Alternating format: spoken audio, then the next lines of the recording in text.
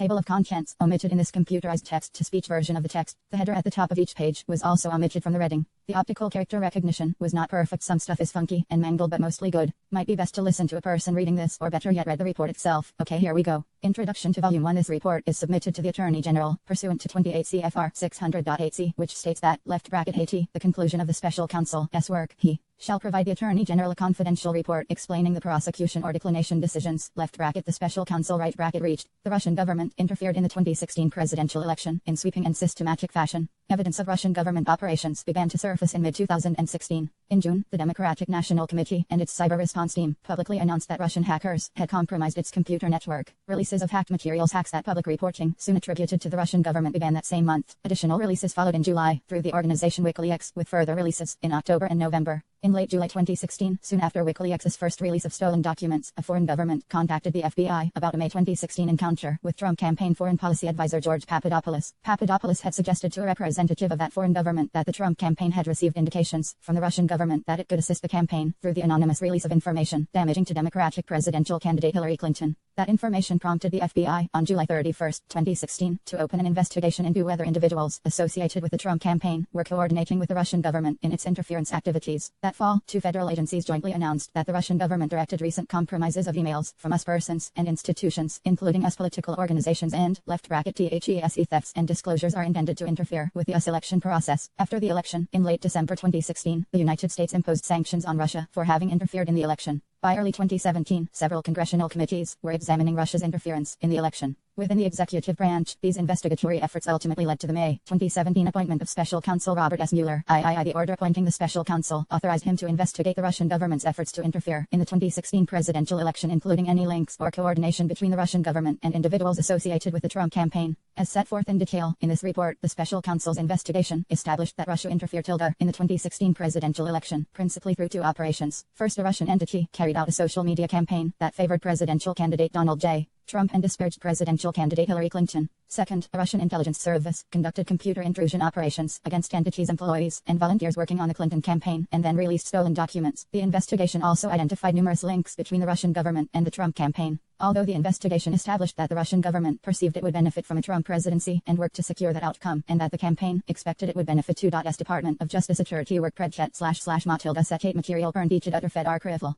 P6e, electorally from information stolen and released through Russian efforts. The investigation did not establish that members of the Trump campaign conspired or coordinated with the Russian government in its election interference activities. *****. Below we describe the evidentiary considerations underpinning statements about the results of our investigation and the Special Counsel's charging decisions, and we then provide an overview of the 2 volumes of our report. The report describes actions and events that the Special Counsel's office found to be SUPP-01 by the evidence collected in our investigation. In some instances, the report points out the absence of evidence or conflicts in the evidence about a particular fact or event. In other instances, when substantial, credible evidence enabled the office to reach a conclusion with confidence, the report states that the investigation established that certain actions or events occurred. A statement that the investigation did not establish particular facts does not mean there was no evidence of those facts. In evaluating whether evidence about collective action of multiple individuals constituted a crime, we applied the framework of conspiracy law, not the concept of collusion. In so doing, the office recognized that the word code left bracket e right bracket was used in communications with the acting Attorney General, confirming certain aspects of the investigation's scope, and that the term has frequently been invoked in public reporting about the investigation. But collusion is not a specific offense or theory of liability found in the United States Code, nor is it a term of art in federal criminal law. For those reasons, the office's focus in analyzing questions of joint criminal liability was on conspiracy as defined in federal law. In connection with that analysis, we addressed the factual question whether members of the Trump campaign coordinate left bracket ed right bracket a term that appears in the appointment order with Russian election interference activities. Like collusion, coordination does not have a settled definition in federal criminal law. We understood coordination to require an agreement, tacit or express, between the Trump campaign and the Russian government on election interference that requires more than the two parties taking actions that were informed by or responsive to the other's actions or interests. We applied the term coordination in that sense when stating in the report that the investigation did not establish that the Trump campaign coordinated with the Russian government in its election interference activities. The report on our investigation consists of 2 volumes. Volume 1 describes the factual results of the Special Counsel's investigation of Russia's interference in the 2016 presidential election and its interactions with the Trump campaign. Section 1 describes the scope of the investigation. Sections II and III describe the principal ways Russia interfered in the 2016 presidential election. Section 4 describes links between the Russian government and individuals associated with the Trump campaign. Section 5 sets forth the special counsel's charging decisions. Volume 2 addresses the President's actions towards the FBI's investigation into Russia's interference in the 2016 presidential election and related matters, and his actions towards the special counsel's investigation. Volume 2 separately states its framework and the considerations that guided that investigation. Executive summary to Volume 1. Russian social media campaign. The Internet Research Agency IRA carried out the earliest Russian interference operations identified by the investigation, a social media campaign designed to provoke and amplify political and social discord in the United States. The IRA was based in St. Petersburg, Russia, and received funding from Russian oligarch Yevgeny Prigozhin and companies he controlled. Prigozhin is widely reported to have ties to Russian President Vladimir Putin. In mid-2014, the IRA sent an mission with instructions. The IRA later used social media accounts and interest groups to sow discord in the U.S. political system through what it termed information warfare. The campaign evolved from a generalized program designed in 2014 and 2015 to undermine the U.S. electoral system to a targeted operation that by early 2016 favored candidate Trump and disparaged candidate Clinton. The IRA's operation also included the purchase of political advertisements on social media in the names of U.S. persons and entities, as well as the staging of political rallies inside the United States. To organize those rallies, IRA employees posed as U.S. grassroots entities and persons and made contact with Trump supporters and Trump campaign officials in the United States. The investigation did not identify evidence that any U.S. persons conspired or coordinated with the IRA. Section 2 of this report details the office's investigation of the Russian social media campaign. Russian hacking operations. At the same time that the IRA operation began to focus on supporting candidate Trump in early 2016, the Russian government employed a second form of interference: cyber intrusions, hacking, and releases of hacked materials damaging to the Clinton campaign. The Russian intelligence service, known as the Main Intelligence Directorate of the General Staff of the Russian Army (GRU), carried out these operations. In March 2016, the GRU began hacking the email accounts of Clinton campaign volunteers and employees, including campaign chairman John Podesta. In April 2016, the GRU hacked into the computer networks of the Democratic Congressional Campaign Committee (DCCC) and the Democratic National Committee (DNC). The GRU stole hundreds of thousands of documents from the compromised email accounts and networks. Around the time that the DNC announced in mid-June 2016 the Russian government's role in hacking its network, the GRU began disseminating stolen materials through the fictitious online personas Cliques and Bookcipher 2.0. The GRU later released additional materials through the organization WikiLeaks. For U.S. Department of Justice AHERHEY/RIT/PR6111/TCET1TTTIFL Triple Pre-Teached UT 1DER Fed RCT 1IFFL P6E. The presidential campaign of Donald J. Trump campaign or campaign showed interest in WikiLeaks' releases of documents and welcomed their potential to damage candidate Clinton. Beginning in June 2016, LLFILLLILLILLILLILLILLILLILLILLILLILLILLILLI forecast to senior campaign officials that WikiLeaks would release information damaging to candidate Clinton. WikiLeaks' first release came in July 2016. Around the same time, candidate Trump announced that he hoped Russia would recover mails described as missing from a private server used by Clinton when she was secret of state. He later said that he was seeking sarcastic. WikiLeaks began releasing Podesta's stolen emails on October 7, 2016, less than 1 hour after a U.S. media outlet released video considered damaging to candidate Trump. Section Lee of this report details the office's investigation into the Russian hacking operations, as well as other efforts by Trump campaign supporters to obtain Clinton-related emails. Russian contacts with the campaign, the social media campaign, and the GRU hacking operations coincided with a series of contacts between Trump campaign officials and individuals with ties to the Russian government. The office investigated whether those contacts reflected or resulted in the campaign conspiring or coordinating with Russia in its election interference activities. Although the investigation established that the Russian government perceived it would benefit from a Trump presidency and worked to secure that outcome, and that the campaign expected it would benefit electorally from information stolen and released through Russian efforts, the investigation did not establish that members of the Trump campaign conspired or coordinated with the Russian government in its election interference activities. The Russian contacts consisted of business connections, offers of assistance to the campaign, invitations for candidate Trump and Putin to meet in person, invitations for campaign officials and representatives of the Russian government to meet, and policy positions seeking improved U.S.-Russian relations. Section 4 of this report details the contacts between Russia and the Trump campaign during the campaign and transition periods, the most salient of which are summarized below in chronological order. 2015. Some of the earliest contacts were made in connection with the Trump Organization real estate project in Russia known as Trump Tower Moscow. Candidate Trump signed a letter of intent for Trump Tower Moscow by November 2015, and in January 2016 Trump Organization executive Michael Cohen emailed and spoke about the project with the Office of Russian Government Press Secretary Dmitry Peskov. The Trump Organization pursued the project through at least June 2016, including by considering travel to Russia by Cohen and candidate Trump. Spring 2016. Campaign foreign policy advisor George Papadopoulos made early contact with Joseph Mifsud, a London-based professor who had connections to Russia, and traveled to Moscow in April 2016. Immediately upon his return to London from that trip, Mifsud told Papadopoulos that the Russian government had dirt on Hillary Clinton in the form of thousands. 5 U.S. Department of Justice L/Dr. PTOD 11ET//B Fed Archival P60 of emails. 1 week later, in the first week of May 2016, Papadopoulos suggested to a representative of a foreign government that the Trump campaign had received indications from the Russian government that it could assist the campaign through the anonymous release of information damaging to candidate Clinton. Throughout that period of time, and for several months thereafter, Papadopoulos worked with Mifsud and two Russian nationals to arrange a meeting between the campaign and the Russian government. No meeting took place. Summer 2016. Russian outreach to the Trump campaign continued into the summer of 2016 as candidate Trump was becoming the presumptive Republican nominee for president. On June 9, 2016, for example, a Russian lawyer met with senior Trump campaign officials Donald Trump Jr., Jared Kushner, and campaign chairman Paul Manafort to deliver what the email proposing the meeting had described as official documents and information that would incriminate Hillary. The materials were offered to Trump Jr. as part of Russia and its government's support for Mr. Trump.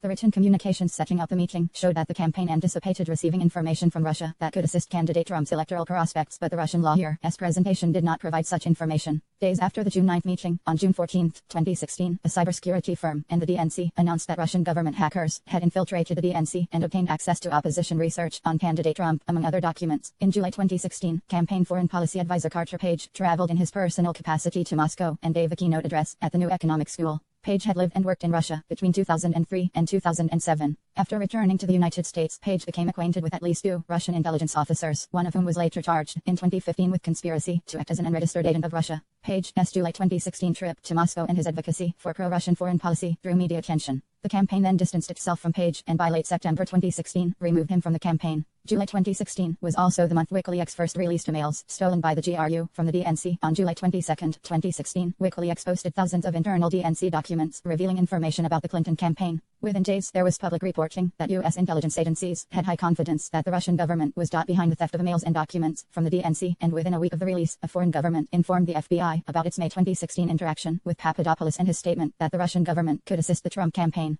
On July 31, 2016, based on the foreign government REP-01TING, the FBI opened an investigation into potential coordination between the Russian government and individuals associated with the Trump campaign. Separately, on August 2, 2016, Trump campaign chairman Paul Manafort met in New York City with his longtime business associate Konstantin Kilimnik, who the FBI assesses to have ties to Russian intelligence. Kilimnik requested the meeting to deliver in person a peace plan for Ukraine that Manafort acknowledged to the special counsel's office was a backdoor way for Russia to control part of eastern Ukraine. Both men believed the plan would require candidate Trump's assent to succeed were he to be elected president. They also discussed the status of the 6 U.S. Department of Justice HFL, NMKP 11EDTTET//MACM-TAITT material pre-T-Kickler Fed RC 11IM. P6E, Trump campaign and Manafort's strategy for winning Democratic votes in Midwestern states. Months before that meeting, Manafort had caused internal polling data to be shared with Kilimnik, and the sharing continued for some period of time after their August meeting. Fall 2016. On October 7, 2016, the media released video of candidate Trump speaking in graphic terms about women years earlier, which was considered damaging to his candidacy. Less than an hour later, WikiLeaks made its second release. Thousands of John Podesta's emails that had been stolen by the GRU in late March 2016.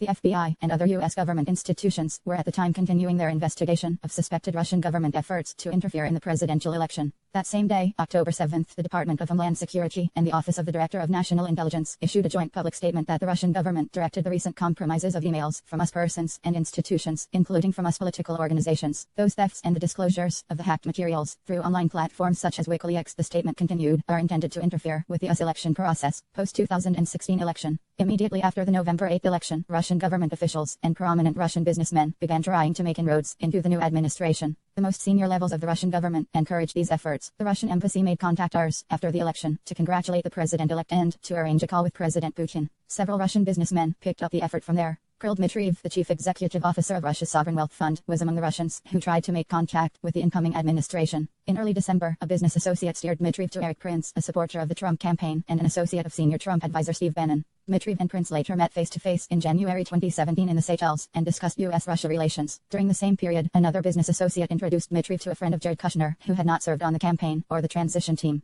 Dmitriev and Kushner's friend collaborated on a short written reconciliation plan for the United States and Russia, which Dmitriev implied had been cleared through Putin. The friend gave that proposal to Kushner before the inauguration, and Kushner later gave copies to Bannon and incoming Secretary of State Rex Tillerson. On December 29, 2016, then President Obama imposed sanctions on Russia for having interfered in the election. Incoming National Security Advisor Michael Flynn called Russian Ambassador Sergei Kislyak and asked Russia not to escalate the situation in response to the sanctions. The following day, Putin announced that Russia would not take retaliatory measures in response to the sanctions at that time. Hours later, President-elect Trump tweeted, "Great move on delay by V. Putin." The next day, on December 31, 2016, Kislyak called Flynn and told him the request had been received at the highest levels, and Russia had chosen not to retaliate as a result of Flynn's request. On January 6, 2017, members of the intelligence community briefed President-elect Trump on a joint assessment drafted and coordinated among the Central Intelligence Agency, FBI, and National Security Agency that concluded with high confidence that Russia had intervened in the election through a variety of means to assist Trump's candidacy and harm Clinton's. A declassified version of the assessment was publicly released that same day. Between mid-January 2017 and early February 2017, 3 congressional committees, the House Permanent Select Committee on Intelligence,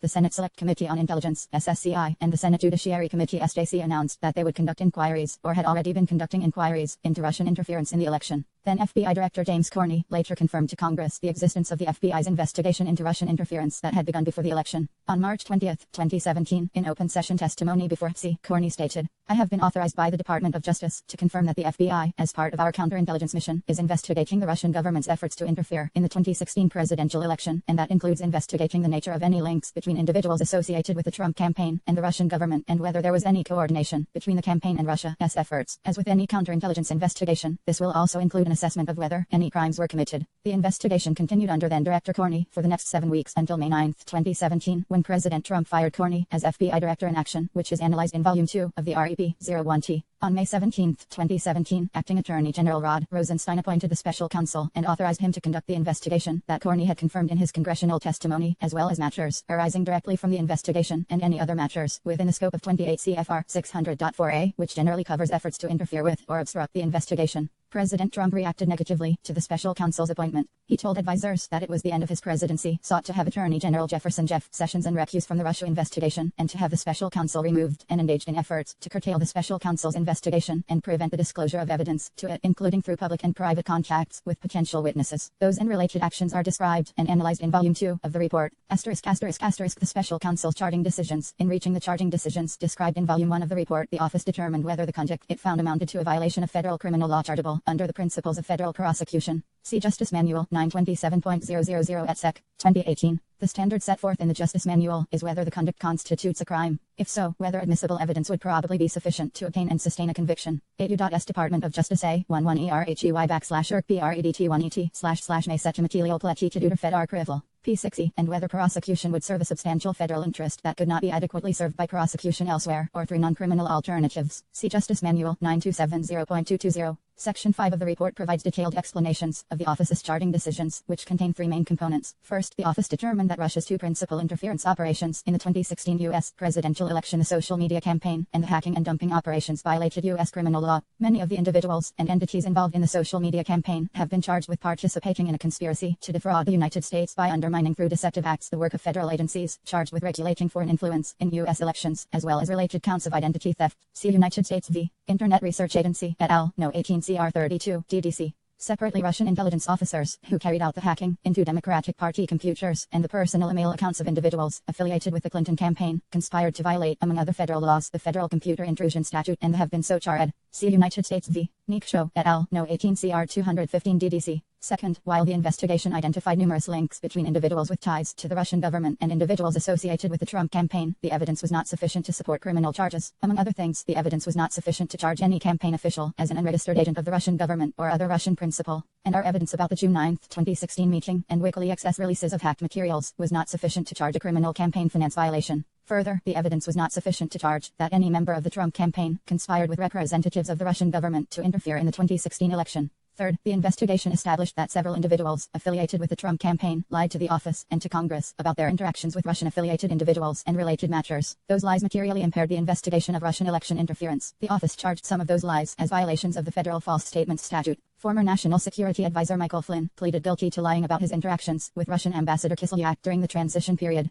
George Papadopoulos, a foreign policy advisor during the campaign period, pleaded guilty to lying to investigators about, inter alia, the nature and timing of his interactions with Joseph Mifsud, the professor who told Papadopoulos that the Russians had dirt on candidate Clinton. In the form of thousands of emails. Former Trump Organization attorney Michael Cohen led ultimac in false statements to Congress about the Trump-Moscow ROEC. Manafort lied to the office and the grand jury concerning his interactions and communications with Konstantin Kilimnik about Trump campaign polling data and a peace plan for Ukraine. The office investigated several other events that have been publicly reported to involve potential Russia-related contacts. For example, the investigation established that interactions between Russian Ambassador Kislyak and Trump campaign officials, both at the candidate's April 2016 foreign policy speech in Washington, D.C., and during the week of the Republican National Convention, were brief, public, and non-substantive. And the investigation did not establish that one campaign official's efforts to dilute a portion of the Republican Party platform on providing assistance to Ukraine were undertaken at the behest of candidate Trump or Russia. The investigation also did not establish that a meeting between Kislyak and Sessions in September 2016 at Sessions' Senate office included any more than a passing mention of the presidential campaign.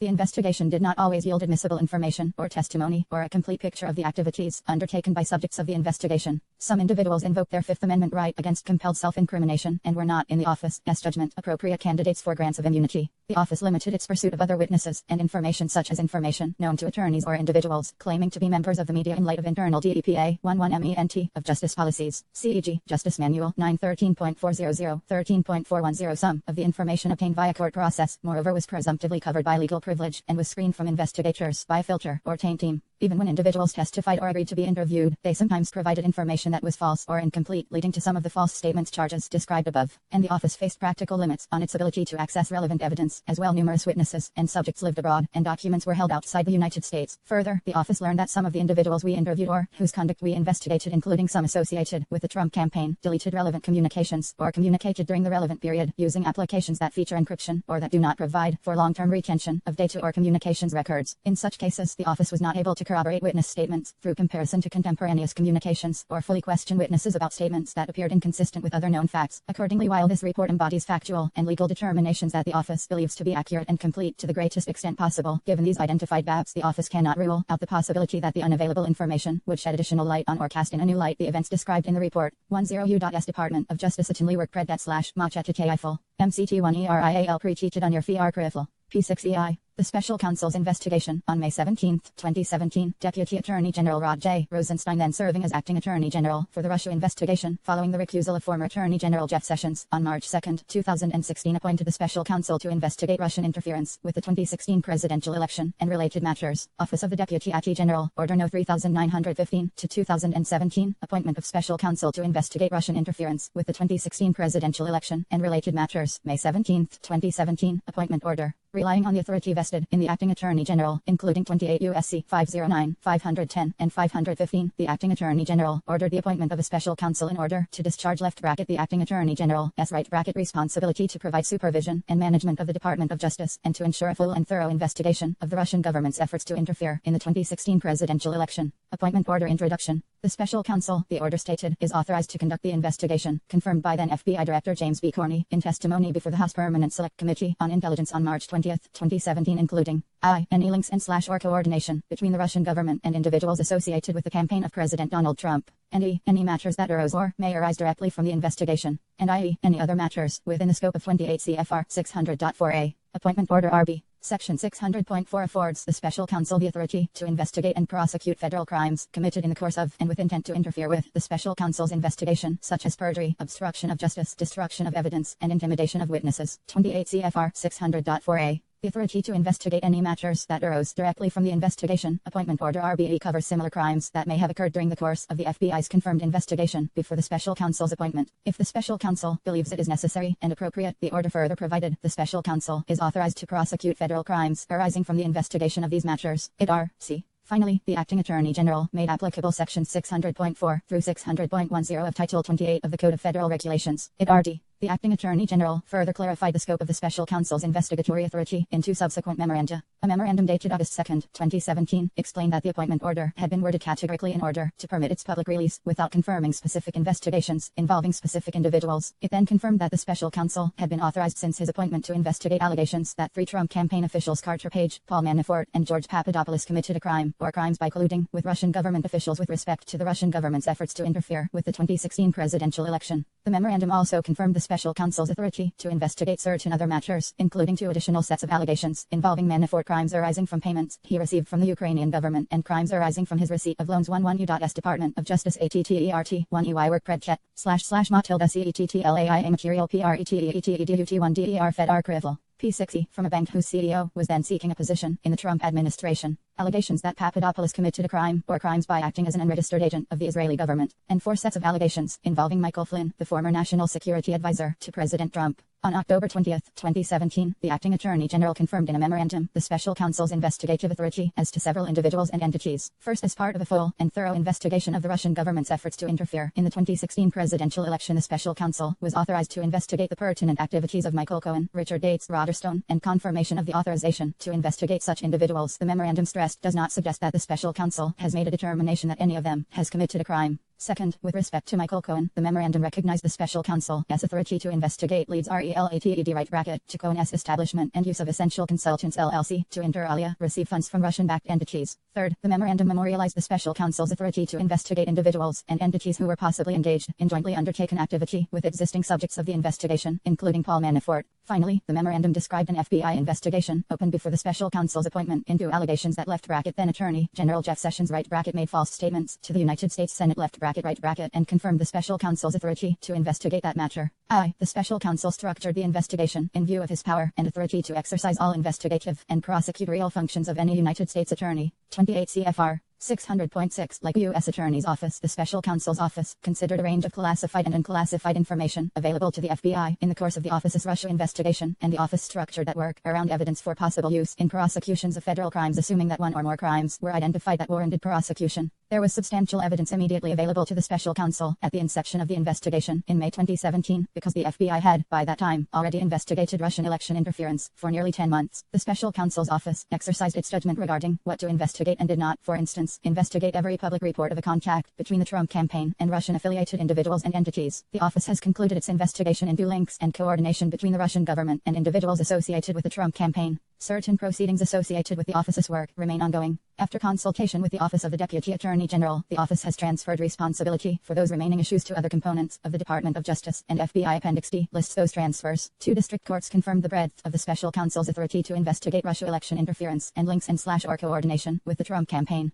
See United States v. Manafort, 312 F. 3D60, 79-83 DDC, 2018. United States v. Manafort, 321 F. 3D640, 650-655 ED 2018. In the course of conducting that investigation, the office periodically identified evidence of potential criminal activity that was outside the scope of the special counsel's authority established by the acting attorney general. After consultation with 12U.S. Department of Justice ATT 6RHEY 1ILT 6RKPR 6DTTET//MTC 61/TAIA Material PR 6TEETED under FedR Crim. P6E, the Office of the Deputy Attorney General. The office referred that evidence to appropriate law enforcement authorities, principally other components of the Department of Justice, and to the FBI. Appendix D summarizes those referrals. To carry out the investigation and prosecution of the matters assigned to him, the special counsel assembled a team that at its high point included 19 attorneys, 5 of whom joined the office from private practice and 14 on detail or assigned from other Department of Justice components. These attorneys were assisted by a filter team of department lawyers and FBI personnel who screened materials obtained via court process for privileged information before turning those materials over to investigators. A support staff of 3 paralegals on detail from the department's antitrust division, and an administrative staff of 9 responsible for budget, finance, purchasing, human resources, records, facilities security, information technology, and administrative support. The special counsel attorneys and support staff were co-located with and worked alongside approximately 40 FBI agents, intelligence analysts, forensic accountants, a paralegal, and professional staff assigned by the FBI to assist the special counsel's investigation. Those assigned FBI employees remained under FBI supervision at all times. The matters on which they assisted were supervised by the special counsel. 1. During its investigation, the office issued more than 2,800 subpoenas under the auspices of a grand jury sitting in the District of Columbia, executed nearly 500 search and seizure warrants, obtained more than 230 orders for communications records under 18 U.S.C. 2703d, obtained almost 50 orders authorizing use of pen registers, made 13 requests to foreign governments pursuant to mutual legal assistance treaties, and interviewed approximately 500 witnesses, including almost 80 before a grand jury. From its inception, the office recognized that its investigation could identify foreign intelligence and counterintelligence information relevant to the FBI's broader national security mission. FBI personnel who assisted the office established procedures to identify and convey such information to the FBI. The FBI's counterintelligence division met with the office regularly for that purpose for most of the office's tenure. For more than the past year, the FBI also embedded personnel at the office who did not work on the special counsel's investigation, but whose purpose was to review the results of the investigation and to send in writing summaries of foreign intelligence and counterintelligence information to FBIC and FBI field offices. Those communications and other correspondence between the office and the FBI contain information derived from the investigation, not all of which is contained in this volume.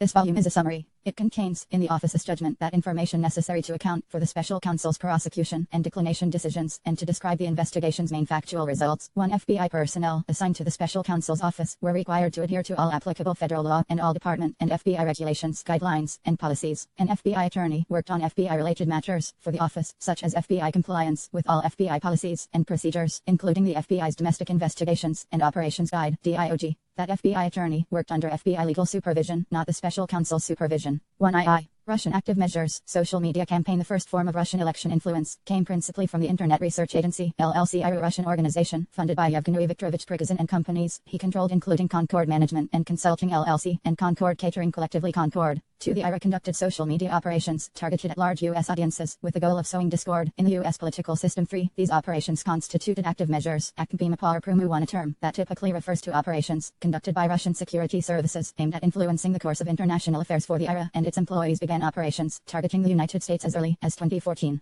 Using fictitious U.S. personas, IRA employees operated social media accounts and group pages designed to attract U.S. audiences. These groups and accounts, which addressed divisive U.S. political and social issues, falsely claimed to be controlled by U.S. activists. Over time, these social media accounts became a means to reach large U.S. audiences. IRA employees traveled to the United States in mid-2014 on an intelligence-gathering mission to obtain information and photographs for use in their social media posts. IRA employees posted derogatory information about a number of candidates in the 2016 U.S. presidential election. By early to mid-2016, IRA operations included supporting the Trump campaign and disparaging candidate Hillary Clinton. The IRA made various expenditures to carry out those activities, including buying political advertisements on social media in the names of U.S. persons and entities. Some IRA employees, posing as U.S. persons and without revealing their Russian association, communicated electronically with individuals associated with the Trump campaign and with other political activists to seek to coordinate political activities, including the staging of political rallies. 5. The investigation did not identify evidence that any U.S. persons knowingly or intentionally coordinated with the IRA's interference operation.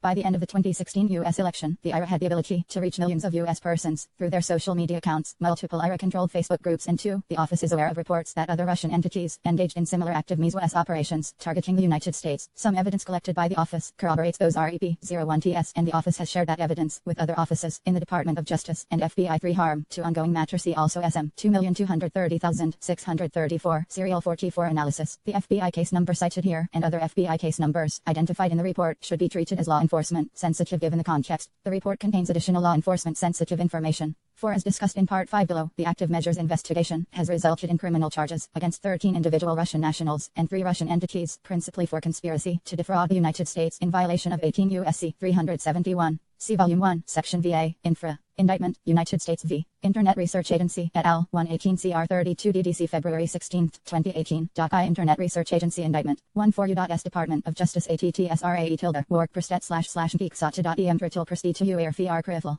P6E, Instagram accounts had hundreds of thousands of U.S. participants. IRA-controlled Twitter accounts separately had tens of thousands of followers, including multiple U.S. political figures who retweeted IRA-created content. In November 2017, a Facebook representative testified that Facebook had identified 470 IRA-controlled Facebook accounts that collectively made 80,000 posts between January 2015 and August 2017. Facebook estimated the IRA reached as many as 126 million persons through its Facebook accounts. 6. In January 2018, Twitter announced that it had identified 3,814 IRA-controlled Twitter accounts and notified approximately 10.4 million people Twitter believed may have been in contact with an IRA-controlled account. 7. A structure of the Internet Research Agency. Harm to ongoing matter. Harm to ongoing matter. Harm to ongoing matter. I harm to ongoing matter. I harm to ongoing matter. Organization also led to a more detailed organizational structure. 6. Social media influence in the 2016 US election hearing before the Senate Select Committee on Intelligence. 115th Cong 13/11/117. Testimony of Colin Stretch, General Counsel Office Book. We estimate that roughly 29 million people were served content in their news feeds directly from the IRA's 80,000 posts over the 2 years. Posts from these pages were also shared, liked, and followed by people on Facebook, and as a result, 3 times more people may have been exposed to a story that originated from the Russian operation.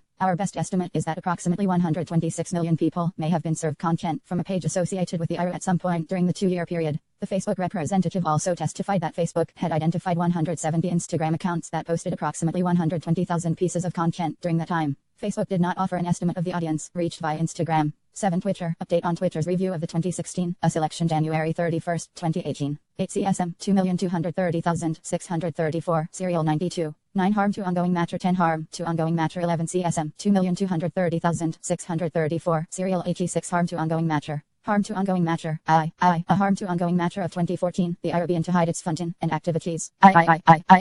I harm to ongoing matter B funding and oversight from Concord and Prigozhin until at least February 2018. Yevgeny Viktorovich Prigozhin and two Concord companies funded the Ira. Prigozhin is a wealthy Russian businessman who served as the head of Concord. 131415 harm to ongoing matter C BGSM 2,230,634 serials 9 113 ampersand 180 harm to ongoing matter 131 ampersand 204 17 harm to ongoing matter 18 harm to ongoing matter 16 U.S. Department of Justice AUENIEY 1 NERC PREDT 1 ET / Masetet MATETIAL pre-teached under Fed Arkrim. B60 sources have reported on Prigozhin's ties to Putin, and the two have appeared together in public photographs. 22 harm to ongoing matter 1T1 HARM to ongoing matter harm to ongoing matter 11 harm to ongoing matter 11 harm to ongoing matter 19 U.S. Treasury Department Treasury sanctions individuals and entities in connection with Russia's occupation of Crimea and the conflict in Ukraine, December 20, 2016. Harm to ongoing matter 22 CEG Neil McFarker Yevgeny Prigozhin, Russian oligarch indicted by us, is known as Putin's cook. New York Times February 16, 2018. 24 harm to ongoing matter see also SM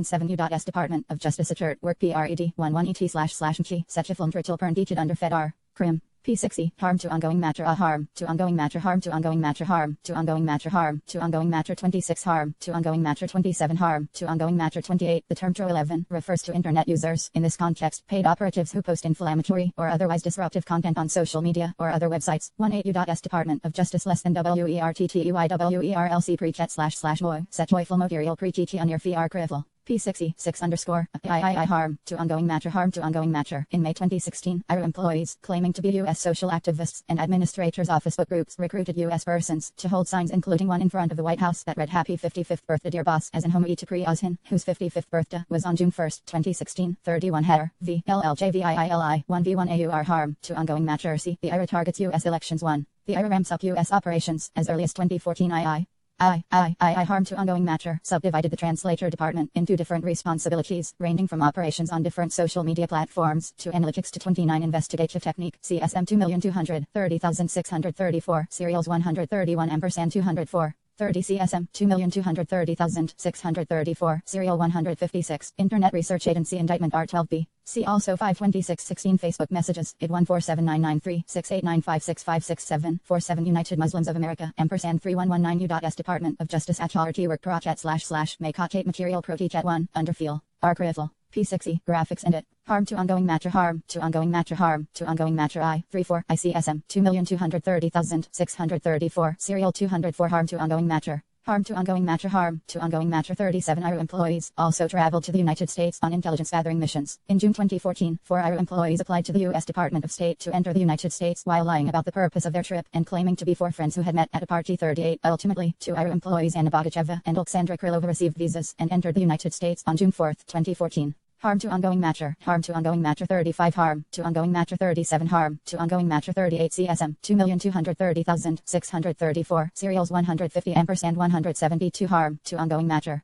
To U.S. operations through IRA-controlled social media accounts. Dozens of IRA employees were responsible for operating accounts and personas on different U.S. social media platforms. The IRA referred to employees assigned to operate the social media accounts as specialists. 42 starting as early as 2014. The IRA's U.S. operations included social media specialists focusing on Facebook, YouTube, and Twitter. 43. The IRA later added specialists who operated on Tumblr and Instagram accounts. 44. Initially, the IRA created social media accounts that pretended to be the personal accounts of U.S. persons. 45. By early 2015, the IRA began to create larger social media groups or public social media pages that claimed falsely to be affiliated with U.S. political and grassroots organizations. In certain cases, the IRA created accounts that mimicked real U.S. organizations. For example, one IRA-controlled Twitter account at 10_GOP purported to be connected to the Tennessee Republican Party. 46. More commonly, the IRA created accounts in the names of fictitious U.S. organizations and grassroots groups and used these accounts to pose as anti-immigration groups, Tea Party activists, Black Lives Matter protesters, and other U.S. social and political activists. Harm to ongoing matter harm to ongoing matter harm to ongoing matter. 45. CEG Facebook ID 1001139046680 to Alex Anderson.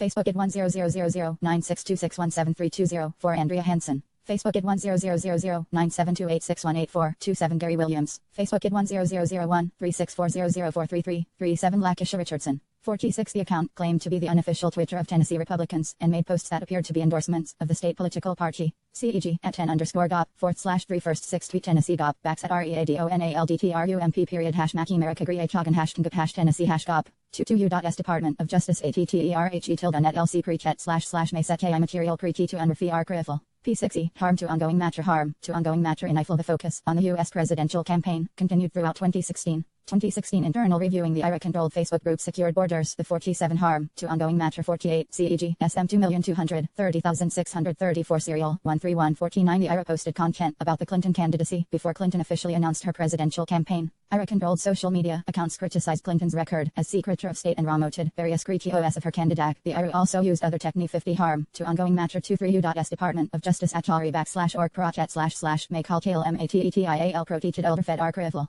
P6E author criticized the lower number of posts dedicated to criticizing Hillary Clinton and reminded the Facebook specialist it is imperative to intensify criticizing Hillary Clinton. 513 U.S. operations through Facebook. Harm to ongoing matter. II harm to ongoing matter during the 2016 campaign covered a range of political issues and included purported conservative. 52 harm to ongoing matter. 53 harm to ongoing matter. 54 harm to ongoing matter. 24U.S. Department of Justice ATTERTTEY work pre-chat / may set hate material pre-TT at your fee arc fifle. P6E groups with names such as Being Patriotic, Stop All Immigrants, Secured Borders, and Tea Party News, purported black social justice groups, Black Matters, Blacktivist, and Don't Shoot Us, LGBTQ groups, LGBT United, and religious groups, United Muslims of America. Throughout 2016, IRA accounts published an increasing number of materials supporting the Trump campaign and opposing the Clinton campaign. For example, on May 31, 2016, the operational account Matt Skipper began to privately message dozens of pro-Trump Facebook groups asking them to help plan a pro-Trump rally near Trump Tower. 55 to reach larger U.S. audiences. The IRA purchased advertisements from Facebook that promoted the IRA groups on the news feeds of U.S. audience members. According to Facebook, the IRA purchased over 3,500 advertisements, and the expenditures totaled approximately $100,000. 56 during the U.S. presidential campaign, many IRA purchased advertisements explicitly supported or opposed a presidential candidate or promoted U.S. rallies organized by the IRA, discussed below.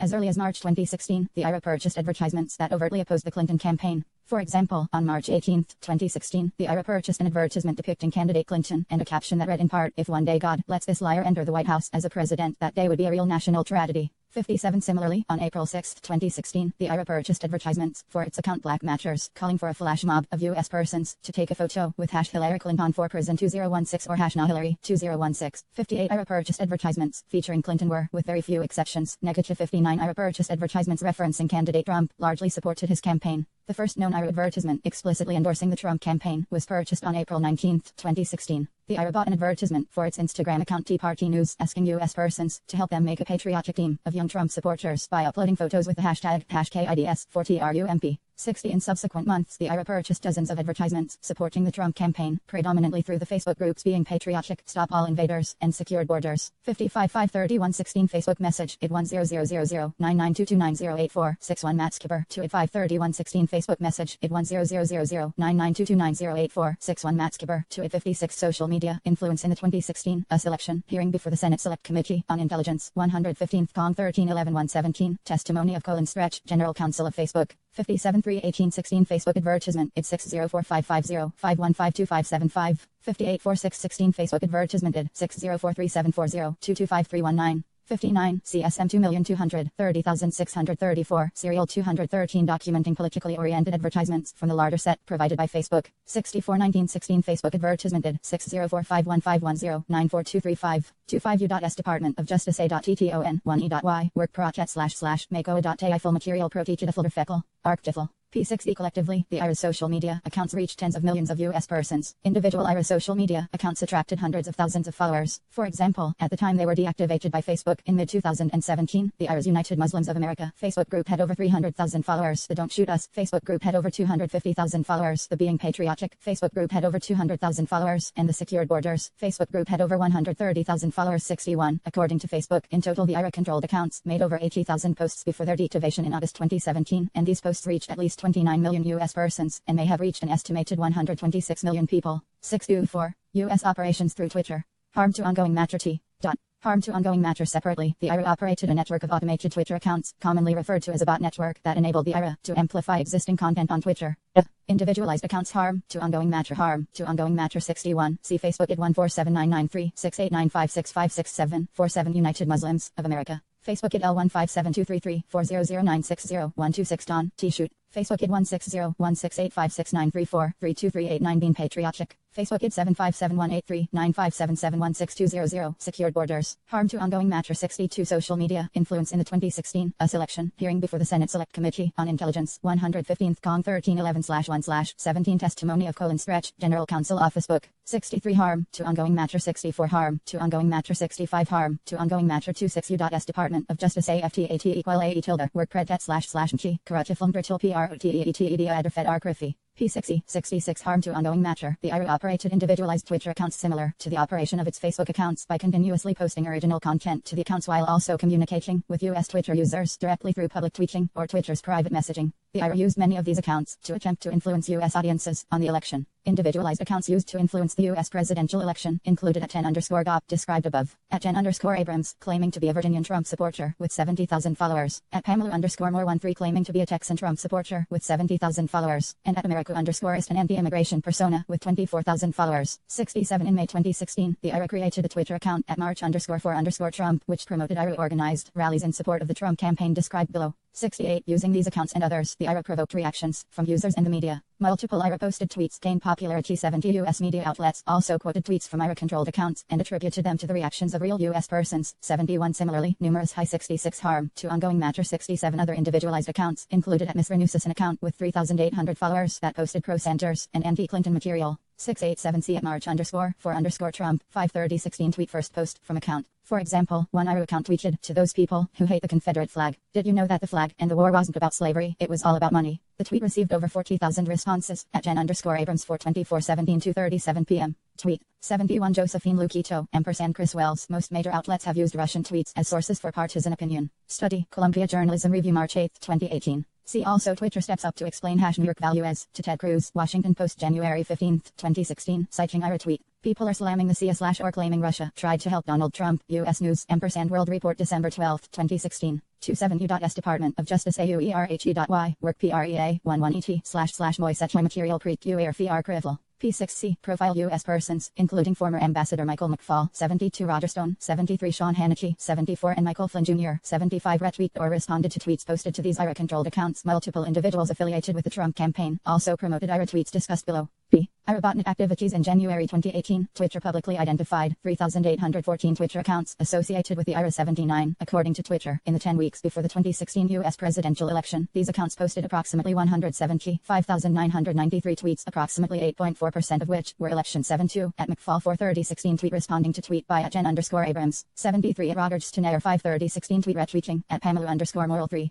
@RogersTonair 4/26/16 tweet same. 74 @Scene Hannity 6/21/17 tweet retweeting @Pamela_More13. 75 and Flinner 6/22/17 tweet RT @Jen_Abrams. This is what happens when you add the voiceover of an old documentary about mental illness onto video of SJWs. 76 A botnet refers to a network of private computers or accounts controlled as a group to send specific automated messages. On the Twitter network, botnets can be used to promote and republish retweet specific tweets or hashtags in order for them to gain larger audiences. 77 Harm to ongoing matter. 78 Harm to ongoing matter. 79 Eli Rosenberg. Twitter to tell 677,000 users they were had by the Russians. Some signs show the problem continues. Washington Post January 19, 2019. 28 U.S. Department of Justice A40EFFLE /LTET/ Mesetale Matishal Tetechid ULDER Fed Arctim. P60, related. Twitter also announced that it had notified approximately 1.4 million people who Twitter believed may have been in contact with an IRA-controlled account. 815. U.S. operations involving political rallies. The IRA organized and promoted political rallies inside the United States while posing as U.S. grassroots activists. First, the IRA used one of its pre-existing social media personas, Facebook groups, and Twitter accounts, for example, to announce and promote the event. The IRA then sent a large number of direct messages to followers of its social media account asking them to attend the event. From those who responded with interest in attending, the IRA then sought a U.S. person to serve as the event's coordinator. In most cases, the IRA account operator would tell the U.S. person that they personally could not attend the event due to some pre-existing conflict or because they were somewhere else in the United States. The IRA then further promoted the event by contacting U.S. media about the event and directing them to speak with the coordinator. 3 After the event, the IRA posted videos and photographs of the event to the IRA's social media accounts. 4 The office identified dozens of U.S. rallies organized by the IRA. The earliest evidence of a rally was a Confederate rally in November 2015. 5 The IRA continued to organize rallies even after the 2016 U.S. presidential election. The attendance at rallies varied. Some rallies appear to have drawn few if any PA, 1 TICI, 2 ANTS, while others drew hundreds. The reach and success of these harm to ongoing matter. Twitter. Update on Twitter's review of the 2016 US election, updated January 31, 2018. Twitter also reported identifying 50,258 automated accounts connected to the Russian government, which tweeted more than 1 million times in the 10 weeks before the election. 8182 Twitter update on Twitter's review of the 2016 US election, updated January 31, 2018. 2016 Facebook message, id10009922908461 Matt Skipper, to id83, CEG, 7/21/16 GM, IL, COM to Josh Middleton 024, at mail.com TO, 84, 7/21/16 email, at March_4_Trump, 6/25/16 tweet posting photos, from rally outside Trump Tower. 85 Instagram id 222802121 68 stand for freedom 11/3/15 post good evening buds. Well, I am planning to organize a Confederate rally left bracket right bracket in Houston on the 14th of November, and I want more people to attend. 29U.S Department of Justice Chifley work pred / may sell kill material fetch umler fed arc fifle. P60 30U.S Department of Justice at Lifel work priket / make kill material priket UF1DER fed arc rill. P60 1 miners for Trump / bring back our jobs, help Mr. Trump fix it. IICLLELLI IATF.1 11 first 111 H /L 1 /LLLFL /Lee / A11 win WHERE from June 2016 until the end of the presidential campaign. Almost all of the U.S. rallies organized by the IRA focused on the U.S. election, often promoting the Trump campaign and opposing the Clinton campaign. Pro-Trump rallies included 3 in New York, a series of pro-Trump rallies in Florida in August 2016, and a series of pro-Trump rallies in October 2016 in Pennsylvania. The Florida rallies drew the attention of the Trump campaign, which posted about the Miami rally on candidate Trump's Facebook account as discussed below. 86 TIT harm to ongoing matter /IIHLL_LLIN. 111 IRA poster for Pennsylvania rallies organized by the IRA 6, targeting and recruitment of U.S. persons. IRA employees frequently use investigative technique Twitter, Facebook, and Instagram to contact and recruit U.S. persons who followed the group. The IRA recruited U.S. persons from across the political spectrum. For example, the IRA targeted the family of and a number of black social justice activists. 86 The pro-Trump rallies were organized through multiple Facebook, Twitter, and email accounts. CEG Facebook id 100009922908461 Matt Skipper. Facebook id 1601685693433 89 being patriotic. Twitter account at March_4_Trump. Buying patriotic at mail.com rallies were organized in New York on June 25, 2016. Florida on August 20, 2016, and Pennsylvania on October 2, 2016. 87 harm to ongoing matter 88 harm to ongoing matter. While posing as a grassroots group called Black Matters Us. 89 in February 2017, the persona Black Fist, purporting to want to teach African Americans to protect themselves when contacted by law enforcement, hired a self-defense instructor in New York to offer classes sponsored by Black Fist. The IRA also recruited moderators of conservative social media groups to promote IRA-generated content. 90 as well as recruited individuals to perform political acts such as walking around New York City dressed up as Santa Claus with a Trump mask. 91 harm to ongoing matter a harm to ongoing matter a harm to ongoing matter. As the IRA's online audience became larger, the IRA tracked U.S. persons with whom they communicated and had successfully tasked with tasks ran in for more and as in rallies to take in pictures with certain illogical messages. 8931116 Facebook advertisement id 6045078289928 5616 Facebook advertisement id 6051652423528 102616 Facebook advertisement id 6055238604687 102716 Facebook message id ampersand id 1000116985764 61 Taylor Brooks. 981916 Facebook message id 1000099229084 61 Matt Skipper. To id 9112/8/16 email robot@craigslist.org. To buying patriotic at mail.com confirming Craigslist advertisement. 92 8th 18th 1916 Twitter DMs at March_4_Trump ampersand id 1000169857646 61 Taylor Brooks ampersand arranging to pay for plane tickets and for a Facebook message id 1000099229084 61 Matt Skipper ampersand discussing payment for rally supplies. 1816 Twitter DM discussing payment for construction materials. 32U.S Department of Justice Turful work predchat / MFL 1 Cephalft PT material pre-teached under Fed RCTIM. P60 7 interactions and contacts with the Trump campaign. The investigation identified 2 different forms of connections between the IRA and members of the Trump campaign. The investigation identified no similar connections between the IRA and the Clinton campaign. First, on multiple occasions, members and surrogates of the Trump campaign, promoted typically by linking, retweeting, or similar methods of reposting pro-Trump or anti-Clinton content published by the IRA through IRA-controlled social media accounts. Additionally, in a few instances, IRA employees represented themselves as U.S. persons to communicate with members of the Trump campaign in an effort to seek assistance and coordination on IRA-organized political rallies inside the United States.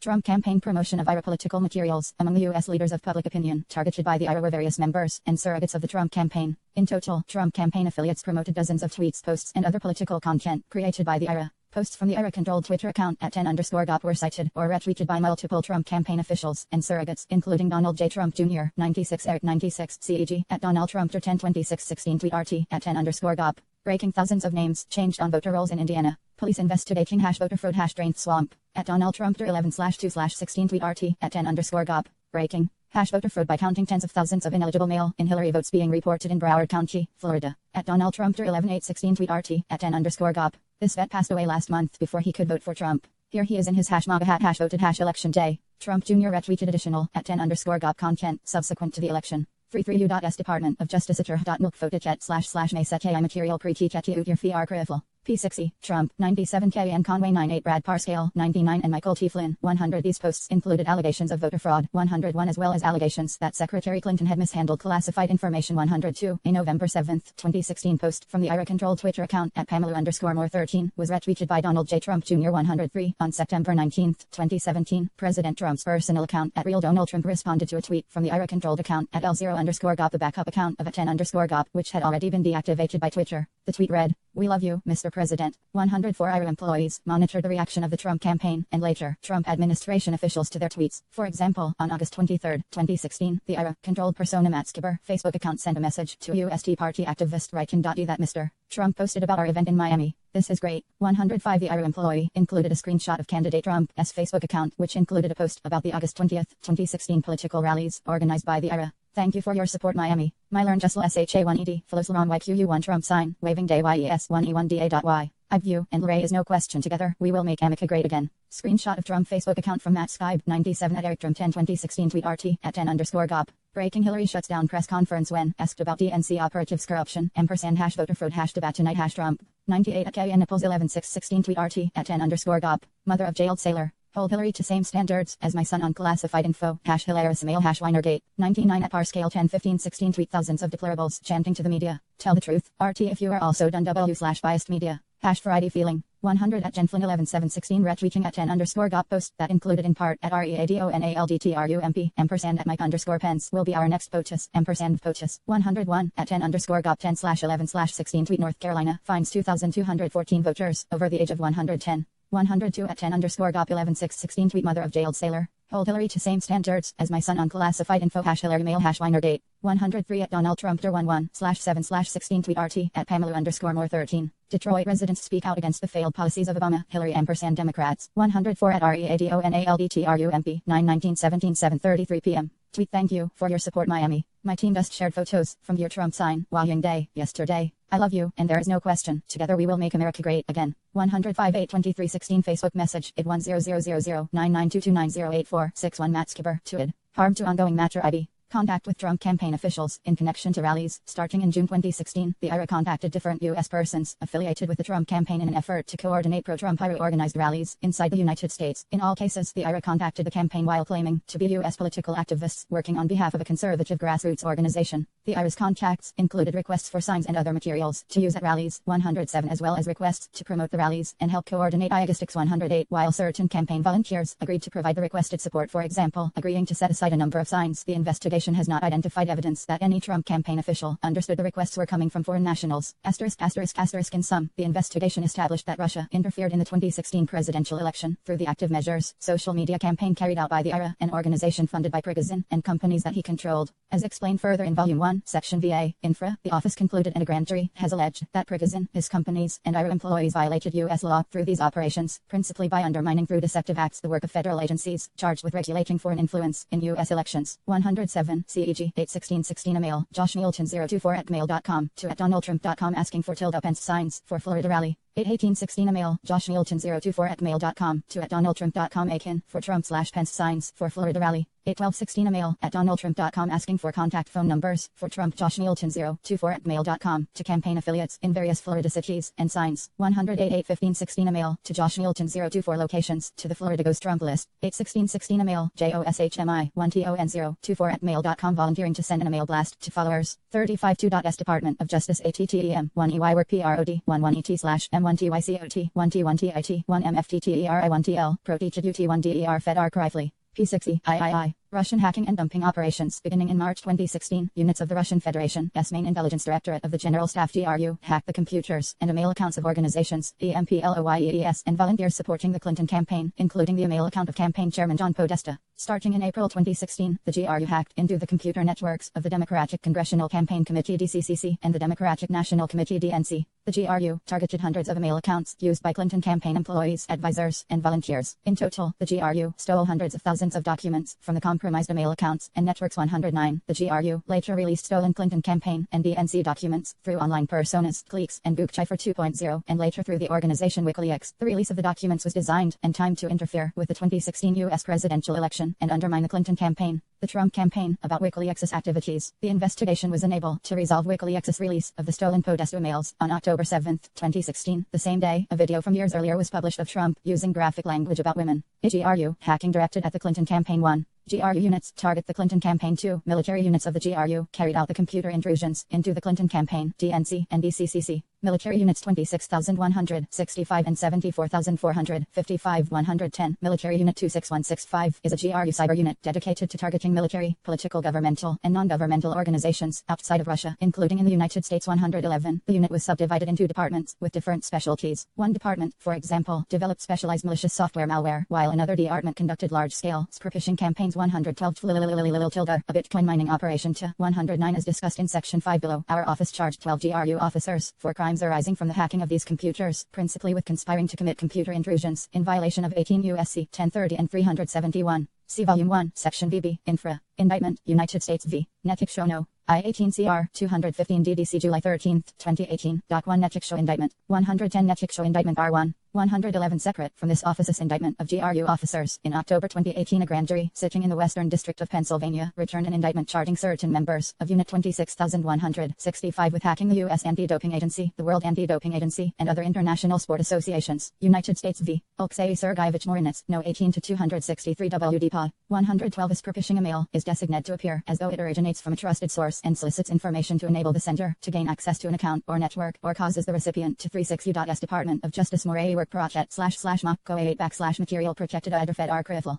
P6E, secure bitcoins used to purchase computer infrastructure, used in hacking operations. 113 Military Unit 74455 is a related GRU unit with multiple departments that engaged in cyber operations. Unit 74455 assisted in the release of documents stolen by Unit 26165, the promotion of those releases, and the publication of anti-Clinton content on social media accounts operated by the GRU officers from Unit 74455 separately hacked computers belonging to state boards of elections, secretaries of state, and U.S. companies that supplied software and other technology related to the administration of U.S. elections. 114 Beginning in mid-March 2016, Unit 26165 had primary responsibility for hacking the DCCC and DNC, as well as email accounts of individuals affiliated with the Clinton campaign. 115 Investigative Technique Unit 26165 use began before the GRU had obtained any credentials or gained access to these networks, indicating that the later DCCC and DNC intrusions were not crimes of opportunity but rather the result of targeting. 116 GRU officers also sent hundreds of phishing emails to the work and personal email accounts of Clinton campaign employees and volunteers. Between March 10, 2016 and March 15, 2016, Unit 26165 appears to have sent approximately 90 phishing emails to email accounts at hillaryclinton.com. Starting on March 15, 2016, the GRU began targeting Google email accounts used by Clinton campaign employees, along with a smaller number of DNC.org email accounts. 117 The GRU's phishing operation enabled it to gain access to numerous email accounts of Clinton campaign employees and volunteers, including campaign chairman John Podesta, junior volunteers assigned to the Clinton campaign's advance team, informal Clinton campaign advisors, and a DNC employee. 118 GRU officers stole tens of thousands of emails from phishing victims, including various Clinton campaign-related communications. Download malware that enables the sender to gain access to an account or network. Netiksho Indictment 10.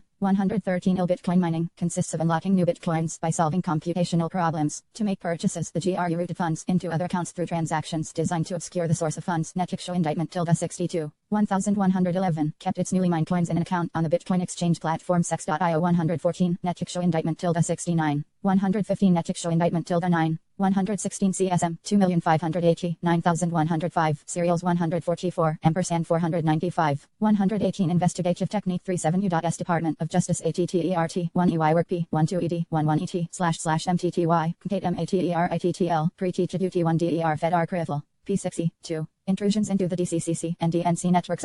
Initial access by no later than April 12, 2016. The GRU had gained access to the DCCC computer network using the credentials stolen from a DCCC employee who had been successfully scrupished the week before. Over the ensuing weeks, the GRU traversed the network, identifying different computers connected to the DCCC network. By stealing network access credentials along the way, including those of administrators with unrestricted access to the system, the GRU compromised approximately 29 different computers on the DCCC network, 119 approximately 6 days after first hacking into the DCCC network. On April 18, 2016, GRU officers gained access to the DNC network via virtual private network VPN connection 120 between the DCCC and DNC networks 121 between April 18, 2016 and June 8, 2016. Unit 26165 compromised more than 30 computers on the DNC network, including the DNC mail server and shared file server 122B. Implantation of MOS/ware on DCCC and DNC networks. Unit 26165 implanted on the DCCC and DNC networks 2 types of customized malware. 123 known as X-Agent and X-Tunnel. Mimikatz, a credential harvesting tool, and RAR.X, a tool used in these intrusions to compile and compress materials for exfiltration. X-Agent was a multi-function hacking tool that allowed Unit 26165 to log keystrokes, take screenshots, and gather other data about the infected computers, e.g. file directories, operating systems. 124 X-Tunnel was a hacking tool that created an encrypted connection between the victim DCCC/DNC computers and GRU-controlled computers outside the DCCC and DNC networks that was capable of large-scale data transfers. 125 GRU officers then used X-Tunnel to exfiltrate stolen data from the victim computers. 120 A VPN extends a private network, allowing users to send and receive data across public networks such as the internet as if the connecting computer was directly connected to the private network. The VPN in this case had been created to give a small number of DCCC employees access to certain databases housed on the DNC network. Therefore, while the DCCC employees were outside the DNC's private network, they could access parts of the DNC network from their DCCC computers. Investigative technique. Investigative technique 123 malware is short for malicious software, and here refers to software designed to allow third party to infiltrate a computer without the consent or knowledge of the computer's user or operator. 124 Investigative technique. 125 Investigative technique 38 U.S. Department of Justice ATTON 1 EY Work Pro Ad //DCOLLTTTILI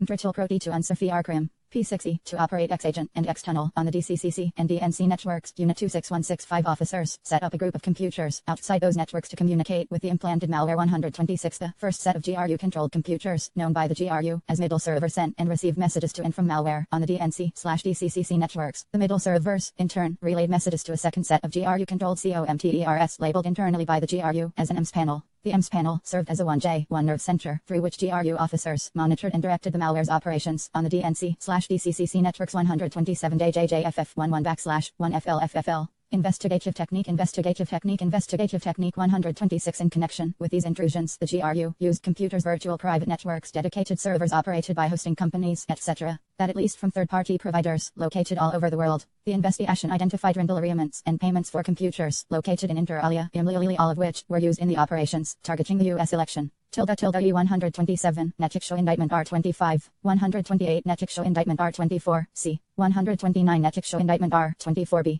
39 U.S. Department of Justice at Law Work Project //Make full material protected under Fed Arcrim. P6E, the Arizona-based EMS panel, also stored thousands of files containing key logging sessions captured through X-Agent. These sessions were captured as GRU officers monitored DCCC and DNC employees work on infected computers regularly between April 2016 and June 2016. Data captured in these key logging sessions included passwords, internal communications between employees, banking information, and sensitive personal information. C. Theft of documents from DNC and DCCC networks. Officers from Unit 26165 stole thousands of documents from the DCCC and DNC networks, including significant amounts of data pertaining to the 2016 U.S. federal elections. Stolen documents included internal strategy documents, fundraising data, opposition research, and emails from the work inboxes of DNC employees. The GRU began stealing DCCC data shortly after it gained access to the network. On April 14, 2016, approximately 3 days after the initial intrusion, GRU officers downloaded RAR.X onto the DCCC's document server. The following day, the GRU searched one compromised DCCC computer for files containing search terms that included Hillary, DNC, Cruz, and Trump. 131 On April 25, 2016, the GRU collected and compressed PDF and Microsoft documents from folders on the DCCC's shared file server that pertained to the 2016 election. 132 The GRU appears to have compressed and exfiltrated over 70 gigabytes of data from this file server. 133 The GRU also stole documents from the DNC network shortly after gaining access. On April 22,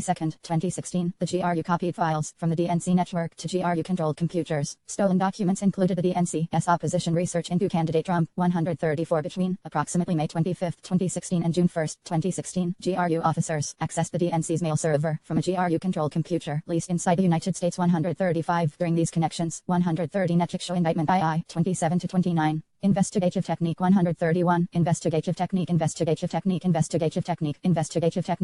2589105 hack serial 5. Investigative technique 135. Investigative technique CSM 2589105 GJ serial 649. As part of its investigation, the FBI later received images of servers and copies of relevant traffic logs. Network show indictment II 28-29. 40U.S Department of Justice Atrilly work predchet / may sell kale material pre-teached under Fed Arcrilly. P60, Unit 26,165 officers appear to have stolen thousands of emails and attachments, which were later released by WikiLeaks in July 2016. 136B dissemination of the hacked materials. The GRU's operations extended beyond stealing materials and included releasing documents stolen from the Clinton campaign and its supporters. The GRU carried out the anonymous release through two fictitious online personas that it created, Cliques and Bookcipher 2.0, and later through the organization WikiLeaks. 1. Cliques. The GRU began planning the releases at least as early as April 19, 2016, when Unit 26,165 registered the domain cliques.com through a service that anonymized the registrant. 137 Unit 26,165 paid for the registration using a pool of Bitcoin that it had mined. 138 The cliques.com landing page pointed to different tranches of stolen documents arranged by victim or subject matter.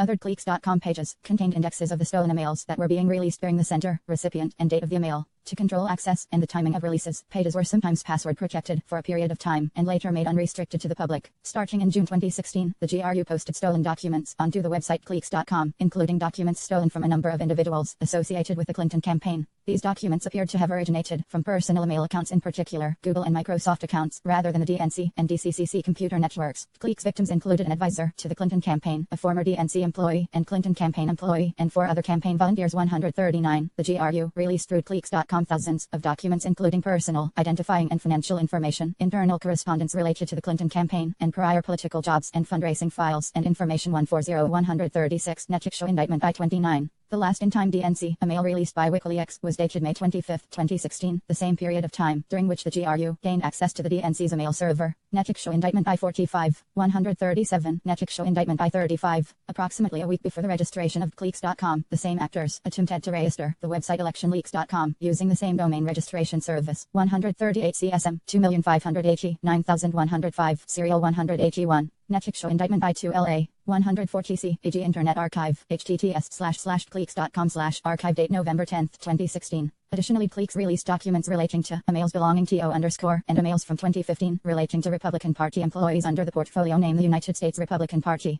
The United States Republican Party portfolio contained approximately 300 emails from a variety of DOP members, PACs campaigns, state parties, and businesses dated between May and October 2015. According to open source reporting, these victims shared the same 41U.S Department of Justice AM 6RT-UIW6RK PR//MT/PR6TEETED Fed Arcriffle. P60 GRU officers operated a Facebook page under the Cliques moniker, which they primarily used to promote releases of materials. 141 The Facebook page was administered through a small number of pre-existing GRU-controlled Facebook accounts. 142 GRU officers also used the Cliques Facebook account, the Twitter account @Cliques_, and the email account cliquesproject@mail.com to communicate privately with reporters and other U.S. persons. GRU officers using the Cliques persona gave certain reporters early access to archives of leaked files by sending them links and passwords to pages on the cliques.com website that had not yet become public. For example, on July 14, 2016, GRU officers operating under the Cliques persona sent a link and password for a non-public Cliques webpage to a U.S. reporter via the Facebook account. 143 Similarly, on September 14, 2016, GRU officers sent reporters Twitter direct messages from @Cliques_ with a password to another non-public part of the cliques.com website. 144 The cliques.com website remained operational and public until March 2017.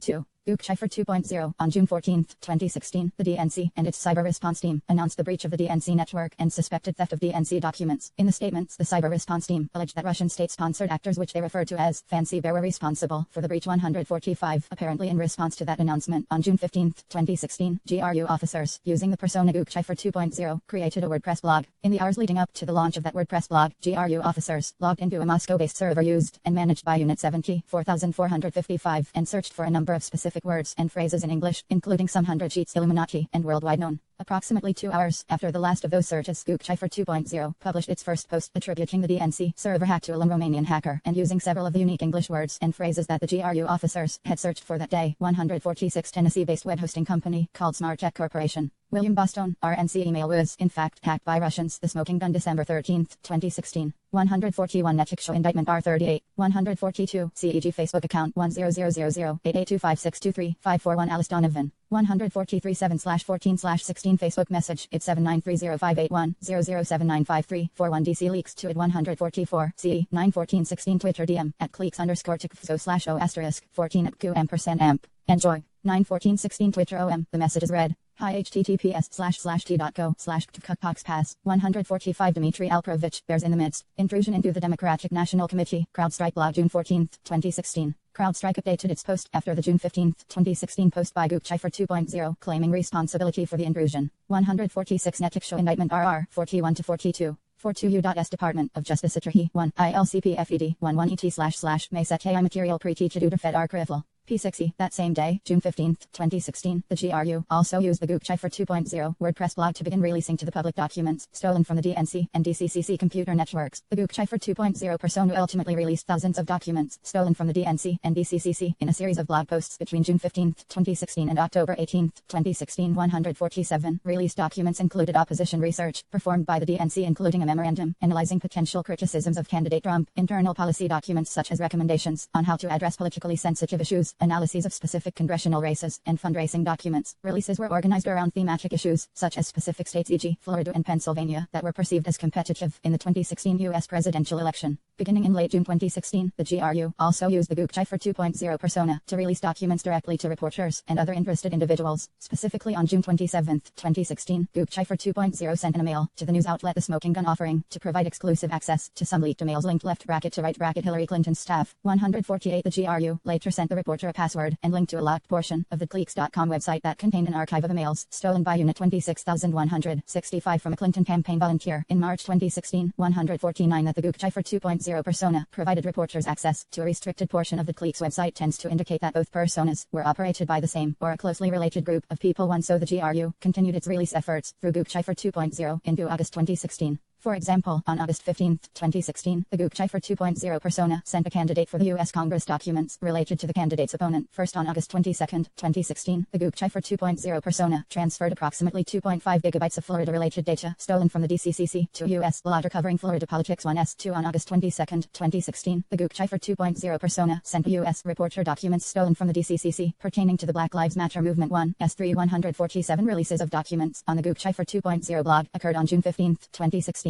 June 20, 2016, June 21, 2016, July 6, 2016, July 14, 2016, August 12, 2016, August 15, 2016, August 21, 2016, August 31, 2016, September 15, 2016, September 23, 2016, October 4, 2016, and October 18, 2016. Subject leaked emails, ~CCIFER, 20 at OL, FR to 149 sub, leaked emails, Google-Schiffer 20 at al.fr, to claiming Cleeks, was a WikiLeaks sub, 62716 email, Google-Schiffer 20 at al.fr, to see also 612/7/16 subject leaked emails, project, 150 before sending the reporter the link and password to the closed Cleeks website, and in an apparent effort to deflect attention from the fact that Cleeks and Google-Schiffer 2.0 were operated by the same organization, the Google-Schiffer 2.0 persona sent the REPM-1ER in a mail stating that Cleeks was a WikiLeaks sub-project and that Google-Schiffer 2.0 had asked Cleeks to release the leaked emails with closed access to give reporters a preview of them. 151 Netflix show indictment R43A. 152 Netflix show indictment R43B. 153 Netflix show indictment R43C. In early August 2016, Twitter's suspension of the Google-Schiffer 2.0 Twitter account after it was reinstated. GRU officers, posing as Google-Schiffer 2.0, wrote a private message. Thank you for writing back. Do you find ANYTHING interesting in the docs I posted?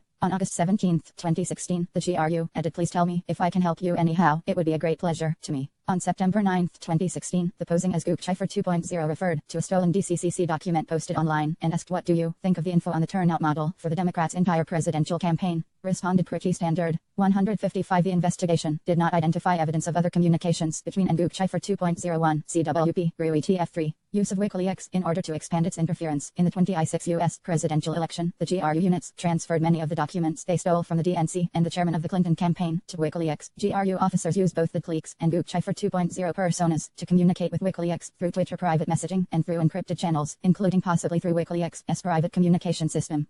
WikiLeaks has expressed opposition toward the Clinton campaign. WikiLeaks, and particularly its founder Julian Assange, privately expressed opposition to candidate Clinton well before the first release of stolen documents. In November 2015, Assange wrote to other members and associates of WikiLeaks that (WE) believe it would be much better for GOP to win. DEMS plus MEDIA plus LIBERALS waddle left bracket sick right bracket then form a block to reign in their worst qualities. With Hillary in charge, GOP will be pushing for her worst qualities. DEMS plus MEDIA plus NEOLIBERALS will be mute. She is a bright, well-connected, sadistic sociopath. 156 In March 2016, WikiLeaks released a searchable archive of approximately 30,000 Clinton emails that had been obtained through FOIA litigation. 157 While designing the archive, one WikiLeaks member explained the reason for building the archive to another associate. 154-155 Harm to ongoing matter. 156 1L/1915 Twitter group chat group at 59424-29378584-86276 at WikiLeaks et al. Assange also wrote that GOP will generate a lot opposition left bracket sick right bracket, including through dumb moves. Hillary will do the same thing, but co-opt the liberal opposition and the GOP opposition. Hence Hillary has greater freedom to start wars than the GOP and has the will to do so. Id 157 WikiLeaks Hillary Clinton email archive available at https://wikileaks.org/clintonemail/44u.s Department of Justice at Rework Project //PCOFLTTTIFL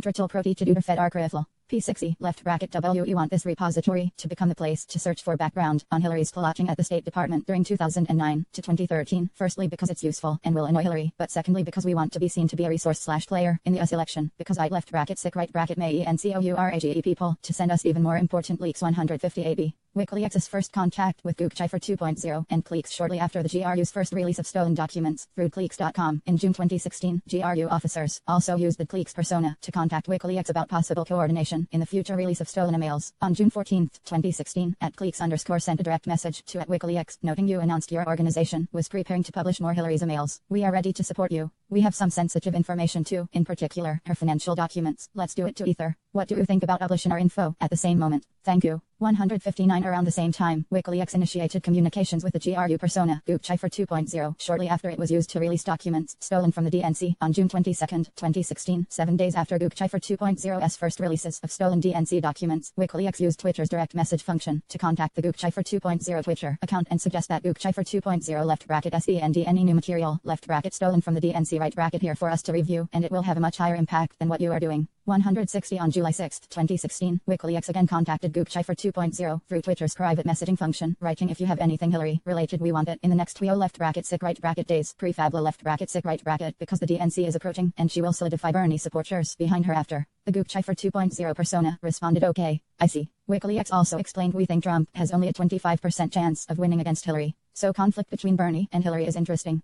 161C. The GRU's transfer of stolen materials to WikiLeaks. Both the GRU and WikiLeaks sought to hide their communications, which has limited the office's ability to collect all of the communications between them. Thus, although it is clear that the stolen DNC and Podesta documents were transferred from the GRU to WikiLeaks, investigative technique 158-314-16 Twitter DM at WikiLeaks to less than 2 weeks earlier, the same account had been used to send a private message opposing the idea of Clinton in White House with her bloodlet and emissions left bracket sick right bracket of empire with hawkish liberal interventionist appointees. 11-19-15 Twitter group chat group at 59424-29378584-86276 at WikiLeaks et al. 159-614-16 Twitter DM at Cliques_2 at WikiLeaks. 160 Netchick show indictment R47A. 161-7616 Twitter DMs at WikiLeaks & at Cipher_2. 45U.S Department of Justice Security, work predet //MAYCETTAITTMTTTERIAL pre-teached Fed archival. P60, the office was able to identify when the GRU, operating through its personas Cipher 2.0 and Cliques, transferred some of the stolen documents to WikiLeaks through online archives set up by the GRU. SNE had access to the internet from the Ecuadorian embassy in London and land. On July 14, 2016, GRU officers used a Cipher 2.0 email account to send WikiLeaks an email bearing the subject Big Archive and the message A New Attempt. 163, the email contained an encrypted attachment with the name wkdnc.link.txt.gpg. 164. Using the Gookcipher 2.0 Twitter account, GRU officers sent WikiLeaks an encrypted file and instructions on how to open it. 165. On July 18, 2016, WikiLeaks confirmed in a direct message to the Gookcipher 2.0 account that it had the 1 GB or so archive and would make a release of the stolen documents this week. 166. On July 22, 2016, WikiLeaks released over 20,000 emails and other documents stolen from the DNC computer networks. 167. The Democratic National Convention began 3 days later. Similar communications occurred between WikiLeaks and the GRU-operated persona @Cleeks. On September 15, 2016, @Cleeks wrote to @WikiLeaks, "Hi there. I'm from DC Leaks. How could we discuss some submission-related issues? I'm trying to reach out to you via your secure chat, but getting no response. I've got something that might interest you. You won't be disappointed, I promise." 168. The WikiLeaks account responded "Hi there" without further elaboration. The @Cleeks_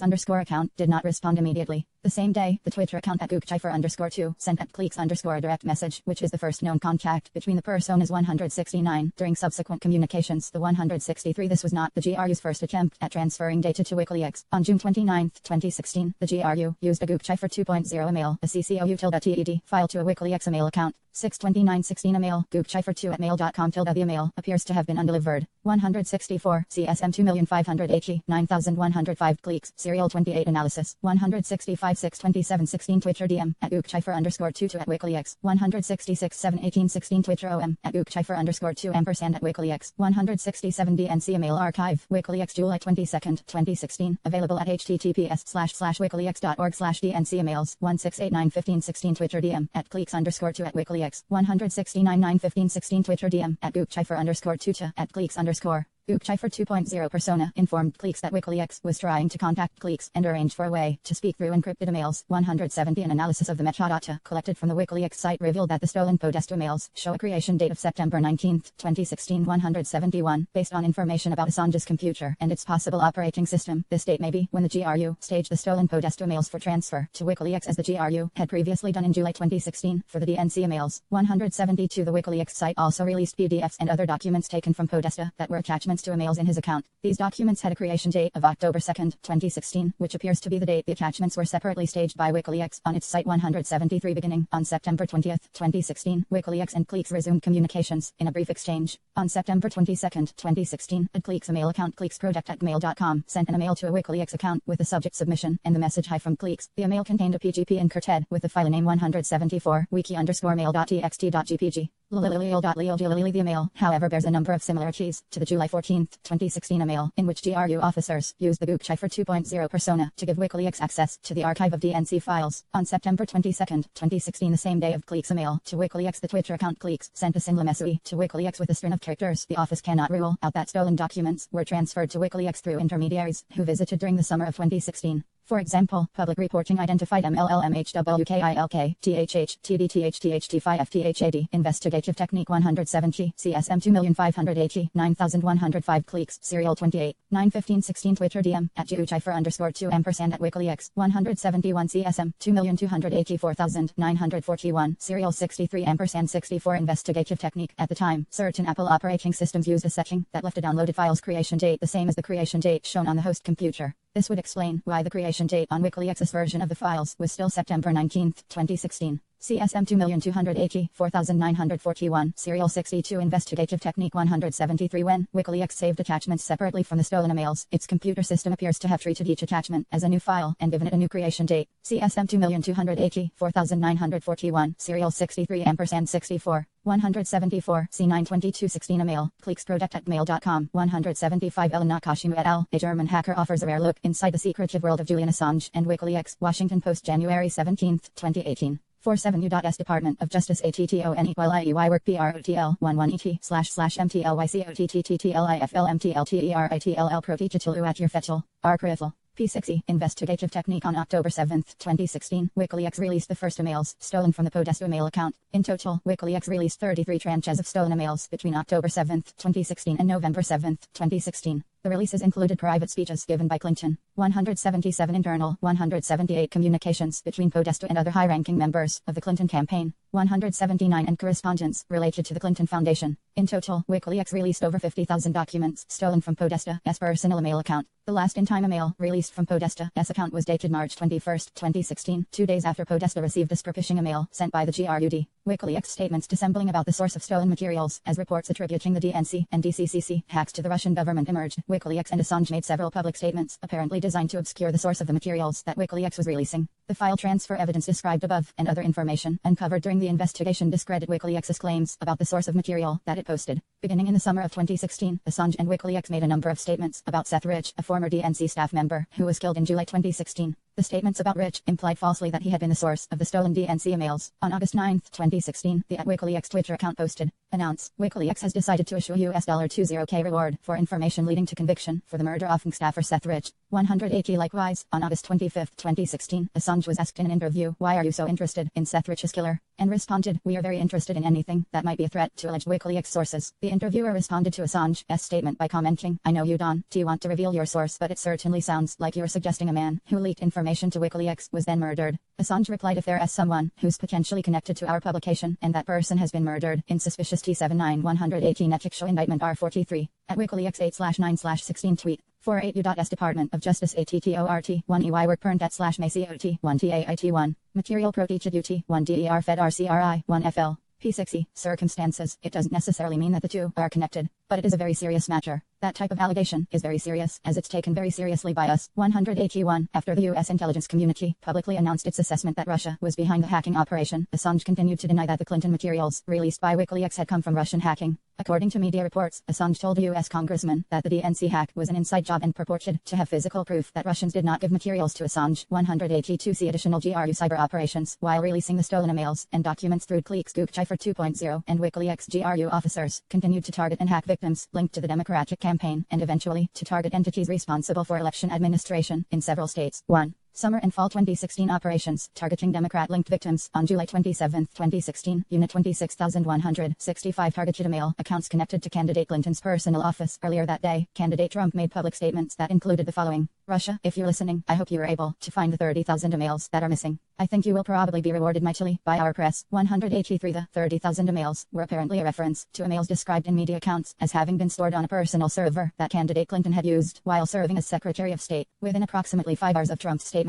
GRU officers targeted for the first time Clinton's personal office. After candidate Trump's remarks, Unit 26165 created and sent including an email malicious links targeting 15 email accounts at the domain account belonging to Clinton Aid. The investigation did not find evidence of earlier GRU attempts to compromise accounts hosted on this domain. It is unclear how the GRU was able to identify these email accounts, which were not public. 184. Unit 26165 officers also hacked into a DNC account hosted on a cloud computing service. On September 20, 2016, the GRU began to generate function designed to allow users to produce backups of copies of the DNC DOS snapshots. The GRU then stole those snapshots by moving databases referred to 181. See Assange. Murdered DNC staffer was potential WikiLeaks source. Fox News August 25, 2016 containing video of Assange interview by Megyn Kelly. 182. M. Raju, &Z Cohen, AGOP Congressman's lonely quest defending Julian Assange. CNN May 23, 2018. 183. Donald Trump on Russian & missing Hillary Clinton emails. YouTube channel C-SPAN, posted 7/27/16, available at https://www.youtube.com/WATCHV 3KXG 8UJUSWU starting at 041.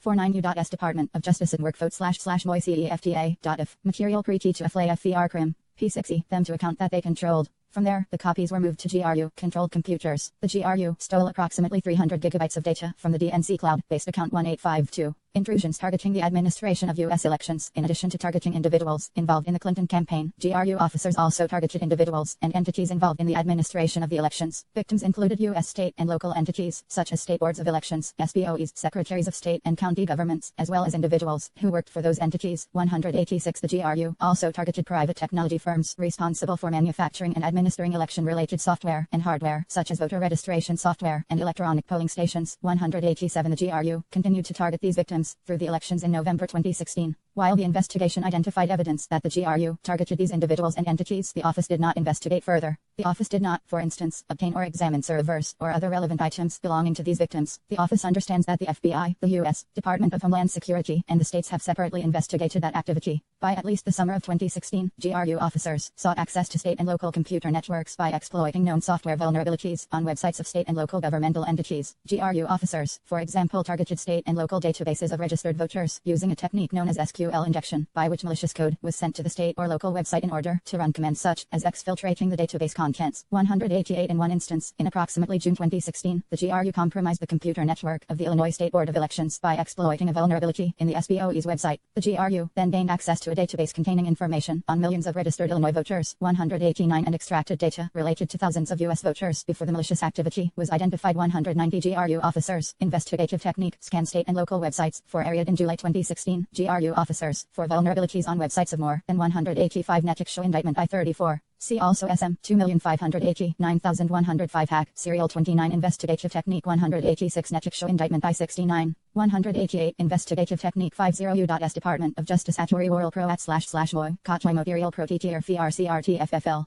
P60 for vulnerabilities continued through the election. Unit 74,455 also sent per phishing emails to public officials involved in election administration and personnel involved in voting technology. In August 2016, GRU officers targeted employees of a voting technology company that developed software used by numerous U.S. counties to manage voter rolls and installed malware on the company network. Similarly, in November 2016, the GRU sent per phishing emails to over 120 email accounts used by Florida county officials responsible for administering the 2016 U.S. election. 191. The per phishing emails contained an attached Word document coded with malicious software commonly referred to as a Trojan that permitted the GRU to access the infected computer. 192. The FBI was separately responsible for this investigation. We understand the FBI believes that this operation enabled the GRU to gain access to the network of at least one Florida county government. The office did not independently verify that belief, and as explained above, did not undertake the investigative steps that would have been necessary to do so. The Trump campaign and the dissemination of hacked materials. The Trump campaign showed interest in WikiLeaks' releases throughout the summer and fall of 2016. 1. Background I. Investigative technique 51 U.S. Department of Justice at work protocol chat //MTT set trital protocol uklarfekel archival P60 B. Contacts with the campaign about WikiLeaks harm to ongoing matter. On June 12, 2016, Assange claimed in a televised interview to have emails relating to Hillary Clinton, which are pending publication. 194 but provided no additional context. Harm to ongoing matter. Harm to ongoing matter. Gates recalled candidate Trump being generally frustrated that the Clinton emails had not been found. 196 Harm to ongoing matter. 194 C. Mahi to Gatanen, Julian Assange time DNC, a mail release for Democratic Convention, time July 27, 2016, quoting the June 12, 2016 television interview. 195 in February 2018, Gates pleaded guilty, pursuant to a plea agreement to a superseding criminal information, charging him with conspiring to defraud and commit multiple offenses, i.e. tax fraud, failure to report foreign bank accounts, and acting as an unregistered agent of a foreign principal against the United States, as well as making false statements to our office. Superseding criminal information, United States v. Richard W. Gates III, L. 17 CR 201 DDC, February 23, 2018. 195 Gates superseding criminal information. Plea agreement, United States v. Richard W. Gates III, 1. 17 CR 201 DDC, February 23, 2018. 205 Gates plea agreement. Gates has provided information and in-com testimony that the office has deemed to be reliable. 196 Gates I, 025 18 302, at 1-2. 197 as explained further in Volume 1, Section IV.A.8 IFRA, Manafort entered into a plea agreement with our office. We determined that he breached the agreement by being untruthful in proffer sessions and before the grand jury. We have generally recounted his version of events in this report only when his statements are sufficiently corroborated to be trustworthy, to identify issues on which Manafort's untruthful responses may themselves be of evidentiary value, or to provide Manafort's explanations for certain events even when we were unable to determine whether that explanation was credible. His account appears here principally because it aligns with those of other witnesses. 198. Michael Cohen, former executive vice president of the Trump Organization and special counsel to Donald J. Trump, 199, told the office that he recalled an incident in which he was in candidate Trump's office in Trump Tower. Cohen further told the office that after WikiLeaks' subsequent release of stolen mails in July 2016, candidate Trump said to Cohen something to the effect of 1 CM 202 199. In November 2018, Cohen pleaded guilty pursuant to a plea agreement to a single count information, charging him with making false statements to Congress in violation of 18 U.S.C. L00 LA &C. He had previously pleaded guilty to several other criminal charges brought by the U.S. Attorney's Office in the Southern District of New York after a referral from this office. In the months leading up to his false statements guilty plea, Cohen met with our office on multiple occasions for interviews and provided information that the office has generally assessed to be reliable, and that is included in this report. 202 Cohen 918 302 at I0. Harm to ongoing matter. Harm to ongoing matter. 203 Gates 1025 18 302 serial 241 at 4. 20420S 53 U.S. Department of Justice ATTERHEY Oral Predchet May Second Pritil Preach to Fed Arcrim. P60 developments with WikiLeaks and separately told Gates to keep in TOUCH about future WikiLeaks releases. 206 According to Gates, by the late summer of 2016, the Trump campaign was planning a press strategy, a communication scam and mesa, in based on the possible release of 207 R. Clinton emails b WikiLeaks. IIQ 111 208 LV LL tilde VIII tilde Hickle harm to ongoing matter to LaGuardia Airport. Shortly after the call, candidate Trump told Gates that more releases of damaging information would be coming. 209 harm to ongoing matter. C. Harm to ongoing matter. Harm to ongoing matter. 207 U. Harm to ongoing matter. Gates 410-18-302 at 3. Gates 411-18-302 at 1 to 2. SM 2,180,998. Gates 1025-18-302 at 2. 208-209. Gates 1025-18-302 serial 241 at 4. 210 Hom 211, 212 Corsi first rose to public prominence in August 2004 when he published his book Unfit for Command. Swift boat veterans speak out against John Kerry. In the 2008 election cycle, Corsi gained prominence for being a leading proponent of the allegation that Barack Obama was not born in the United States. Corsi told the office that Donald Trump expressed interest in his writings and that he spoke with Trump on the phone on at least 6 occasions. Corsi 96-18-302 at 3. 213 Corsi 1031-18-302 at 2. Corsi was first interviewed on September 6, 2018 at the special counsel's offices in Washington, D.C. He was accompanied by counsel throughout the interview. Corsi was subsequently interviewed on September 17, 2018, September 21, 2018, October 31, 2018, November 2018, and November 2, 2018. Counsel was 54 U.S. Department of Justice at me work precolchet / me cephalchifal material pre-teachicliflclerfecal, arcritful. P6E, harm to ongoing matter. Harm to ongoing matter 111I, 1HARM, to ongoing matter. According to Malik, Corsi asked him to put Corsi in touch with Assange, whom Corsi wished to interview. Malik recalled that Corsi also suggested that individuals in the orbit of UK politician Nigel Farage might be able to contact Assange and asked if Malik knew them. Malik told Corsi that he would think about the request but made no actual attempt to connect Corsi with Assange. 218 harm to ongoing matter. Harm to ongoing matter present for all interviews, and the interviews beginning on September 21, 2018 were conducted pursuant to a proffer agreement that precluded affirmative use of his statements against him in limited circumstances. 214-215 Corsi 10-1/18302 at 4. Malik denied ever communicating with Assange estate to contact Assange because he believed he had no 55 U.S. Department of Justice ATTARTTEYWAT1KPT 1ADTTET / catchin tritil pre-teached underfed RCT 1IFFL. P6E, Malik stated to investigators that beginning in or about August 2016, he and Corsi had multiple FaceTime discussions about WikiLeaks had made a connection to Assange and that the hacked emails of John Podesta would be released prior to Election Day and would be helpful to the Trump campaign. In one conversation in or around August or September 2016, Corsi told Malik that the release of the Podesta emails was coming, after which we were going to be in the driver's seat. 221 harm to ongoing matter 1IF11HARM to ongoing matter 1I1HARM to ongoing matter 111 harm to ongoing matter harm to ongoing matter 111 harm to ongoing matter harm to ongoing matter harm to ongoing matter harm to ongoing matter 223 harm to ongoing matter 224 harm to ongoing matter 225 harm to ongoing matter 226 harm to ongoing matter 227 harm to ongoing matter 228 harm to ongoing matter 56 U.S. Department of Justice ATTAME war PL 06TTET / MAC 0HTTLIH Material Palachi to UARE archival. P6E, harm to ongoing matter. Harm to ongoing matter. Harm to ongoing matter. Harm to ongoing matter 111 harm to ongoing matter. Harm to ongoing matter. Harm to ongoing matter. Harm to ongoing matter. Harm to ongoing matter 230 harm to ongoing matter 231 harm to ongoing matter 234 harm to ongoing matter 235 harm to ongoing matter 236 harm to ongoing matter 57 U.S. Department of Justice AMERTTEYWERK predet / MT Secate Imperial Pre-Teached Under FEEI Arcrify.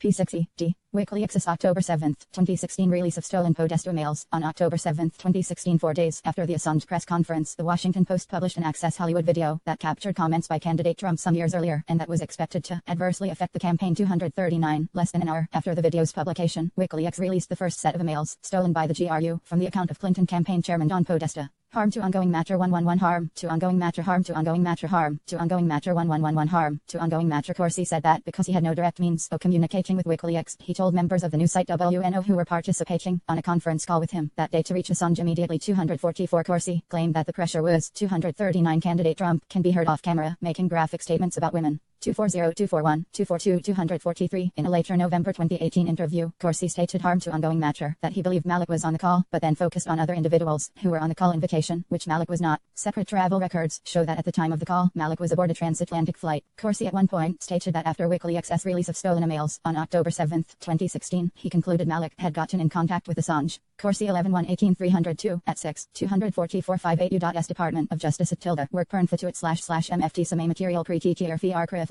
P6E, enormous and recalled telling the conference call the Access Hollywood tape was coming. 245 Corsi stated that he was convinced that his efforts had caused WikiLeaks to release the emails when they did. 246 in a later November 2018 interview, Corsi stated that he thought that he had told people on a WND conference call about the forthcoming tape and had sent out a tweet asking whether anyone could contact Assange, but then said that maybe he had done nothing. 247 The office investigated Corsi's allegations about the events of October 7th. Little corroboration for his allegations about the DA. 248 However, the phone records themselves do not indicate that the conversation was with any of the reporters who wrote the Access Hollywood stow, and the office has not otherwise been able to identify the substance of the conversation. However, the office has not identified any conference call participant or anyone who spoke to Corsi that day who says that they received non-public information about the tape from Corsi or acknowledged having contacted a member of WikiLeaks on October 7, 2016 after a conversation with Corsi.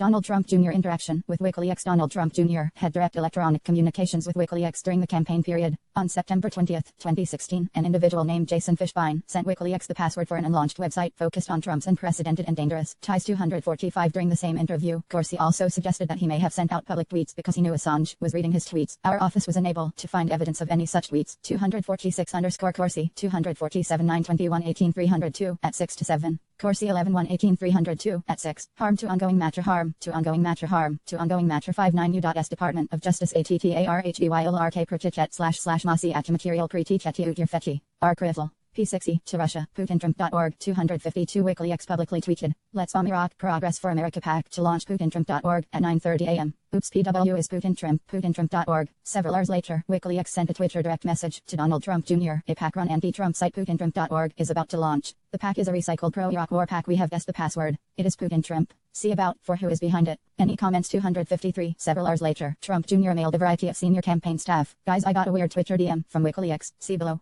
I tried the password and it works, and the about section they reference contains the next pi in terms of who is behind it. Not sure if this is anything, but it seems like it's really WikiLeaks asking me, as I follow them, and it is a DM. Do you know the people mentioned and what the conspiracy they are looking for could be? These are just screenshots, but it has a fully built out page claiming to be a pack. Let me know your thoughts, and if you want to look into it. 254 Trump Jr. attached a screenshot of the about page for the unlaunched site PutinTrump.org. The next day after the website had launched publicly, Trump Jr. sent a direct message to WikiLeaks. Off the record, I don't know who that is, but I'll ask around. Thanks. 255 On October 3, 2016, WikiLeaks sent another direct message to Trump Jr. asking you guys to help disseminate a link alleging candidate Clinton had advocated using a drone to target Julian Assange. Trump Jr. responded that he already had done so and asked, what's behind this Wednesday leak I keep reading about? 256 WikiLeaks did not respond. On October 12, 2016, WikiLeaks wrote again that it was great to see you and your dad talking about our publications. Strongly suggest your dad tweets this link. If he mentions us, we'll search.tk. 257 WikiLeaks wrote that the link would help Trump in digging through leaked emails and stated, we just released Podesta emails part 4. 258 2 days later, Trump Jr. publicly tweeted the willsearch.tk link. 259 252 9 2016 Twitter DM tilde HBEIN to at WikiLeaks. CJF00587912116 messages at jabber.cryptoparty.is tilde at jabber.cryptoparty.is. Fishbein 9588302 at 4. When interviewed by our office, Fishbein produced what he claimed to be logs from a chatroom in which the participants discussed U.S. politics. One of the other participants had posted the website and password that Fishbein sent to WikiLeaks. 253 9 2016 Twitter DM at WikiLeaks to at Donald Trump Jr.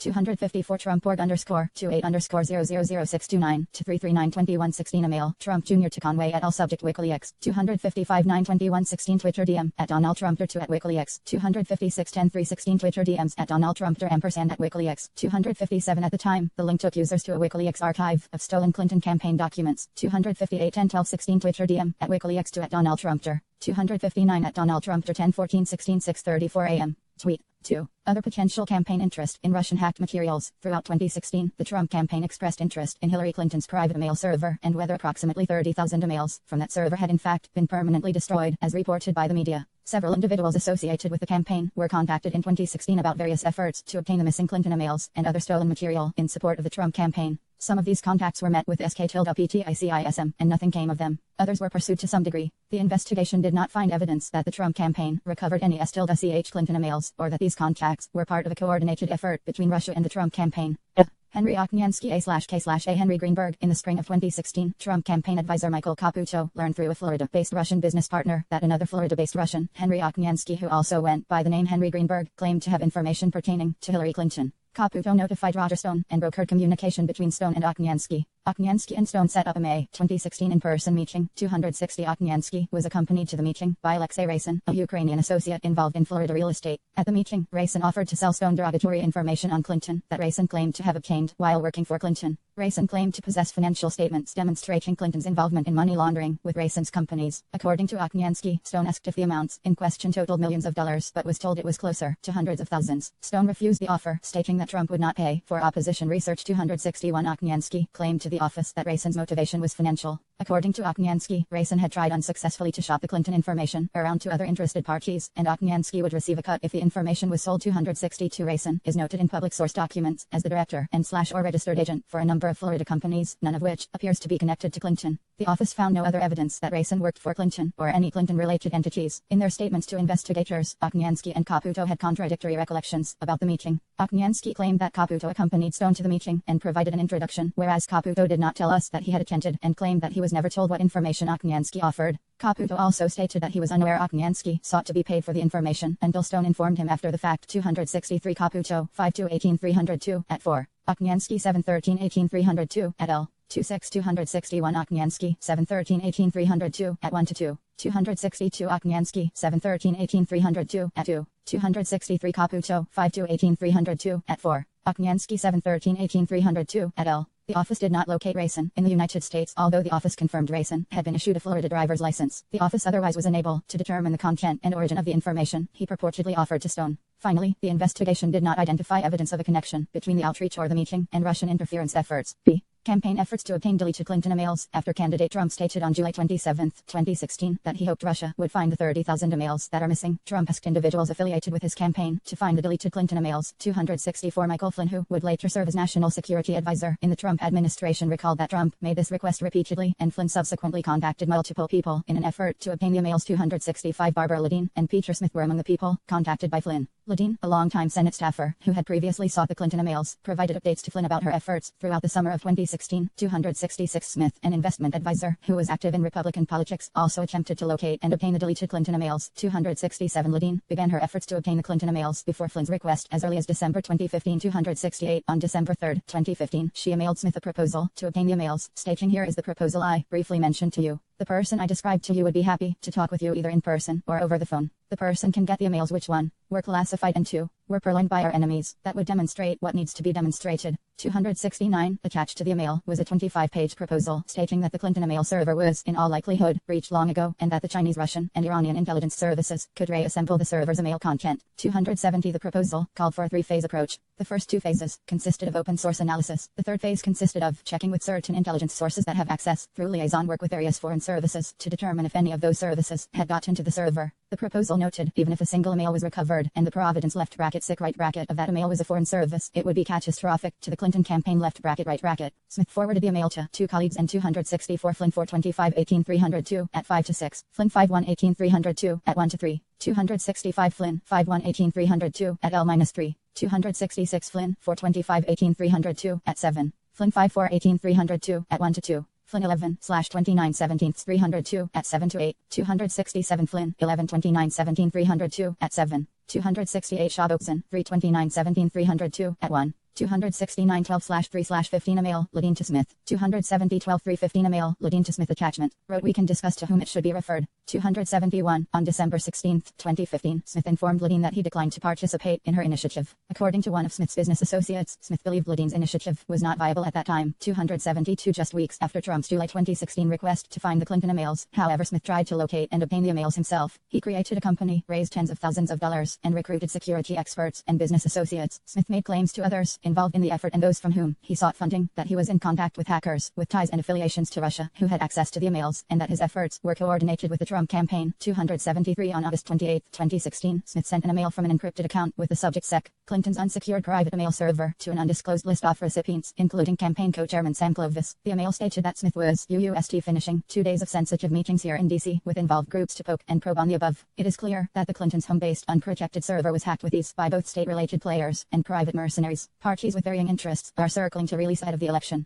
274 On September 2, 2016, Smith directed a business associate to establish KLS Research LLC in furtherance of his search for the deleted Clinton emails. 275 One of the purposes of KLS Research was to manage the funds Smith raised in support of his initiative. 276 KLS Research received over $30,000 during the presidential campaign, although Smith represented that he raised even more money. 277 Smith recruited multiple people for his initiative, including security experts to search for and authenticate the emails. 278 In early September 2016, as part of his recruitment and fundraising effort, Smith circulated a document stating that his initiative was in coordination with the Trump campaign, to the extent permitted as an independent expenditure organization. 279 The document listed multiple individuals affiliated with the Trump campaign, including Flynn, Clovis Bannon. 271 12-315 email, Smith to Shaboxan ampersand Saffron. 272 Shaboxan, 329-18-302, at 1. 273 831-16 email, Smith to Smith. 274 828-16 email, Smith to Smith. 275 Incorporation Papers, KLS Research LLC, 726-17 Shaboxan, 329-18-302, at 2. 276-277, 278 Shaboxan, 329-18-302, at 3. Financial Institution Record of Peter Smith and KLS Research LLC, 1031/17, 1011-16 email, Smith to Tate 822-17 302, at 3. York 7/12-17 302, at 1 to 2. York 11-22-17 302, at 1.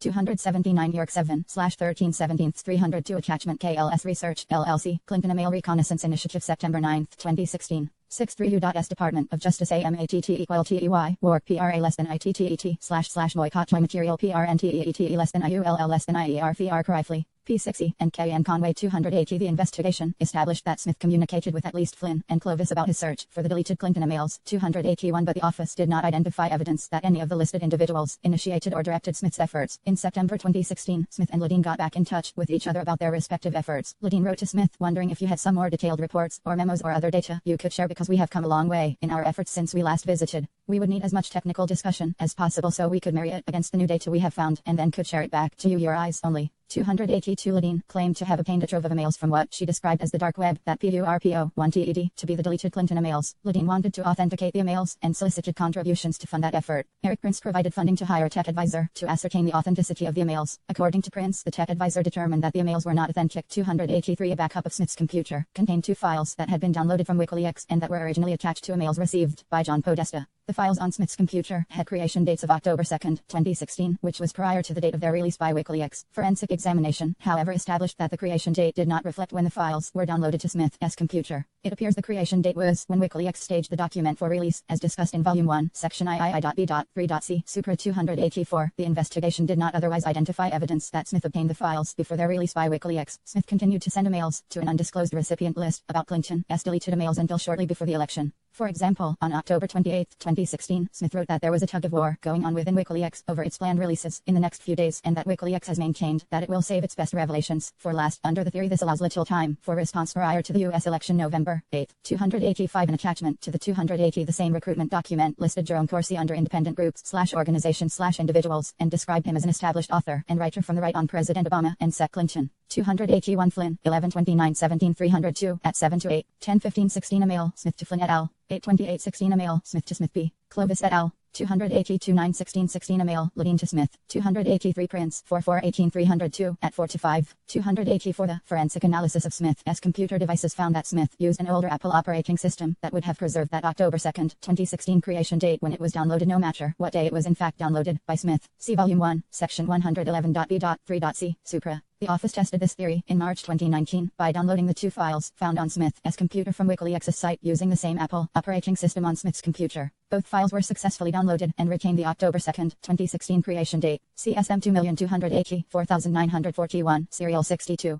285 10/28 16 email, Smith to Smith. Email claimed that WikiLeaks would release all 3K deleted emails by November 1. No emails obtained from Clinton's server were subsequently released. Smith drafted multiple emails stating or intimating that he was in contact with Russian hackers. For example, in one such email, Smith claimed that in August 2016, KLS Research had organized meetings with parties who had access to the deleted Clinton emails, including parties with ties and affiliations to Russia. 286. The investigation did not identify evidence that any such meetings occurred. Associates and security experts who worked with Smith on the initiative did not believe that Smith was in contact with Russian hackers and were aware of no such connection. 287. The investigation did not establish that Smith was in contact with Russian hackers or that Smith, Ledeen, or other individuals in touch with the Trump campaign ultimately obtained the deleted Clinton emails. *****. In sum, the investigation established that the GRU hacked into email accounts of persons affiliated with the Clinton campaign as well as the computers of the DNC and DCCC. The GRU then exfiltrated data related to the 2016 election from these accounts and computers and disseminated that data through fictitious online personas, cliques, and Goop Cipher 2.0 and later through WikiLeaks. The investigation also established that the Trump campaign dislodged interest in the WikiLeaks releases, and that explained in Volume 1, Section VB, Infra, the evidence was sufficient to support computer intrusion and other charges against GRU officers for their role in election-related hacking. 286-831-16 email, Smith to Smith. 287 Safran, 320-18-302, at 3. Shaboxen 329-18-302, at 6. 65 U.S. Department of Justice @lifwefk.it//mo. Selkif Imperial Pre-Teachaduf.ir Archival. P6E, IV Russian government links to and contacts with the Trump campaign. The office identified multiple contacts links in the words of the appointment order between Trump campaign officials and individuals with ties to the Russian government. The office investigated whether those contacts constituted a third avenue of attempted Russian interference with or influence on the 2016 presidential election. In particular, the investigation examined whether these contacts involved or resulted in coordination or a conspiracy with the Trump campaign and Russia, including with respect to Russia providing assistance to the campaign in exchange for any sort of favorable treatment in the future. Based on the available information, the investigation did not establish such coordination. This section describes the principal links between the Trump campaign and individuals with ties to the Russian government, including some contacts with campaign officials or associates that have been publicly reported to involve Russian contacts. Each subsection begins with an overview of the Russian contact at issue and then describes in detail the relevant facts, which are generally presented in chronological order, beginning with the early months of the campaign and extending through the post-election transition period. A campaign period September 2015, November 8, 2016. Russian government-connected individuals and media entities began showing interest in Trump's campaign in the months after he announced his candidacy in June 2015. 288 because Trump's status as a public figure at the time was attributable in large part to his prior business and entertainment dealings. This office investigated whether business contact with Russia-linked individuals and entities during the campaign period. The Trump Tower Moscow project, see Volume L, Section IV.AI, infra led to or involved coordination of election assistance. Outreach from individuals with ties to Russia continued in the spring and summer of 2016 when Trump was moving toward and eventually becoming the Republican nominee for president. As set forth below, the office also evaluated a series of links during this period. Outreach to two of Trump's then recently named foreign policy advisors, including a representation that Russia had dirt on Clinton in the form of thousands of emails. Volume 1, Sections IV.A.2, &IV.A.3. Dealings with a DC-based think tank that specializes in Russia and has connections with its government. Volume 1, Section IV.A.4. A meeting at Trump Tower between the campaign and a Russian lawyer promising dirt on candidate Clinton that was part of Russia and its government's support for left bracket Trump right bracket. Volume 1, Section IV.A.5. Events at the Republican National Convention. Volume 1, Section IV.A.6. Post-convention contacts between Trump campaign officials and Russia's ambassador to the United States. Volume 1, Section IV.A.7. And contacts through campaign chairman Paul Manafort, who had previously worked for a Russian oligarch and a pro-Russian political party in Ukraine. Volume 1, Section IV.A.8. 288. For example, on August 18, 2015, on behalf of the editor-in-chief of the internet newspaper Vzglyad, Georgy Asatryan mailed campaign press secretary Hope Hicks asking for a phone or in-person candidate interview. 8/18/15 email, Asatryan to Hicks. One day earlier, the publication's founder and former Russian parliamentarian, Konstantin Rykov, had registered to Russian websites Trump2016.ru and Donald Trump 2016.ru. No interview took place. 66 U.S. Department of Justice ATTOT greater than RE tilde work project / MAY quarter MOTET greater than IALPT greater than OTEET greater than Fed archival. P60 1. Trump Tower Moscow project. The Trump Organization has pursued and completed projects outside the United States as part of its real estate portfolio. Some projects have involved the acquisition and ownership through subsidiary corporate structures of property. In other cases, the Trump Organization has executed licensing deals with real estate developers and management companies, often local to the country where the project was located. 289 Between at least 2013 and 2016, the Trump Organization explored a similar licensing deal in Russia involving the construction of a Trump-branded property in Moscow. The project, commonly referred to as a Trump Tower Moscow or Trump Moscow project, anticipated a combination of commercial hotel and residential properties all within the same building. Between 2013 and June 2016, several employees of the Trump Organization, including then President of the organization Donald J. Trump, pursued a Moscow deal with several Russian counterparties. From the fall of 2015 until the middle of 2016, Michael Cohen spearheaded the Trump Organization's pursuit of a Trump Tower Moscow project, including by reporting on the project's status to candidate Trump and other executives in the Trump Organization. 290 Trump Tower Moscow venture with the Crocus Group. 2013 to 2014, the Trump Organization and the Crocus Group, a Russian real estate conglomerate owned and controlled by Araz Agalarov, began discussing a Russia-based real estate project shortly after the conclusion of the 2013 Miss Universe pageant in Moscow. 291 Donald J. Trump Jr. served as the primary negotiator on behalf of the Trump Organization. Emin Agalarov, son of Araz Agalarov, and Irakli Ike Kavaladze represented the Crocus Group during negotiations. 292 with the occasional assistance of ROBE1T Goldstone. 293 in December 2013, Kavaladze and Trump Jr. negotiated and signed preliminary terms of 289 CEG. Interview of Donald J. Trump, Jr., Senate Judiciary Committee, 115th Cong, 151-52 September 7, 2017 discussing licensing deals of specific projects. 290 as noted in Volume 1, Section III.D.L. Supra. In November 2018, Cohen pleaded guilty to making false statements to Congress concerning, among other things, the duration of the Trump Tower Moscow project. See Information R7A, United States v. Michael Cohen, 118 CR, 850 SDNY November 29, 2018. 2 Cohen Information.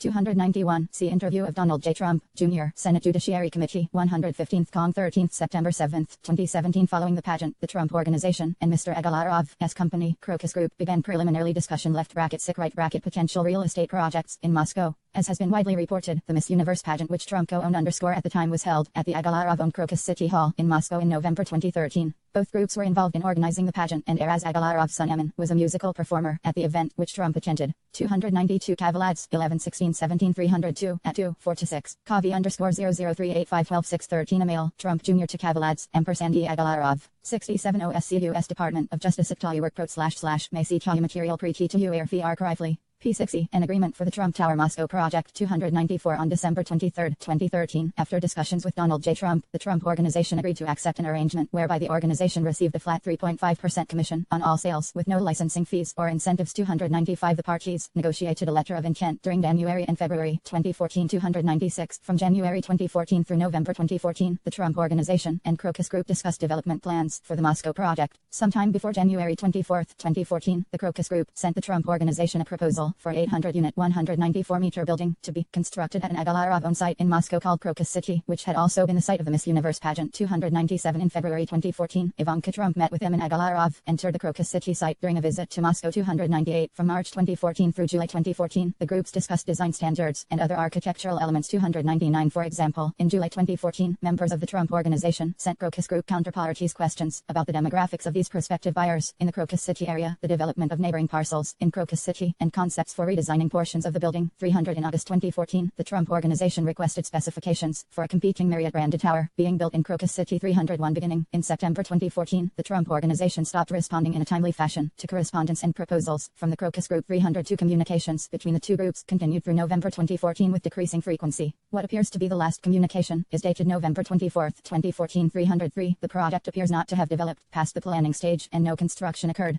294 295 OSC Kavi _00452122313 Email, TRMNP Jr. to Kavaladze _E. Agalarov. 296 CEG, OSC Cav _01158 Letter Agreement, signed by Trump Jr. _E. Agalarov. OSC Cav _011471214 Email, Kavaladze to Trump Jr. et al. 297 CEG, OSC Kavi _0097210/14/14 Email, Magitaku et al. A mail from Crocus Group contractor about specifications. OSC Kavi _00540124414 Email, Magi to Trump Jr. et al. 298 COSC Kavi 006312514 Email, EA_ALAROV to Ivanka T. and WMP Jr. Kavaladze. Goldstone Facebook post 2414-801 a.m.jafu/alfie at left bracket LM 299 CEG OSC Cav _007916314 Email, Kavaladze to Trump Jr. et al. OSC Cav _07996/10/14 Email, Trump Jr. to Kavaladze et al. OSC Kavi _0081761614 Email, Trump Jr. to Kavaladze et al.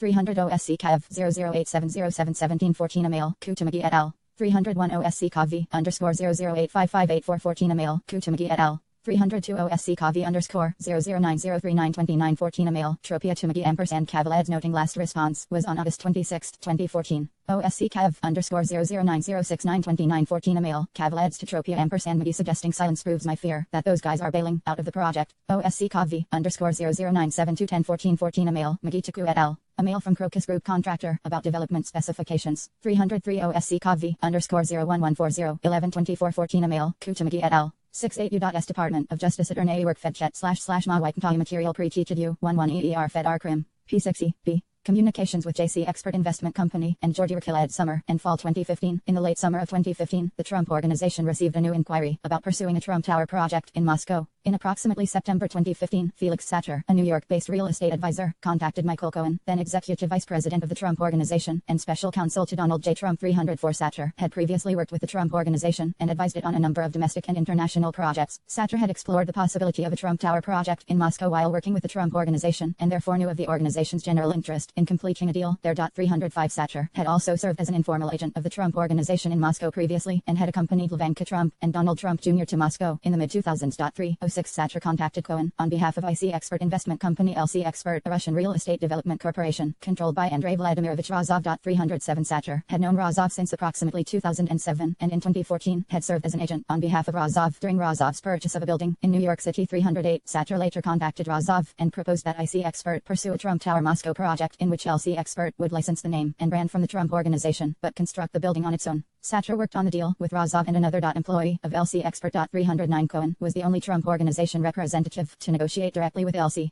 Expert or its agents. In approximately September 2015, Cohen obtained approval to negotiate with IC Expert from candidate Trump, who was then president of the Trump Organization. Cohen provided updates directly to Trump about the project throughout 2015 and into 2016, assuring him the project was continuing. 31 Cohen also discussed the Trump Moscow project with Ivanka Trump as to design elements such as possible architects to use for the project. 311 and Donald J. Trump Jr. about his experience in Moscow and possible involvement in the project. 312 during the fall of 2015 provided information to our office in 2017 interviews conducted under a proffer agreement. 306 0/19 1st 7 302 at 1-2-5 307 Sater 9 1917 302 at 308 Rozov 1/25 18 302 at 1 309 Rozov 125 18 302 at I. See also 11/215 mail Cohen to Rozov et al. Sending letter of intent. 31 Cohen 912 18 302 at 1-2 4-6 311 Cohen 912 18 302 at 5 312 Cohen 912 18 302 at 4-5 69 U.S. Department of Justice ATTERFTEY Workpert//MLT Seftift Material Pre-T to UHAER Fed R. Crifle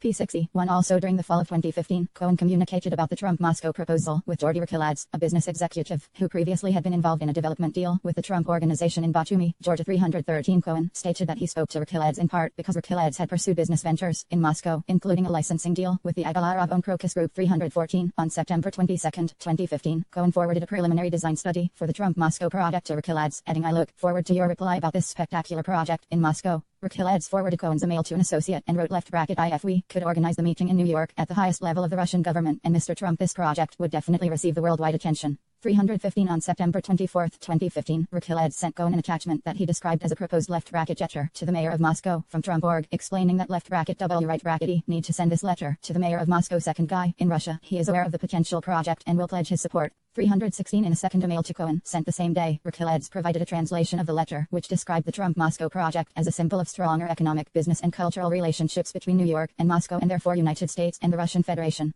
317 On September 27, 2015, Rakiladze sent another email to Cohen, proposing that the Trump Organization partner on the Trump Moscow project with Global Development Group LLC, which he described as being controlled by Mikhail Pozikhin, a Russian architect, and Simon Nisradze. 318 Cohen told the office that he ultimately declined the proposal and instead continued to work with LC Expert, the company represented by Felix Sater. 319 Letter of Intent and Contacts to Russian Government. October 2015 January 2016 I. Trump signs the letter of intent on behalf of the Trump Organization. Between approximately October 13, 2015 and November 2, 2015, the Trump Organization through its subsidiary Trump Acquisition, LLC, and IC Expert completed a letter of intent LOI for a Trump Moscow property. The LOI, signed by Trump for the Trump Organization and Rozov on behalf of IC Expert, was intended to facilitate further discussions in order to attempt to 313 Rakiladze was a U.S.-based executive of the Georgian company Silk Road Group. In approximately 2011, Silk Road Group and the Trump Organization entered into a licensing agreement to build a Trump-branded property in Batumi, Georgia. Rakiladze was also involved in discussions for a Trump-branded project in Astana, Kazakhstan. The office twice interviewed Rakiladze. 314 Cohen 912 18 302 at 12. See also Rakiladze 510 18 302 at 1. 315 9/22 first 5 email Rakiladze to Nisradze. 316 924 15 email Rakiladze to Cohen. 317 9/24 first 5 email Rakiladze to Cohen. 318 927 15 email Rakiladze to Cohen. 319 Cohen 912 18 302 at 12. 70 U.S. Department of Justice ATTERFLEY Workpret //MFRCEFLTAILL Material Pre-Teached UFLDER Fed R. Crifle P60. Enter into a mutually acceptable agreement related to the Trump-branded project in Moscow. 320. The LOI contemplated a development with residential, hotel, commercial, and office components, and called for left bracket APPROXIMATELY 250 first-class luxury residential condominiums, as well as left bracket O right bracket NE first-class luxury hotel consisting of approximately 15 floors and containing not fewer than 150 hotel rooms. 321. For the residential and commercial portions of the project, the Trump Organization would receive between 1% and 5% of all condominium sales. 322 plus 3% of all rental and other revenue. 323. For the project's hotel portion, the Trump Organization would receive a base fee of 3% of gross operating revenues for the first 5 years and 4% thereafter, plus a separate incentive fee of 20% of operating profit. 324. Under the LOI, the Trump Organization also would receive a $4 million upfront fee prior to groundbreaking. 325. Under these terms, the Trump Organization stood to earn substantial sums over the lifetime of the project without assuming significant liabilities or financing commitments. 326. On November 3, 2015, the day after the Trump Organization transmitted the LOI, Satra mailed Cohen suggesting that the Trump-Moscow project could be used to increase candidate Trump's chances at being elected, writing, "But our boy can become president of the USA, and we can engineer it. I will get all of Putin's team to buy in on this. I will manage this process." Michael, Putin gets on stage with Donald for a ribbon cutting for Trump Moscow, and Donald owns the Republican nomination and possibly beats Hillary, and our boy is in. "We will manage this process better than anyone. You and I will get Donald and Vladimir on a stage together very shortly." That the game changer. 327. Later that day, Satra followed up. Donald doesn't stare down, he negotiates and understands the economic issues, and Putin only wants to deal with a pragmatic leader, and a successful businessman is a good candidate for someone who knows how to negotiate. Business politics, whatever it all is the same for someone who knows how to deal. 320 11-215 email, Cohen to Rozov et al. Attachment, hereinafter, LOI. See also I01315 email, Satra to Cohen & Davis attaching proposed letter of intent. 321 LOI, P2. 322 The LOI called for the Trump Organization to receive 5% of all gross sales up to $100 million, 4% of all gross sales from $100 million to $250 million, 3% of all gross sales from $250 million to $500 million, 2% of all gross sales from $500 million to $1 billion, and 1% of all gross sales over $1 billion. LOI, Schedule 2. 323 LOI, Schedule 2. 324 LOI, Schedule 1. 325 LOI, Schedule 2. 326 Cohen, 9/12/18 302, at 3. 327 11-315 email, Satra to Cohen 12:14 p.m. 71 U.S. Department of Justice Atert I1L6 RK Predchet / MTT. Setum Tritil Preteached Utter Fed Arkrivl.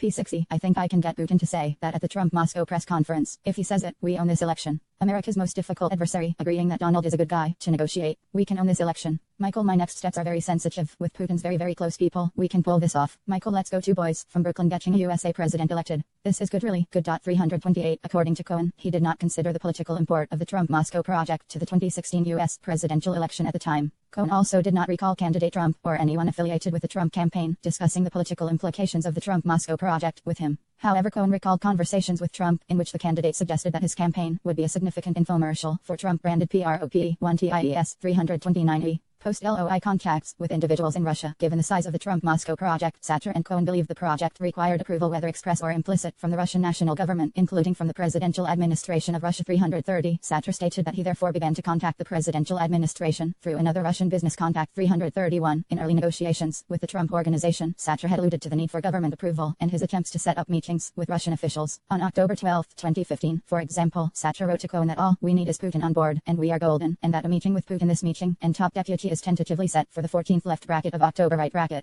332 was being coordinated by associates in Russia, and that he had no direct interaction with the Russian government. 333. Approximately a month later, after the LOI had been signed, Lana Urkova mailed Ivanka Trump on behalf of Urkova's then-husband Dmitry Kulakov to offer Kulakov as assistance to the Trump campaign. 334. Kulakov was at that time director of external communications for PJSC, Federal Grid Company of Unified Energy System, a large Russian electricity transmission. 328 11-315 email, Satra to Cohen 12:40 p.m. 329 Cohen 9/12/18 302 at 3-4. Cohen 8/7/18 302 at 15. 330 Satra 12-15-17 302 at 2. 331 Satra 12-15-17 302 at 3-4. 332 10/12-15 email, Satra to Cohen 8:07 a.m. 333 334 Ivanka Trump received an email from a woman who identified herself as Lanui Alexander, which said in part, if you ask anyone who knows Russian to Google my husband Dmitry Kulakov, ULLC, who he is close to and that he has done Putin's political campaigns. 11/16-15 email, Urkova to I Trump. company and had been previously employed as an aide and press secretary to Russia's energy minister. Ivanka Trump forwarded the email to Cohen 335. He told the office that after receiving this inquiry, he had conducted an internet search for Kulakov's name and concluded incorrectly that Kulakov was a former Olympic weightlifter 336 between November 18 and 19, 2015. Kulakov and Cohen had at least one telephone call and exchanged several emails, describing himself in emails to Cohen as a trusted person who could offer the campaign political synergy and synergy on a government level. Kulakov recommended that Cohen travel to Russia to speak with him and an unidentified intermediary. Kulakov said that those conversations could facilitate a later meeting in Russia between the candidate and an individual Kulakov described as our person of interest. 337 in an email to the office. Arkova later identified the person of interest as Russian President Vladimir Putin. 338 in the telephone call and follow-on emails with Kulakov. Cohen discussed his desire to use a near-term trip to Russia to do site surveys and talk over the Trump-Moscow project with local developers. Cohen registered his willingness also to meet with Kulakov and the unidentified intermediary, but was emphatic that all meetings in Russia involving him or candidate Trump, including a possible meeting between candidate Trump and Putin, would need to be in conjunction with the development and an official visit with the Trump organization receiving a formal invitation to visit. 339 Kulakov had written previously that the visit left bracket by candidate Trump to Russia right bracket has to be informal.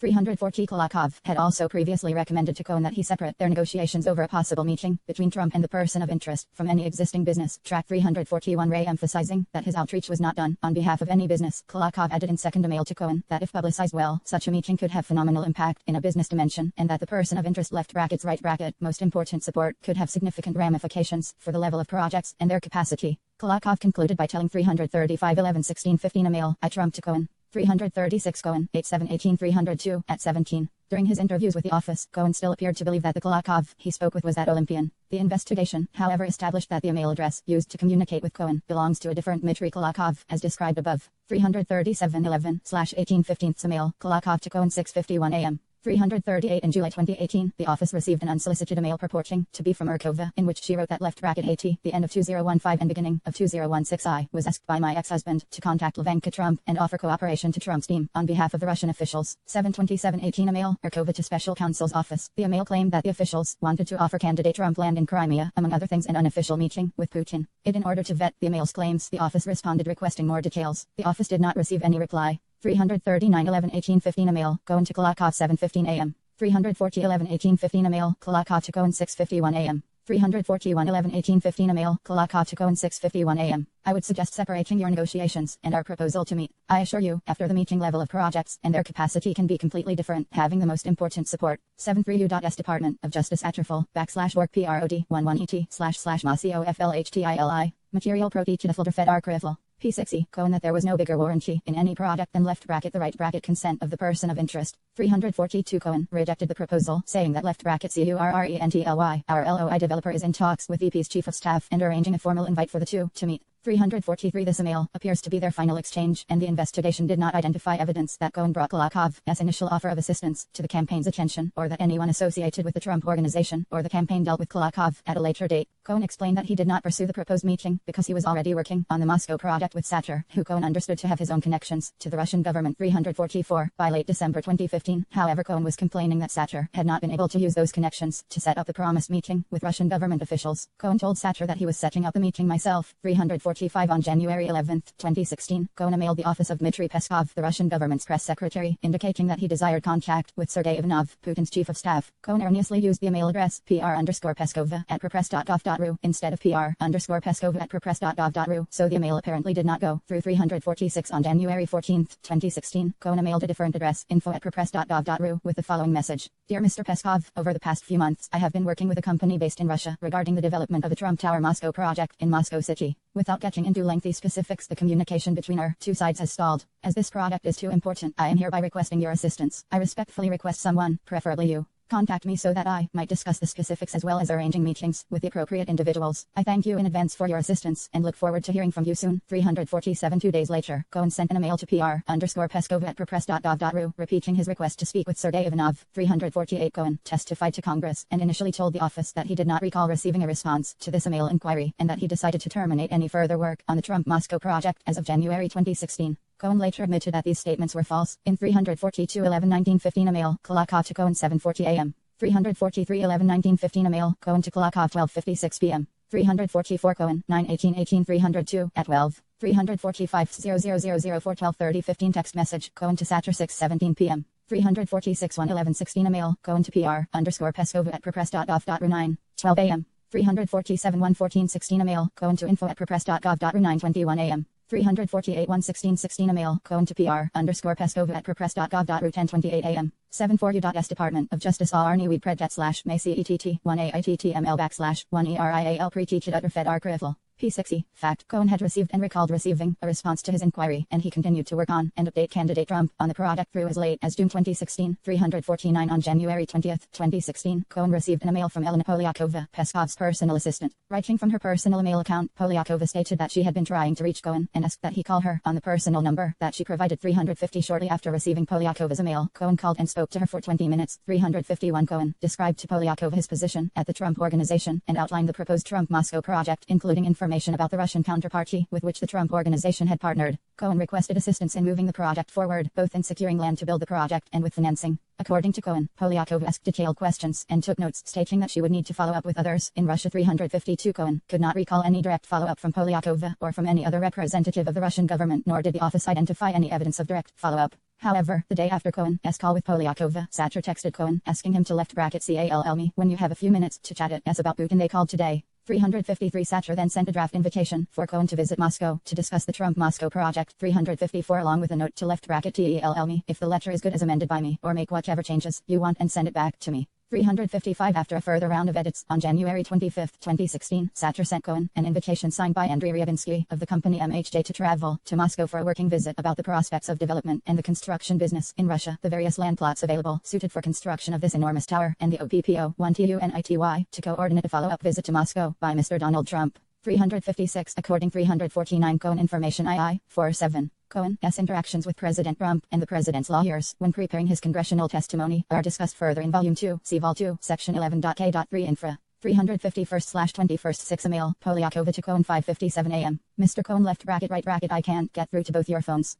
Call me. 351 Telephone records show a 20-minute call on January 20, 2016 between Cohen and the number Polyakova provided in her mail. Call records of Michael Cohen. After the call, Cohen saved Polyakova's contact information in his Trump Organization Outlook contact list. 1/2016 Cohen Microsoft Outlook entry 6:22 a.m. 352 Cohen 9/12/18 302 at 2 to 3. 353 FS000L 11/21/16 text messages, Satcher to Cohen. 354 The invitation, purported to be from Gen Bank, a Russian bank that was, according to Satcher, working at the behest of a larger bank, VTB, and would consider providing financing. 0000812/31/15 text messages, Satcher & Cohen. Additional information about Gen Bank can be found in FRA. 355 FS000LI 12116 text message, Satcher to Cohen 7:44 p.m. 12116 email, Satcher to Cohen 6:49 p.m. 356 12516 email, Satcher to Cohen 12:01 p.m. Attachment. 75 U.S. Department of Justice ATTORT 1 EY work pernchet //TCOT 1 TTTIL I'm Tritil Pro Teacher Fed Arcrifal. PE to Cohen. He elected not to travel at the time because of concerns about the lack of concrete proposals about land plots that could be considered as options for the project. 350-70. Discussions about Russia travel by Michael Cohen or candidate Trump. December 2015 June 2016.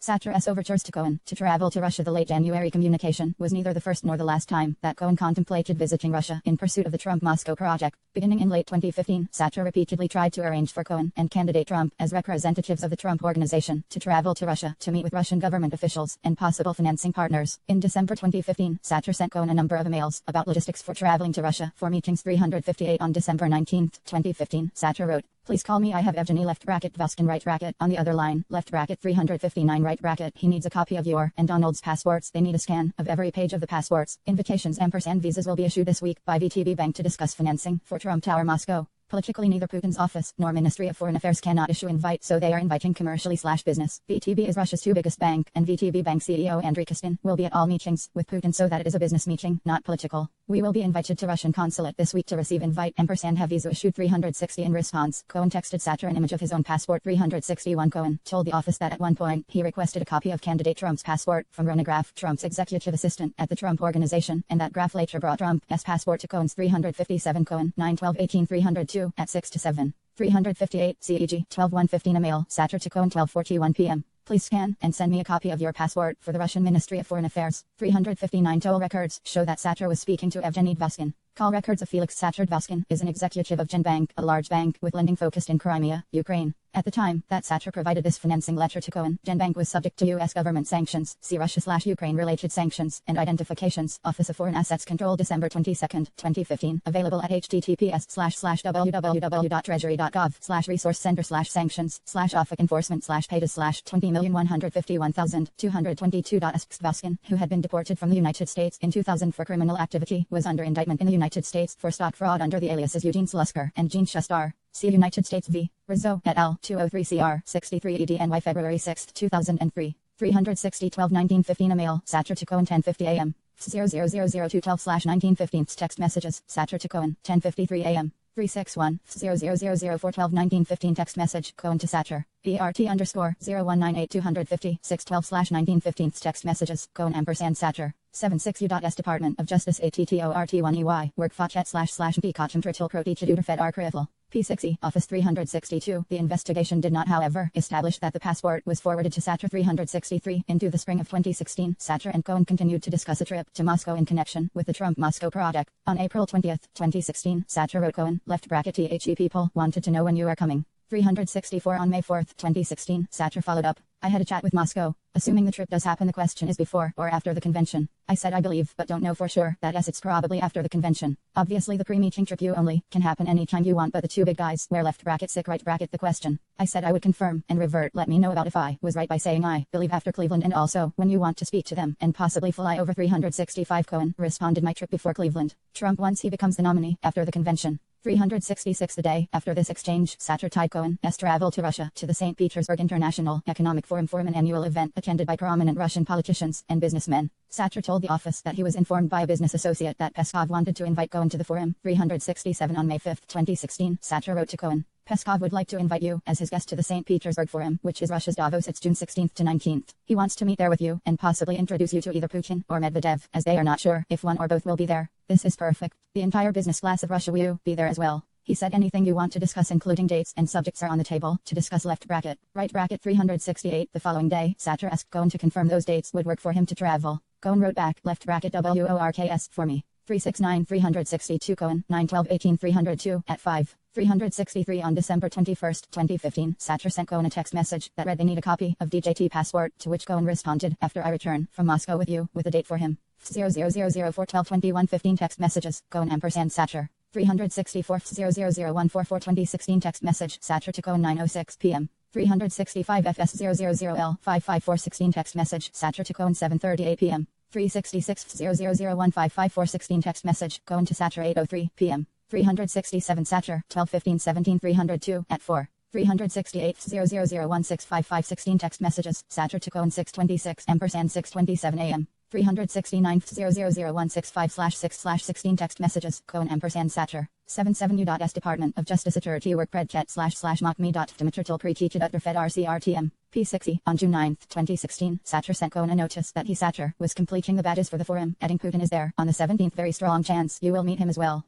370 On June 13, 2016, Sacher forwarded Cohen an invitation to the forum signed by the director of the Roscongress Foundation, the Russian entity organizing the forum. 371 Sacher also sent Cohen a Russian visa application and asked him to send 2 passport photos. 372 According to Cohen, the invitation gave no indication that Peskov had been involved in inviting him. Cohen was concerned that Russian officials were not actually involved or were not interested in meeting with him, as Sacher had alleged, and so he decided not to go to the forum. 373 On June 14, 2016, Cohen met Sacher in the lobby of the Trump Tower in New York and informed him that he would not be traveling at that time. 374E. Candidate Trump's opportunities to travel to Russia. The investigation identified evidence that during the period the Trump-Moscow project was under consideration, the possibility of candidate Trump visiting Russia arose in 2 contexts. First, in interviews with the office, Cohen stated that he discussed the subject of traveling to Russia with Trump twice, once in late 2015, and again in spring 2016. 375 According to Cohen, Trump indicated a willingness to travel if it would assist the project significantly. On one occasion, Trump told Cohen to speak with then-campaign manager Corey Lewandowski to coordinate the candidate's schedule. Cohen recalled that he spoke with Lewandowski, who suggested that they speak again when Cohen had actual dates to evaluate. Cohen indicated, however, that he knew that travel prior to the Republican National Convention would be impossible given the candidate's pre-existing commitments to the campaign. 376 Second, like Cohen, Trump received and turned down an invitation to the St. Petersburg International Economic Forum. In late December 2015, Mueller contact off Ivanka Trump from the fashion industry first passed along invitations for Ivanka Trump and candidate Trump from Sergei Prikhatko, the deputy prime minister of the Russian Federation 377. On January 14, 2016,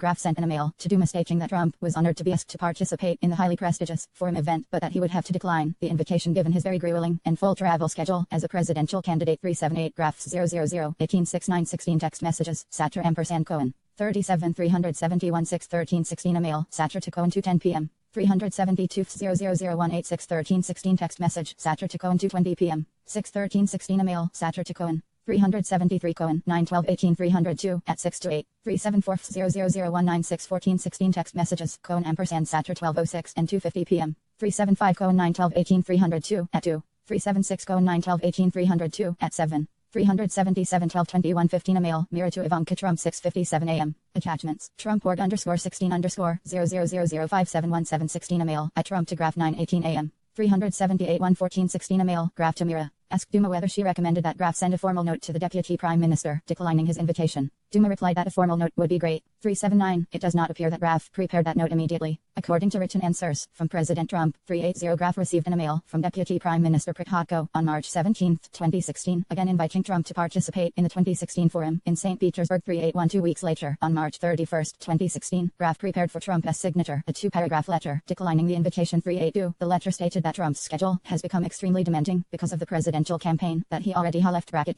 several commitments in the United States for the time of the forum, but that he otherwise would have gladly given every consideration to attending such an important event. 383 Graf forwarded the letter to another executive assistant at the Trump Organization with instructions to print the document on letterhead for Trump to sign. 384 at approximately the same time that the letter was being prepared, Robert Forsman, a New York-based investment banker, began reaching out to Graf to secure an in-person meeting with candidate Trump. According to Forsman, he had been asked by Anton Kubiakov, a Russian presidential aide involved with the Roscongress Foundation, to see if Trump could speak at the forum. 385 Forsman first emailed Graf on March 31, 2016, following a phone introduction brokered through Trump business associate Mark Burnett, who produced the television show The Apprentice. In his email, Forsman referenced his long-standing personal and professional expertise in Russia and Ukraine, his work setting up an early private channel between Vladimir Putin and former U.S. President George W. Bush, and an approach he had received from senior Kremlin officials about the candidate. Forsman asked Graf for a meeting with the candidate Corey Lewandowski or another relevant person to discuss this and other concrete things. Forsman felt uncomfortable discussing over unsecure email. 386 on April 4, 2016, Graf forwarded Forsman's meeting request to Jessica Macchia, another executive assistant to Trump. 387 379 115 16 email, mirrored to Graf. 380 as explained in Volume 2 and Appendix C. On September 17, 2018, the office sent written questions to the President's Counsel.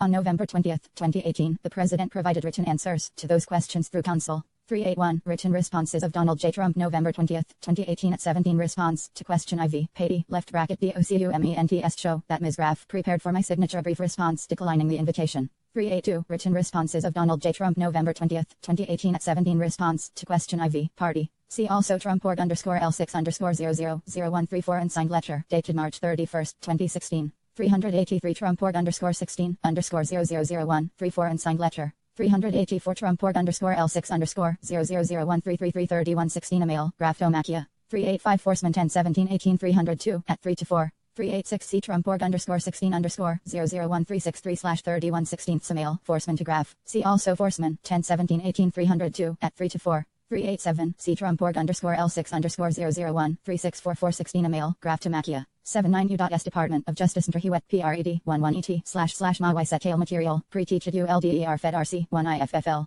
P6E with no response forthcoming. Forsman twice sent reminders to Graf, first on April 26 and again on April 30, 2016. 388 Graf sent an apology to Forsman and forwarded his April 26 email as well as his initial March 2016 email to Lewandowski. 389 on May 2, 2016. Graf forwarded Forsman's April 30 email which suggested an alternative meeting with Donald Trump Jr. or Eric Trump so that Forsman could convey to them information that should be conveyed to left bracket the candidate right bracket personally or left bracket to right bracket someone left bracket the candidate right bracket absolutely trust to policy advisor Stephen Miller. 390 no communication or other evidence obtained by the office indicate that the Trump campaign learned that Forsman was reaching out to invite the candidate to the forum, or that the campaign otherwise followed up with Forsman until after the election, when he interacted with the transition team as he pursued a possible position in the incoming administration. 391 When interviewed by the office, Forsman denied that the specific approach from senior Kremlin officials noted in his March 31, 2016 email was anything other than Kubyakov's invitation to Roscongress. According to Forsman, the concrete things he referenced in the same email were a combination of the invitation itself, Forsman's personal perspectives on the invitation, and Russia policy in general, and details of a Ukraine plan, supported by U.S. think tank East-West Institute.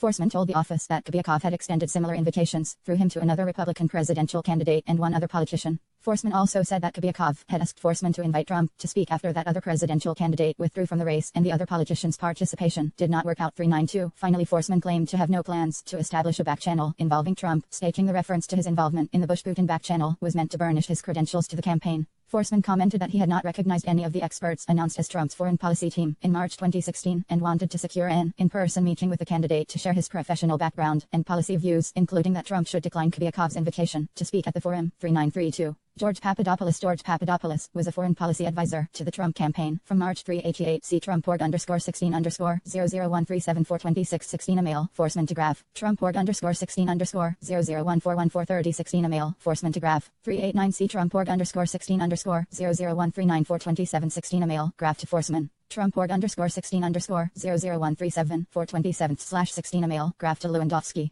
390. Trump.16_001425216 email. Graf to S. Mueller. See also Trump.16_001435216 email. Graf to S. Mueller. Forwarding March 2016 email from Forsman. 391. Forsman's contacts during the transition period are discussed further in Volume 1, Section IV.B.3 Infra. 392. Forsman 1017-18302 at 4. 393. Forsman 10/17/18302 at 8 to 9. 80 U.S. Department of Justice at /L/Erkpretichet//Masekei Material Pretichet Utir Fed Arc Fifl. P60, 2016 to early October 2016, 394 in late April 2016, Papadopoulos was told by London-based Professor Joseph Mifsud, immediately after Mifsud's return from a trip to Moscow, that the Russian government had obtained dirt on candidate Clinton in the form of thousands of emails. 1 week later, on May 6, 2016, Papadopoulos suggested to a representative of a foreign government that the Trump campaign had received indications from the Russian government that it could assist the campaign through the anonymous release of information that would be damaging to candidate Clinton. Papadopoulos shared information about Russian dirt with people outside of the campaign, and the office investigated whether he also provided it to a campaign official. Papadopoulos and the campaign officials with whom he interacted told the office that they did not recall that Papadopoulos passed them the information. Throughout the relevant period of time, and for several months thereafter, Papadopoulos worked with Mifsud and 2 Russian nationals to arrange a meeting between the campaign and the Russian government. That meeting never came to pass.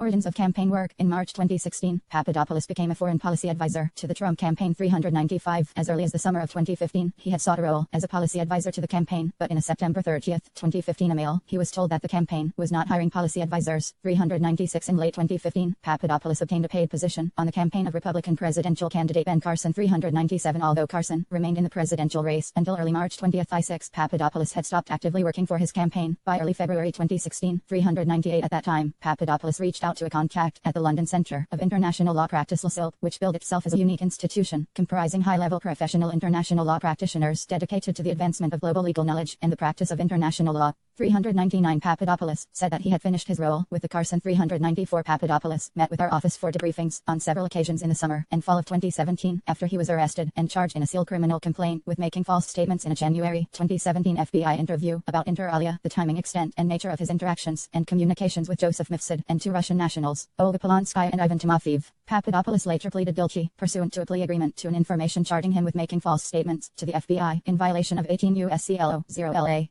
395. A transcript of Donald Trump's meeting with the Washington Post editorial board. Washington Post, March 21, 2016. 396. 7:15:15 LinkedIn message. Papadopoulos to Lewandowski. 6:57 a.m. 9:30:15 email. Glasner to Papadopoulos. 7:40 2:21 a.m. 397. Papadopoulos. 8:10:17 302 at 2. 398. Papadopoulos. 8:10:17 302 at 2. 2416 email. Papadopoulos to Idris. 399 London Centre of International Law Practice at https://www.lasilp.org/viaweb.archive.org. 81 U.S. Department of Justice at Char Work //Makatei Material Protichaduder Fed Archivl. P60. Campaign and asked if LSILP was hiring 400 in early February. Papadopoulos agreed to join LSILP and arrived in London to begin work 401. As he was taking his position at LSILP, Papadopoulos contacted Trump campaign manager Corey Lewandowski via LinkedIn and a male campaign official Michael Glasner about his interest in joining the Trump campaign. 402. On March 2, 2016, Papadopoulos sent Glasner another message reiterating his interest. 403. Glasner passed along word of Papadopoulos' interest to another campaign official, Joy Lutz, who notified Papadopoulos by mail that she had been told by Glasner to introduce Papadopoulos to Sam Clovis, the Trump campaign's national co-chair. chair and chief policy advisor. 404 At the time of Papadopoulos' March 2 email, the media was criticizing the Trump campaign for lack of experienced foreign policy or national security advisors within its ranks. 405 To address that issue, senior campaign officials asked Clovis to put a foreign policy team together on short notice. 406 After receiving Papadopoulos' name from Lutz, Clovis performed a Google search on Papadopoulos, learned that he had worked at the Hudson Institute, and believed that he had credibility on energy issues. 407 On March 3, 2016, Clovis arranged to speak with Papadopoulos by phone to discuss Papadopoulos joining the campaign as a foreign policy advisor, and on March 6, 2016, the two spoke. 408 Papadopoulos recalled that Russia was mentioned as a topic, and he understood from the conversation that Russia would be an important aspect of the campaign's foreign policy. 409 At the end of the conversation, Clovis offered Papadopoulos a role as a foreign policy advisor to the campaign, and Papadopoulos accepted the offer. 410b Initial Russia-related contacts. Approximately a week after signing on as a foreign policy advisor, Papadopoulos traveled. 402 416 A mail, Papadopoulos to Idris. 401 516 A mail, Idris to Papadopoulos. 6:11:25 p.m.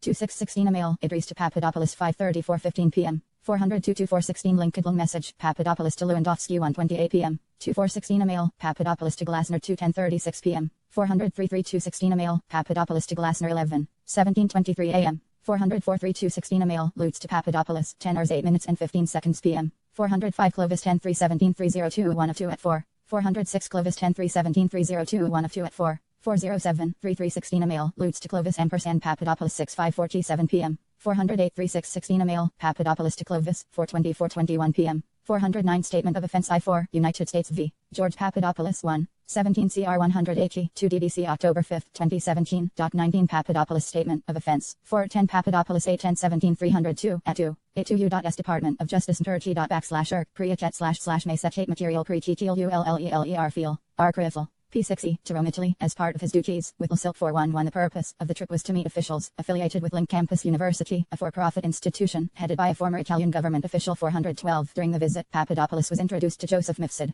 Mifsud is a Maltese national who worked as a professor at the London Academy of Diplomacy in London, England. 413 Although Mifsud worked out of London and was also affiliated with Silk, the encounter in Rome was the first time that Papadopoulos met him. 414 Mifsud maintained various Russian contacts while living in London, as described further below. Among his contacts was 415 a one-time employee of the IRA, the entity that carried out the Russian social media campaign. See Volume 1 Section 2, Supra. In January and February 2016, Mifsud and discussed possibly meeting in Russia. The investigation did not detail a meeting. Later in the spring of 2016, was also in contact that was linked to an employee of the Russian Ministry of Defense, and that account had overlapping contacts with a group of Russian military-controlled Facebook accounts that included accounts used to promote cliques releases in the course of the GRU's hack and release operation. See Volume 1, Section III.B.1, Supra. According to Papadopoulos, Mifsud at first seemed uninterested in Papadopoulos when they met in Rome. 416 After Papadopoulos informed Mifsud about his role in the Trump campaign, however, Mifsud appeared to take greater interest in Papadopoulos. 417 The two discussed Mifsud's European and Russian contacts and had a general discussion about Russia. Mifsud also offered to introduce Papadopoulos to European leaders and others with contacts to the Russian government. 418 Papadopoulos told the office that Mifsud's claim of substantial connections with Russian government officials interested Papadopoulos, who thought that such connections could increase his importance as a policy advisor to the Trump campaign. 419 411 Papadopoulos 810 17 302 at 2 to 3.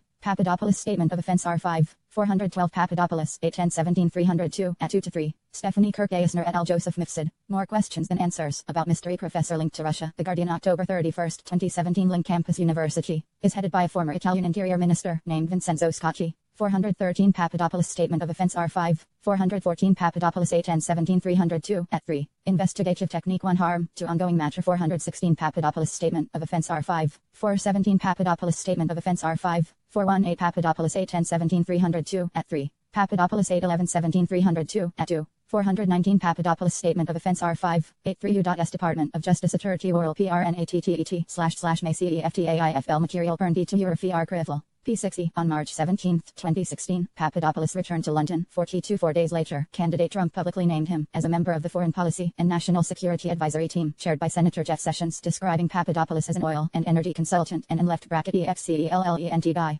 421 On March 24, 2016, Papadopoulos met with Mifsud in London. 422 Mifsud was accompanied by a Russian female named Olga Polonskaya. Mifsud introduced Polonskaya as a former student of his who had connections to Vladimir Putin. 423 Papadopoulos understood at the time that Polonskaya may have been Putin's niece, but later learned that this was not true. 424 During the meeting, Polonskaya offered to help Papadopoulos establish contacts in Russia and stated that the Russian ambassador in London was a friend of hers. 425 Based on this interaction, Papadopoulos expected Mifsud and Polonskaya to introduce him to the Russian ambassador in London, but that did not occur. 426 Following his meeting with Mifsud, Papadopoulos sent an email to members of the Trump campaign's Foreign Policy Advisory Team. The subject line of the message was meeting with Russian leadership, including Putin. 427. The message stated in pertinent part, I just finished a very productive lunch with a good friend of mine, Joseph Mifsud, the director of the London Academy of Diplomacy, who introduced me to both Putin's niece and the Russian ambassador in London, who also acts as the deputy foreign minister. 428. The topic of the lunch was to arrange a meeting between us and the Russian leadership to discuss US-Russia ties under President Trump. They are keen to host us in a neutral city or directly in Moscow. They said the leadership, including Putin, is ready to meet with us and Mr. Trump, should there be interest. Waiting for everyone's thoughts on moving forward with this very important issue. 429. 420. Papadopoulos, 810-17-302, at 2. 421. Philip Rucker, ampersand Robert Costa, Trump questions need for NATO, outlines non-interventionist foreign policy. Washington Post, March 21, 2016. 422. Papadopoulos, 810-17-302, at 3. 324-16 text messages, Mifsud ampersand Papadopoulos, 423. Papadopoulos, 810-17-302, at 3. 424. Papadopoulos, 810-17-302, at 3. Papadopoulos 210-17-302, at 2 to 3. Papadopoulos Internet Search History, 324-16, revealing late morning and early afternoon searches on March 24, 2016 for Putin's niece, Olga Putin, and Russian President niece Olga, among other terms. 425. Papadopoulos, 810-17-302, at 3. 426. Papadopoulos Statement of Offense R, 8NL. 427. 324-16 email, Papadopoulos to Page et al., 8:40, 8:21 a.m. 428. Papadopoulos' statements to the campaign were false. As noted above, the woman he met was not Putin's niece. He had not met the Russian ambassador in London, and the ambassador did not also serve as Russia's deputy foreign minister. 429. 324-16 email, Papadopoulos to Page et al., 8:40, 8:21 a.m. 84 U.S. Department of Justice ATTERTTEY, work PRED, 11ET//MACET, 1TAITT material pre-teach at Fed Arcrit 1. P60. Papadopoulos' message came at a time when Clovis perceived a shift in the campaign's approach toward Russia from one of engating with Russia through the NA to framework and take an Eastern stance on Russian aggression in Ukraine. Clovis' response to Papadopoulos, however, did not reflect that shift. Replying to Papadopoulos and the other members of the Foreign Policy Advisory Team, copied on the initial email, Clovis wrote, "This is most informative. Let me work it through the campaign. No commitments until we see how this plays out. My thought is that we probably should not go forward with any meetings with the Russians until we have had occasion to sit with our NATO allies, especially France, Germany and Great Britain. We need to reassure our allies that we are not going to advance anything with Russia until we have everyone on the same page. More thoughts later today. Great work. 431C. March 31st. Foreign Policy Team. Meeting. The campaign held a meeting of the Foreign Policy Advisory Team with Senator Sessions and candidate Trump approximately 1 week later, on March 31st, 2016, in Washington, D.C. 432. The meeting, which was intended to generate press coverage for the campaign 433, took place at the Trump International Hotel. 434. Papadopoulos flew to Washington for the event. At the meeting, Senator Sessions sat at one end of an oval table, while Trump sat at the other. As reflected in the photograph below, which was posted to Trump's Instagram account, Papadopoulos sat between the two seats to Sessions' left. 430. 431. 324-16 email, Clovis to Papadopoulos et al., 8:55:04 4 a.m. 432. Papadopoulos, 810-17-302, at 4. Papadopoulos 811-17-302, at 3. 433 Sessions, 117-18-302, at 16 to 17. 434 Papadopoulos, 810-17-302, at 4. First March 31st, 2016 meeting of Foreign Policy Team with Papadopoulos fourth from right of candidate Trump. During the meeting, each of the newly announced foreign policy advisors introduced themselves and briefly described their areas of experience or expertise. 435 Papadopoulos spoke about his previous work in the energy sector and then brought up a potential meeting with Russian officials. 436 specifically, Papadopoulos told the group that he had learned through his contacts in London that Putin wanted to meet with candidate Trump and that these connections could help arrange that meeting. 437 Trump and Sessions both reacted to Papadopoulos' statement. Papadopoulos and campaign advisor J.D. Gordon, who told investigators in an interview that he had a crystal clear recollection of the meeting, have stated that Trump was interested in and receptive to the idea of a meeting with Putin. 438 Papadopoulos understood Sessions to be similarly supportive of his efforts to arrange a meeting. 439 Gordon and two other attendees, however, recall that Sessions generally opposed the proposal, though they differ in their accounts of the concerns he voiced or the strength of the opposition he expressed. 440 George Papadopoulos learns that Russia has dirt in the form of Clinton emails, whatever Sessions' precise words at the March 31st meeting. Papadopoulos did not understand Sessions or anyone else in the Trump campaign to have directed that he refrain from 435 Papadopoulos, 810-17-302, at 4. 436 Papadopoulos 8/10-17-302, at 4. 437 Papadopoulos Statement of Offense I-9. C. Gordon 829-17-302, at 14. Carafano 912-17-302, at 2. Hoskins 914-17-302, at 1. 438 Papadopoulos 8/10/17-302, at 4 to 5. Gordon 9/7/17-302, at 4 to 5. 439 Papadopoulos 810-17-302, at 5. Papadopoulos 8/11/1-7-302, at 3. 440 Sessions 117-18-302, at 17. Gordon 9/7/17/302 at 5. Hoskins 9/14/17/302 at L. Carafano 9/12/17/302 at 2. Making further efforts to arrange a meeting between the campaign and the Russian government. To the contrary, Papadopoulos told the office that he understood the campaign to be supportive of his efforts to arrange such a meeting. 441 Accordingly, when he returned to London, Papadopoulos resumed those efforts. 442 Throughout April 2016, Papadopoulos continued to correspond with, meet with, and seek Russia contacts through Mifsud and at times Polonskaya. 443 For example, within a week of her initial March 24 meeting with him, Polonskaya attempted to send Papadopoulos a text message, which email exchanges show to have been drafted or edited by Mifsud addressing Papadopoulos' wish to engage with the Russian Federation. 444 When Papadopoulos learned from Mifsud that Polonskaya had tried to message him, he sent her an email seeking another meeting. 445 Polonskaya responded the next day that she was back in St. Petersburg, but would be very pleased to support Papadopoulos' initiatives between our two countries, and to meet him again. 446 Papadopoulos stated in reply that he thought a good step would be to introduce him to the Russian ambassador in London, and that he would like to talk to the ambassador or anyone else you recommend about a potential foreign policy trip to Russia. 447 Mifsud, who had been copied on the email exchanges, replied on the morning of April 11, 2016. He wrote, "This has already been agreed. I am flying to Moscow on the 18th for a Valdai meeting, plus other meetings at the Duma. We will talk tomorrow." 448 The two bodies referenced by Mifsud are part of or associated with the Russian government. The Duma is a Russian legislative assembly. 449 While Valdai refers to the Valdai Discussion Club, a Moscow-based group that is close to Russia's foreign policy establishment. 450 Papadopoulos thanked Mifsud and said that he would see him tomorrow. 451 For her part, Polonskaya responded that she had already alerted my personal links to our conversation and your request, that we are all very excited the possibility of a good relationship with Mr. Trump, and that _the Russian Federation would love to welcome him once his candidature would be officially announced. 452 441 Papadopoulos 8/10/17/302 at 4-5. Papadopoulos 8/11/17/302 at 3. Papadopoulos 9/20/17/302. 442 Papadopoulos statement of offense I-10. 443 Papadopoulos statement of offense I-10 to 15. 444 329/16 emails, Mifsud to Polonskaya 3:39 a.m. and 5:36 a.m. 445 410/16 email, Papadopoulos to Polonskaya 2:45:59 p.m. 446 411/16 email, Polonskaya to Papadopoulos 3:11:24 a.m. 447 411/L6 email, Papadopoulos to Polonskaya 9:21:56 a.m. 448 411/16 email, Mifsud to Papadopoulos 11:43:53. 449 Papadopoulos statement of offense I-10, c. at 2. 450 Anton Troyanovsky, Putin ally warns of arms race as Russia considers response to US nuclear stance. Washington Post February 10, 2018. 451 411/16 email, Papadopoulos to Mifsud 11:51:53 a.m. 452 412/16 email, Polonskaya to Papadopoulos 4:47:06 a.m. 87 U.S. Department of Justice Ativhi, work precat//mtt tilde second drittel preti to atar fed arkrivl. P60, Papadopoulos and Mifsud mentions of seeing each other tomorrow referenced a meeting that the two had scheduled for the next morning, April 12, 2016, at the Andaz Hotel in London. Papadopoulos acknowledged the meeting during interviews with the office. 453 and records from Papadopoulos' UK Sefon and his internet search history all indicate that the meeting took place. 454 Following the meeting, Mifsud traveled as planned to Moscow. 455 On April 18, 2016, while in Russia, Mifsud introduced Papadopoulos over email to Ivan Timofeev, a member of the Russian International Affairs Council (RIAC). 456 Mifsud had described Timofeev as having connections with the Russian Ministry of Foreign Affairs MFA. 457 The executive entity in Russia responsible for Russian foreign relations. 458 Over the next several weeks, Papadopoulos and Timofeev had multiple conversations over Skype and email about setting the groundwork for a potential meeting between the campaign and Russian government officials. 459 Papadopoulos told the office that on one Skype call, he believed that his conversation with Timofeev was being monitored or supervised by an unknown third party because Timofeev spoke in an official manner and Papadopoulos heard odd noises on the line. 460 Timofeev also told Papadopoulos in an April 25, 2016 email that he had just spoken to Igor Ivanov the president of RIAC and former foreign minister of Russia, and conveyed Ivanov's advice about how best to arrange a Moscow visit. 461 After a stop in Rome, Mifsud returned to England on April 25, 2016. 462 The next day, Papadopoulos met Mifsud for breakfast at the Andaz Hotel, the same location as their last. 453 Papadopoulos 9/19/17/302 at 7. 454 412/16 email, Mifsud to Papadopoulos 5:40 4:39 a.m. Forwarding Libya-related document.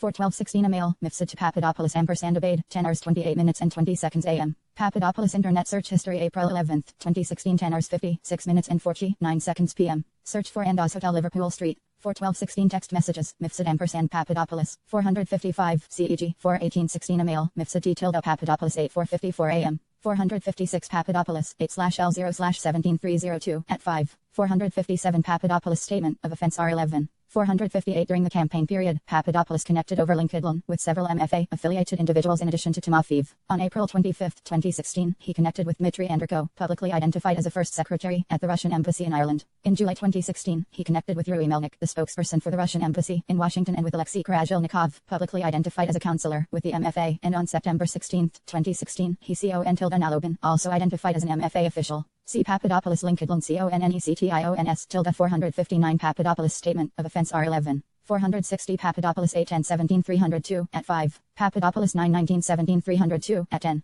46 1 16 email Timofeev to Papadopoulos 8:16:35 a.m. 462 422 16 email Mifsud to Papadopoulos 12 hours 41 minutes and 1 seconds a.m. 88U.S Department of Justice tilde work PF0EH1ET//MTT such a full file pre-TT on your fee arc fill P6E meeting. 463 During that meeting, Mifsud told Papadopoulos that he had met with high-level Russian government officials during his recent trip to Moscow. Mifsud also said that on the trip, he learned that the Russians had obtained dirt on candidate Hillary Clinton. As Papadopoulos later stated to the FBI, Mifsud said that the dirt was in the form of emails of Clinton and that they have thousands of emails. 464 On May 6, 2016, 10 days after that meeting with Mifsud, Papadopoulos suggested to a representative of a foreign government that the Trump campaign had received indications from the Russian government that it could assist the campaign through the anonymous release of information that would be damaging to Hillary Clinton. 465E. Russia-related communications with the campaign. While he was discussing with his foreign contacts a potential meeting of campaign officials with Russian government officials, Papadopoulos kept campaign officials apprised of his efforts. On April 25, 2016, the day before Mifsud told Papadopoulos about the emails, Papadopoulos wrote to senior policy advisor Stephen Mueller that _THE Russian government has an open invitation by Putin for Mr. Trump to meet him when he is ready, and that _THE advantage of being in London is that these governments tend to speak a bit more openly in neutral cities. 466 On April 27, 2016, after his meeting with Mifsud, Papadopoulos wrote a second message to Miller stating that some interesting messages were right coming in from Moscow about a trip when the time is right. 467 The same day, Papadopoulos sent a similar mail to campaign manager Kory Lewandowski, telling Lewandowski that Papadopoulos had been receiving a lot of calls over the last month about Putin wanting to host Trump and the team when the time is right. 468 Papadopoulos' Russia-related communications with campaign officials continued throughout the spring and summer of 2016. On May 4, 2016, he forwarded to Lewandowski an email from Timofeev, raising the possibility of a meeting in Moscow, asking Lewandowski whether that was something we want to move forward with. 469 The next day, Papadopoulos forwarded the same Timofeev email to Sam Clovis, adding to the top of the email Russia update. 470 He included the same email in a May 21, 2016 message to senior campaign official Paul Manafort under the subject line Request from Russia to meet Mr. Trump, stating that Russia has been eager to meet Mr. Trump for quite some time and have been reaching out to me. 463 Papadopoulos Statement of Offense 14. 425 16 Text messages, Mifsud & Papadopoulos. 464 Papadopoulos Statement of Offense 14. This information is contained in the FBI case opening document and related materials. For Falashi at 1 is Lu 11 F reflifl.t sensitivless SHSFLTTSD B trusty Sigli UIECTEN 1 AL Siseflis. The foreign government conveyed this information to the U.S. government on July 26, 2016, a few days after WikiLeaks' release of Clinton-related emails. The FBI opened its investigation of potential coordination between Russia and the Trump campaign a few days later based on the information. 4651 466 425 16 email Papadopoulos to S. Miller 8, 12:44 p.m. 467 427 16 email Papadopoulos to S. Miller 6:55 58 p.m. 468 427 16 email Papadopoulos to Lewandowski 7:15 14 p.m. 469 54 16 email Papadopoulos to Lewandowski 8:14 49 a.m. 475 516 email Papadopoulos to Clovis 7:15 21 p.m. To discuss, 471 Manafort forwarded the message to another campaign official without including Papadopoulos and stated, "Let's discuss. We need someone to communicate that Trump is not doing these trips. It should be someone low level in the campaign so as not to send any signal." 472 On June 1, 2016, Papadopoulos replied to an earlier mail chain with Lewandowski about a Russia visit, asking if Lewandowski want ed to have a call about this topic and whether we were following up with it. 473 After Lewandowski told Papadopoulos to connect with Clovis because he was running point, Papadopoulos emailed Clovis that the Russian MFA was asking him if Mr. Trump is interested in visiting Russia at some point. 474 Papadopoulos wrote in an email that he WANTED to pass this info along to you for you to decide what's best to do with it and what message I should send or to ignore. 475 After several email and Skype exchanges with Timofeev, 476 Papadopoulos sent one more email to Lewandowski on June 19, 2016, Lewandowski's last day as campaign manager. 477 The email stated that THE Russian Ministry of Foreign Affairs had contacted him and asked whether if Mr. Trump could not travel to Russia, a campaign representative such as Papadopoulos could attend meetings. 478 Papadopoulos told Lewandowski that he was willing to make the trip off the record if it's in the interest of Mr. Trump and the campaign to meet specific people. 479. Following Lewandowski's departure from the campaign, Papadopoulos communicated with Clovis and Walid Fairs, another member of the Foreign Policy Advisory Team, about an off-the-record meeting between the campaign and Russian government officials, or with Papadopoulos' other Russia connections, Mifsud and Timofey. 480. Papadopoulos also interacted. 471. 521-16 email, Papadopoulos to Manafort. 2:30, 14 p.m. 472. Papadopoulos statement of offense R19N.2. 473. 61-16 email, Papadopoulos to Lewandowski. 3:18 p.m. 474. 61-16 email, Lewandowski to Papadopoulos. 3:20:03 p.m. 61-16 email, Papadopoulos to Clovis. 3:29:14 p.m. 475. 61-16 email, Papadopoulos to Clovis. 3:29:14 p.m. Papadopoulos' email coincided in time with another message to Clovis suggesting a Trump-Putin meeting. First on May 15, 2016, David Klein, a distant relative of then-Trump Organization lawyer Jason Greenblatt, emailed Clovis about a potential campaign meeting with Bro Lazar, the chief rabbi of Russia. The email stated that Klein had contacted Lazar in February about a possible Trump-Putin meeting, and that Lazar was a very close confidant of Putin. DJTFP 0001154751516 email, Klein to Clovis, 5:40, 5:24 p.m. The investigation did not find evidence that Clovis responded to Klein's email, or that any further contacts of significance came out of Klein's subsequent meeting with Greenblatt and Rabbi Lazar at Trump Tower. Klein 8:30-18-302 at 2.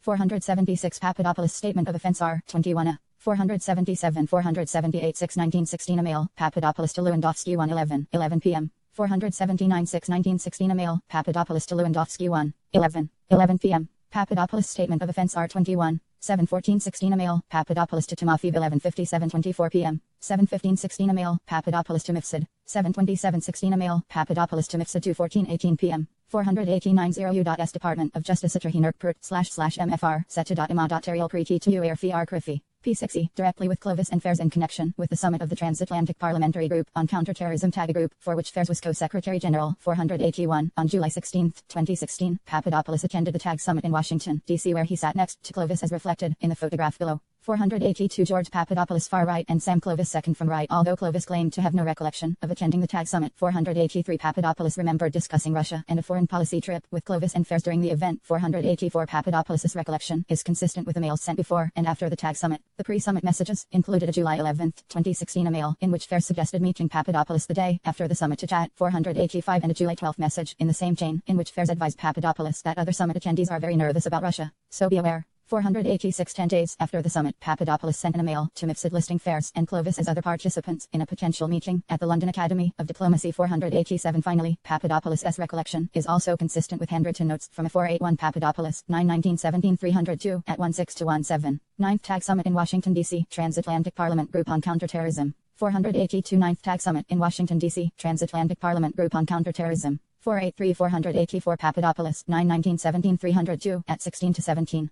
485 7/11/16 email, Fairs to Papadopoulos. 486 7/12/16 email, Fairs to Papadopoulos. 14 hours 52 minutes and 29 seconds. 487 7/27/16 email, Papadopoulos to Mifsud. 14 hours 14 minutes and 18 seconds. 91 U.S. Department of Justice / Moral Gratitude / me search at 1 material pre-t ut 1 tier fetty. RCRI 1 equal tt. P6E, journal that he kept at the time. 488. Those notes, which are reprinted in part below, appear to refer to potential September 2016 meetings in London with representatives of the Office of Putin, and suggest that Fairs, Clovis, and Papadopoulos Walid / me would attend without the official backing of the campaign. No official letter / no message from Trump. 489. September. Have an exploratory meeting T or lose. In September, if allowed, they will blast Mr. Trump. We want the London / England meeting in Walid / Sam me / EFFT _TN #/H _TLT J /AL less than 10 #O FFLFEJW _T J _1 I.R1L4CFT41R1R greater than 1 WTVF less than L./JJ J. No official letter / no message from Trump D.R 7.1 HTT. They are talking to us. It is a lot of risk. Office of Putin. Explore. We are campaign.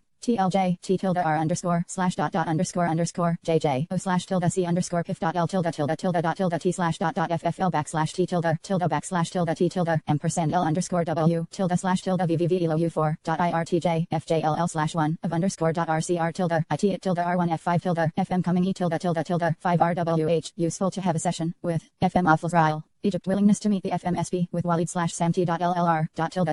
5 CFCLLV V I /greater than 1 him. T1HTJ /Ray R G _LRT. Later communications indicate that Clovis determined that Clovis could not travel. On August 15, 2016, Papadopoulos emailed Clovis that he had received requests from multiple foreign governments, even Russia right for closed-door workshops /consultations abroad, and asked whether there was still interest for Clovis Fairs and Papadopoulos to go on that trip. 490 Clovis copied fares on his response, which said that he could not travel before the election, but that he would encourage left bracket Papadopoulos right bracket and Walid to make the trips if it is feasible. 491 488 Papadopoulos 9/2017 302 at 3. 489 Papadopoulos declined to assist in deciphering his notes, telling investigators that he could not read his own handwriting from the journal. Papadopoulos 9/19/17 302 at 21. The notes, however, appear to read as listed in the column to the left of the image above. 498 15/16 email, Papadopoulos to Clovis 11:59:07 a.m. 4918/15/16 email, Clovis to Papadopoulos 12:01:45 p.m. 92U.S Department of Justice at tilde work PRE 11ET//may-CELTAIH material pre-T2U air FR critical. P6E, Papadopoulos was dismissed from the Trump campaign in early October 2016 after an interview he gave to the Russian news agency Inter/Ax generated adverse publicity. 492F, Trump campaign knowledge of dirt. Papadopoulos admitted telling at least one individual outside of the campaign, specifically the then Greek foreign minister, about Russia's obtaining Clinton-related emails. 493 In addition, a different foreign government informed the FBI that 10 days after meeting with Mifsud in late April 2016, Papadopoulos suggested that the Trump campaign had received indications from the Russian government that it could assist the campaign through the anonymous release of information that would be damaging to Hillary Clinton. 494 This conversation occurred after the GRU's pushed Clinton campaign chairman John Podesta and stole his emails, and the GRU hacked into the DCCC and DNC C volume L sections III.A &III.B supra. Such disclosures raised questions about whether Papadopoulos informed any Trump campaign official about the emails. When interviewed, Papadopoulos and the campaign officials who interacted with him told the office that they could not recall Papadopoulos as sharing the information that Russia had obtained dirt on candidate Clinton in the form of emails, or that Russia could assist the campaign through the anonymous release of information about Clinton. Papadopoulos stated that he could not clearly recall having told anyone on the campaign, and wavered about whether he accurately remembered an incident in which Clovis had been upset after hearing Papadopoulos tell Clovis that Papadopoulos thought they have her emails. 495 The campaign officials who interacted or corresponded with Papadopoulos have similarly stated, with varying degrees of certainty, that he did not tell them. Senior policy advisor Stephen Mueller, for example, did not remember hearing anything from Papadopoulos or Clovis about Russia having emails of or dirt on candidate Clinton. 496 Clovis stated that he did not recall anyone, including Papadopoulos, having given him non-public information that a 4AIN overment me HD be in a session of material doma into Hillary Clinton. 497 492 George Papadopoulos. Sanctions have done little more than to turn Russia towards China. Interfax September 30th, 2016. 493 Papadopoulos, 9/19/17 302 at 14-15. Jeff sent. Mem United States v. George Papadopoulos, I-17 CR 182 DDC August 31st 2018.45. 494 see footnote 465 of Volume 1, Section IV.A.2.D, Supra. 495 Papadopoulos, 8/10/17 302 at 5. Papadopoulos 8/11/17 302 at 5. Papadopoulos 9/21 7 302 496 S Miller 12/14/17 302 at 10 at 2. 497 498 93U.S Department of Justice at the work pred / may set AI material fetched utter fed archival. P6E, no documentary evidence, and nothing in the email accounts or other communications facilities reviewed by the office shows that Papadopoulos shared this information with the campaign. G. Additional George Papadopoulos contact. The office investigated another Russia-related contact with Papadopoulos. The office was not fully able to explore the contact because the individual at issue Sergei Mueller remained out of the country since the inception of our investigation and declined to meet with members of the office despite our repeated efforts to obtain an interview. Papadopoulos first connected with Mueller via LinkedIn on July 15, 2016, shortly after Papadopoulos had attended the TAG Summit with Clovis. 500 Mueller, an American citizen who is a native of Belarus, introduced himself as president of the right New York-based Russian-American Chamber of Commerce, and claimed that through that position he had insider knowledge and direct access to the top hierarchy in Russian politics. 501 Papadopoulos asked Timofeyev whether he had heard of Mueller. 502 Although Timofeyev said no. 503 Papadopoulos met Mueller in New York City. 504 The meetings took place on July 30th and August 1st, 2016. 505 Afterwards Mueller invited Papadopoulos to attend and potentially speak at 2 international energy conferences, including one that was to be held in Moscow in September 2016. 506 Papadopoulos ultimately did not attend either conference. On July 31st, 2016, following his first in-person meeting with Mueller, Papadopoulos emailed Trump campaign official Bo Denisik to say that he had been contacted by some leaders of Russian-American voters here in the US about their interest in voting for Mr. Trump, and to ask whether he should put you in touch with their group US Russia Chamber of Commerce. 507 Denisik thanked Papadopoulos for taking the initiative but asked him to hold off with 499 507 1516 LinkedIn message Mueller to Papadopoulos. 501 7/15/16 LinkedIn message Mueller to Papadopoulos. 502 7/22/16 Facebook message Papadopoulos to Timofeyev 7:40 23 p.m. 7/26/16 Facebook message Papadopoulos to Timofeyev 3:8:57 p.m. 503 7/23/16 Facebook message Timofeyev to Papadopoulos 4:3:1:37 a.m. 7/26/16 Facebook message Timofeyev to Papadopoulos 3:37:16 p.m. 504 7/16/16 text messages Papadopoulos & Mueller 7:55:43 p.m. 505 730 16 text messages, Papadopoulos ampersand million 538 ampersand 6:05 p.m. 731 16 text messages, million ampersand Papadopoulos 348 ampersand 4:18 p.m. 8/116th text message, million to Papadopoulos 8:19 p.m. 506 82 16 text messages, million ampersand Papadopoulos 304 ampersand 3:05 p.m. 8316 Facebook messages, Papadopoulos ampersand million 4 7:37 a.m. ampersand 1:11:58 p.m. 507 731 16 email, Papadopoulos to Denisik 12 hours 29 minutes and 59 seconds p.m. 9 4U.S Department of Justice at my back /ERK prefet / Maycefel.ti full material pre-TK fee and fire fee archival. P6E outreach to Russian Americans because too many articles had already portrayed the campaign. 508 then campaign chairman Paul Manafort and candidate Trump as being pro-Russian. On August 23, 2016, Million sent a Facebook message to Papadopoulos promising that he would share with you a disruptive technology that might be instrumental in your political work for the campaign. 509 Papadopoulos claimed to have no recollection of this matter. 510 on November 9, 2016, shortly after the election, Papadopoulos arranged to meet Million in Chicago to discuss business opportunities, including potential work with Russian billionaires who are not under sanctions. 511 The meeting took place on November 14, 2016, at the Trump Hotel and Tower in Chicago. 512 According to Papadopoulos, the two men discussed partnering on business deals, but Papadopoulos perceived that Million's attitude toward him changed when Papadopoulos stated that he was only pursuing private sector opportunities and was not interested in a job in the administration. 513 The two remained in contact, however, and had extended online discussions about possible business opportunities in Russia. 514 The two also arranged to meet at a Washington, D.C. bar when both attended Trump's inauguration in late January. 2017 5153 Carter Page worked for the Trump campaign from January 2016 to September 2016. He was formally and publicly announced as a foreign policy advisor by the candidate in March 2016. 516 Page had lived and worked in Russia, and he had been approached by Russian intelligence officers several years before he volunteered for the Trump campaign. During his time with the campaign, Page advocated pro-Russia foreign policy positions and traveled to Moscow in his personal capacity. Russian intelligence officials had formed relationships with Page in 2008 and 2013, and Russian officials may have focused on Page in 2016 because of his affiliation with the campaign. However, the investigation did not establish that Page coordinated with the Russian government in its efforts to interfere with the 2016 presidential election. 508-7/31/16 email, Denisik to Papadopoulos 21:54:52. 509-8-23-16 Facebook message, Million to Papadopoulos, 2:50, 5:36 a.m. 510 Papadopoulos 9/2017 302 at 2. 511-11-10-16 Facebook message, Million to Papadopoulos, 9:35 5 p.m. 512-11-14-16 Facebook message, Million to Papadopoulos 1:32, 11 a.m. 513 Papadopoulos, 9/19-17 302 at 19. 514 EG 11/29/16 Facebook messages, Papadopoulos ampersand Million 509 5:11 p.m. 12/7/16 Facebook message, Million to Papadopoulos 5:10:54 p.m. 5:15 1/20/17 Facebook messages, Papadopoulos ampersand Million 4:37 4:39 a.m. 516 Page was interviewed by counsel as appointment. 95U.S Department of Justice at Sheriff work PROCITTET//Makeoff full material pro TT Umerfiel RCRTFFL P6E.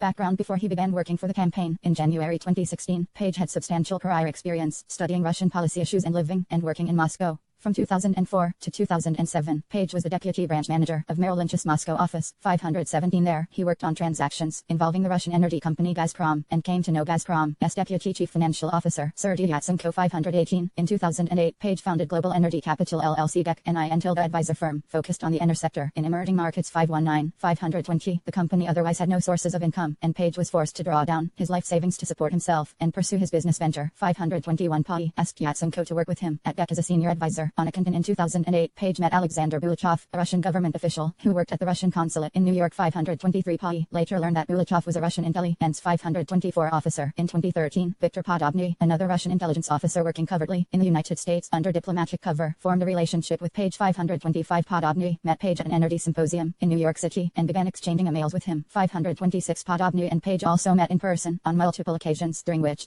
Page offered his outlook on the future of the energy industry and provided documents to Podobny about the energy business. 527 In a recorded conversation on April 8, 2013, Podobny told another intelligence officer that Page was interested in business opportunities in Russia. 528 In Podobny's words, Page got hooked on 517 testimony of Carter Page hearing before the U.S. House of Representatives Permanent Select Committee on Intelligence. 115th Cong 14 November 2, 2017 Exhibit 518 Page 330 302 at 10. 519-520-521-523, 524 Complaint RR 222432, United States v. Beryakov 1, 15 MJ 215 SDNY January 23, 20I5.1 Beryakov Complaint, 525-526 Beryakov Complaint R34, 527 Beryakov Complaint R34, 528 Beryakov complaint R32. 96 U.S. Department of Justice ATTET 1 AEWET 1 KPT 1 ETTTET//MFD C2 MTTTET 1 ITTLPT 1 ETETEA UARFR Criffle P6E Gazprom thinking that if they have a project he could rise up. Maybe he can.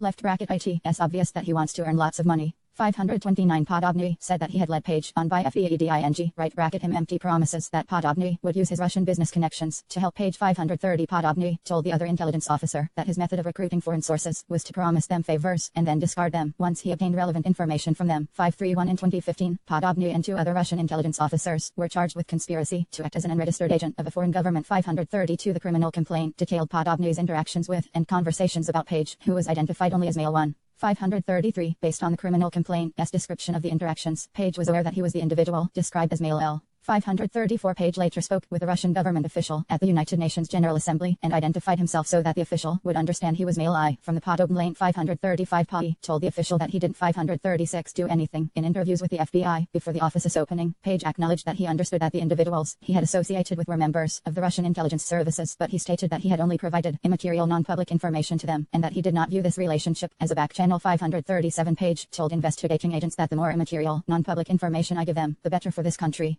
538b Origins of and early campaign work. In January 2016, Page began volunteering on an informal, unpaid basis for the Trump campaign after Ed Cox, a state Republican Party official, introduced Page to Trump campaign officials. 539 Page told the office that his goal in working on the campaign was to help candidate Trump improve relations with Russia. 540 To that end, Page emailed campaign officials offering his thoughts on U.S.-Russia relations, prepared talking points and briefing memos on Russia. And 529 Beryakov complaint. 530 Beryakov complaint. 531 Beryakov complaint. 532 See Beryakov complaint. See also Indictment United States v. Beryakov 1. 15 CR 73 SDNY. February 9, 2015. 10. 536 Page 316 17 302 at 4. 537 Page 330 17 302 at 6. Page 331 17 302 at 1. 538 Page 331 17 302 at 1. 539 Page 316 17 302 at 1. 540 Page 310 17 302 at 2. Proposed that candidate Trump meet with President Vladimir Putin in Moscow. 541 In communications with campaign officials, Page also repeatedly touted his high-level contacts in Russia and his ability to forge connections between candidate Trump and senior Russian governmental officials. For example, on January 30, 2016, Page sent an email to senior campaign officials stating that he had spent the past week in Europe and had left bracket D right bracket been in discussions with some individuals with close ties to the Kremlin who recognized that Trump could have a game-changing effect in bringing the end of the new Cold War. 542 The email stated that left bracket THROUGH left bracket his right bracket discussions with these high-level contacts. Page believed that a direct meeting in Moscow between Mr. left bracket right bracket Trump and Putin could be reneged. 543 Potty closed the email B criticizing U.S. sanctions on Russia. 544 On March 21, 2016, candidate Trump formally and publicly identified Page as a member of his foreign policy team to advise on Russia and the energy sector. 546 Over the next several months, Page continued providing policy-related work product to campaign officials. For example, in April 2016, Page provided feedback on an outline for a foreign policy speech that the candidate gave at the Mayflower Hotel. 547 See Volume 1, Section IV.A. For Infra. In May 2016, Page prepared an outline of an energy policy speech for the campaign and then traveled to Bismarck, North Dakota to watch the candidate deliver the speech. 548 Chief Policy Advisor Sam Clovis expressed appreciation for Page's work and praised his work to other campaign officials. 549 C. Carter Page's July 2016 trip to Moscow. Page's affiliation with the Trump campaign took on a higher profile and drew the attention of Russian officials after the candidate named him a foreign policy advisor. As a result, in late April 2016, Page was invited to give a speech at the July 2016 commencement ceremony at the 541 CEG 13016 email. Page to Glasner et al. 31716 email. Page to Clovis attaching a President's Daily Brief prepared by Page that discussed the severe degradation of Russia relations following Washington's meddling in Ukraine. 542 13016 email. Page to Glasner et al. 543 13016 email. Page to Glasner et al. 544 13016 email. Page to Glasner et al. 545 546 with the Washington Post editorial board. A transcript of Donald Washington Post March 21, 2016. 547 548 549 CEG 32816 email. Clovis to Lewandowski et al. Forwarding notes. Prepared by Page and stating, I wanted to let you know the type of work some of our advisors are capable of. New Economic School NES in Moscow. 550 The NES commencement ceremony generally featured high-profile speakers. For example, President Barack Obama delivered a commencement address at the school in 2009. 551 NES officials told the office that the interest in inviting Page to speak at NES was based entirely on his status as a Trump campaign advisor who served as the candidate's Russia expert. 552 Andrei Krikovic, an associate of Page S. and assistant professor at the Higher School of Economics in Russia, recommended that NES rector Shlomo Weber invite Page to give the commencement address based on his connection to the Trump campaign. 553 Denis Klimenchov, an employee often said that when Russians learned of Page's involvement in the Trump campaign in March 2016, the excitement was palpable. 554 Weber recalled that in summer 2016 there was substantial interest in the Trump campaign in Moscow, and he felt that bringing a member of the campaign to the school would be beneficial. 555 Page was eager to accept the invitation to speak at NES, and he sought approval from Trump campaign officials to make the trip to Russia. 556 On May 16, 2016, while that request was still under consideration, Page emailed Clovis J.D. Gordon and Walid Fairs and suggested that candidate Trump take his place, speaking at the commencement ceremony in Moscow. 557 On June 19, 2016, Page followed up again to request approval to speak at the NES event and to reiterate that NES would love to have Mr. Trump speak at this annual celebration in Page's place. 558 Campaign manager Corey Lewandowski responded the same day, saying, "If you want to do this, it would be outside left bracket sick right bracket of your role with the DJT for president campaign. I am certain Mr. Trump will not be able to attend." 559 In early July 2016, Page traveled to Russia for the NES events. On July 5, 2016, Denis Klimenchov, copying his brother, Dmitry Klimenchov. 560 Emailed Maria Zakharova, the director of the Russian Ministry of Foreign Affairs Information and Press Department, about Page's visit and his connection to the Trump campaign. 561 Denis Klimenchov said in the email that he wanted to draw the Russian government's attention to Page's visit in Moscow. 562 His message to Zakharova. 550 Page 3/16/17 302 at 2-3. Page 3/10/17 302 at 3. 551 S. Weber 728-17 302 at 3. 552 Y. Weber 6117 302 at 4-5. S. Weber 728-17 302 at 3. 553 C. Y. Weber 6117 302 at 4. S. Weber 728-17 302 at 3. 554 D. Klimenchov 6917 302 at 2. 555 S. Weber 728-17 302 at 3. 556 C. 516-16 Email Page to Fairs et al. Referring to submission of a campaign advisor request form. 557 516-16 Email Page to Fairs et al. 558 619-16 Email Page to Gordon et al. 559 619-16 Email Lewandowski to Page et al. 560 Dmitry Klimenchov is a New York-based public relations consultant. 561 7516 Email Klimenchov to Zakharova translated. 562 7516 Email Klimenchov to Zakharova translated. 99 U.S. Department of Justice Attorney. World PREA 11 ET//MEA sent in material pre-T to under FR Krifl. P60 continued. Page is Trump's advisor on foreign policy. He is a known businessman. He used to work in Russia. If you have any questions, I will be happy to help. Contact him. 563 Dmitry Klimenchov then contacted Russian Press Secretary Dmitry Peskov about Page's visit to see if Peskov wanted to introduce Page to any Russian government officials. 564 The following day, Peskov responded to what appears to have been the same Denis Klimenchov Zakharova mail thread. Peskov wrote, "I have read about left bracket Page right bracket. Specialists say that he is far from being the main one. So I better not initiate a meeting in the Kremlin." 565 On July 7, 2016, Page delivered the first of his 2 speeches in Moscow at NES. 566 In the speech, Page criticized the U.S. government's foreign policy toward Russia, stating that Washington and other Western capitals have impeded potential progress through their often hypocritical focus on ideas such as democratization, inequality, corruption and regime change. 567 On July 8, 2016, Page delivered a speech during the NES commencement. 568 After Page delivered his commencement address, Russian Deputy Prime Minister and NES board member Arkady Dvorkovich spoke at the ceremony and stated that the sanctions the United States had imposed on Russia had hurt the NES. 569 Page and Dvorkovich shook hands at the commencement ceremony, and Weber recalled that Dvorkovich made statements to Potty about working to ether in the future. 570 Page said that during his time in Moscow, he met with friends and associates he knew from when he lived in Russia, including Andrei Baranov, a former Gazprom employee who had become the head of investor relations at Rosneft, a Russian energy company. 572 Page stated that he and Baranov talked about immaterial non-public information. 573 Page believed he and Baranov discussed Rosneft President Igor Sechin, and he thought Baranov might have mentioned 563 7/5/16 Email Klimenchov to Zakharova translated.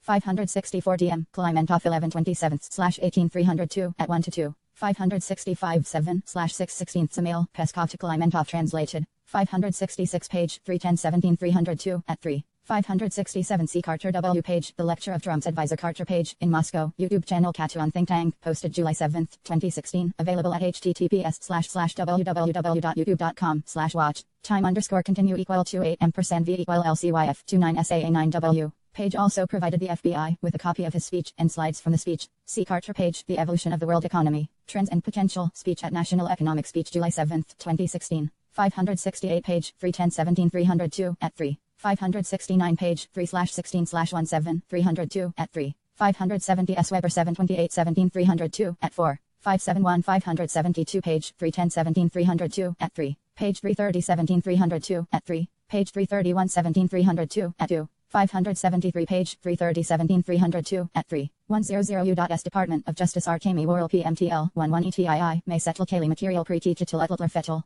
archival. P60, the possibility of a sale of a stake in Rosneft in passing 574-page, recalled mentioning his involvement in the Trump campaign with Baronov, although he did not remember details of the conversation. 575-page also met with individuals from Tatneft, a Russian energy company, to discuss possible business deals, including having Page work as a consultant. 576 on July 8, 2016, while he was in Moscow, Page emailed several campaign officials and stated he would send a readout soon regarding some incredible insights and outreach I've received from a few Russian legislators and senior members of the presidential administration here. 577 on July 9, 2016. Page emailed Clovis, writing in pertinent part. Russian Deputy Prime Minister and NES board member Arkady Dvorkovich also spoke before the event. In a private conversation, Dvorkovich expressed strong support for Mr. Trump and a desire to work together toward devising better solutions in response to the vast range of current international problems. Based on feedback from a diverse array of other sources close to the presidential administration, it was readily apparent that this sentiment is widely held at all levels of government. 578 The office was unable to obtain additional evidence or testimony about who Page may have met or communicated with in Moscow. Thus Page's activities in Russia as described in his emails with the campaign were not fully explained. 576 577 Page 310 17 302 at 3. Page 330 17 302 at 7. Page 331 17 302 at 2. 7/8/16 email. Page to Dull Gordon. 578 579 580 581 582 101 U.S. Department of Justice @L/org /macy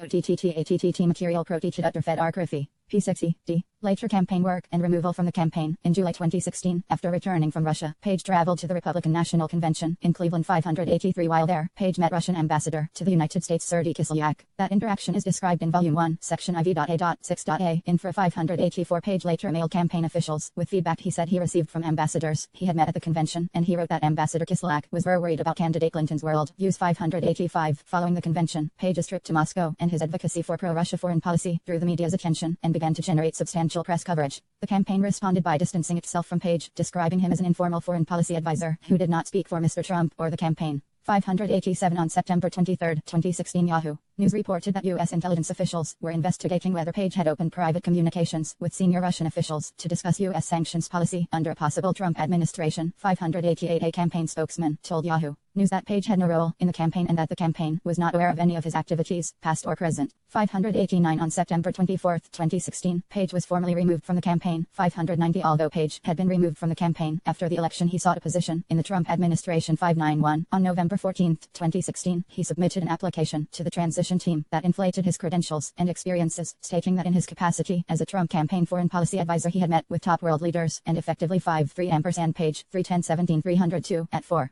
Page 3/16/17 302 at 3. 5-4 Page 310 17 302 at 4. Page 316 17 302 at 3. $5 723 16 email. Page to Clovis 725 16 email. Page to Gordon Schmitz 586 587 CEG Stephen Mufson Tom Hamburger Trump advisors public comments ties to Moscow stir-unease in both parties. Washington Post August 5, 2016. 58 Michael Isikoff US Intel officials probe ties between Trump advisor and Kremlin. Yahoo! News September 23, 2016. 59 Michael Isikoff US Intel officials probe ties between Trump advisor and Kremlin. Yahoo! News September 23, 2016. See also 925-16 email. Hicks to Conway Bannon instructing that inquiries about Page should be answered with left bracket HE was announced as an informal advisor in March. Since then he has had no role or official contact with the campaign. We have no knowledge of activities past or present and he now officially has been removed from all lists etc. 590 Page 316 17 302 at 2. CEG 923-16 email. J. Miller to Bannon S. Miller discussing plans to remove Page from the campaign.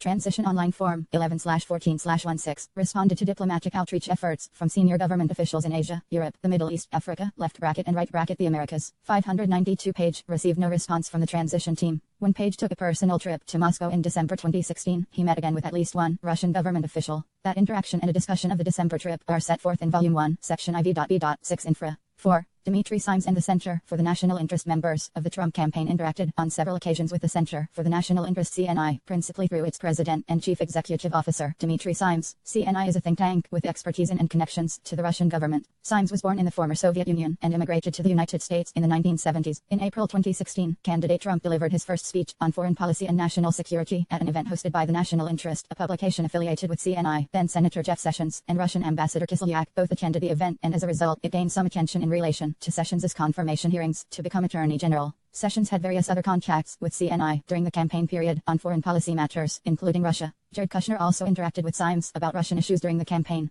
The investigation did not identify evidence that the campaign passed or received any messages to or from the Russian government through CNI or Symes.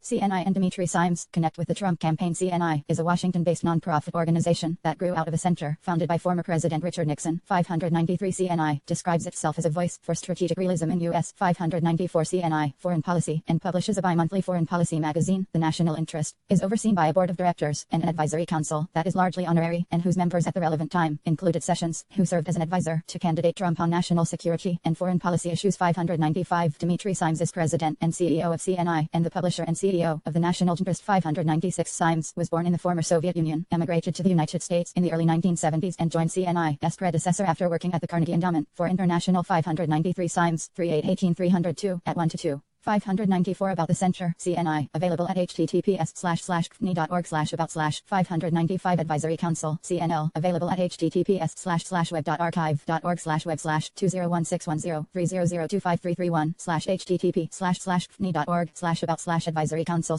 Symes 3818-302 at 3-4. Saunders 215-18-302 at 4. Sessions 117-18-302 at 16. 596 Symes 3818-302 at 2. 103 U.S. Department of Justice Attorney Work Prefil Chet / Moy Search Material Pern DTI at FR. Krifl. P60, Piece 597 Symes personally has many contacts with current and former Russian government officials. 598 As does CNI collectively. As CNI stated when seeking a grant from the Carnegie Corporation in 2015, CNI has unparalleled access to Russian officials and politicians among Washington think tanks. 599 In part because CNI has arranged for U.S. delegations to visit Russia and for Russian delegations to visit the United States as part of so-called Track 11 diplomatic efforts. 600 On March 14, 2016, CNI board member Richard Plepler organized a luncheon for CNI and its honorary chairman, Henry Kissinger, at the Time Warner Building in New York. 601 The idea behind the event was to generate interest in CNI's work and recruit new board members for CNI. 602 Along with Symes, attendees at the event included Jared Kushner, son-in-law of candidate Trump. 603 Kushner told the office that the event came at a time when the Trump campaign was having trouble securing support from experienced foreign policy professionals, and that as a result he decided to seek Symes' assistance during the March 14th event. 604 Symes and Kushner spoke again on a March 24, 2016 telephone call. 605 3 days after Trump had publicly named the team of foreign policy advisors that had been put together on short notice. 606 On March 31, 2016, Symes and Kushner had an in-person, one-on-one meeting in Kushner's New York office. 607 During that meeting, Symes told Kushner that the best way to handle foreign policy issues for the Trump campaign would be to organize an advisory group of experts to meet with candidate Trump and develop a foreign policy approach that was consistent with Trump's voice. 608 Symes believed that Kushner was receptive to that suggestion. 609 Symes also had contact with other individuals associated with the Trump campaign regarding the campaign's foreign policy positions. For example, on June 17, 2016, Symes sent J.D. Gordon a mail with a memo to Senator Sessions that we discussed at our recent meeting. 597 Symes 3818-302 at 1-2. Symes 327-18-302 at 19. 598 Symes 327/18-302 at 10-15. 599 C000L 1656 Rethinking US-Russia Relations, CNI April 18, 2015. 600 Symes 3818-302 at 5. Saunders 215-18-302 at 29-30. Zackheim 125-18-302 at 3. 601 Symes 3818-302 at 6. C00067-843-1116 Email Gilbride to Saunders 3:43:12 p.m. CF Zackheim 125-18-302 at 1. Kissinger was CNI's honorary chairman of the board. Boyd 1/24 1/8-302 at 2. P. Sanders 215-18-302 at 5. 602 Symes 3818-302 at 5-6. Symes 327-18-302 at 2. 603 Symes 3818-302 at 6. Kushner 411-18-302 at 2. 604 Kushner 4/11/18-302 at 2. 605 Symes 3818-302 at 6-7. 606 See Volume 1, Section IV.A.2 Supra. 607 Symes 3818-302 at 7-9. 608 Symes 3818-302 at 7-8. 609 Symes 3818-302 at 8. See also Boyd 124-18-302 at 2. 104 U.S. Department of Justice AT 1 ERTT Nerk Predchet / Masatate Material Pre-Teated Utler Fed R Krifl. P60 and asked Gordon to both read it and share it with Sessions. The memorandum proposed building a small and carefully selected group of experts to assist Sessions with the campaign, operating under the assumption that Hillary Clinton is very vulnerable on national security and foreign policy issues. The memorandum outlined key issues for the campaign, including a new beginning with Russia. 610b. National Interest hosts a foreign policy speech at the Mayflower Hotel during both their March 24th phone call and their March 31st in-person meeting. Symes and 611 Kushner discussed the possibility of CNI hosting a foreign policy speech by candidate Trump.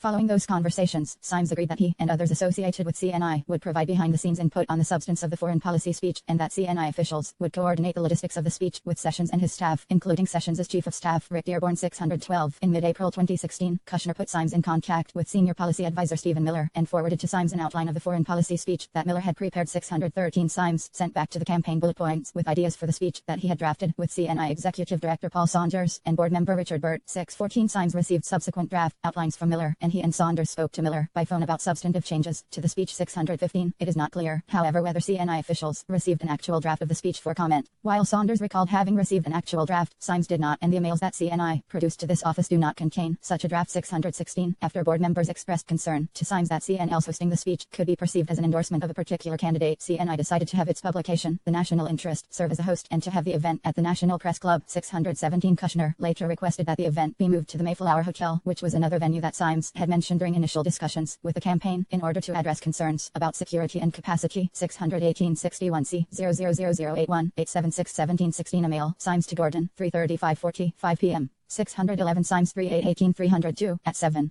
612. Symes 3818 302 at 8 to 11. C. 000892346 16. Email, Symes to Burt, 2:20-2:28 p.m. Burt 2918 302 at 7. 613. C. 0008551 1716. Email, Kushner to Symes, 2:40 4:25 p.m. C. 00067 594 1416. Email, Kushner to Symes ampersand S. Miller 12:30 p.m. 614. Burt 2918 302 at 7. Saunders 215 18 302 at 7 to 8. 615. Symes 3818 302 at 13. Saunders 215 18 302 at 7 to 8. 616. Symes 3818 302 at 13. Saunders 215 18 302 at 7 to 8. 617. Saunders 215 18 302 at 8. Symes 3818 302 at 12. C. 000383440 3422 16. Email, Symes to Boyd at L 8:47 a.m. 618. Symes 3818 302 at 1:18. Saunders 215 18 302 at 11. On April 25, 2016, Saunders booked event rooms at the Mayflower to host both the speech and a VIP reception that was to be held beforehand. 619. Saunders understood that the reception at which Keys would have the chance to meet candidate Trump would be a small event. 620. Saunders decided who would attend by looking at the list of CNI's Keys to the speech itself and then choosing a subset for the reception. 621. CNI's Keys to the reception included Sessions and Kislyak. 622. The week before the speech, Symes had informed Kislyak that he would be invited to the speech and that he would have the opportunity to meet Trump. 623. When the pre-speech reception began on April 27, a receiving line was quickly organized so that attendees could meet Trump. 624. Sessions first stood next to Trump to introduce him to the members of Congress who were in attendance. 625. After those members had been introduced, Symes stood next to Trump and introduced him to the CNI and Keys in attendance, including Kislyak. 626. Symes perceived the introduction to be positive and friendly, but thought it clear that Kislyak and Trump had just met for the first time. 627. Kislyak also met Kushner during the pre-speech reception. The two shook hands and chatted for a minute or two, during which Kushner recalled Kislyak saying, "We like what your candidate is saying.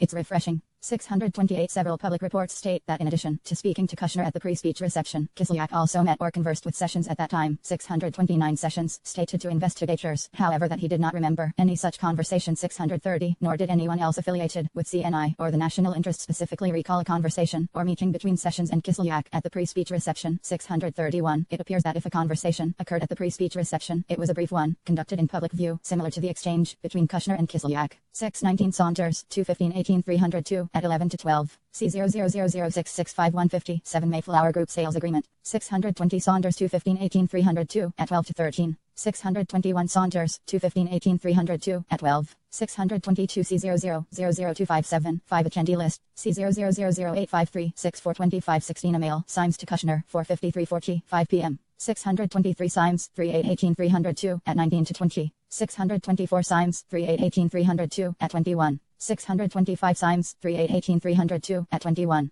626. Symes 3818 302 at 21. 627. Symes 3818 302 at 21. 628. Kushner 41118 302 at 4. 629. CEG, Candelaunian. Did Trump Kushner Sessions have an undisclosed meeting with Russian? NBC News June 1, 2016. Julia Ioff. Why did Jeff Sessions really meet with Sergei Kislyak? The Atlantic June 13, 2017. 630. Sessions 117 18 302 at 22. 631. Symes 3818 302 at 21. Saunders 215 18 302 at 14, 21. Boyd 124 18 302 at 3 to 4. Heilbrunn 2-1-18-302 at 6. Statement regarding President Trump's April 27, 2016 foreign policy speech at the Center for the National Interest CNI March 8, 2017. 106 U.S. Department of Justice Achefel tilde work // mt Cefel Chifel mt 1 TERITTL pre-T to Emler Fiar Krifel. P6e, the office found no evidence that Kislyak conversed with either Trump or Sessions after the speech, or would have had the opportunity to do so. Symes, for example, did not recall seeing Kislyak at the post-speech luncheon. 632, and the only witness who accounted for Sessions' whereabouts stated that Sessions may have spoken to the press after the event but then departed for Capitol Hill. 633, Saunders recalled, based in part on a food-related request he received from a campaign staff member, that Trump left the hotel a few minutes after the speech to go to the airport. 634c. Jeff Sessions' post-speech interactions with CNI. In the wake of Sessions' confirmation hearings as Attorney General, questions arose about whether Sessions' campaign period interactions with CNI, apart from the Mayflower speech, included any additional meetings with Ambassador Kislyak or involved Russian-related matters. With respect to Kislyak contacts, on May 23, 2016, Sessions attended CNI's Distinguished Service Award dinner at the Four Seasons Hotel in Washington, D.C. 635. Sessions attended a pre-dinner reception and was seated at one of two head tables for the event. 636. A seating chart prepared by Saunders indicates that Sessions was scheduled to be seated next to Kislyak, who appears to have responded to the invitation by indicating he would attend the event. 637. Sessions, however, did not remember seeing, speaking with, or sitting next to Kislyak at the dinner. 638. Although CNI board member Charles Boyd said he may have seen Kislyak at the dinner. 639. Symes, Saunders, and Jacob Heilbrunn, editor of the National Interest, all had no recollection of seeing Kislyak at the May 23 event. 64. Kislyak also does not appear in any of the photos from the event that the office obtained. In the summer of 2016, CNI organized at least 2 dinners in Washington, D.C. for Sessions to meet with experienced foreign policy professionals. 641. The dinners included CNI-affiliated individuals such as Richard Burt and Zalm Khalilzad, a former U.S. ambassador to Afghanistan and Iraq and the person who had introduced Trump before the April 27, 2016 foreign. 632. Symes, 3-8-18-302 at 22. Heilbrunn 2-1-18-302 at 7. 633. Left 1/30-18-302 at 4. 634. Saunders, 2-15-18-302 at 15. 635. Sessions 1/17-18-302 at 22. Saunders 2-15-18-302 at 17. 636. Saunders, 2-15-18-302 at 17. C0000477-985-2316. Email, Cantelmo to Saunders & Hagberg 9:30, 12 a.m. C00043-625-2316. Email, Bauman to Cantelmo at L2232 a.m. 637. C00043-625-2316. Email, Bauman to Cantelmo at L2232 a.m. 638. Sessions 1-17-18-302 at 22. 639. Boyd 1-24-18-302 at 4. 640. Symes, 3-8-18-302 at 23. Saunders 2-15-18-302 at 18. Heilbrunn 2-1-18-302 at 7. 641. Symes, 3-8-18-302 at 31. Saunders 2-15-18-302 at 19. Burt 2-9-18-302 at 9-10. Khalilzad 1/9/18302 at 5. 107. U.S. Department of Justice ATTERLLEY NERC preclude / MTT greater than CELLTAILI. Material pre-Feckle, R. Krifel. P6e, Policy Speech. 642. Khalilzad also met with Sessions one-on-one separately from the dinners. 643. At the dinners and in the meetings, the participants addressed U.S. relations with Russia, including how U.S. relations with NATO and European countries affected U.S. policy toward Russia. 644. But the discussions were not exclusively focused on Russia. 645. Khalilzad, for example, recalled discussing nation building and violent extremism with Sessions. 646. In addition, Sessions asked Saunders of CNI to draft 2 memoranda not specific to Russia, one on Hillary Clinton's foreign policy shortcomings and another on Egypt.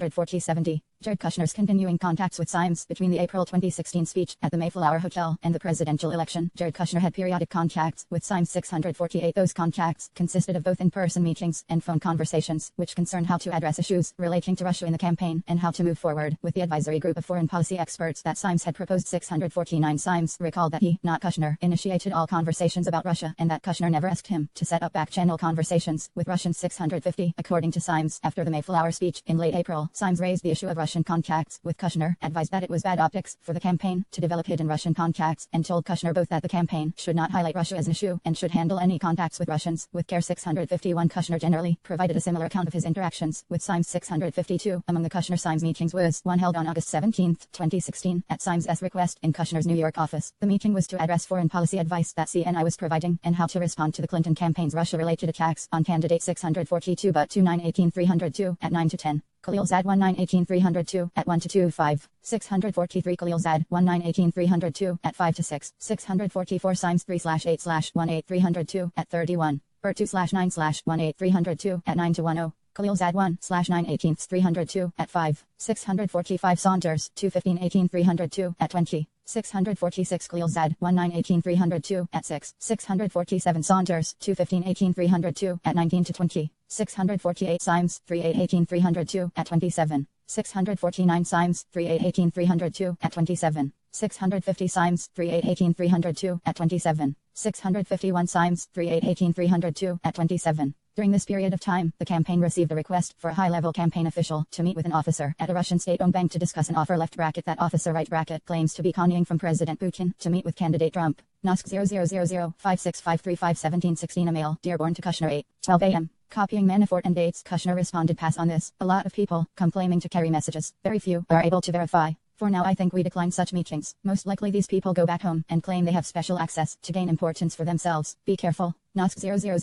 0000565355/1716 email, Kushner to Dearborn. 652 Kushner 411/18302 at 11 to 13. 108 U.S. Department of Justice ATTERT 1EY.RPREDTTET//MT Setchifilmtertil Preachida Fed P60 Trump 653 in advance of the meeting. Symes sent Kushner a Russia policy memo laying out what Mr. Trump may want to say about Russia. 654 in a cover, a mail transmitting that memo and a phone call to set up the meeting. Symes mentioned a well-documented story of highly questionable connections between Bill Clinton and the Russian government. Parts of left bracket which right bracket, according to Symes, had even been discussed with the CIA and the FBI in the late 1990s and shared with the left bracket independent counsel right bracket at the end of the Clinton presidency. 655 Kushner forwarded the email to senior Trump campaign officials Stephen Mueller, Paul Manafort, and Rick Gates with the note suggestion only. 656 Manafort subsequently forwarded the email to his assistant and scheduled a meeting with Symes. 657 Manafort was on the verge of leaving the campaign by the time of the scheduled meeting with Symes, and Symes ended up meeting only with Kushner. During the August 17th meeting, Symes provided Kushner the Clinton-related information that he had remissed. 658 Symes told Kushner that Symes claimed that he had received this information from former CIA and Reagan White House official Fritz Ermarth, who claimed to have learned it from U.S. intelligence sources, not from Russians. 660 Symes perceived that Kushner did not find the information to be of interest or use to the campaign because it was, in Symes's words, old news. 661 When interviewed by the office, Kushner stated that he believed that there was little chance of something new being revealed about the Clintons given their long career as public figures, and that he never received from Symes information that could be operationalized for the Trump campaign. 662 Despite Kushner's 653 Symes, 38 at 29 to 30. Symes 327/18302 at 6. Kushner 411 at 12. C0000726981016 meeting invitation. Vargas to Symes et al.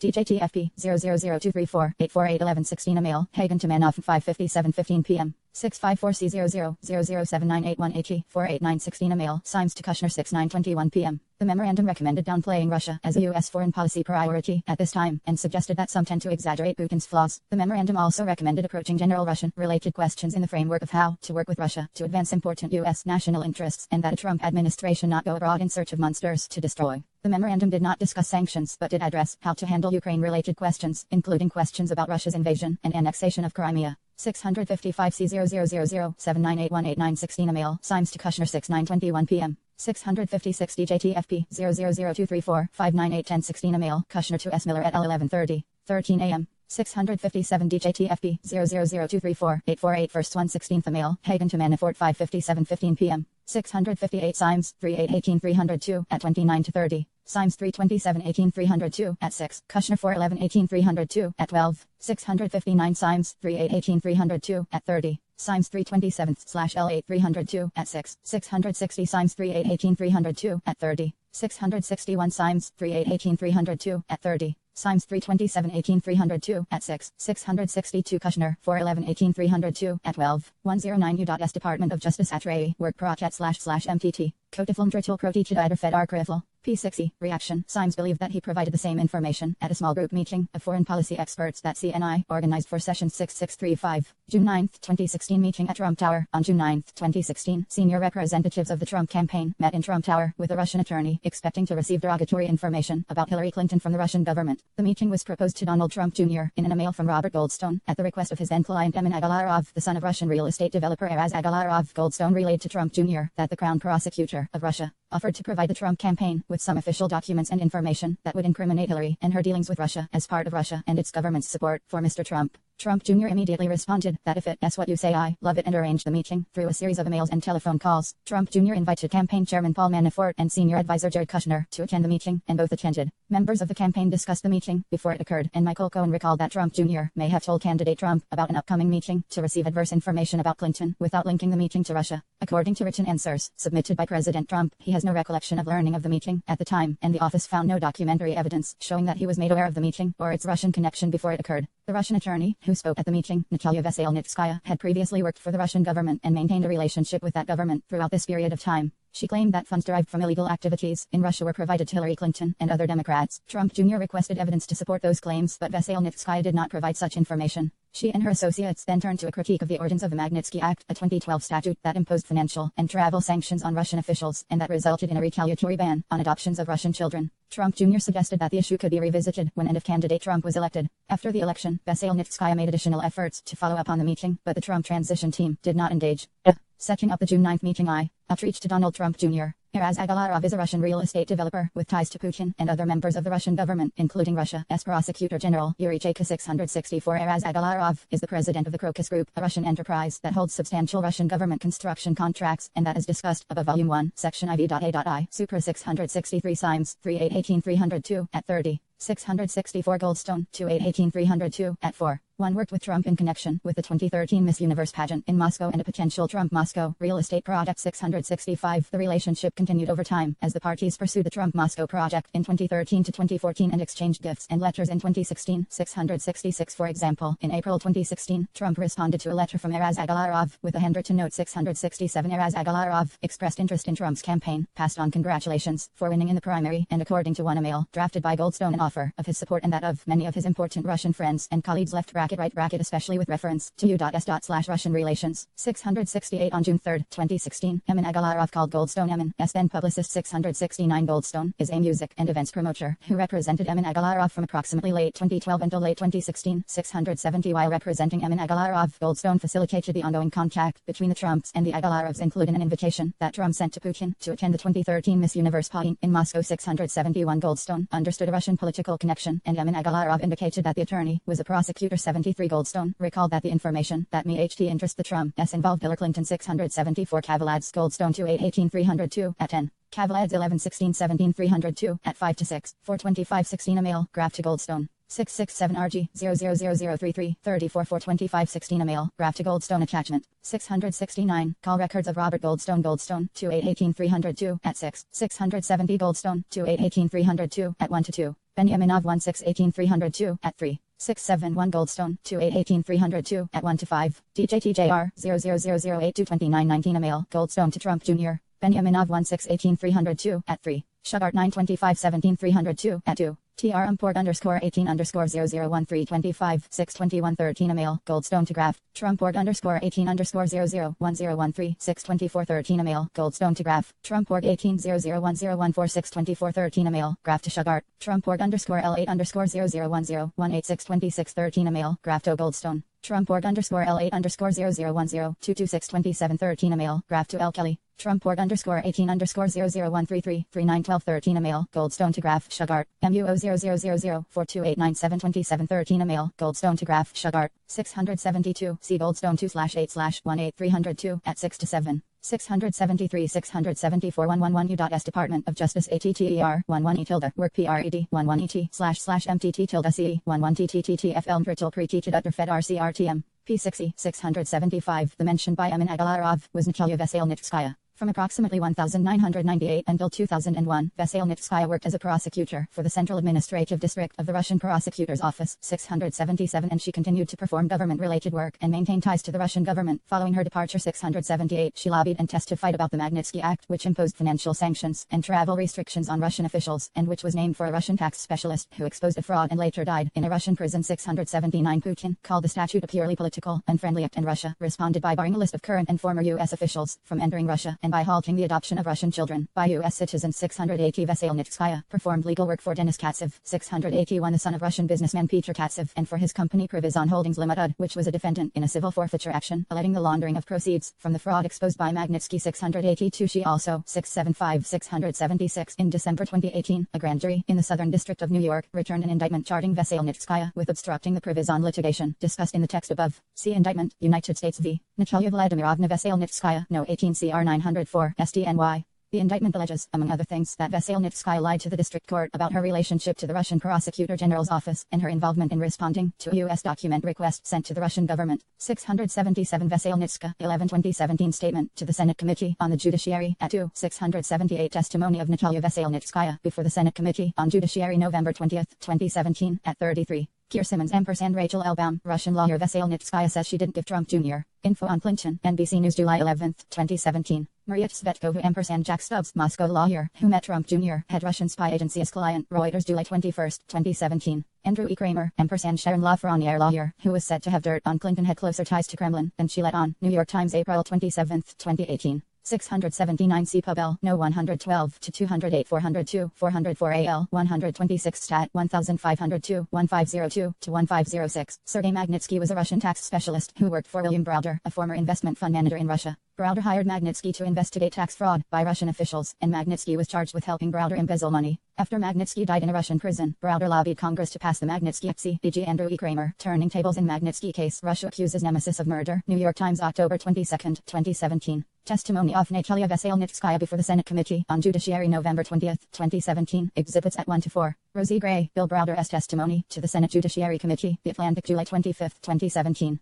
680 Ellen Berry, Russia bars 18 Americans after sanctions by us. New York Times April 13, 2013. Tom Porter, supporters of the Magnitsky Act claim they've been targets of Russian assassination and kidnapping bids. Newsweek July 16, 2017. 681 testimony of Natalia Veselnitskaya before the Senate Committee on Judiciary November 20, 2017 at 21. 682 C. Veselnitskaya deal, United States v. Privizon Holdings, Limited No 13 CV 6326 SDNY. See Privizon Holdings, Second Amended Complaint. Privizon Holdings, Mem and Order. Privizon Holdings, Deposition of Oliglery. 112 U.S. Department of Justice Attorney Work Priachet / Motilda Siftar Material Pretiti Achire Fiar Krim. P60 appears to have been involved in an April 2016 approach to a U.S. congressional delegation in Moscow offering confidential information from the Prosecutor General of Russia about interactions between certain political forces in our two countries. 683 shortly after his June 3 call with Emin Agalarov, Goldstone emailed Trump Jr. 684 the email stated, "Good morning, Emblem just called and asked me to contact you with something very interesting. The Crown Prosecutor of Russia met with his father Araz this morning, and in their meeting, offered to provide the Trump campaign with some official documents and information that would incriminate Yayeri and her dealings with Russia and would be very useful to your father. This is obviously very high-level and sensitive information, but is part of Russia and its government's support for Mr. Trump, helped along by Araz and Emin. What do you think is the best way to handle this information, and would you be able to speak to Emin about it directly? I can also send this info to your father Virana, but it is ultra-sensitive, so wanted to send to you first. Best, Rob Goldstone." Within minutes of this email, Trump Jr. responded, emailing back, "Thanks Rob, I appreciate that. I am on the road at the moment, but perhaps I just speak to Emin first. Seems we have some time, and if it's what you say I love it, especially later in the summer. Could we do a call first thing next week when I am back?" 685 Goldstone conveyed Trump Jr.'s interest to Emin Agalarov, emailing that Trump Jr. wants to speak personally on the issue. 686 on June 6, 2016, Emin Agalarov asked Goldstone if there was left bracket ANY News, and Goldstone explained that Trump Jr. was likely still traveling for the final elections, where left bracket TRURNP will be crowned the official nominee. 687 on the same day, Goldstone again emailed Trump Jr. and asked when Trump Jr. was free to talk with Emin about this Hillary info. 688 Trump Jr. asked if 683 C. Griffin 831 302 at 1-2 ampersand law undated one-page document given to congressional delegation. The Russian Prosecutor General is an official with broad national responsibilities in the Russian legal system. See Federal Law on the Prosecutor's Office of the Russian Federation, 1992, amended 2004. 684 RG 0000616 email, Goldstone to Trump Jr. DJTJR 004466316 email, Goldstone to Donald Trump Jr. At Donald Trump 0711171100 tweet.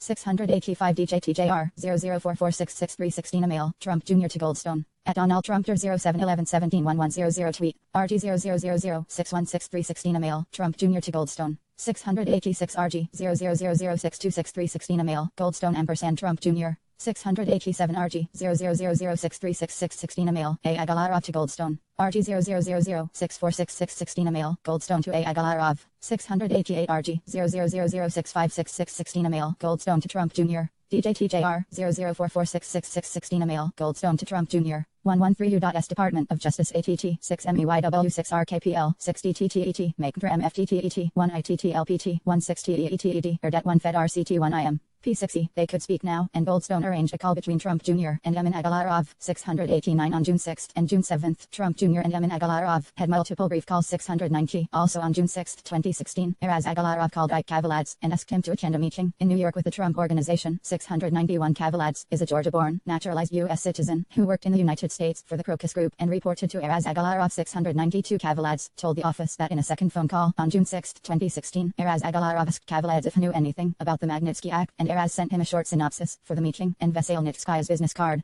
According to Kavaladze, Eraz Agalarov said the purpose of the meeting was to discuss the Magnitsky Act, and he asked Kavaladze to translate 693e. Awareness of the meeting within the campaign. On June 7, Goldstone emailed Trump Jr. and said that Emin asked that I schedule a meeting with you, and left bracket THE Russian government attorney who is flying over from Moscow. 694 Trump Jr. replied that Manafort identified as the campaign boss Jared Kushner, and Trump Jr. would likely attend. 695 Go to learn that Trump Jr. Manafort and Kushner would attend. 696 Kavaladze puzzled by the list of attendees, and that he checked with one of Emin Agalarov's assistants, Roman Benyaminov, who said that the purpose of the meeting was for Veselnitskaya to convey negative information on Hillary Clinton. 697 Benyaminov, however, stated that he did not recall having known or said that. 698 early on June 8, 2016, Kushner mailed his assistant asking her to discuss at 3:00 p.m. 689 DJTJR 00445 and Trump Jr. 690 DJTJR 00499 693 Kavaladze 1116 302 at 6. Call record 694 DJTJR 004676716 email Goldstone to True M tweet RT 0000 686716 email Goldstone to Trump Jr.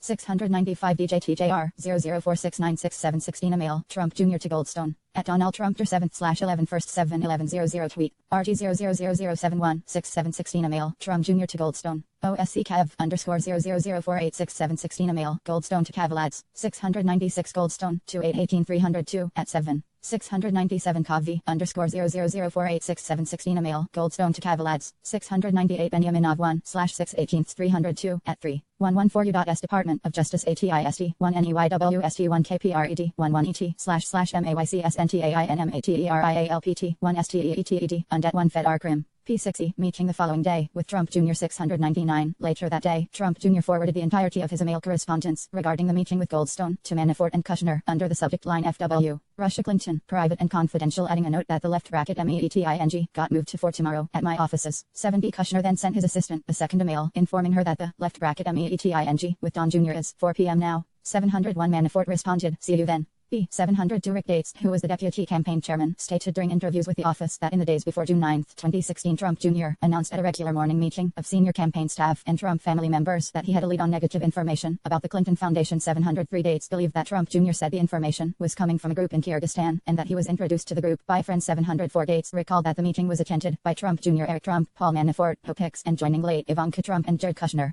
According to Gates, Manafort warned the group that the meeting likely would not yield vital information and they should be careful. 705 Hicks denied any knowledge of the June 9 meeting before 2017. 706 and Kushner did not recall if the planned June 9 meeting came up at all earlier that week. 707 Michael Cohen recalled being in Donald J. Trump's office on June 6 or 7 when Trump Jr. told his father that a meeting to obtain adverse information about Clinton was going forward. 708 Cohen did not recall Trump Jr. stating that the meeting was connected to Russia. 709 from the tenor of the conversation, Cohen believed that Trump Jr. had previously discussed the meeting with his father, although Cohen was not involved in any such conversation. 710 in an interview with the Senate Judiciary Committee, however, Trump Jr. stated that he did not inform his father about the 699 NOSC 0000070868818 email Kushner to Vargas 700 NOSC 000000394T 26816 email Trump Jr. to Kushner ampersand Manafort DJTJR 004856816 email Trump Jr. to Kushner ampersand Manafort 701 NOSC 00000046816 email Kushner to Vargas 7026816 email MANAFO1T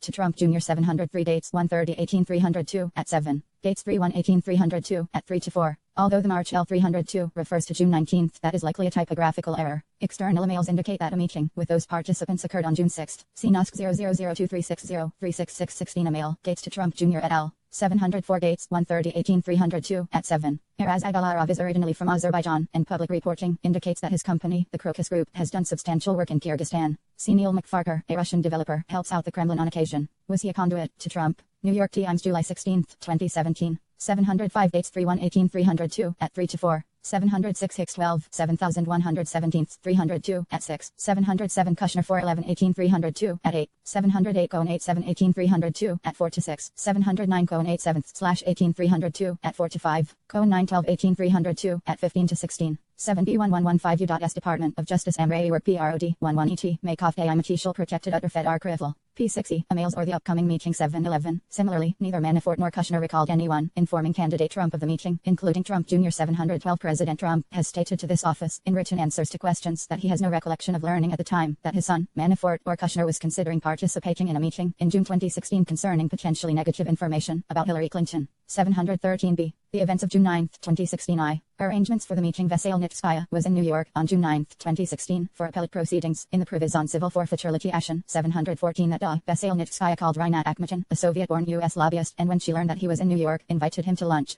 Akhmechan told the office that he had worked on issues relating to the Magnitsky Act and had worked on the Provision litigation 716 Kavaladze and Anatoly Samakarnov. A 711 interview of Donald J. Trump, Jr. Senate Judiciary Committee 115th Cong 28-29, 84, 94-95 September 7, 2017. The Senate Judiciary Committee interview was not under oath, but Trump Jr. was advised that it is a violation of 18 U.S.C. 1001 to make materially false statements in a congressional investigation. It at 10 to 11. 712 Manafort 911 18 302 at 3 to 4. Kushner 411 18 302 at 10. 713 Written responses of Donald J. Trump November 20, 2018 at 8 Response to question I, Pat AC. We considered whether one sequence of events suggested that candidate Trump had contemporaneous knowledge of the June 9 meeting. On June 7, 2016 Trump announced his intention to give a major speech, probably Monday of next week, which would have been June 13, about all of the things that have taken place with the Clintons. CEG Philip Bump, What We Know About the Trump Tower Meeting, Washington Post August 7, 2018. Following the June 9 meeting, Trump changed the subject of his planned speech to national security, but the office did not find evidence that the original idea for the speech was connected to the anticipated June 9 meeting, or that the change of topic was attributable to the failure of that meeting to produce concrete evidence about Clinton. Other events, such as the Pulse nightclub shooting on June 12, could well have caused the change. The president's written answers to our questions state that the speech's focus was altered left bracket I in light of the Pulse nightclub shooting. See written responses, Supra. As for the original topic of the June 13th speech, Trump has said that he expected to give a speech referencing the publicly available negative INF-01 about the Clintons, and that the draft of the speech, prepared by campaign staff, was based on publicly available material, including in particular information from the book Clinton Cash by Peter Schweizer. Written responses, Supra. In a later June 22 speech, Trump did speak extensively about allegations that Clinton was corrupt, drawing from the Clinton Cash book. See full transcript. Donald Trump NYC speech on stakes of the election, Politico.com June 22, 2016. 714 Testimony of Natalia Veselnitskaya before the Senate Committee on Judiciary November 20, 2017 at 41-42. Alison Frankel, How did Russian lawyer Veselnitskaya get into us for Trump Tower meeting? Reuters, November 6, 2017. Michael Kranish et al. Russian lawyer, who met with Trump Jr., has long history fighting sanctions. Washington Post July 11, 2017. COSC Kabul 13-6/8/16 email, Goldstone to Kavaladze, RG0000736-816 email, Goldstone to Trump Jr. Lieberman 12-13-17-302 at 5. See also Provision Holdings Order October 17, 2016. 715-116 U.S. Department of Justice at Tartinor Pro at //B Kachin Tritil Proti to Atarfi Arcrivel. P60, Russian-born translator, who had assisted Veselnitska Provision case, also attended the lunch 717 meeting, asked Akhmechan what she should tell him. According to several participants in the lunch, Veselnitskaya showed Akhmechan a document alleging financial misconduct by Bill Browder and the Ziff brothers Americans with business in Russia, and those individual subzo-and analytical donations to the DNC. 719 The group then went to Trump Tower for the meeting 721E. Conduct of the meeting Trump Jr. Manafort and Kushner participated on the Trump side, while Kavaladze, Samakarnov Akhmechan, and Goldstone attended with Veselnitskaya 722. The office spoke to every participant except Veselnitskaya and Trump Jr., the latter of whom declined to be voluntarily interviewed by the office. Goldstone recalled that Trump Jr. invited Veselnitskaya to begin but did not say anything about the subject of the meeting. 725 participants agreed that Veselnitskaya stated that the Ziff brothers had broken Russian laws and had donated their profits to the DNC or the Clinton campaign. 726. She asserted that the Ziff brothers had engaged in tax evasion and money laundering. 717 Kavaladze 11-16-17 302 at 7. 302 at 2-4. Samakarnov 7/13-17 Tsar. Subject matter of the Trump Tower meeting, coming up at lunch. Samakarnov 7/12-17 302 at 4. In her later Senate statement and interactions with the press, Veselnitskaya produced what she claimed were the talking points that she brought to the June 9 meeting. 720-721 e.g. Samakarnov 7/12-17 302 at 4. 722 e.g. Samakarnov 7/12-17 302 at 4. 723 e.g. Samakarnov 7/12-17 302 at 4. Goldstone 28-18 302 at 9. 724 725 726 117 U.S. Department of Justice ATTERFLE World PRED 11 ET //MA C tilde ter material preti to do either fed arcrivel. P6E in both the United States and Russia 727-728. According to Akhmetian, Trump Jr. asked follow-up questions about how the alleged payments could be tied specifically to the Clinton campaign, but Veselnitskaya indicated that she could not trace the money once it entered the United States. 729. Kavaledz similarly recalled that Trump Jr. asked what they have on Clinton, and Kushner became aggravated and asked (WHAT are we doing here? 730. Akhmetian then spoke about U.S. sanctions imposed under the Magnitsky Act and Russia's response prohibiting U.S. adoption of Russian children. 731. Several participants recalled that Trump Jr. commented that Trump is a private citizen and there was nothing they could do at that time. 732. Trump Jr. also said that they could revisit the issue if and when they were in government. 733. Notes that Manafort took on his phone reflect the general flow of the conversation, although not all of its details. 734. At some point in the meeting, Kushner sent an image to Manafort's taking waste of time, followed immediately by two separate emails to assistants at Kushner companies with requests that 732 e.g. Akhmetian 11/14/L7 at 12-13. 733 Akhmetian 11-14-17 at 12-13. Samakaranov 7-13-17 at 3. Trump Jr. confirmed this in a statement he made in July 2017, after news of the June 20, 16 meeting broke. Interview of Donald J. Trump, Jr. Senate Judiciary Committee US Senate Washington, D.C. 115th Cong 57 September 7, 2017. 734 Manafort's notes state, Bill Browder Offshore, Cyprus 133M shares companies, not invest in value in Cyprus as inter-realty. Active sponsors offering Browder hired Joanna Glover, tied into Cheney Russian adoption by American families PJMSJC 0000001-02 notes produced to Senate Judiciary Committee. 118 U.S. Department of Justice ATLERFLE, work pred//ma, Cefalchithem ATETIAL Prechi to Fed RCRHFL. P6E, they call him to give him an excuse to leave. 735 Samakaranov recalled that Kushner departed the meeting before it concluded. Veselnitskaya recalled the same when interviewed by the press in July 2017. 736 Veselnitskaya's press interviews and written statements to Congress differ materially from other accounts. In a July 2017 press interview, Veselnitskaya claimed that she has no connection to the Russian government and had not referred to any derogatory information concerning the Clinton campaign when she met with Trump campaign officials. 737 Veselnitskaya's November 2017 written submission to the Senate Judiciary Committee stated that the purpose of the June 9th meeting was not to connect with the Trump campaign, but rather to have a private meeting with Donald Trump Jr. A friend of my good acquaintance's son on the matter of assisting me or my colleagues in informing the Congress members as to the criminal nature of manipulation and interference with the legislative activities of the US Congress. 738 In other words, Veselnitskaya claimed her focus was on Congress and not the campaign. No witness, however, recalled any reference to Congress during the meeting. Veselnitskaya also maintained that she attended the meeting as a lawyer of Denis Katsev, the previously mentioned owner of Privizon Holdings, but she did not introduce HERSELF in this capacity. 739 In a July 2017 television interview, Trump Jr. stated that while he had no way to gauge the reliability, credibility, or accuracy of what Goldstone had stated was the purpose of the meeting, if someone has information on our opponent, maybe this is something I should hear them out. 740 Trump Jr. FU1THER stated in September 2017 congressional testimony that he thought he should listen to what Rob and his colleagues had to say. 741 Depending on what if any information was provided, Trump Jr. stated he could then consult with counsel to make an informed decision as to whether to give it any further consideration. 742 735 NOSC 000039926916 text message, Kushner to Manafort, Kushner 411-18-302 at 9. Vargas 44-18-302 at 7. NOSC 000004469616 email, Kushner to Vargas. NOSC 000004569616 email, Kushner to Kane. 736 Samakaranov 7/12/17-302 at 4.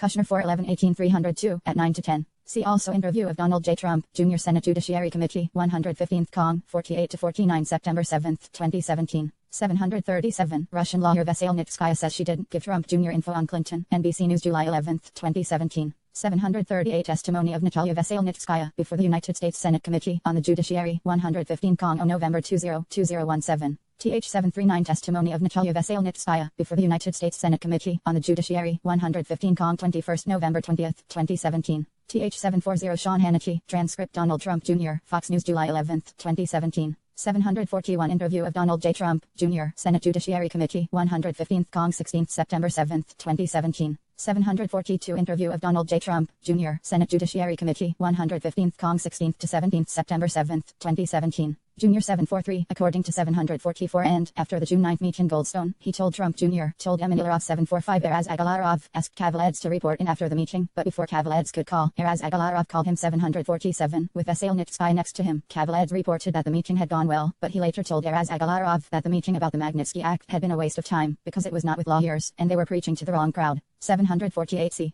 Post-June 9 events. Veselnitskaya and Eraz Agalarov made at least 2 unsuccessful attempts after the election to meet with Trump representatives to convey similar information about Browder and the Magnitsky at 749. On November 23, 2016, Kavaladze mailed Goldstone about setting up another meeting with T people and sent a document bearing allegations similar to those conveyed on June 9. 75 Kavaladze followed up with Goldstone stating that Mr. A, which Goldstone understood to mean Eraz Agalarov, called to ask about the meeting. 751 Goldstone mailed the document to Renograph saying that Eraz Agalarov has asked me to pass on this document in the hope it can be passed on to the appropriate team. If needed, a lawyer representing the case is Goldstone. 2818-302, and one text message shows that shortly after the DNC acting the DNC hacking announcement to the June 9 OSC CAVI _0002961416 email, Goldstone to E. Agalarov ampersand Kavaladze 10:09 a.m. The investigation did not identify evidence connecting the events of June 9 to the GRU's hack and dump operation. OSC CAVI _000229361416 email, Goldstone to E. Agalarov, ETS Co 746-747 Kavaladze, 11-16-17-302, at 8. Call records of Ike, Kavaladze 748 Kavaladze, 11-16-17-302, at 8.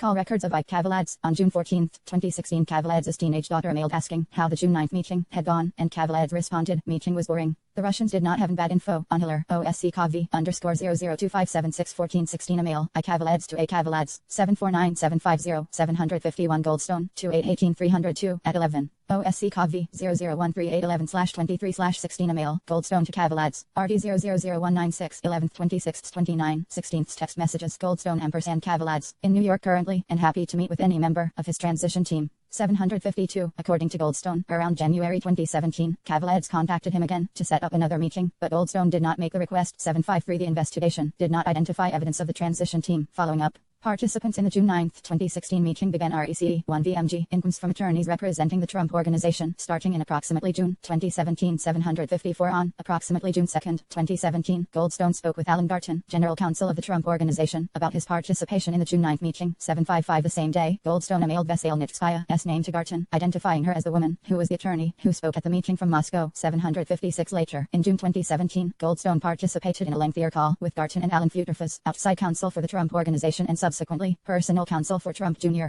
757 On June 27, 2017, Goldstone mailed Emin Agalarov with the subject Trump attorneys and stated that he was interviewed by attorneys about the June 9 meeting who were concerned because it links Don Jr. to officials from Russia, which he has always denied meeting. 758 Goldstone stressed that he did say at the time this was an awful idea and a terrible meeting. 759 Emin Agalarov sent a screenshot of the message to Kavaladze 760. The June 9 meeting became public in July 2017. In a July 9, 2017 text message to Emin Agalarov, Goldstone wrote, I made sure I kept you and your father out of left bracket THIS story 761 and left bracket IF contacted I can do a dance and keep you out of it. 762 Goldstone added FBI now investigating, and I hope this favor was worth for your dad, it could blow up. 763 On July 12, 2017, Emin Agalarov complained to Kavaladze that his father, Eraz, never listens to him and that their DJTJR 00L18112816. 752 Goldstone 2818-302 at 11. Email Goldstone to Graph 753-754-755-756 RG 0002566217. Email Goldstone to Garton 757-758 RG 000926/27/17. Email Goldstone to E. Agalarov 760 OSC CAVI _0119062717. Text message E. Agalarov to Kavaladze 761 RG 000286 HE 77917. Text messages E. Agalarov ampersand Goldstone 121 U.S. Department of Justice at or work BROCH1ET//MTT Gorton Brittle Pro EKTU Surfesi RCTIM P60 relationship with Mr. T has been thrown down the drain. 764 The next month, Goldstone commented to Emin Agalarov about the volume of publicity the June 9 meeting had generated, stating that his reputation left bracket was right bracket basically destroyed by this dumb meeting, which your father insisted on even though I and me told him would be bad news and not to do. 765 Goldstone added, I am not able to respond out of courtesy to you and your father, so I'm painted as some mysterious link to Putin. 766 After public reporting on the June 9 meeting began, representatives from the Trump Organization again reached out to participants. On July 10, 2017, Futerfas sent Goldstone an email with a proposed statement for Goldstone to issue, which read, as the person who arranged the meeting, I can definitively state that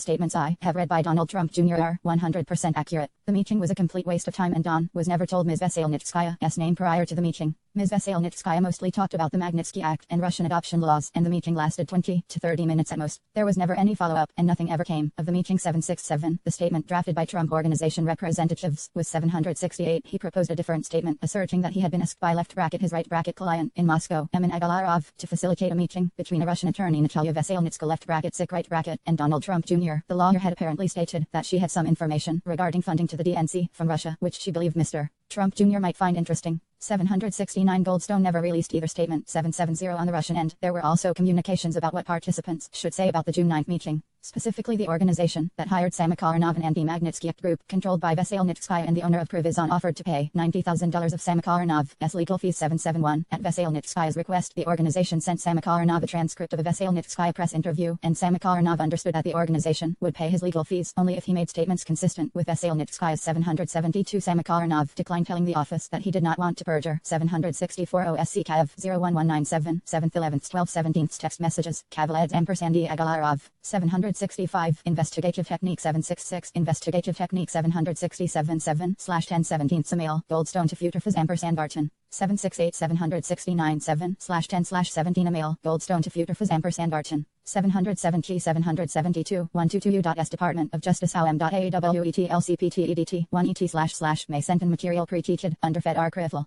P6E himself. 773 The individual who conveyed Veselnitskaya's request to Samakaranov stated that he did not expressly condition payment on following Veselnitskaya's answers, but in hindsight recognized that by sending the transcript, Samakaranov could have interpreted the offer of 774 assistance to be conditioned on his not contradicting Veselnitskaya's account. Volume 2, Section 11.g. Infra discusses interactions between President Trump Jr. and others in June and July 2017 regarding the June 9th meeting. 6. Events at the Republican National Convention. Trump campaign officials met with Russian Ambassador Sergei Kislyak during the week of the Republican National Convention. The evidence indicates that those interactions were brief and non-substantive. During platform committee meetings, immediately before the convention, J.D. Gordon, a senior campaign advisor on policy and national security, diluted a proposed amendment to the Republican Party platform expressing support for providing lethal assistance to Ukraine in response to Russian aggression. Gordon requested that platform committee personnel revise the proposed amendment to state that only appropriate assistance be provided to Ukraine. The original sponsor of the lethal assistance amendment stated that Gordon told her, the sponsor, that he was on the phone with candidate Trump in connection with his request to dilute the language. Gordon denied making that statement to the sponsor, although he acknowledged it was possible he mentioned having previously spoken to the candidate about the subject matter. The investigation did not establish that Gordon spoke to or was directed by the candidate to make that proposal. Gordon said that he sought the change because he believed the proposed language was inconsistent with Trump's position on Ukraine.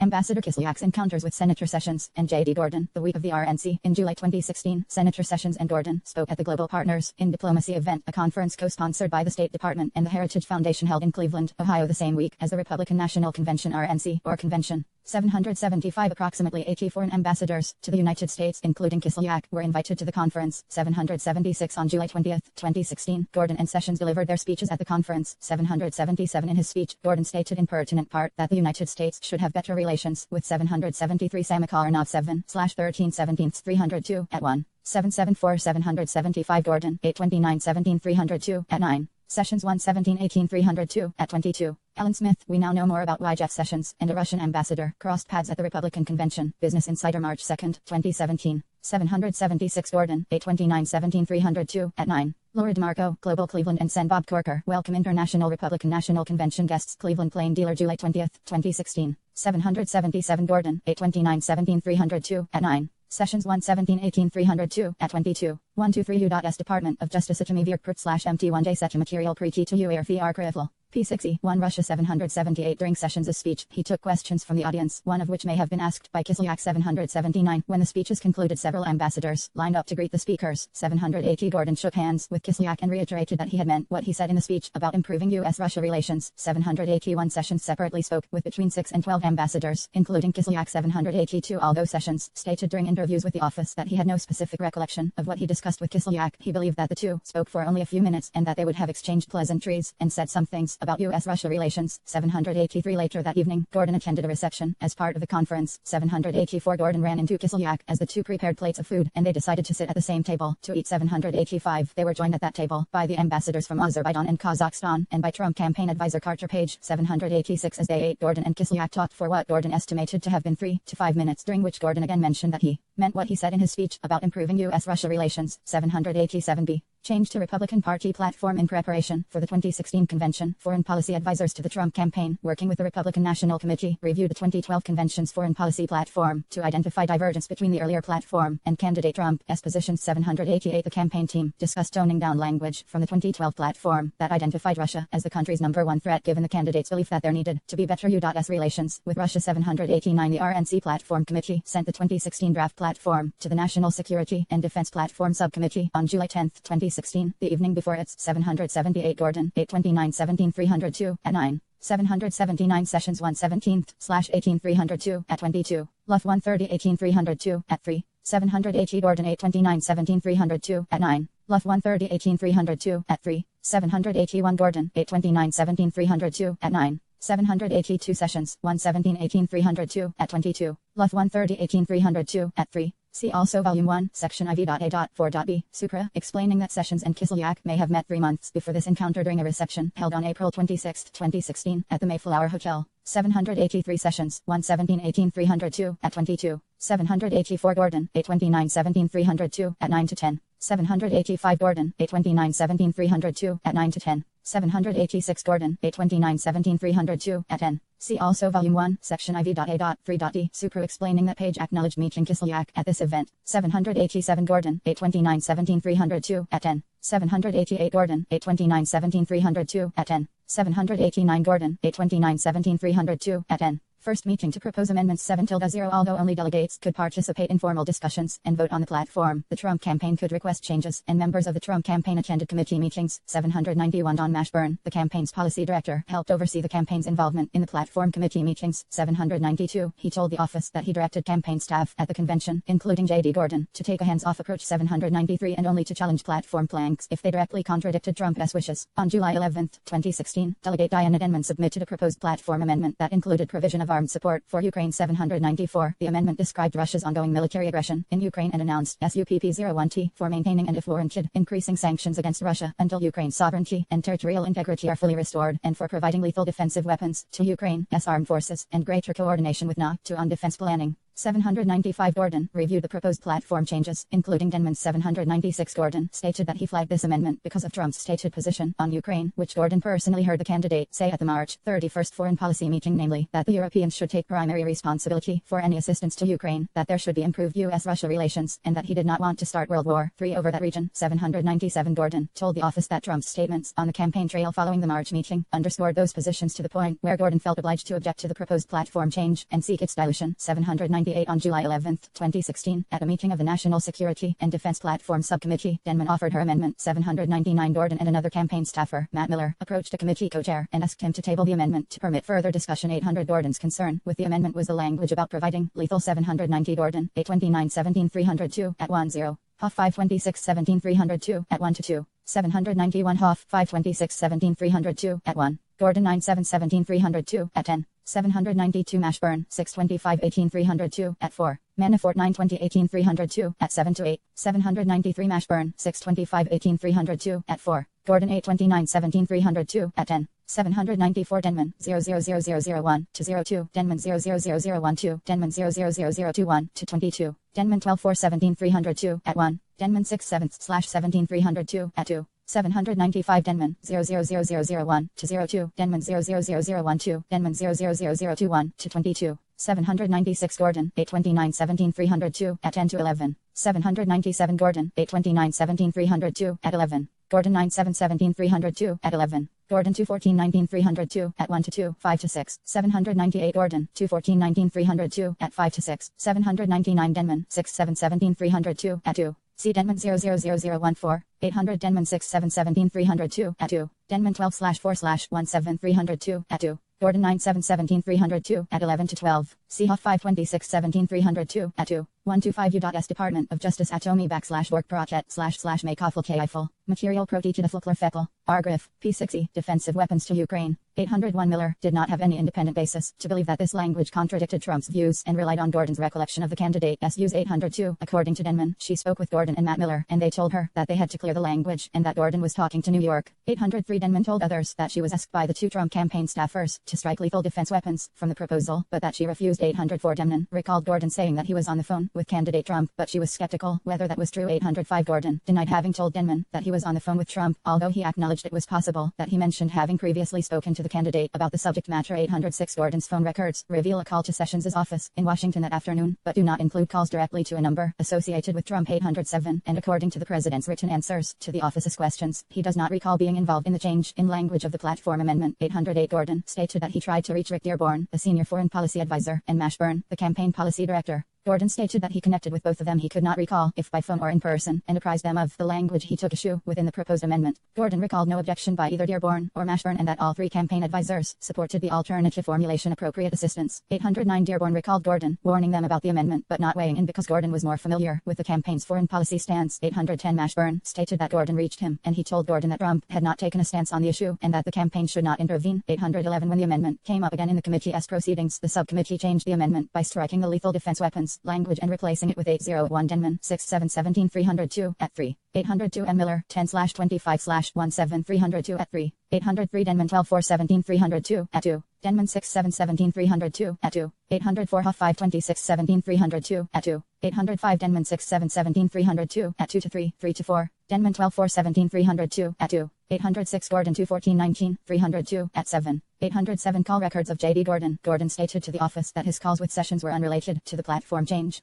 Gordon 2/14/19 302 at 7. 808 Written responses of Donald J. Trump November 20, 2018 at 17. Response to question IV, Part F. 809 Gordon 2/14/19 302 at 6 to 7. Gordon 9/7/17 302 at 11 to 12. C. Gordon 8/29/17 302 at 11. 810 Dearborn 11/28/17 302 at 7 to 8. 811 Mashburn 6/25/18 302 at 4. 126 U.S. Department of Justice at Omi Nork Project /Mawai Court Hill. Material printed under Fed Archival. P60, appropriate assistance. 812 Gordon stated that he and the subcommittee co-chair ultimately agreed to replace the language about armed assistance with appropriate assistance. 813 The subcommittee accordingly approved Denman's amendment but with the term appropriate assistance. 814 Gordon stated that to his recollection, this was the only change sought by the campaign. 815 Sam Clovis, the campaign's national co-chair and chief policy advisor, stated he was surprised by the change and did not believe it was in line with Trump's stance. 816 Mashburn stated that when he saw the word appropriate assistance he believed that Gordon had violated Mashburn's directive not to intervene. 8177 Post-convention contacts with Kislyak. Ambassador Kislyak continued his efforts to interact with campaign officials with responsibility for the foreign policy portfolio, among them Sessions and Gordon, in the weeks after the convention.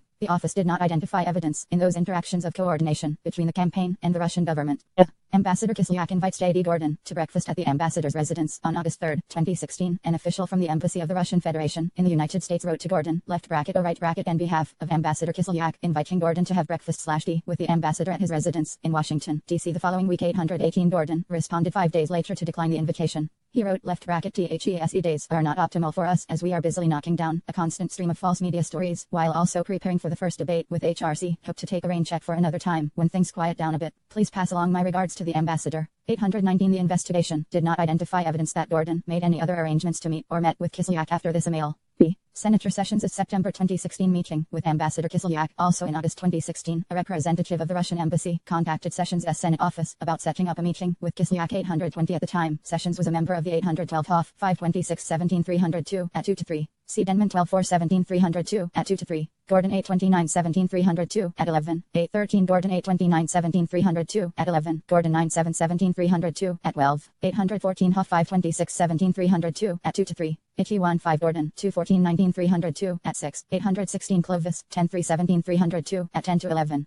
817 Mashburn 625-18 302 at 4. 818 DJTFB 000048288316 email. Chilyakov embassy at russianembassy.org to Gordon. 819 DJTFP 000049538816 email. Gordon to embassy at russianembassy.org. 820 left 1/3018 302 at 5. 127 U.S. Department of Justice Emerti Work Predet / May Set Mu 1 Eril Preti to Atar Fed Archival. P60 Senate Foreign Relations Committee and would meet with foreign officials in that capacity. 821 But Sessions' staff reported and Sessions himself acknowledged that meeting requests from ambassadors increased substantially in 2016 as Sessions assumed a prominent role in the Trump campaign and his name was mentioned for potential cabinet level positions in a future Trump administration. 822 On September 8, 2016, Sessions met with Kislyak in his Senate office. 823 Sessions said that he believed he was doing the campaign a service by meeting with foreign ambassadors, including Kislyak. 824 He was accompanied in the meeting by at least 2 of his Senate staff. Sandra Luff, his legislative director, and Pete Landrum, who handled military affairs. 825 The meeting lasted less than 30 minutes. 826 Sessions voiced concerns about Russia's sale of a missile defense system to Iran, Russian planes buzzing U.S. military assets in the Middle East, and Russian aggression in emerging democracies such as Ukraine and Moldova. 827 Kislyak offered explanations on these issues and complained about NATO land forces in former Soviet bloc countries that border Russia. 828 Landrum recalled that Kislyak referred to the presidential campaign as an interesting campaign. 829 And Sessions also recalled Kislyak saying that the Russian government was receptive to the overtures Trump had laid out during his campaign. 830 None of the attendees, though, remembered any discussion of Russian election interference, or any request that Sessions convey information from the Russian government to the Trump campaign. 831 During the meeting, Kislyak invited Sessions to further discuss U.S.-Russia relations with him over a meal at the ambassador's residence. 832 Sessions was non-committal when Kislyak extended the invitation. After the meeting ended, Luff advised Sessions against accepting the one-on-one meeting with Kislyak, whom she assessed to be an old-school KGB guy. 833 Neither Luff nor Landrum recalled that Sessions followed up on the invitation or made any further effort to dine. 821 Sessions 117-18-302 at 23-24. Luff 130-18-302 at 5. 822 Sessions 117-18-302 at 23-24. Luff 1/30/18-302 at 5. Landrum 227-18-302 at 3-5. 823 Sessions 117-18-302 at 23. 824 Sessions 117-18-302 at 23. 825 Sessions 117-18-302 at 23. Luff 130-18-302 at 5-6. Landrum 227-18-302 at 4-5, stating he could not remember if election was discussed. 826 Luff 130-18-302 at 6. Landrum 227-18-302 at 5. 827 Luff 1/30/18-302 at 6. Landrum 227-18-302 at 4-5. 828 Luff 130-18-302 at 6. Landrum 227-18-302 at 4-5. 829 Landrum 2/27 first 8-302 at 5. 830 Sessions 117-18-302 at 23. Sessions also noted that ambassadors came to him for information about Trump and hoped he would pass along information to Trump.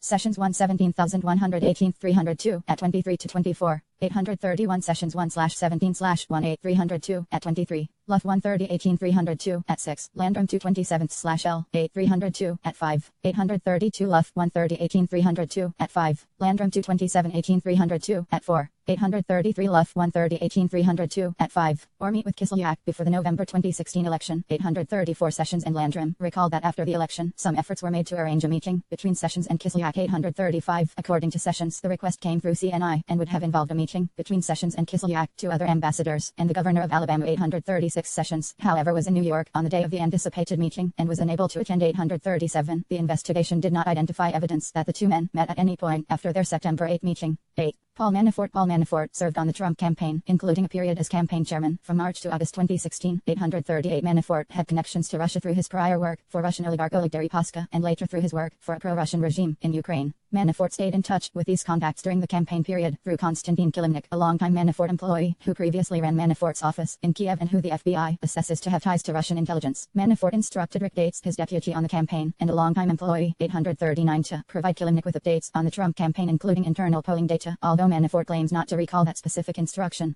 Manafort expected Kilimnik to share that information with others in Ukraine and with Deripaska. Gates periodically sent such polling data to Kilimnik during the campaign. 834 Luff 130-18-302 at 6. Landrum 227-18-302 at 4-5. 835 Sessions 117/L-8-302 at 23. 836 Sessions 117-18-302 at 23. 837 Sessions 1/17-18-302 at 23. 838 On August 21, 2018, MANAFO1T was convicted in the Eastern District of Virginia on a tax, foreign bank account registration, FBAR, and bank fraud charges. On September 14, 2018, Manafort pleaded guilty in the District of Columbia to 1. Conspiracy to defraud the United States and conspiracy to commit offenses against the United States money laundering, tax fraud, FBAR, Foreign Agents Registration Act, FARA, and FARA false statements, and 2. Conspiracy to obstruct justice, witness tampering. Manafort also admitted criminal conduct with which he had been charged in the Eastern District of Virginia, but as to which the jury hung. The conduct at issue in both cases involved Manafort's work in Ukraine and the money he earned for that work, as well as crimes after the Ukraine work ended. On March 7, 2019, Manafort was sentenced to 47 months of imprisonment in the Virginia prosecution. On March 13, the District Court in D.C. sentenced MANAFO1T to a total term of 73 months, 60 months on the count 1 conspiracy with 30 of those months to run concurrent to the Virginia sentence and 13 months on the count 1 conspiracy to be served consecutive to the other 2 sentences. The 2 sentences resulted in a total term of 90 months. 839 As noted in Volume 1, Section III.DL.B, Supra, Gates pleaded guilty to 2 criminal charges in the District of Columbia, including making a false statement to the FBI pursuant to a plea agreement. He has provided information and in court testimony that the office has deemed to be reliable. See also transcript at 16, United States v.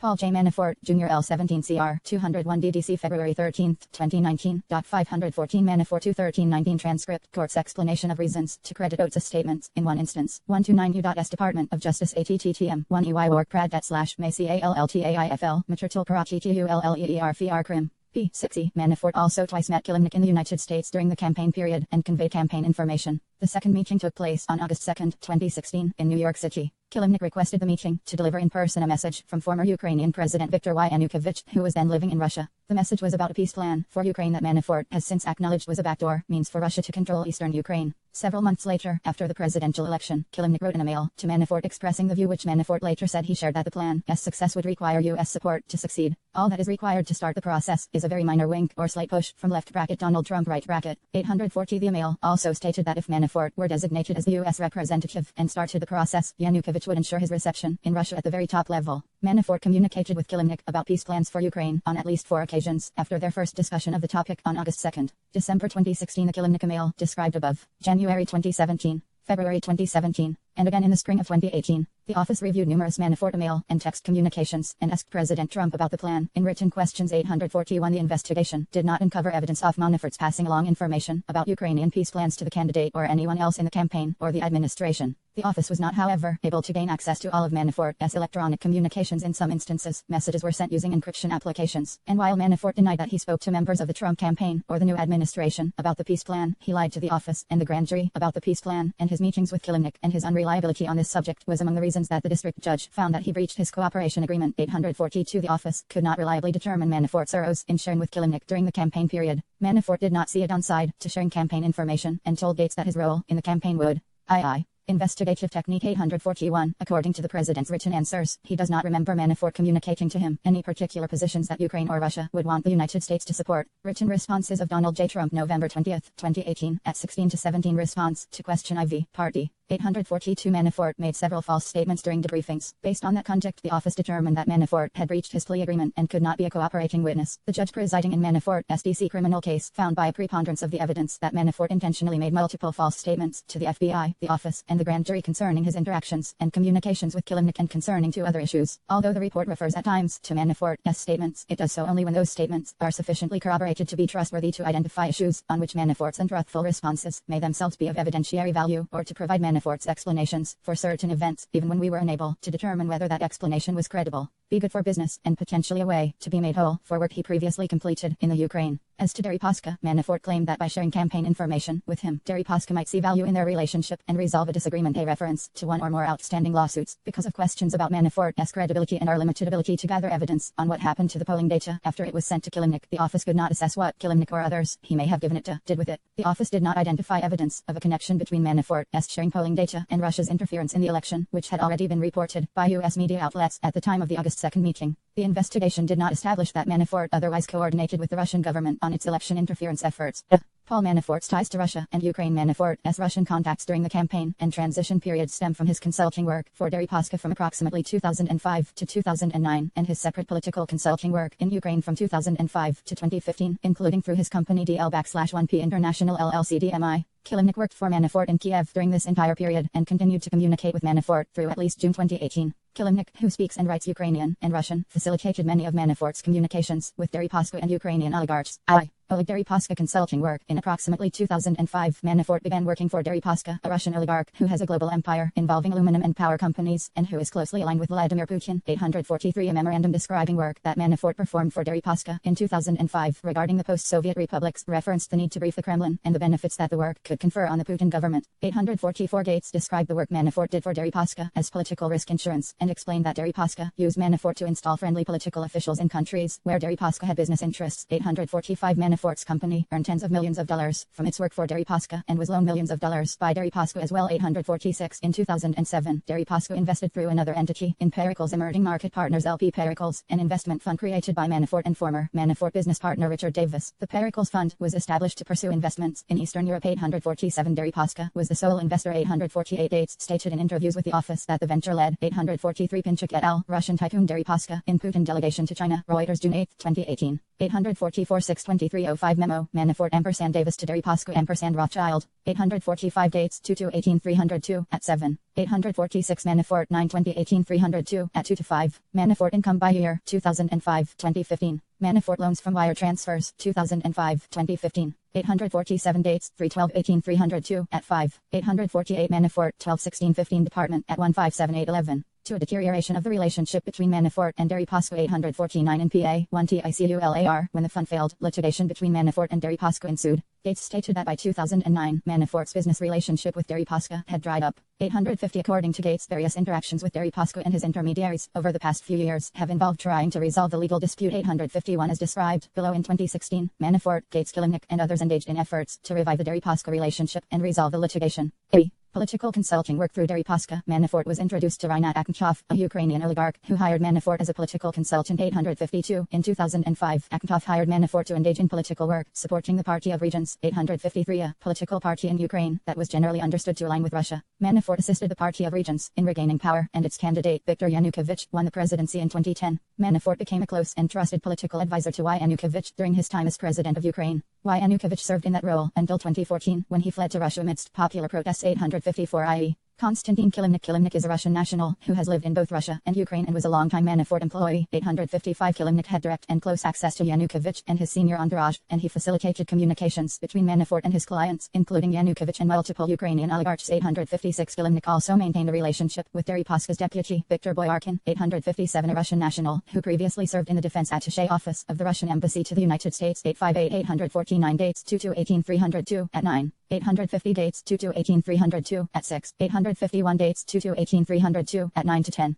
852 Manafort 7/30-14-302 at 1. Manafort 9/20-18-302 at 2. 853 Manafort 9/11-18-302 at 5 to 6. 854 Dates 3/16-18-302 at 1. Davis 2/8-18-302 at 9. Divine 7/6-18-302 at 2 to 3. 855 Patton 5/22-18-302 at 5. Dates 129-18-302 at 18 to 19. 10/28-97 Kilimnik visa record, U.S. Department of State. 856 Gates 129-18-302 at 18 to 19. Patton 5/22-18-302 at 8. Gates 1/3 1/18-302 at 4 to 5. Gates 1/30-18-302 at 2. Gates 2/18-302 at 11. 857 Dates 129-18-302 at 18. Patton 5/22-18-302 at 8. 858 Boyarkin visa record, U.S. Department of State. Manafort told the office that he did not believe Kilimnik was working as a Russian spy. 859 The FBI, however, assesses that Kilimnik has ties to Russian intelligence. 860 Several pieces of the office's evidence, including witness interviews and emails obtained through court-authorized search warrants, support that assessment. Kilimnik was born on April 27, 1970, in Dnipropetrovsk Oblast, then of the Soviet Union, and attended the Military Institute of the Ministry of Defense from 1987 until 1992. 861 Sam Patton, a business partner to Kilimnik. 862 stated that Kilimnik told him that he was a translator in the Russian army for 7 years and that he later worked in the Russian armament industry selling arms and military equipment. 863 U.S. government visa records reveal that Kilimnik obtained a visa to travel to the United States with a Russian diplomatic passport in 1997. 864 Kilimnik worked for the International Republican Institute SIRI Moscow office, where he did translation work and general office management from 1998 to 2005. 865 While another official recalled the incident differently. 866 One former associate of Kilimnik's at TRI told the FBI that Kilimnik was fired from his post because his links to Russian intelligence were too strong. The same individual stated that it was well known at IRI that Kilimnik had links to the Russian government. 867 Jonathan Hucker, a British national who was a public relations consultant at FTI Consulting, worked with DMI on a public relations campaign for Yanukovych. After Hucker's work for DMI ended, Kilimnik contacted Hucker about working for a Russian. 859 Manafort 9/11-18-302 at 5. 860 The office has noted Kilimnik's assessed ties to Russian intelligence in public court filings, e.g. Gov. Optimat to modify United States v. Paul J. Manafort, Jr. 117 CR 201 DDC December 4, 2017. Doc 73 at 2 Manafort DDC. Gov. Optimat to modify 861 12 17 16 Kilimnik visa record, U.S. Department of State. 862 In August 2018, Patton pleaded guilty pursuant to a plea agreement to violating the Foreign Agents Registration Act and admitted in his statement of offense that he also misled and withheld documents from the Senate Select Committee on Intelligence in the course of its investigation of Russian election interference. Plea agreement, United States v. W. Samuel Patton, 1. 18 CR 260 DDC August 31, 2018. Doc 6. Statement of offense, United States v. W. Samuel Patton, 1. 18 CR 260 DDC August 31, 2018. Doc 7. 863 Patton 5/22-18-302 at 5 to 6. 864 10/28-97 Kilimnik visa record, U.S. Department of State. 865 Nix 3/30-18-302 at 1 to 2. 866 Nix 3/30-18-302 at 2. 867 Lindsay 1/30-18-302 at 2. 133 U.S. Department of Justice at Chetchel, work pred at /MTCEFLTTTILL Mtrital pre-teach Fed Arctifl. P6E, government entity on a public relations project that would promote in Western and Ukrainian media Russia's position on its 2014 invasion of Crimea. 868 aides suspected that Kilimnik was a spy, a view that he shared with Manafort, Tucker, and Alexander van der Zwaan. 869 an attorney who had worked with DMI on a report for the Ukrainian Ministry of Foreign Affairs. 870 investigative technique B. Contacts during Paul Manafort's time with the Trump campaign. Paul Manafort joins the campaign. Manafort served on the Trump campaign from late March to August 19, 2016. On March 29, 2016, the campaign announced that Manafort would serve as the campaign's convention manager.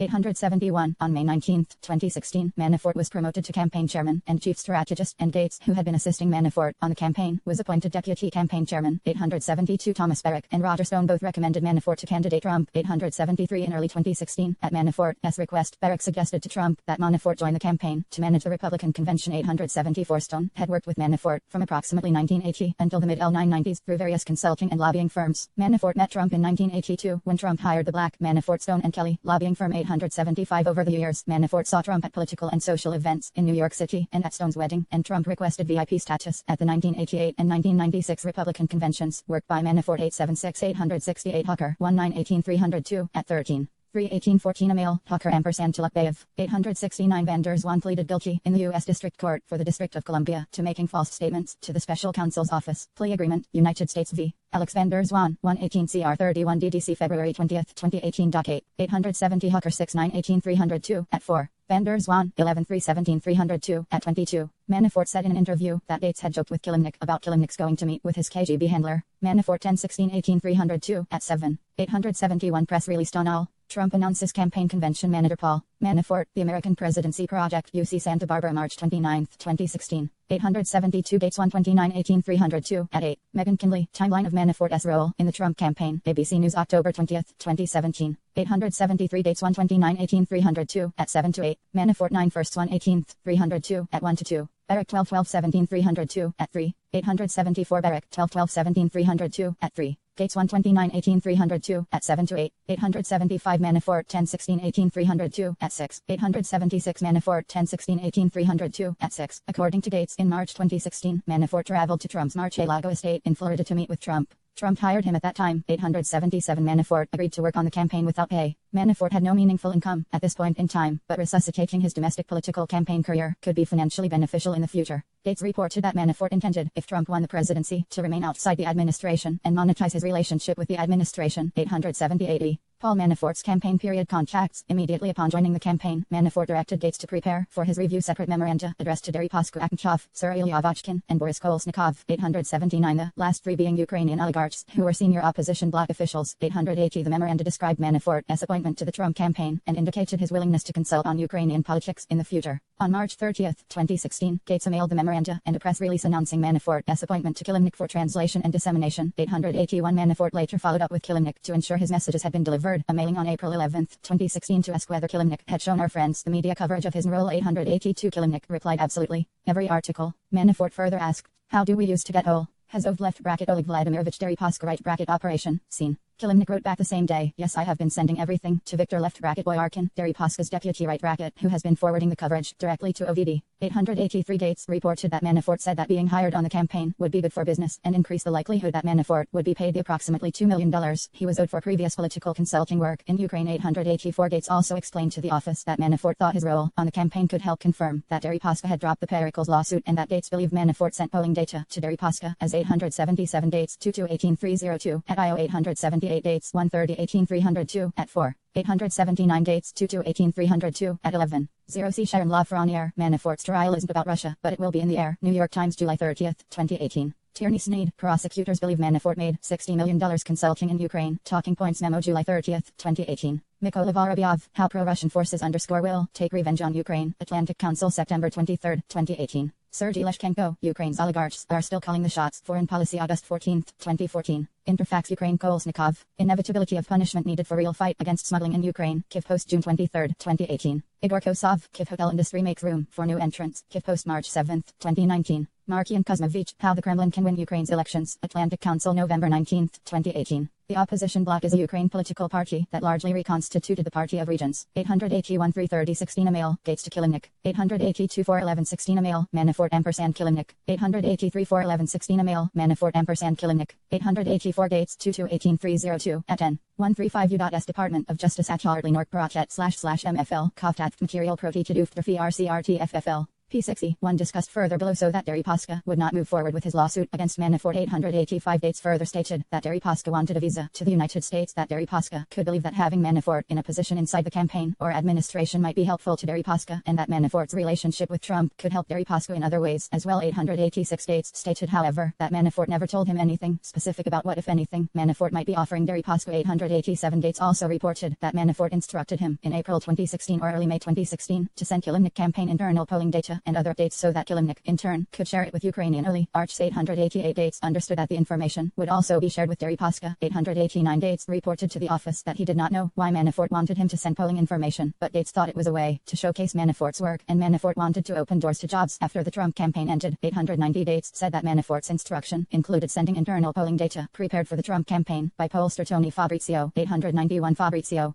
had worked with Manafort for years and was brought into the campaign by Manafort. Gates stated that in accordance with Manafort's instruction, he periodically sent Kilimnik polling data via WhatsApp. Gates then deleted the communications on a daily basis. 892 Gates further told the office that after Manafort left the campaign in mid-August, Gates sent Kilimnik polling data less frequently, and that the data he sent was more publicly available information and less internal data. 893 With multiple emails that Kilimnik sent to U.S. associates and press contacts between late July and mid-August of 2016. Those emails referenced internal polling, described the status of the Trump campaign, and 885 Gates 22 18 302 at 11, Gates 927 18 302 serial 740 at 2. 886 Gates 22 18 302 at 12. 887 Gates 22 18 302 at 12. 888 Gates 131 18 302 at 17. Gates 927/18 302 serial 740 at 2. In a later interview with the office, Gates stated that Manov directed him to send polling data to Kilimnik after a May 7, 2016 meeting between Manov and Kilimnik in New York, discussed in Volume 1, Section IV.A.8.E.IE, Infra. Gates 11/7/18 302 at 3. 889 Gates 927/18 302 Part 2 at 2.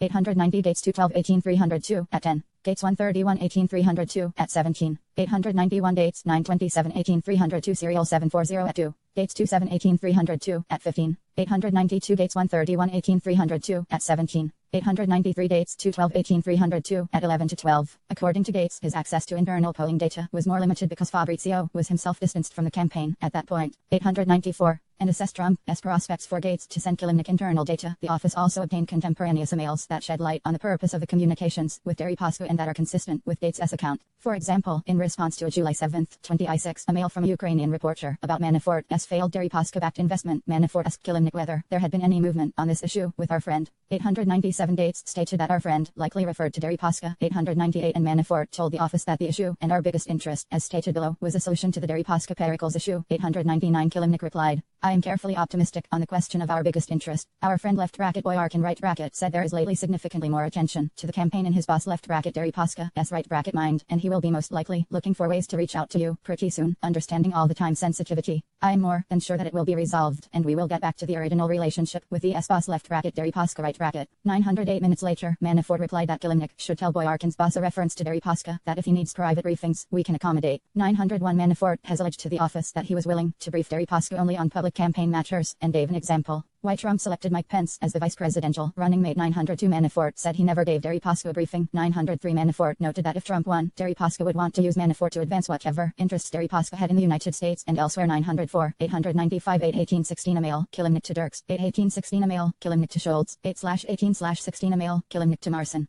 7/27/16 email, Kilimnik to Ash, 8/18/16 email, Kilimnik to Ash, 8/18/16 email, Kilimnik to Jackson, 8/18/16 email, Kilimnik to Mendoza Wilson, 8/19/16 email, Kilimnik to Patchen, 896 897 7716 email, Manafort to Kilimnik, 898 Gates 22/18 302 at 13, 899 Manafort 9/11/18 302 at 6, 907 816 email, Kilimnik to Manafort, 901 7 816 email, Kilimnik to Manafort, Gates 22/18 302 at 13, 902 Manafort 9/11/18 302 at 6, 903 Manafort 9/11/18 302 at 6, 904 Manafort 9/11/18 302 at 6, i.e. Paul Manafort's two campaign period meetings with Konstantin Kilimnik in the United States. Manafort twice met with Kilimnik in person during the campaign period, once in May and again in August 2016. The first meeting took place on May 7, 2016, in New York City, 905. In the days leading to the meeting, Kilimnik had been working to gather information about the political situation in Ukraine. That included information gleaned from a trip that former party of Region's official Yuri Boyko had recently taken to Moscow, a trip that likely included meetings between Boyko and high-ranking Russian officials. 906 Kilimnik then traveled to Washington, D.C. on or about May 5, 2016. While in Washington, Kilimnik had pre-arranged meetings with State Department employees. 907. Late on the evening of May 6, Gates arranged for Kilimnik to take a 3 a.m. train to meet Manafort in New York for breakfast on May 7, 908. According to Manafort, during the meeting, he and Kilimnik talked about events in Ukraine, and Manafort briefed Kilimnik on the Trump campaign, expecting Kilimnik to pass the information back to individuals in Ukraine and elsewhere. 909. Manafort stated that opposition bloc members recognized Manafort's position on the campaign was an opportunity, but Kilimnik did not ask for anything. 91. Kilimnik spoke about a plan of Boyko to boost election participation in the eastern zone of Ukraine, which was the base for the opposition bloc. 911. Kilimnik returned to Washington, D.C. right after the meeting with Manafort.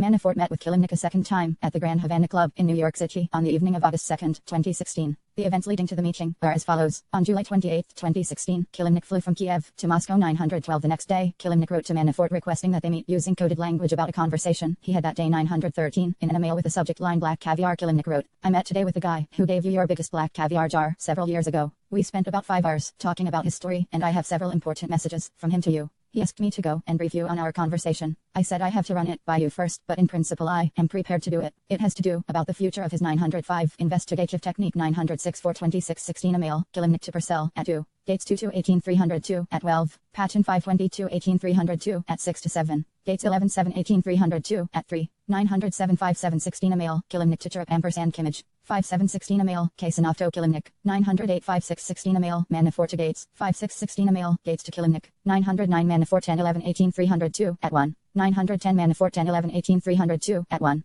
911 Manafort 10-11-18-302 at 1. 912 725-16 email, Kilimnik to Katrin at Yana.Kiev.ua2. 17:34 a.m. 913 729-16 email, Kilimnik to Manafort 1051a.111. 138u.s Department of Justice at Charity, Work Project //MTT, Cotton Pritil Proteachid at Fed Arkrifl. P60, country, and is quite interesting. 914, Manafort identified the guy who gave you your biggest black caviar jar as Yanukovych. He explained that in 2010, he and Yanukovych had lunch to celebrate the recent presidential election. Yanukovych gave Manafort a large jar of black caviar that was worth approximately $30,000 to $40,000. 915 Manafort's identification of Yanukovych as the guy who gave you your biggest black caviar jar is consistent with Kilimnik being in Moscow where Yanukovych resided when Kilimnik wrote I met today WITH a December 2016 email in which Kilimnik referred to Yanukovych as BG. 916 Manafort replied to Kilimnik's July 29 email, Tuesday left bracket August 2nd right bracket is best twos or weds in NYC. 917 3 days later, on July 31, 2016, Kilimnik flew back to Kiev from Moscow, and on that same day, wrote to Manafort that he needed about 2 hours for their meeting because it is a long caviar story to tell. 918 Kilimnik wrote that he would arrive at JFK on August 2nd at 7:30 p.m. and he and Manafort agreed to a late dinner that night. 919 documentary evidence, including flight phone and hotel records and the timing of text messages exchanged. 920 confirms the dinner took place as planned on August 2nd. 921 as to the contents of the meeting itself, the accounts of Manafort and Gates who arrived late to the dinner differ in certain respects, but their versions of events, when assessed alongside available documentary evidence and what Kilimnik told business associate Sam Patton, indicate that at least 3 principal topics were discussed. First, Manafort and Kilimnik discussed a plan to resolve the ongoing political problems in Ukraine by creating an autonomous republic in its more industrialized eastern region of Donbas. 922 914 729-16 email, Kilimnik to Manafort 10:51 a.m. 915 Manafort 912-18-302 at 3.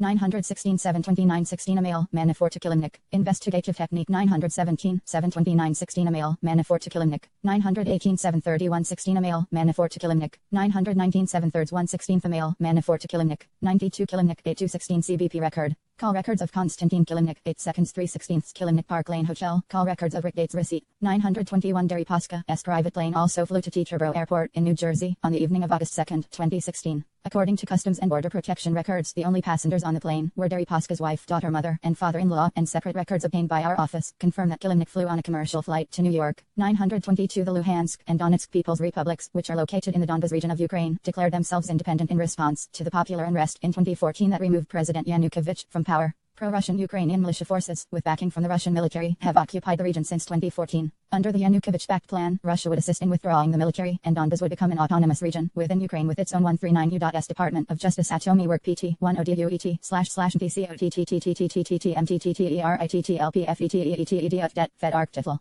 P60, and having Yanukovych, the Ukrainian president, ousted in 2014, elected to head that republic. 923 That plan, Manafort later acknowledged, constituted a backdoor means for Russia to control eastern Ukraine. 924 Manafort initially said that if he had not cut off the discussion, Kilimnik would have asked Manafort in the August 2nd meeting to convince Trump to come out in favor of the peace plan, and Yanukovych would have expected Manafort to use his connections in Europe and Ukraine to support the plan. 925 Manafort also initially told the office that he had said to Kilimnik that the plan was crazy, that the discussion ended, and that he did not recall Kilimnik asking Manafort to reconsider the Ian after their August 2 meeting. 926 Manafort said that he reacted negatively to Yanukovych sending years later an urgent request when Yanukovych needed him. 927 When confronted with an email written by Kilimnik on or about December 8, 2016, however, Manafort acknowledged Kilimnik raised the peace plan again in that email. 928 Manafort ultimately acknowledged that Kilimnik also raised the ECN until the RY 2017 meetings with Manafort. 929 Second, Manafort briefed Kilimnik on the state of the Trump campaign and Manafort's plan to win the election. 930 That briefing encompassed the campaign's messaging and its internal polling data. According to Gates, it also included discussion of battleground states which Manafort identified as Michigan, Wisconsin, Pennsylvania, and Minnesota. 931 Manafort did not refer explicit to battleground states in his telling of the August 2 discussion. Prime Minister. The plan emphasized that Yanukovych would be an ideal candidate to bring peace to the region as Prime Minister of the Republic and facilitate the reintegration of the RE-AINE with the support of the U.S. and Russian presidents. As noted above, according to the written documentation describing the Ian, for the land to work, both U.S. and Russian support were necessary.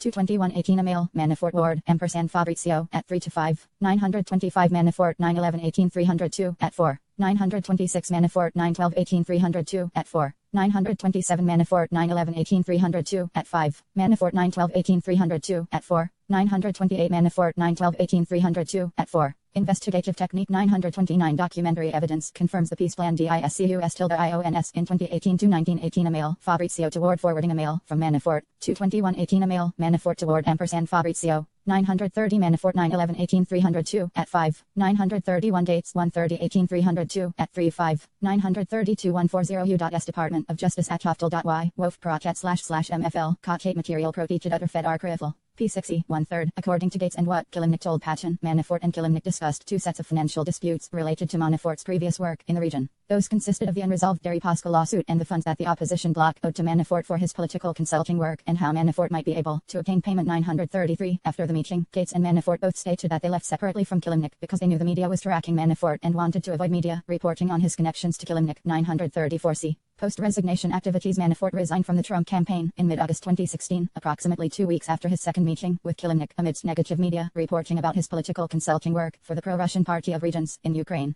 Despite his resignation, Manafort continued to offer advice to various campaign officials through the November election. Manafort told Gates that he still spoke with Kushner Bannon and candidate Trump. 935 And some of those post-resignation contacts are documented in emails. For example, on October 21, 2016, Manafort sent Kushner an email and attached a strategy memorandum proposing that the campaign make the case against Clinton as the failed and corrupt champion of the establishment, and that WikiLeaks provides the Trump campaign the ability to make the case in a very credible way by using the words of Clinton, its campaign officials, and DNC members. 936 Later in a November 5, 2016 email to Kushner entitled Securing the Victory, Manafort stated that he was really feeling good about our prospects on Tuesday and focusing on preserving the victory, and that he was concerned the Clinton campaign would respond to a loss by MOVING, right bracket immediately to discredit the left bracket Trump right bracket victory and claim voter fraud and cyber fraud, including the claim that the Russians have hacked into the voting machines and tampered with the results. 937 Trump was elected president on November 8, 2016. Manafort told the office that in the wake of Trump's victory, he was not interested in an administration job. Manafort instead preferred to stay on the outside and monetize his campaign position to generate business given his familiarity and relationship with Trump and the incoming administration. 938 Manafort appeared to follow that plan as he traveled to the Middle East, Cuba, South Korea, Japan, and China and was paid to explain what a Trump presidency would entail. 939 Manafort's activities in early 2017 included meetings relating to Ukraine and Russia.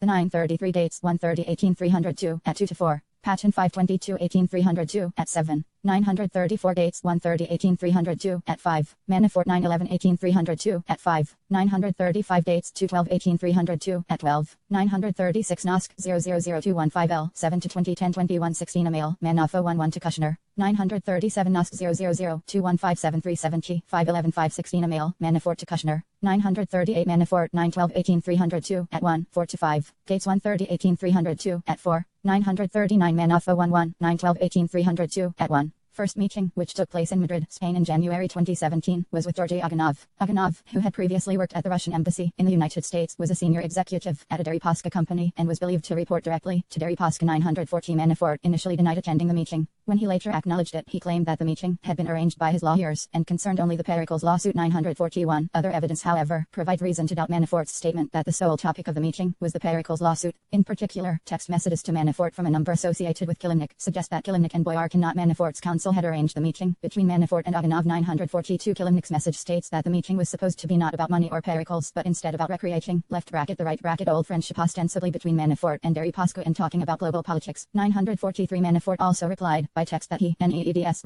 this finished before January 20th, 944, which appears to be a reference to resolving Pericles before the inauguration. On January 15, 2017, 3 days after his return from Madrid, Manafort mailed KT McFarland, who was at that time designated to be Deputy National Security Advisor and was formally appointed to that position on January 20, 2017. 945. Manafort's January 15 mail to McFarland stated, "I have some important information I want to share that I picked up on my travels over the last month." 946. Manafort told the office that the email referred to an issue regarding Cuba, not Russia or Ukraine, and Manafort had traveled to Cuba in the past month. 947. Either way, McFarland, who was advised by Flynn not to respond to the Manafort inquiry, appears not to have responded to Manafort. 948. Manafort told the office that around the time of the presidential inauguration in January, he met with Kilimnik and Ukrainian oligarch Sergei Yavachkin at the Westin Hotel in Alexandria, Virginia. 949. During this meeting, Kilimnik again discussed the Yanukovych peace plan that he had broached at the August 2 meeting, and in a detailed December 8, 2016 message found in Kilimnik's DMP email account 950. In that December 8 email, which Manafort Kalashnikova 5/17/18/302 at 4. Barely, Soviet Embassy's Identity Crisis, Washington Post, December 20,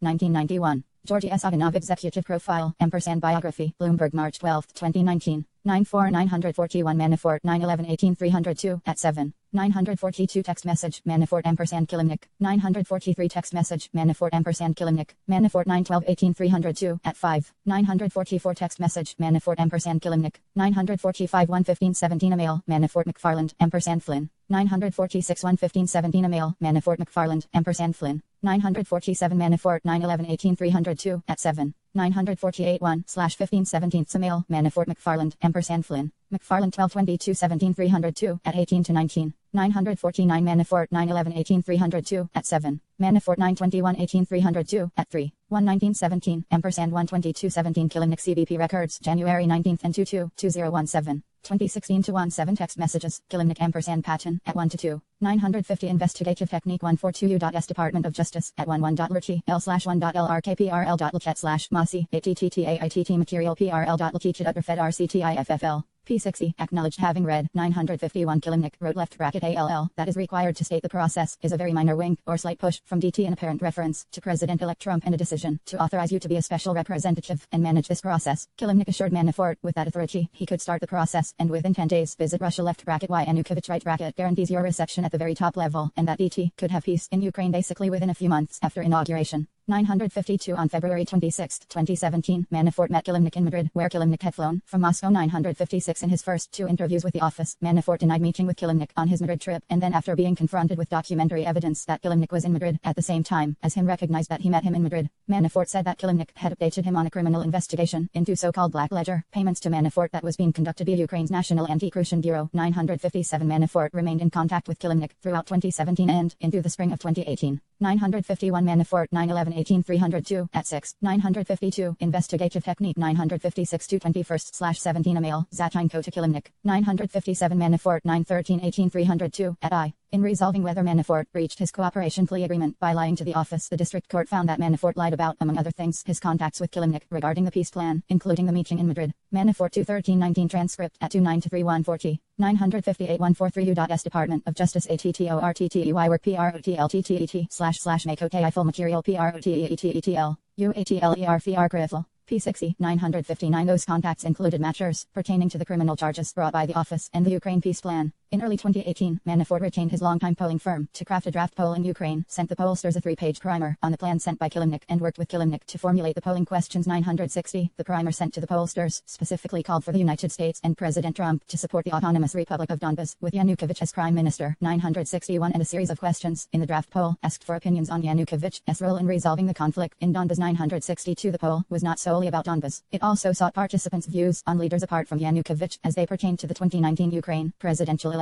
The office has not uncovered evidence that Manafort brought the Ukraine peace plan to the attention of the Trump campaign or the Trump administration. Kilimnik continued his efforts to promote the peace plan to the executive branch, e.g., U.S. Department of State, into the summer of 2018. 963b post-election and transition period contacts. Trump was elected president on November 8, 2016. Beginning immediately after the election, individuals connected to the Russian government started contacting officials on the Trump campaign and transition team through multiple channels, sometimes through Russian Ambassador Kislyak and at other times through individuals who sought reliable contacts through U.S. persons not formally tied to the campaign or transition team. The most senior levels of the Russian government encouraged these efforts. The investigation did not establish that these efforts reflected or constituted coordination between the Trump campaign and Russia in its election interference activities. 1. Immediate post-election activity. As soon as news broke that Trump had been elected president, Russian government officials and prominent Russian businessmen began trying to make inroads into the new administration. They appeared not to have pre-existing contacts and struggled to connect with senior officials around the president-elect. As explained below, those efforts entailed both official contact through the Russian embassy in the United States and outreaches sanctioned at high levels of the Russian government through business rather than political contacts. Manafort DDC. Gov. Optimat to modify. At 2. Superseding indictment United States v. Paul J. Manafort, Jr. 1. 17 CR 201 DDC June 8, 2018. Doc 318. 959 RR 48-51 212-18 Email Fabrizio to Manafort ampersand Ward 216-18 Email Fabrizio to Manafort 219-18 Email Fabrizio to Ward 221-18 Email Manafort to Ward ampersand Fabrizio 960-96-1 221-18 Email Manafort to Ward ampersand Fabrizio 716-49 AM Attachment 962-39-18 Email Ward to Manafort ampersand Fabrizio Attachment 144U.S Department of Justice Attach tilde I/ERC produce / ma tilde Kotratype material protected under Fed Archival P60 Outreach from the Russian government. At approximately 3 a.m. on election night, Trump campaign press secretary Hope Hicks received a telephone call on her personal cell phone from a person who sounded foreign but was calling from a number with a DC area code 964. Although Hicks had a hard time understanding the person, she could make out the words Putin call. 965 Hicks told the caller to send her an email. 966 The following morning, on November 9, 2016, Sergei Kuznetsov, an official at the Russian embassy to the United States, emailed Hicks from his mail address with the subject line, Message from Putin. 967 Attached to the email was a message from Putin in both English and Russian, which Kuznetsov asked Hicks to convey to the president-elect. 968 In the message, Putin offered his congratulations to Trump for his electoral victory, stating he looked left bracket ed right bracket forward to working with left bracket Trump right bracket on leading Russian-American relations out of crisis. 969 Hicks forwarded the email to Kushner, asking, can you look into this? Don't want to get duped but don't want to blow off Putin. 97 Kushner stated in congressional testimony that he believed that it would be possible to verify the authenticity of the forwarded email through the Russian ambassador, whom Kushner had previously met in April 2016. 971 Unable to recall the Russian ambassador's name, Kushner mailed Dmitry Simes of CNI, whom he had consulted previously about Russia, see Volume 1, Section IV.A.4 Supra, and asked what is the name of Russian ambassador. 972 Kushner forwarded Simes's response, which identified Kislyak by name, to Hicks. 973 After checking with Kushner to see what he had learned, Hicks conveyed Putin's letter to transition officials. 974 5 days later, on November 14, 2016, Trump and Putin spoke by phone in the presence of transition team members, including incoming National Security Advisor Michael Flynn. 975 964 Hicks 12-8-17-302 at 3. 965 Hicks 12-8-17-302 at 3. 966 Hicks 12-8-17-302 at 3. 967 Nosk 000443 8111 916 Email Kuznetsov to Hicks 5:27 a.m. 968 Nosk 000443 8180 211 916 Email Kuznetsov to Hicks 5:27 a.m. 969 Nosk 000443 8211 916 Letter from Putin to President-elect Trump November 9, 2016. Translation 917 Nosk 000443 8111 916 Email Hicks to Kushner 10:26 a.m. 971 Statement of Jared C. Kushner to Congressional Committees at 4th July 24, 2017. 972 0/9/16 Email Kushner to Simes 10:28 a.m. Statement of Jared Kushner to Congressional Committees at 4th July 24, 2017. 973 Nosk 000000 5811 916 Email Kushner to Hicks 11:05:44 a.m. 974 Hicks 12-8-17 302 at 3-4. 975 Flynn 11-16-17 302 at 8-10. CWD Ware, Trump, Russia S. Putin talk about Syria, IC relations in phone call, UPI November 14, 2016. 145U.S. Department of Justice AT1ET, 1HUY/LHT1KPT, 1EDT, 1ET// May/METET, 1ITTLPT, 1ETEETED, UDET 1 Fed Arc Tifl. P60, B. High-level encouragement of contacts through alternative channels as Russian officials in the United States reached out to the president-elect and his team. A number of Russian individuals working in the private sector began their own efforts to make contact. Petr Avayan, a Russian national who heads Alfa Bank, Russia's largest commercial bank, described to the office interactions with Putin during this time period that might account for the flurry of Russian activity. 976 Avayan told the office that he is one of approximately 50 wealthy Russian businessmen who regularly meet with Putin in the Kremlin. These 50 men are often referred to as oligarchs. 977 Avayan told the office that he met on a quarterly basis with Putin, including in the fourth quarter Q4 of 2016, shortly after the U.S. presidential election. 978 Avayan said that he took these meetings seriously and understood that any suggestions or critiques that Putin made during these meetings were implicit directives, and that there would be consequences for Avayan if he did not follow through. 979 As was typical, the 2016 Q4 meeting with Putin was preceded by a preparatory meeting with Putin's chief of staff, Anton Vano. 980, according to Avayan, at his Q4 2016 one-on-one meeting with Putin. 981 Putin raised the prospect that the United States would impose additional sanctions on Russian interests, including sanctions against Avayan and / Alpha Bank. 982 Putin suggested that Avayan needed to take steps to protect himself and Alpha Bank. 983 Avayan also testified that Putin spoke of the difficulty faced by the Russian government in getting in touch with the incoming Trump administration. 984 According to Avayan, Putin indicated that he did not know with whom formally to speak and generally did not know the people around the president-elect. 985 976 Avayan provided information to the office in an interview and through an attorney per offer. 977 Ben 82-18302 at 7. Il 978 979 Avayan 82-18302 at 23. 980 An interview with the office. Avayan referred to the high-ranking Russian government officials using numbers, e.g. Official 1, Official 2. Avayan separately confirmed Ruff, an attorney per offer, that Official 1 was Putin and Official 2 was Putin's chief of staff, Vano. See Affidavit of Ryan Junk, August 2, 2018, hard copy, on file. 981 At the time of his Q4 2016 meeting with Putin, Avayan was generally aware of the press coverage about Russian interference in the U.S. election. According to Avayan, he did not discuss that topic with Putin at any point, and Putin did not mention the rationale behind the threat of new sanctions. Avayan 82-18302 at 5 to 7. 982 983 984 985 Avayan told Putin he would take steps to protect himself and the Alpha Bank shareholders from potential sanctions, and one of those steps would be to try to reach out to the incoming administration to establish a line of communication. 986 Avayan described Putin responding with skepticism about Avayan's prospect for success. 987 According to Avayan, although Putin did not expressly direct him to reach out to the Trump transition team, Avayan understood that Putin expected him to try to respond to the concerns he had raised. 988 Avayan's efforts are described in Volume 1, Section IV.B.5 Infra. 2. Kirill Dmitryev's transitionary outreach to the incoming administration. Avayan's description of his interactions with Putin is consistent with the behavior of Kirill Dmitriev, a Russian national who heads Russia's sovereign wealth fund and is closely connected to Putin. Dmitriev undertook efforts to meet members of the incoming Trump administration in the months after the election. Dmitriev asked a close business associate who worked for the United Arab Emirates UAE Royal Court, George Nader, to introduce him to Trump transition officials, and Nader eventually arranged a meeting in the Seychelles between Dmitriev and Eric Prince, a Trump campaign supporter and an associate of Steve Bannon. 989 In addition, the UAE National Security Advisor introduced Dmitriev to a hedge fund manager and friend of Jared Kushner, Rick Durson, in late November 2016. In December 2016 and January 2017, Dmitriev and Jerson worked on a proposal for reconciliation between the United States and Russia, which Dmitriev implied he cleared through Putin. Jerson provided that proposal to Kushner before the inauguration, and Kushner later gave copies to Bannon and Secretary of State Rex Tillerson. Background: Dmitriev is a Russian national who was appointed CEO of Russia's sovereign wealth fund, the Russian Direct Investment Fund (RDIF), when it was founded in 2011. 990 Dmitriev reported directly to Putin and frequently referred to Putin as his boss. 991 RDIF has co-invested in various projects with UAE sovereign wealth funds. 992 Dmitriev regularly interacted with Nader, a senior advisor to UAE Crown Prince Mohammed bin Zayed. 989 Nader provided information to the office in multiple interviews, all but one of which were conducted under a per-offer agreement. The investigators also interviewed Prince under a per-offer agreement. Bannon was interviewed by the office under a per-offer agreement. Kirill Dmitriev biography, Russian Direct Investment Fund, available at https://rediff.ru/n_person_Dmitriev_Kiri/. See also overview, Russian Direct Investment Fund, available at https://rediff.ru/n_about/99991 Jerson, 6/15/18 at 1. See also, e.g., 12/14/16 text message, Dmitriev to Jerson, 1917 text message, Dmitriev to Jerson, 992-147 U.S. Department of Justice AUEME.VRPRNT, 11ET, P. September-Till Preti Chaduder Fed RCRTFFL.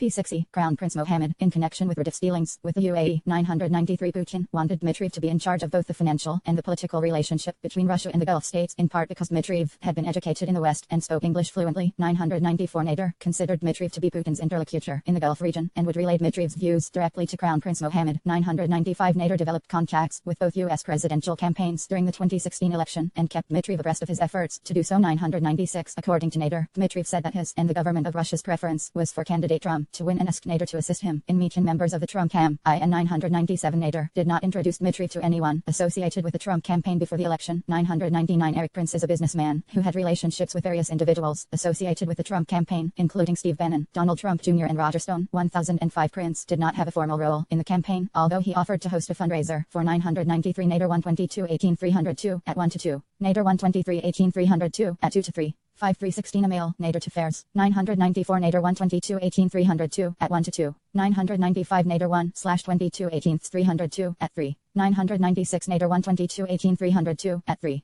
998 999, Nader 122 18 302, at 3, 1000 1001 1002 1003 1004 1005 Prince 44 18 302, at 1 to 5, Benin 214 18 302, at 21, 148 U.S. Department of Justice ATTEN, 1 E-Work Predet / May Section Trital Pre-Kikl, under Fed Archival. P6E, Trump and sent unsolicited policy papers on issues such as foreign policy, trade, and Russian election interference to Benin 1006. After the election, Prince frequently visited transition offices at Trump Tower, primarily to meet with Benin but on occasion, to meet Michael Flynn and others. 1007 Prince and Benin would discuss, inter alia, foreign policy issues and Prince's recommendations regarding who should be appointed to fill key NATIO-SITIONS 1008 LTHOUGH affiliated with the transition. NADER received assurances that the incoming administration considered Prince a trusted associate and b grilled Mitrev's post-election contacts with the incoming administration. AI, investigative technique and investigative technique I, investigative technique 1006 Prince 44 18 302 at L 3 to 4,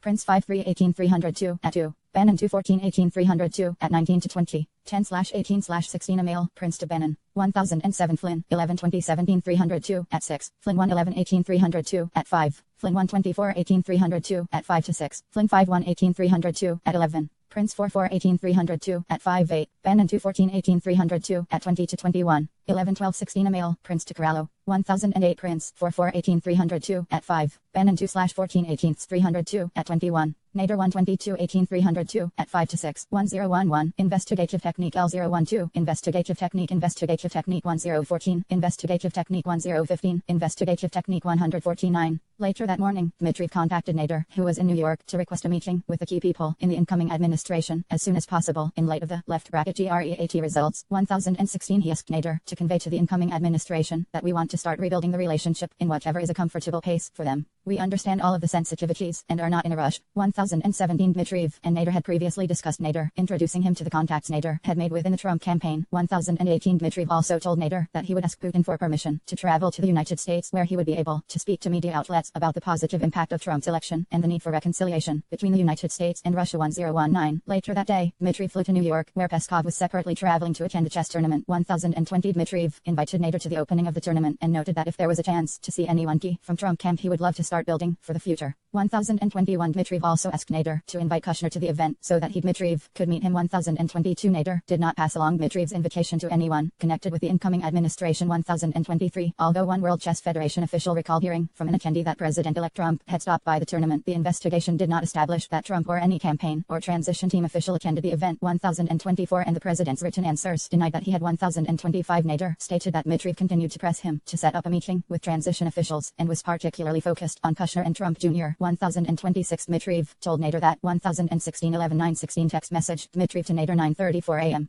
Nader 122 18 302 at 4. 1017 11 916 text message Dmitriev to Nader 11:58 p.m. 1018 Nader 122 18 302 at 3. 1019 11 916 text message Dmitriev to Nader 10:06 a.m. 11 916 text message Dmitriev to Nader 10:10 a.m. 1020 11 916 text message Dmitriev to Nader 10:08 a.m. 11 916 text message Dmitriev to Nader 3:40 p.m. Nader 122 18 302 at 5. 1021 11 916 text message Dmitriev to Nader 7:10 p.m. 1022 11 10 16 text message Dmitriev to Nader 5:20 a.m. 1023 Nader 122 18 302 at 5 to 6. 1024 Marinello 531 18 302 at 2 to 3. Nader 122 18 302 at 5 to 6. 1025 written responses of Donald J. Trump November 20, 2018 at 17 to 18 response to question V. 1026 Nader 122 18 302 at 6. 1027 Nader 122 18 302 at 6. Parda 1111 150 U.S. Department of Justice Brahimi Work Predchet / Make Dealy.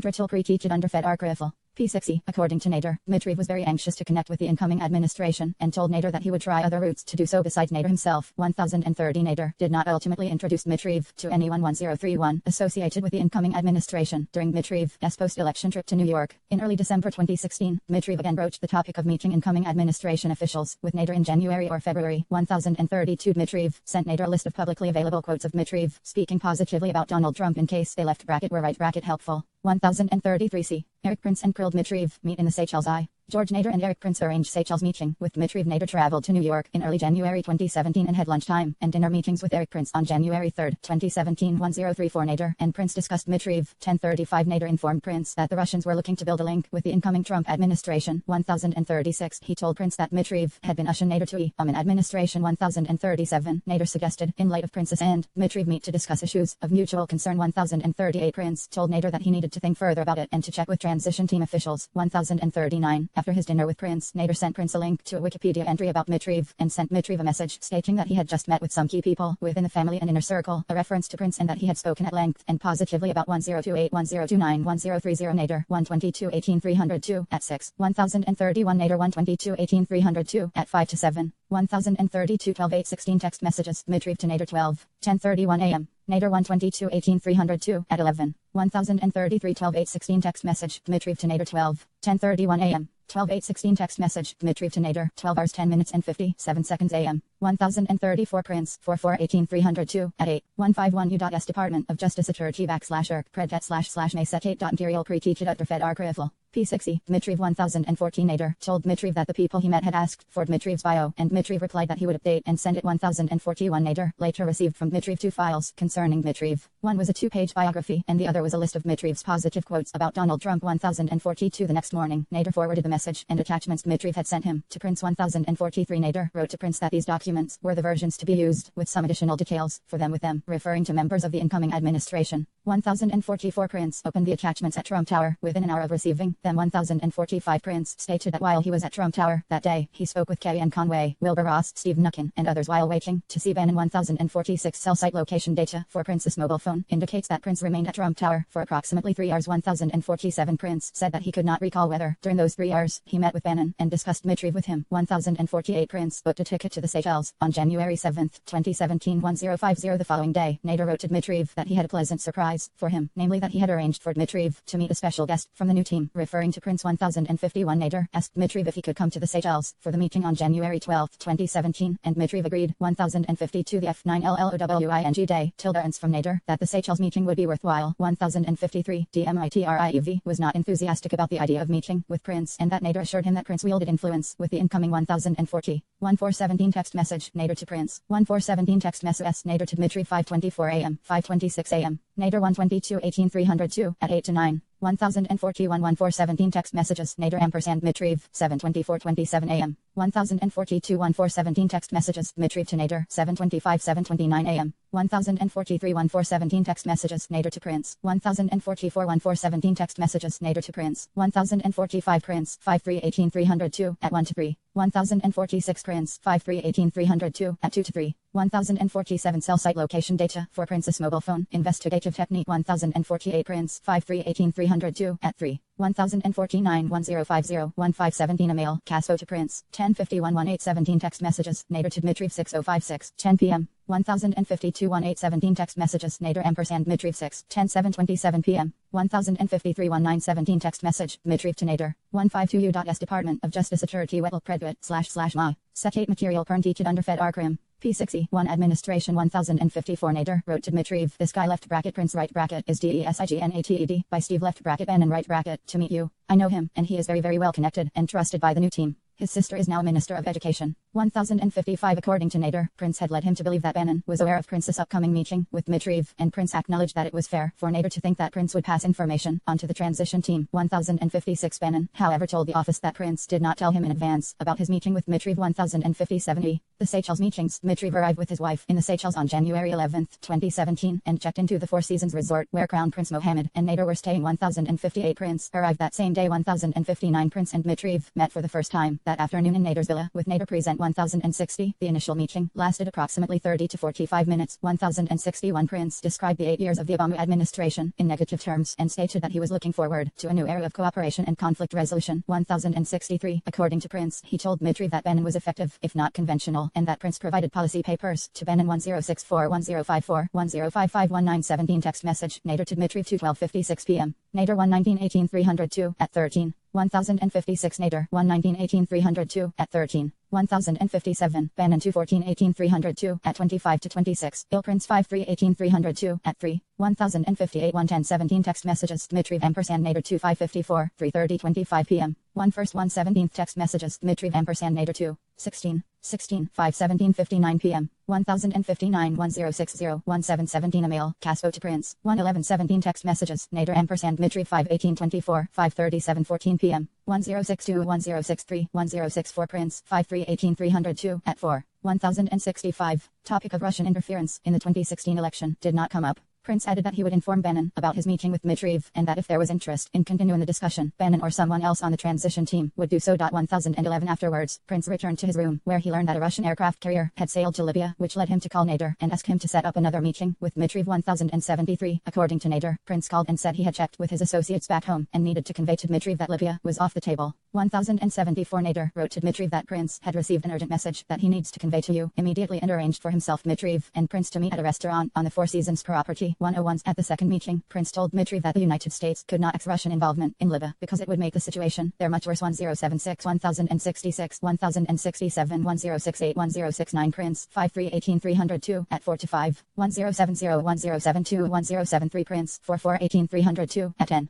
Prince 53-18-302, at 4, 1075 111-17 text messages, Dmitriy ampersand Nader 9, 1354, 10 hours 24 minutes and 25 seconds p.m. Prince however denied that, and recalled that he was making these remarks to Dmitriy not in an official capacity for the transition, but based on his experience as a former naval officer. Prince 53-18-302, at 4, 154 U.S. Department of Justice AFD, 6 MEYN MKPR, 6 TIT1ET//MFR, set to material pre-checked HUAEICR FETI, RCRI1TT. P60, 11077. After the brief second meeting concluded, Nader and Dmitriy discussed what had transpired. 1078 Dmitriy told Nader that he was disappointed in his meetings with Prince for two reasons. First, he believed the Russians needed to be communicating with someone who had more authority within the incoming administration than Prince had. 1079 Second, he had hoped to have a discussion of greater substance, such as outlining a strategic roadmap for both countries to follow. 1080 Dmitriy told Nader that Prince's comments 1081 were insulting hours. After the second meeting, Prince sent two text messages to Bannon from the Seychelles. 1082 is described further below. Investigators were unable to obtain the content of these or other messages between Prince and Bannon, and the investigation also did not identify evidence of any further communication between Prince and Dmitriy after their meetings in the Seychelles, i.e.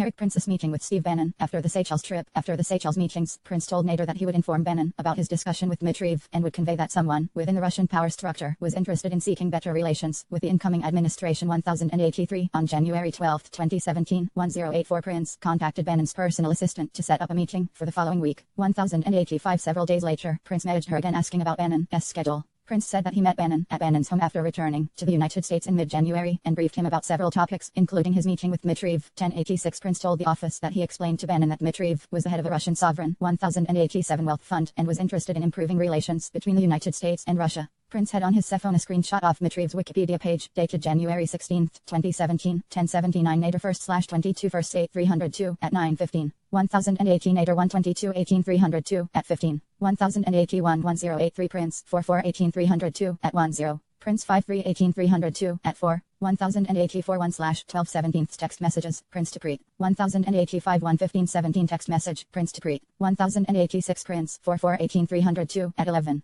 Prince 53 18 302, at 5. 1087 Prince 44 18 302, at 11. Prince 53 18 302, at 5, and Prince told the office that he likely showed that image to Bannon. 1088 Prince also believed he provided Bannon with Dmitriy's contact information. 1089 According to Prince, Bannon instructed Prince not to follow up with Dmitriy, and Prince had the impression that the issue was not a priority for Bannon. 1090 Prince related that Bannon did not appear angry, just relatively uninterested. 1091 Bannon, by contrast, told the office that he never discussed with Prince anything regarding Dmitriy, Radif, or any meetings with Russian individuals or people associated with Putin. 1092 Bannon also stated that had Prince mentioned such a meeting, Bannon would have remembered it and Bannon would have objected to such a meeting having taken place. 1093 The conflicting accounts provided by Bannon and Prince could not be independently clarified by reviewing their communications because neither one was able to produce any of the messages they exchanged in the time period surrounding the Seychelles meeting. Prince's phone contained no text messages prior to March 2017, though provider records indicate that he and Bannon exchanged dozens of messages. 1094 Prince denied deleting any messages but claimed he did not know why there were no messages on his device before March 2017. 1095 Bannon's devices similarly contained no messages in the relevant time period, and Bannon also stated he did not know why messages did not appear on his device. 1096 Bannon told the office that during both the months before and after the Seychelles meeting, he regularly used his personal BlackBerry and personal email for work-related communications, including those with Prince, and he took no steps to preserve these work Communications, 1090-70. Krilled Dmitryev's post-election contact with Rick Gerson regarding U.S. Russia relations. Dmitryev's contacts during the transition period were not limited to those facilitated by Nader. In approximately late November 2016, the UAE National Security Advisor introduced Dmitriev to Rick Gerson, a friend of Jared Kushner, who runs a hedge fund in New York. 1098 Gerson stated he had no formal role in the transition and had no involvement in the Trump 1088 Prince 53-18302 at 5/11617 image on Prince phone on file with the office. 1089 Prince 53-18302 at 5/1090 Prince 53-18302 at 5/1091 Prince 53-18302 at 5/1092 Bannon 1026-18302 at 10-11 1093 Bannon 1026-18302 at 10-11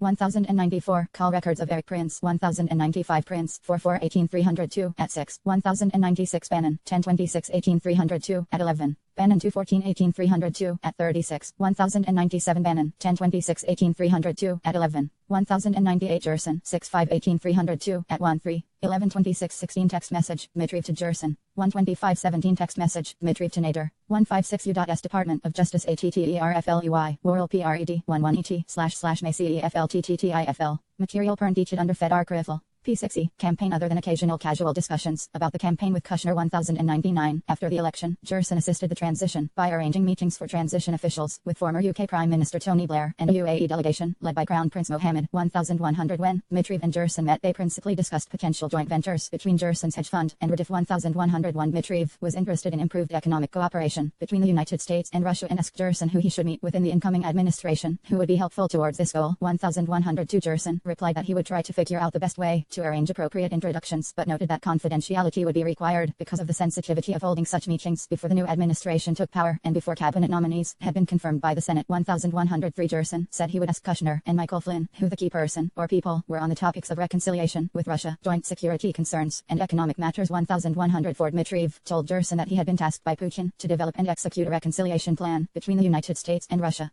He noted in a text message to Gerson that if Russia was approached with respect and willingness to understand our position, we can have major breakthroughs quickly. 1105. Gerson and Dmitriev exchanged ideas in December 2016 about what such a reconciliation plan would include. 1106. Gerson told the office that the transition team had not asked him to engage in these discussions with Dmitriev and that he did so on his own initiative and as a private citizen. 1107. On January 9, 2017, the same day, he asked Nader whether meeting Prince would be worthwhile. Dmitriev sent his biography to Gerson and asked him if he could share it with Jared or somebody else very senior in the team so that they know that we are focused from our side on improving the relationship, and my boss asked me to play a key role in that. 1108. Dmitriev also asked Gerson if he knew Prince and if Prince was somebody important or worth spending time. 1099. Gerson 65-18302 at 1 1100. Gerson 65-18302 at 1-2 Kushner 411-18302 at 21 1101. Gerson 65-18302 at 3-4 CEG 12-16 text messages Dmitriev & Gerson 12-14-16 text messages Dmitriev & Gerson 13-17 text message Gerson to Dmitriev 12-16 email Tolokonikov to Gerson 1102. Gerson 65-18302 at 3 12-14-16 text message Dmitriev to Gerson 1103. 12-14-16 text message Gerson to Dmitriev 1104. 12-14-16 text message Gerson to Dmitriev 1105. 12-14-16 text messages Dmitriev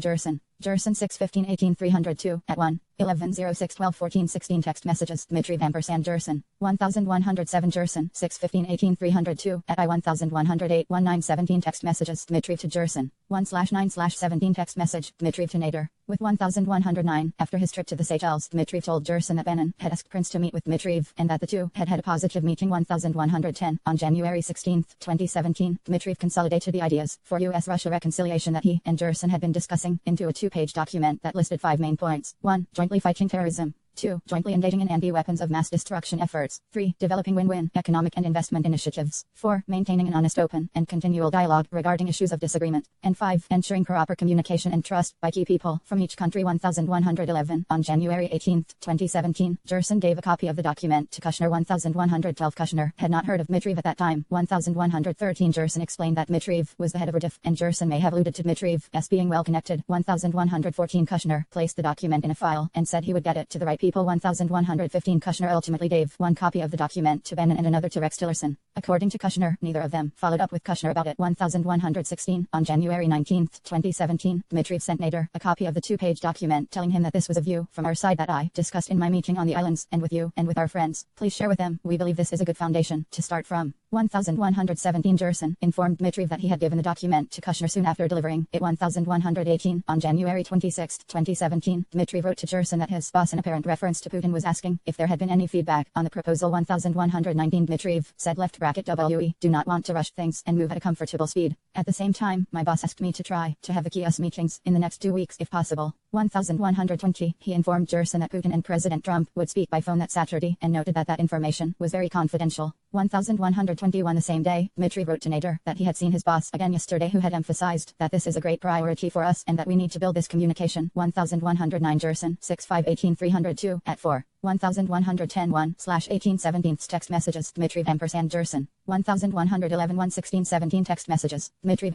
& Jerson 1112 Jerson 6518302 at 3. Jerson 615 at 2. 1113 Jerson 6518302 at 3. 1114 Jerson 6518302 at 3. Jerson 615 at 1 to 2. Kushner 4/11/18302 at 22. 1115 Jerson 6518302 at 3. 1116 Kushner 4/11/18302 at 32. 1117 11917 text message. Dmitriev to Nader 11:56 a.m. 1118 11817 text message. Jerson to Dmitriev. Jerson 615 at 2. 1119 12617 text message. Dmitriev to Jerson. 1121 2617 text message. Dmitriev to Jerson. 1121 12617 text message. Dmitriev to Jerson. 158 U.S. Department of Justice ATT 6RHEYW 6RKPR 6DTET/MACMITAIFL material Pern Teachadumer Fed Arkrifl. P60 channel to avoid bureaucracy. 1122 on January 28, 2017, Dmitriev texted Nader that he wanted to see if I can confirm to my boss that your friends may use some of the ideas from the two-pager I sent you in the telephone call that will happen at 12 Estate. 1123 in apparent reference to the call scheduled between President Trump and Putin. Nader replied definitely. Paper was so submitted to Team by Rick and me. They took it seriously. 1124 after the call between President Trump and Putin occurred, Dmitriev wrote to Nader that the call went very well. My boss wants me to continue making some public statements that us (sick) Russia cooperation is good and important. 1125 Jerson also wrote to Dmitriev to say that the call had gone well, and Dmitriev replied that the document they had drafted together played an important role. 1126 Jerson and Dmitriev appeared to stop communicating with one another in approximately March 2017, when the investment deal they had been working on together showed no signs of progressing. 1127 3. Ambassador Kislyak's meeting with Jared Kushner and Michael Flynn M. Trump Tower following the election on November 16, 2016. Catherine Vargas, an executive assistant to Kushner, received a request for a meeting with Russian Ambassador Sergei Kislyak. 1128 That same day, Vargas sent Kushner an email with the subject missed call. Russian Ambassador to the US, Sergei Ivanovich Kislyak. 1129 The text of the email read, Ray, setting up a time to meet W/U on 12/1. LMK, how to proceed. Kushner responded in relevant part 1 Think I do this one. Confirm with Dmitry (signs of CNI right) that this is the right guy. 11:30 After reaching out to a colleague of Symes at CNI, Vargas reported back to Kushner that Kislyak was the best go-to guy for routine matters in the US, while Yuri Ushakov, a Russian foreign policy advisor, was the contact for more direct/substantial matters. 1131 Bob Forsman, the UBS investment bank executive, who had previously tried to transmit to candidate Trump an invitation to speak at an economic forum in Russia, see Volume 1, Section IV.A.L.E. Supra, may have provided similar information to the transition team. According to 1122, 126:17 text message, Dmitriev to Nader, 10 hours 4 minutes and 41 seconds p.m. 1123 128:17 text message, Dmitriev to Nader 5:39 a.m. 1124 128:17 text message, Nader to Dmitriev 11:33 a.m. 1125 129:17 text message, Dmitriev to Nader 11:6:35 a.m. 1126 128:17 text message, Jerson to Dmitriev 1/29/17 text message, Dmitriev to Jerson 1127 Jerson 615 at 4. 321:17 text message, Jerson to Dmitriev 1128 statement of Jared C. Kushner to congressional committees Kushner STMT at 6/7/24/17 written statement by Kushner to the Senate Judiciary Committee 1129 NOSC 00043 56111616 email Vargas to Kushner 6:44 p.m. 1130 NOSC 00043 56111616 email Kushner to Vargas 9:54 p.m. 1131 11/1716 email Brown to Symes 10:41 a.m. Brown 1013 17 302 at 4.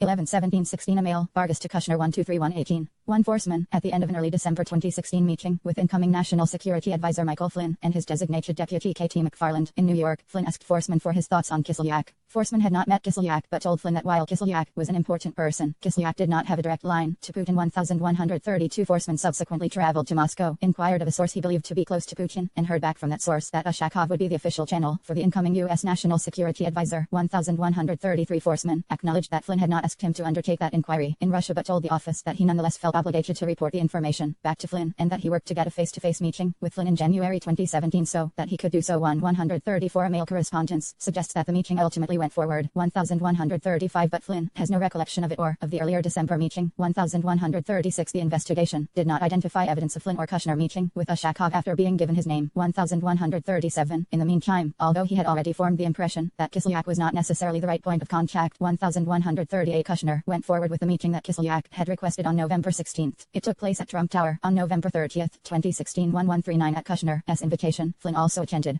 Bannon was invited but did not attend. 1140 During the meeting, which lasted approximately 30 minutes, Kushner expressed a desire on the part of the incoming administration to start afresh with U.S.-Russian relations. 1141 Kushner also asked Kislyak to identify the best person, whether Kislyak or someone else, with whom to direct future discussions, someone who had contact with Putin and the ability to speak for him. 1142 The three men also discussed U.S. policy toward Syria, and Kislyak floated the idea of having Russian generals brief the transition team on the topic using a secure communications line. 1143 After Flynn explained that there was no secure line in the transition team offices. 1132 Forsman, 10/17/18 302 at 17. 1133 Forsman, 10/17/18 302 at 17 to 18. 1134 Forsman, 10/17/18 302 at 18. 1135 RMFSCO 00000151517 Amiel, Forsman to Agencio ampersand Flerchi. RMFSCO 00000151517 Amiel, Flerchi to Forsman ampersand Agencio. 1136 926 18 Attorney per offer from Covington ampersand Burling LLP reflected in a mail on file with the 1137 Vargas 4418 302 at 5. 1138 Kushner 11/117 302 at 4. 1139 Akin _Gump _Berkowitz _0000160 19112916 Email Vargas to Kuznetsov Office Flynn 11118 302 at 2.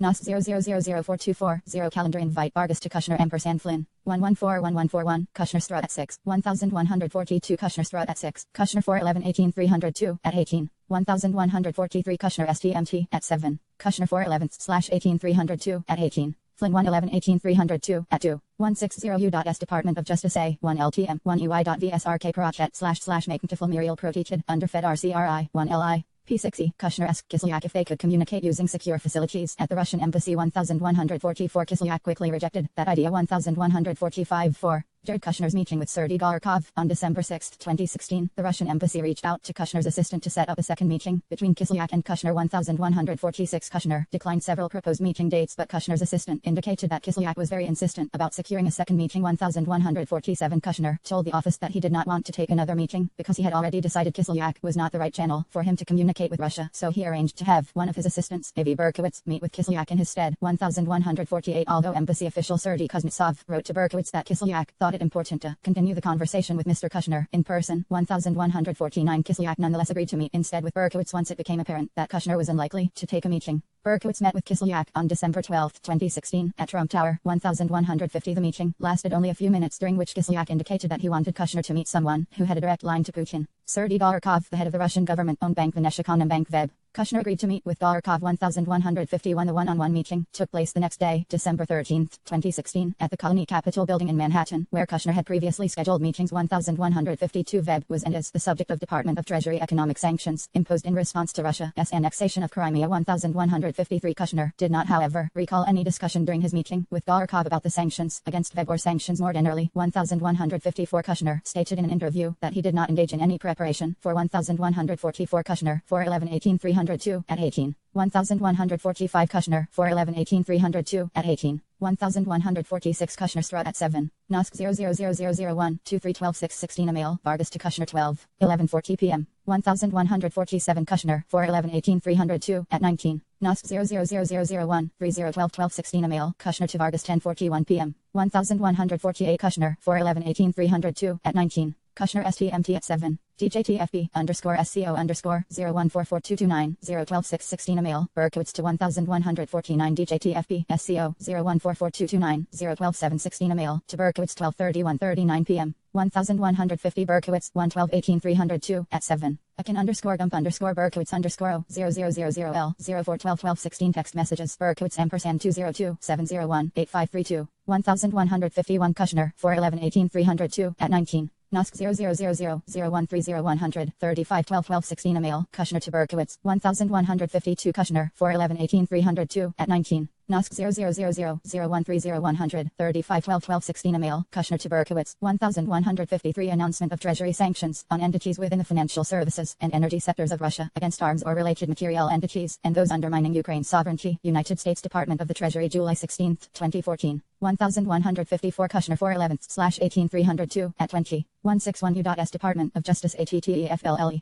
1/F predcat //mo CEHTAILIMATERIAL pre-teachable RF ARCPIM P6E won the meeting and that no one on the transition team even did a Google search for Galarkov's name 1155. At the start of the meeting, Galarkov presented Kushner with 2 gifts, a painting and a bag of soil from the town in Belarus where Kushner's family originated. 1156 The accounts from Kushner and Galarkov differ as to whether the meeting was diplomatic or business in nature. Kushner told the office that the meeting was diplomatic, with Galarkov expressing disappointment with U.S.-Russia relations under President Obama and hopes for improved relations with the incoming administration. 1157 According to Kushner, although Galarkov told Kushner a little bit about his bank and made some statements about the Russian economy, the two did not discuss Kushner's companies or private business dealings of any kind. 1158 At the time of the meeting, Kushner companies had a debt obligation coming due on the building it owned at 666 Fifth Avenue, and there had been public reporting both about efforts to secure lending on the property and possible conflicts of interest for Kushner arising out of his company's borrowing from foreign lenders. 1159 In contrast, in a 2017 public statement, Bev suggested Galarkov met with Kushner in Kushner's capacity as CEO of Kushner Companies for the purpose of discussing business rather than as part of a diplomatic effort. In particular, Bev characterized Galarkov's meeting with Kushner as part of a series of roadshow meetings with representatives of major US banks and business circles, which included negotiations and discussion of the most promising business lines and sectors. 1160 Forsman, the investment bank executive mentioned in Volume L, sections IV.AI and IV.E.3 Supra, told the office that he met with Galarkov and Bev Deputy Chairman Nikolai Tsvetomsky in Moscow just before Galarkov left for New York to meet Kushner. 1161 According to Forsman, Galarkov and Tsvetomsky told him that they were traveling to New York to discuss post-election issues with U.S. financial institutions, that their trip was sanctioned by Putin, and that they would be reporting back to Putin upon their return. 1162 1155 Kushner 411 at 19. Berkowitz, by contrast, stated to the office that he had Googled Galarkov's name and told Kushner that Galarkov appeared to be a banker.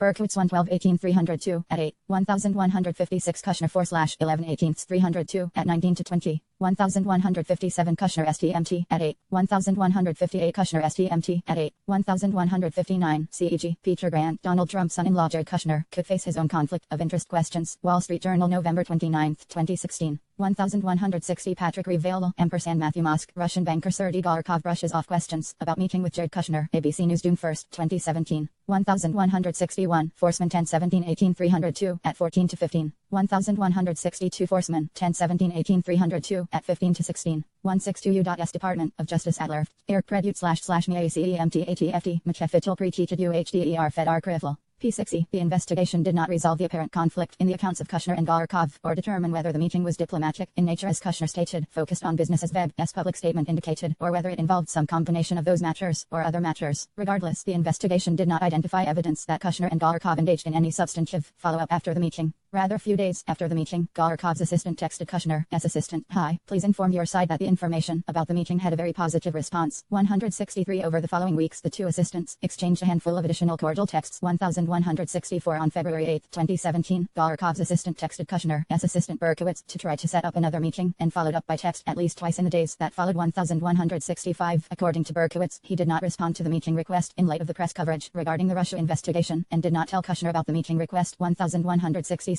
5. Petrovaim's outreach efforts to the transition team. In December 2016, weeks after the one-on-one meeting with Putin described in Volume 1, Section IV.B.1.B, Supra, Petrovaim attended what he described as a separate all-hands oligarch meeting between Putin and Russia's most prominent businessmen. 1167 As in Avaim's one-on-one meeting, a main topic of discussion at the oligarch meeting in December 2016 was the prospect of forthcoming U.S. economic sanctions. 1168 After the December 2016 all-hands meeting, Aven tried to establish a connection to the Trump team. Aven instructed Richard Burt to make contact with the incoming Trump administration. Bert was on the board of directors for Letron L1, another company headed by Avayan, and had done work for Alpha Bank 1169. Bert had previously served as U.S. ambassador to Germany and Assistant Secretary of State for European and Canadian Affairs, and one of his primary roles with Alpha Bank and LL was to facilitate introductions to business contacts in the United States and other Western countries. 1170. While at LL board meeting held in Luxembourg in late December 2016, Avayan pulled Bert aside and told him that he had spoken to someone high in the Russian government who expressed 1163 Akin_Gump_Berkowitz_ 00000 LL 12-19-16 text message Ivanchenko to Berkowitz 9:56 a.m. 1164 Akin_Gump_Berkowitz_ 00000 LL 15-12-19-16 2:16-17 text messages Ivanchenko ampersand Berkowitz 1165 Akin_Gump_Berkowitz_ 00000 LS 28-17 text message Ivanchenko to Berkowitz 10:41 a.m. 1166 Berkowitz 3/22/18302 at 4-5 1168 1169 1170 Avayan 8-2-18302 at 6 Bert 29-18302 at 2 163 U.S. Department of Justice at May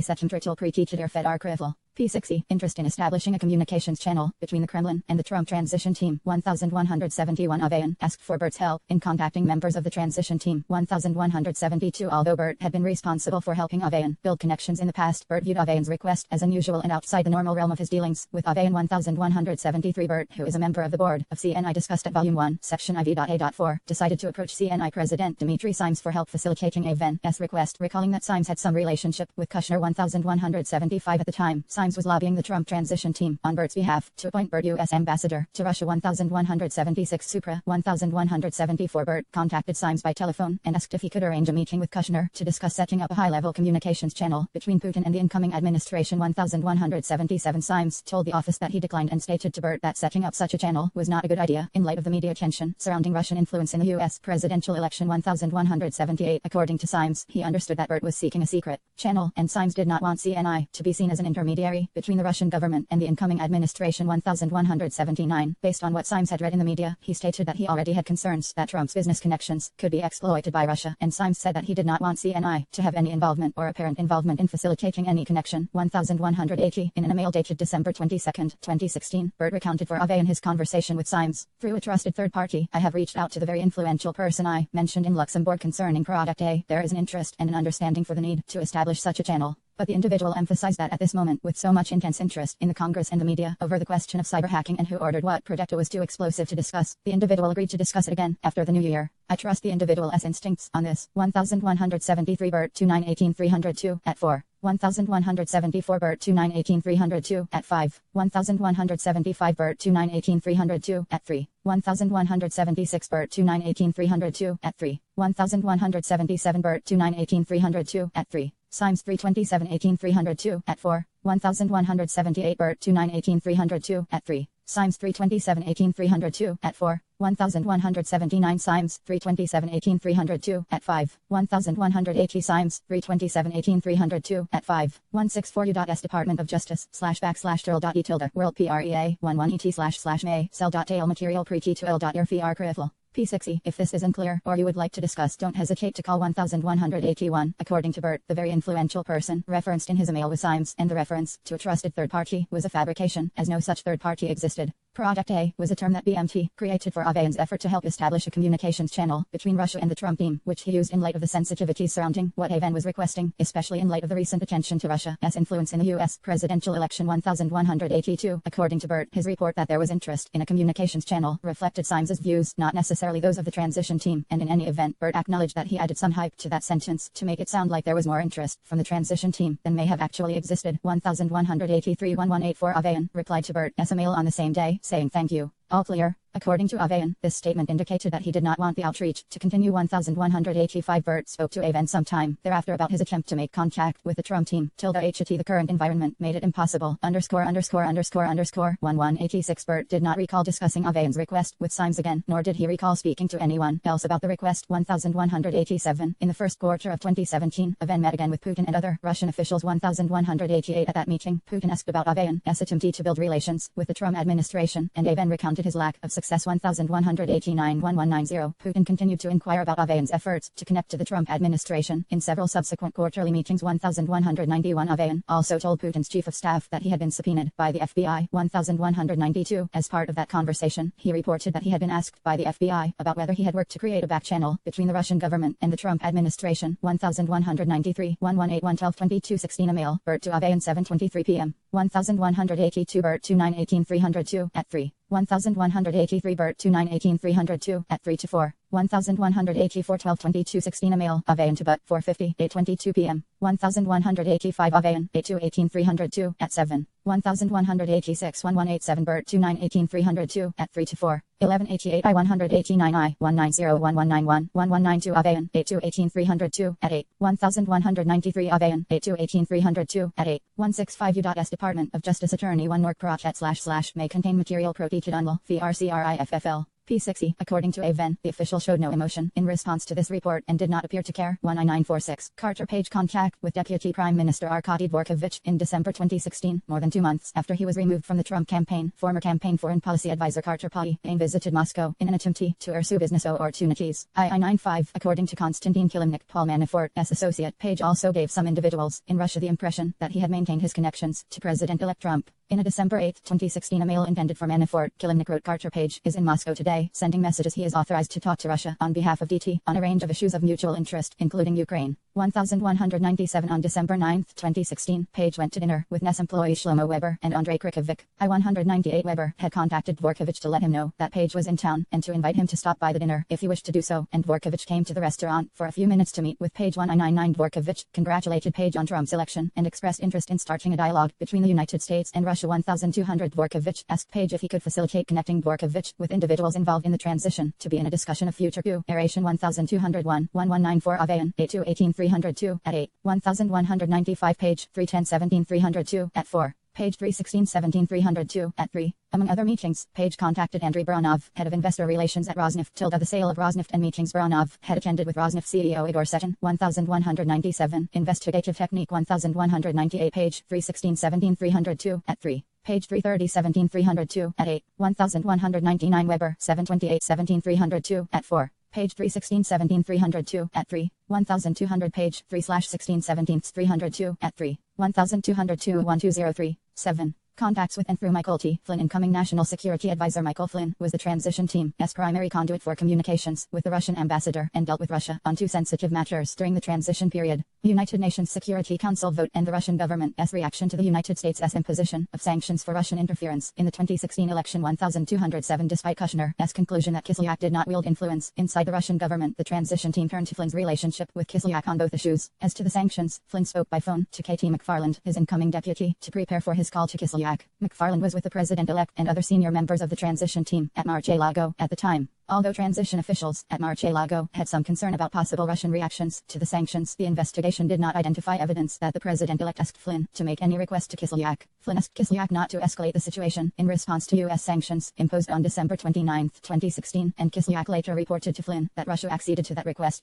United Nations vote on Israeli settlements. On December 21, 2016, Egypt submitted a resolution to the United Nations Security Council calling on Israel to cease settlement activities in Palestinian territory. 1208 The Security Council, which includes Russia, was scheduled to vote on the resolution the following day. 1209 There was speculation in the media that the Obama administration would not oppose the resolution. 1210 1204 1205 1206 1207 As discussed further in Volume 1, Section V.C.4 Infra, Flynn pleaded guilty to making false statements to the FBI in violation of 18 U.S.C. 1001 about these communications with Ambassador Kislyak. Plea Agreement, United States v. Michael T. Flynn, No. L17CR, 232 DDC December 1, 2017. 3. Flynn's plea agreement required that he cooperate with this office, and the statements from Flynn in this report reflect his cooperation over the course of multiple debriefings in 2017 and 2018. 1208 Karen DeYoung, How the US came to abstain on resolution condemning Israeli SETTLE 1 ENTS Washington Post December 28, 2016. 1209 Karen DeYoung, How the US came to abstain on resolution condemning Israeli settlements Washington Post December 28, 2016. 1210 Michelle Nichols, ampersand Leslie Roughton, US intended to allow passage of undraft critical of Israel Reuters December 21,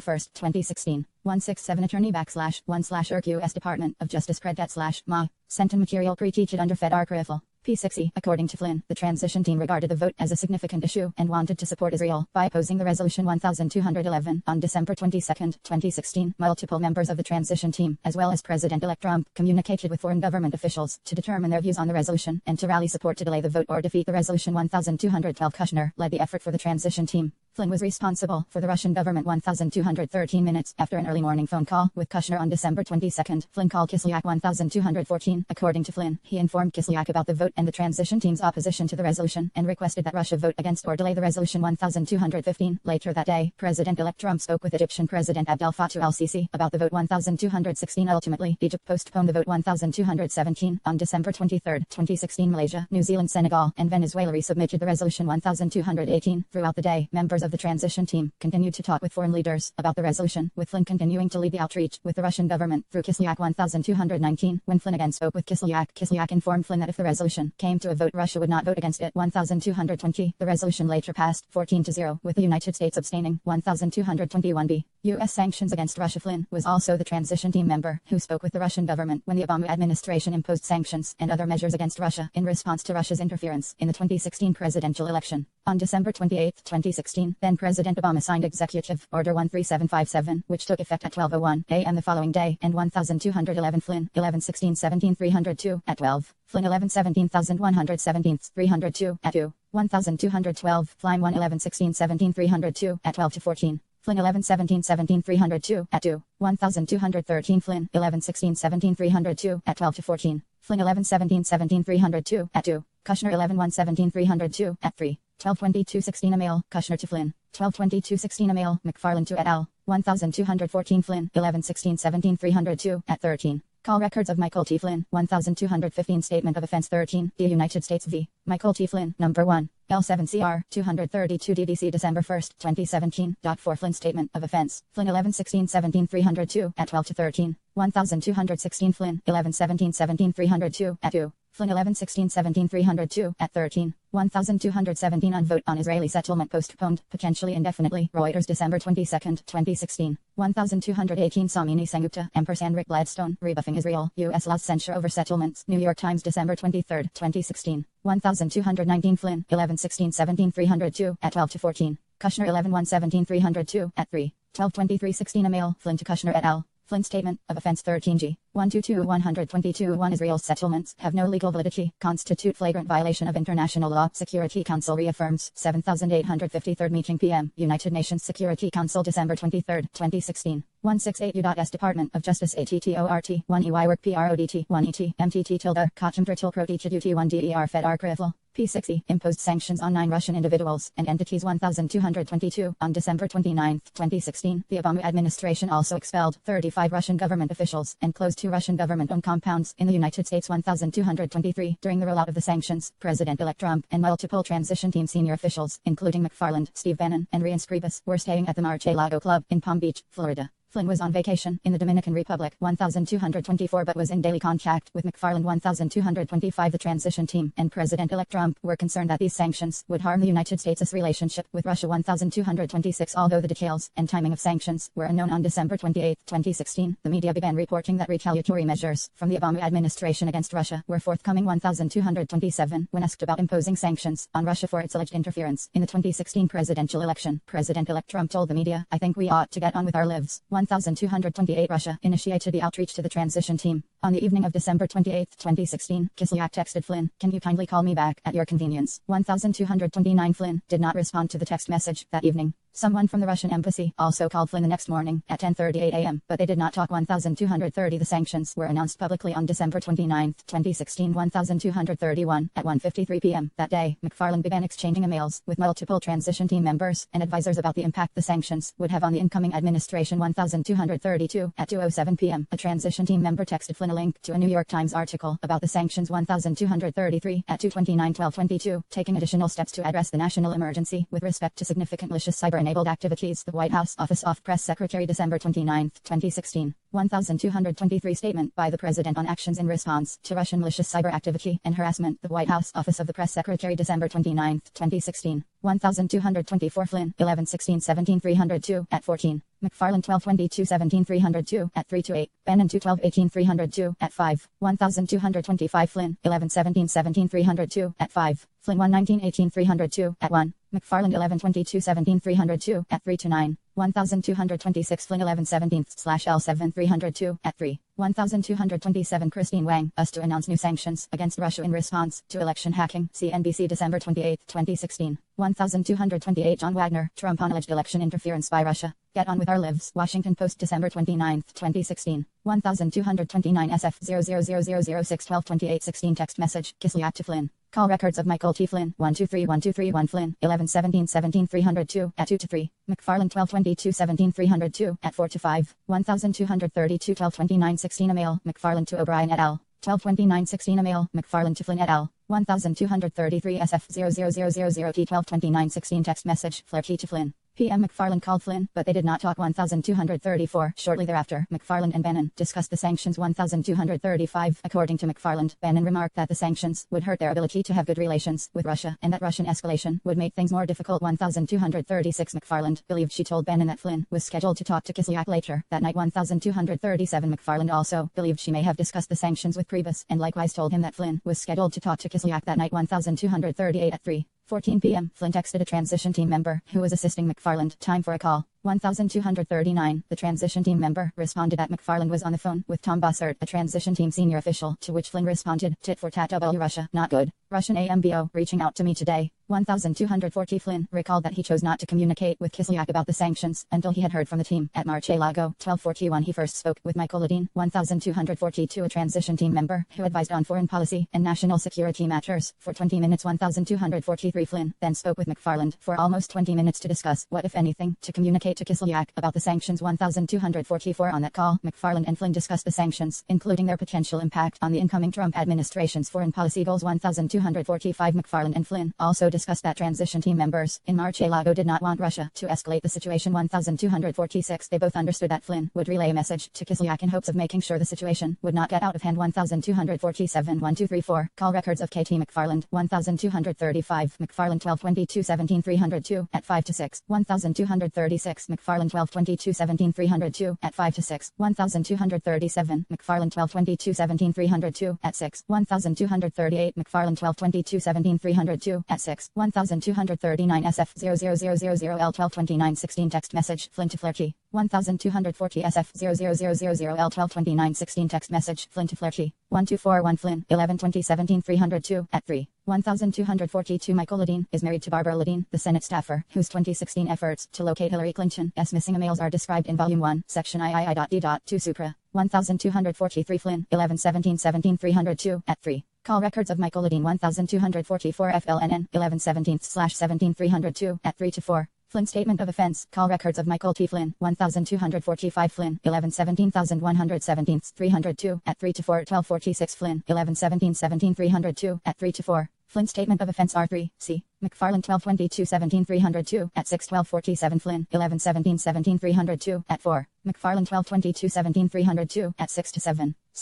Immediately after speaking with McFarland, Flynn called and spoke with Kislyak. 1248 Flynn discussed multiple topics with Kislyak, including the sanctions, scheduling a video teleconference between President-elect Trump and Putin, an upcoming terrorism conference, and Russia's views about the Middle East. 1249 With respect to the sanctions, Flynn requested that Russia not escalate the situation, not get into a tit-for-tat, and only respond to the sanctions in a reciprocal manner. 1250 Multiple transition team members were aware that Flynn was speaking with Kislyak that day. In addition to her conversations with Bannon and Reince Priebus at 4:43 p.m., McFarland sent an email to transition team members about the sanctions, informing the group that General Left FLYNN is talking to Russian ambassador this evening. 1251. Less than an hour later, McFarland briefed President-elect Trump Bannon Priebus, Sean Spicer, and other transition team members were present 1,252 during the briefing. President-elect Trump asked McFarland if the Russians did it, meaning the intrusions intended to influence the presidential election. 1,253 McFarland said yes, and President-elect Trump expressed doubt that it was the Russians. 1,254 McFarland also discussed potential Russian responses to the sanctions, and said Russia's response would be an indicator of what the Russians wanted going forward. 1,255 President-elect Trump opined that the sanctions provided him with leverage to use with the Russians. 1,256 McFarland recalled that at the end of the meeting, someone may have mentioned to President-elect Trump that Flynn was speaking to the Russian ambassador that evening. 1,257 After the briefing, Flynn and McFarland spoke over the phone. 1,258 Flynn reported on the substance of his call with Kislyak, including their discussion of the sanctions. 1,259 According to McFarland, Flynn mentioned that the Russian response to the sanctions was not going to be escalatory because they wanted a good relationship with the incoming administration. 1,260 McFarland also gave Flynn a summary of her recent briefing with President-elect Trump. 1,261 1248 Flynn's statement of offense R3D. 1,249 Flynn 11-17-17 302 at 3-4 Flynn statement of offense R3C 1230-16 email Flynn to McFarland Flynn 11-17-17 302 at 1 Flynn statement of offense R3D 125 1251 1229 16 email McFarland to Flynn et al. 1,252 1229 16 email Wester Alto Flaherty McFarland 1222 17 302 at 7 1,253 McFarland 1222 17 302 at 7 1,254 McFarland 1222 17 302 at 7 1,255 McFarland 1222 17 302 at 7 1,256 McFarland 12/22/17 302 at 7 1,257 McFarland 12/22/17 302 at 7 1,258 McFarland 1222 17 302 at 7 1,259 Flynn 11-17/17 302 at 4 Flynn statement of offense R3E 1,260 McFarland 1222 17 302 at 8 1,261 McFarland 12/22 1st 7 302 at 8 171 U.S. Department of Justice ATTETHEY/L/ERPREDCHET//MD Sechem Trital Pre-Teacher Fed R Krivl P60. The next day, December 30th, 2016, Russian Foreign Minister Sergei Lavrov remarked that Russia would respond in kind to the sanctions. 1,262 Putin superseded that comment 2 hours later, releasing a statement that Russia would not take retaliatory measures in response to the sanctions. At that time, 1,263 hours later, President-elect Trump tweeted, "Great move on delay by V.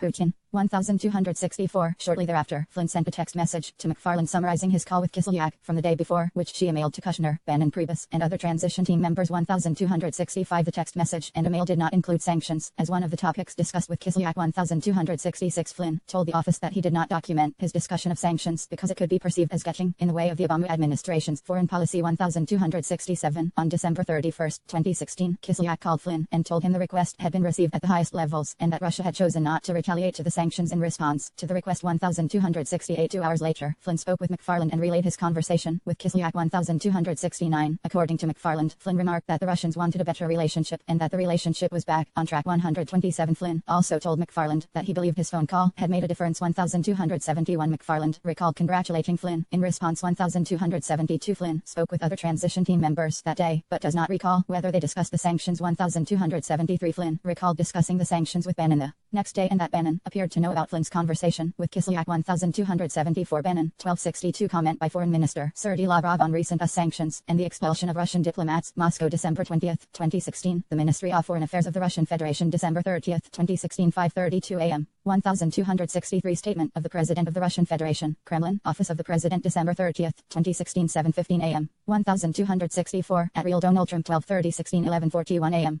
Tweet 1,265 12:30-16 email Flynn to McFarland 12:30-16 email McFarland to Kushner et al. 1,266 12:30-16 email McFarland to Kushner et al. 1,267 Flynn 11-17-17 302 at 4 1,268 Flynn 11-17-17 302 at L 1269 Flynn 11-17-17 302 at 5 Call records of Michael T. Flynn 119-17 302 at 3 Flynn statement of offense I3G Call records of Michael T. Flynn 119-17 302 at 3 McFarland 1222-17 302 at N 1,270 McFarland 1222-17 302 at N 1271 McFarland 1222-17 302 at N 1,272 McFarland 1222-17 302 at N 1,273 Flynn 11-17/17 302 1T5-6 1,274 Flynn 1121-17 302 at 1 Flynn 1120-17 302 at 3 Flynn 1/19-17 302 at 5 Flynn statement of offense R3H 172 U.S. Department of Justice Turkey work predcat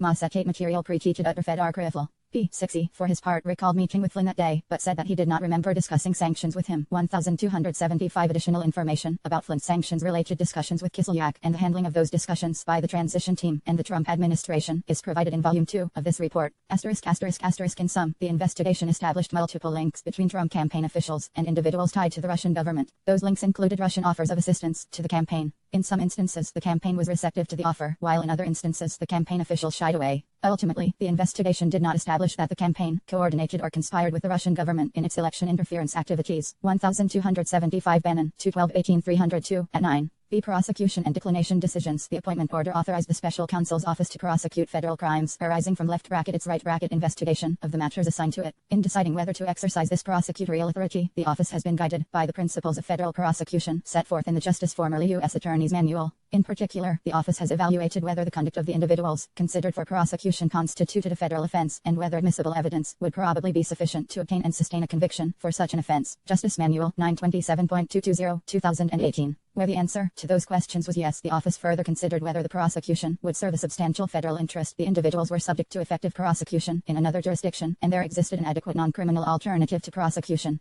As explained below, those considerations led the office to seek charges against two sets of Russian nationals for their roles in Eretratan, the active measures social media campaign, and similarly determined that the contacts between campaign officials and Russia-linked individuals either did not involve the commission of a federal crime, or in the case of campaign finance offenses, that our evidence was not sufficient to obtain and sustain a criminal conviction. At the same time, the office concluded that the principles of federal prosecution supported charging certain individuals connected to the campaign with making false statements or otherwise obstructing this investigation or parallel congressional investigations. A Russian active measures social media campaign on February 16, 2018, a federal grand jury in the District of Columbia returned an indictment charging 13 Russian nationals and 3 Russian entities including the Internet Research Agency IRA and Concord Management and Consulting LLC Concord with violating U.S. criminal laws in order to interfere with U.S. elections and political processes. 1276. The indictment charges all of the defendants with conspiracy to defraud the United States. Count 1, 3 defendants with conspiracy to commit wire fraud and bank fraud. Count 2 and 5 defendants with aggravated identity theft. Counts 3 through 8. Internet Research Agency indictment. Concord, which is one of the entities charged in the Count 1 conspiracy, entered an appearance through U.S. counsel and moved to dismiss the charge on multiple grounds. In orders and memorandum opinions issued on August 13 and November 15, 2018, the District Court denied Concord's motions to dismiss. United States v. Concord Management & Consulting LLC, 347 EFSA, 3D38 DDC, 2018. United States v.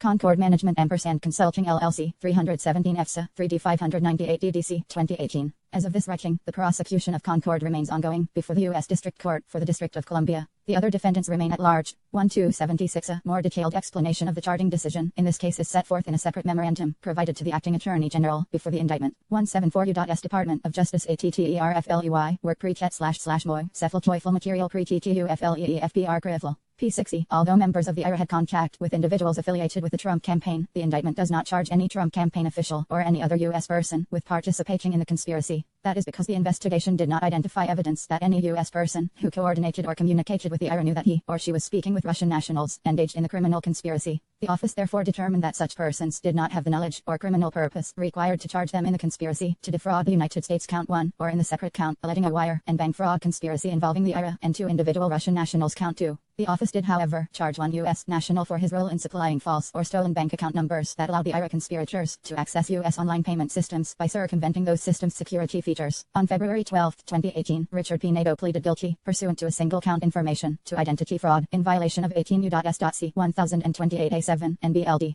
Plea agreement, United States v. Richard P. Nadeau, No. 118 CR 24 DDC February 12, 2018.10. The investigation did not establish that P. Nadeau was aware of the identity of the IRA members who purchased bank account numbers from him. P. Nadeau's sales of account numbers enabled the IRA members to anonymously access a financial network through which they transacted with U.S. persons and companies. See Govcent. Memo 3, United States v. Richard P. Nadeau, No. 118 CR 24 DDC September 26, 2018.24. On October 10, 2018, P. Nadeau was sentenced to 6 months of imprisonment to be followed by 6 months of home confinement and was ordered to complete 100 hours of community service. B. Russian hacking and dumping operations 1. Section 1030 Computer Intrusion Conspiracy. Background: on July 13, 2018, a federal grand jury in the District of Columbia returned an indictment charging Russian military intelligence officers from the GRU with conspiring to hack into various U.S. computers used by the Clinton campaign, DNC, DCCC, and other U.S. persons in violation of 18 U.S.C. 1030 and 371. Count 1. Committing identity theft and conspiring to commit money laundering in furtherance of that hacking conspiracy in violation of 18 U.S.C. 028A and L. 956H, counts 2 through 10. and a separate conspiracy to hack into the computers of U.S. persons and entities responsible for the administration of the 2016 U.S. election in violation of 18U.S.C. 1030 and 371 Count Olvin. Netjikshal Indictment 1277 as of this writing, all 12 defendants remain at large. The Netjikshal indictment alleges that the defendants conspired with one another and with others to hack into the computers of U.S. persons and entities involved in the 2016 U.S. presidential election, steal documents from those computers, and stage releases of the stolen documents to interfere in the election. Netjikshal Indictment R2. The indictment also describes how in staging 1277 the office provided a more detailed explanation of the charging decision, in this case in meetings with the Office of the Acting Attorney General, before the indictment. 175U.S. Department of Justice at Turf Work PREDT 1ET Ma greater than Cephal KI full material pre-teach the full fed R crifle. P6E, the releases. The defendants used the Google Cipher 2.0 persona to disseminate documents through WikiLeaks. On July 22, 2016, WikiLeaks released over 20,000 emails and other documents that the hacking conspirators had stolen from the DNC. Netjikshal Indictment I-48. In addition, on October 7, 2016, WikiLeaks began releasing emails that some conspirators had stolen from Clinton campaign chairman John Podesta after a successful scrapishing operation. Netjikshal Indictment I-49. Harm to ongoing matter. Harm to ongoing matter B. Charging decision as to harm to ongoing matter. Harm to ongoing matter. Harm to ongoing matter 1278. The office also considered, but ruled out, charges on the theory that the post-hacking sharing and dissemination of emails could constitute trafficking in or receipt of stolen property under the National Stolen Property Act, NSPA, 18 U.S.C. 2314 and 2315. The statutes comprising the NSPA cover goods, wares, or merchandise, and lower counts have largely understood that phrase to be limited to tangible items since the Supreme Court's decision in Dowling v. United States 473 U.S. 207-1985. See United States v. Yujia Zhang 995 F. Satudi 340 344 48 EDPA 2014 collecting cases. One of those post-Dowling decisions, United States v. Brown 925 F.2D 1301 10th Sir 1991, specifically held that the NSPA does not reach a computer program in source code form, even though that code was stored in tangible items, i.e. a hard disk, and in a 3-ring notebook. It at 1302-03. Congress in turn cited the Brown opinion in explaining the need for amendments to 18 U.S.C. 1030A2 that would ensure that the theft of intangible information by the unauthorized use of a computer is prohibited in the same way theft of physical items left bracket is right bracket protected. S. Rep 104-357 at 7-1996. That sequence of events would make it difficult to argue that hacked emails in electronic form, which are the relevant stolen items here, constitute goods, wares, or merchandise within the meaning of the NSPA. Harm to ongoing matter. Harm to ongoing matter. 2. Potential Section 1030 violation B. See United States v. Willis 476 F.3D 1121 1125 N.1 Sir 2007, explaining that the 1986 amendments to Section 1030 reflect Congress's desire to reach intentional acts of unauthorized access rather than mistaken, inadvertent, or careless ones, quoting S. Rep 99-432 at 5-1986. In addition, the computer likely qualifies as a protected one under the statute, which reaches effectively all compasseth internet access. United States v. Nozzle 676 F.3D 854 859 9th Sir 2012 and Bain, applying the principles of federal prosecution. However, the office determined that prosecution of this potential violation was not warranted. Those principles instruct prosecutors to consider, among other things, the nature and seriousness of the offense, the person's culpability in connection with the offense, and the probable sentence to be imposed if the prosecution is successful. Justice Manual 927.230 179 U.S. Department of Justice Attorney Work Predchet / may set in material pre-teached under FIAR. Critical. P6E. See Russian government outreach and contacts as explained in Section 4 above. The office's investigation uncovered evidence of numerous links, i.e. contacts between Trump campaign officials and individuals having or claiming to have ties to the Russian government. The office evaluated the contacts under several sets of federal laws, including conspiracy laws and statutes governing foreign agents who operate in the United States. After considering the available evidence, the office did not pursue charges under these statutes against any of the individuals discussed in Section 4 above, with the exception of FARA charges against Paul Manafort and Richard Gates based on their activities on behalf of Ukraine. One of the interactions between the Trump campaign and Russian-affiliated individuals, the June 9, 2016 meeting between high-ranking campaign officials and Russians promising derogatory information on Hillary Clinton, implicates an additional body of law. Campaign finance statutes, schemes involving the solicitation or receipt of assistance from foreign sources, raise difficult statutory and constitutional questions. As explained below, the office evaluated those questions in connection with the June 9 meeting. The office ultimately concluded that even if the principal legal questions were resolved favorably to the government, a prosecution would encounter difficulties proving that campaign officials or individuals connected to the campaign willfully violated the law. Finally, although the evidence of contacts between campaign officials and Russia-affiliated individuals may not have been sufficient to establish or sustain criminal charges, several U.S. persons connected to the campaign made false statements about those contacts and took other steps to obstruct the office's investigation and those of Congress. This office has therefore charged some of those individuals with making false statements and obstructing justice. 1. Potential coordination. Conspiracy and collusion. As an initial matter, this office evaluated potentially criminal conduct that involved the collective action of multiple individuals, not under the rubric of collusion, but through the lens of conspiracy law. In so doing, the office recognized that the word code left bracket e right bracket appears in the Acting Attorney General's August 2, 2017 memorandum. It has frequently been invoked in public reporting, and it is sometimes referenced in antitrust law, c.e.g., Brooke Group v. Brown & Williamson Tobacco Corp. 509 U.S. 209-227-1993. But collusion is not a specific offense or theory of liability found in the U.S. Code, nor is it a term of art in federal criminal law. To the contrary, even as defined in legal dictionaries, collusion is largely synonymous with conspiracy, as that crime is set forth in the General Federal Conspiracy Statute 18 U.S.C. 371. See Black's Law Dictionary 321 10th ed. 2014. Collusion is left bracket a an agreement to defraud another or to do or obtain something forbidden by law. 1 Alexander Burrell, A Law Dictionary and Glossary 3111871. An agreement between two or more persons to defraud another by the forms of law or to employ such forms as means of accomplishing some unlawful object. 1 Bouvier's Law Dictionary 352. 1897. An agreement between two or more persons to defraud a person of his rights by the forms of law or to obtain an object forbidden by law. For that reason, this office's focus in resolving the question of joint criminal liability was on conspiracy as defined in federal law, not the commonly discussed term collusion. The office considered in particular whether contacts between Trump campaign officials and Russia-linked individuals could trigger liability for the crime of conspiracy either under statutes that have their own conspiracy language, e.g. 18 U.S.C. 1349-195 LA, or under the General Conspiracy Statute 18 U.S.C. 371.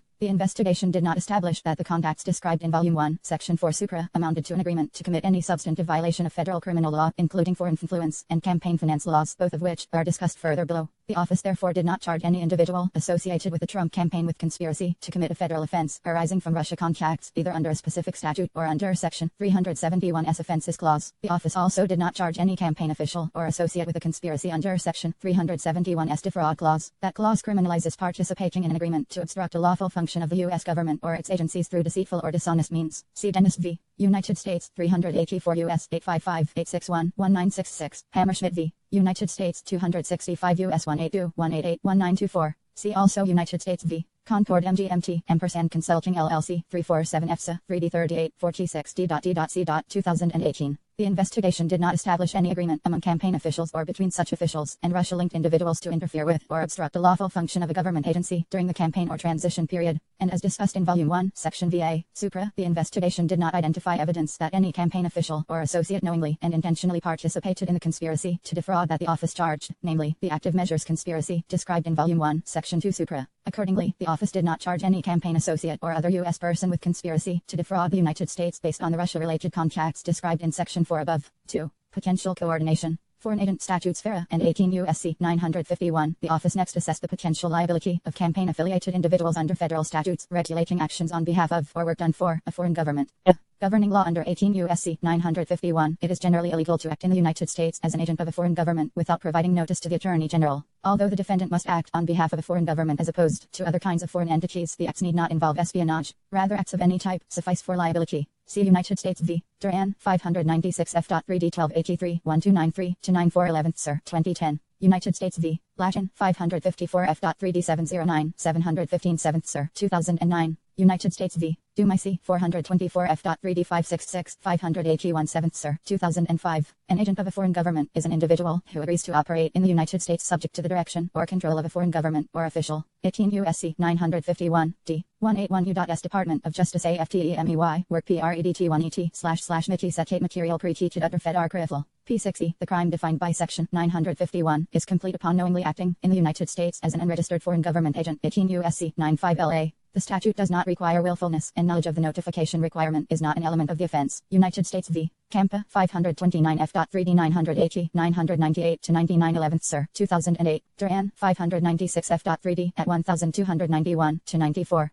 Dumaisi, 424 F.3D at 581. The Foreign Agents Registration Act FARA generally makes it illegal to act as an agent of a foreign principal by engaging in certain largely political activities in the United States without registering with the Attorney General. 22 U.S.C. 611 to 621. The triggering agency relationship must be with a foreign principal or a person any of whose activities are directly or indirectly supervised, directed, controlled, financed, or subsidized in whole or in major part by a foreign principal. 22 U.S.C. 61 LCL. That includes a foreign government or political party and various foreign individuals and entities. 22 U.S.C. 611-6. A covered relationship exists if a person acts as an agent, representative, employee, or servant, or in any other capacity, at the order, request, or under the left bracket foreign principal's right bracket direction, or control. 22 U.S.C. 61 LCL. It is sufficient if the person agrees, consents, assumes or purports to act as or who is or holds himself out to be, whether or not pursuant to contractual relationship, an agent of a foreign principal. 22 U.S.C. 61 LC2. The triggering activity is that the agent directly or through any other person in the United States 1 engages in political activities for or in the interests of left bracket the right bracket foreign principal, which includes attempts to influence federal officials or the public. 2. Acts as public relations counsel, publicity agent, information service employee, or political consultant for or in the interests of such foreign principal. 3. Solicits, collects, disburses, or dispenses contributions, loans money, or other things of value for or in the interest of such foreign principal. Or 4. Represents the interests of such foreign principal before any federal agency or official. 22 U.S.C. 611 C1. It is a crime to engage in a left bracket W right bracket L full violation of any provision of the Act or any regulation thereunder. 22 U.S.C. 618 AL. It is also a crime willfully to make false statements or omissions of material facts in fair registration statements or supplements. 22 U.S.C. 618 A2. Most violations have a maximum penalty of 5 years of imprisonment and a $10,000 fine. 22 U.S.C. 618. B. Application. The investigation uncovered extensive evidence that Paul Manafort's and Richard Oates' pre-campaign work for the government of Ukraine violated FARA. Manafort and Gates were charged for that conduct and admitted to it when they pleaded guilty to superseding criminal informations in the District of Columbia Prosecution 1280. The evidence underlying those charges is not addressed in this report because it was discussed in public court documents and in a separate 1280 Gates superseding criminal information. Waiver of indictment, United States v. Richard W. Gates III, 1. 17 CR 201 DDC, February 23, 2018.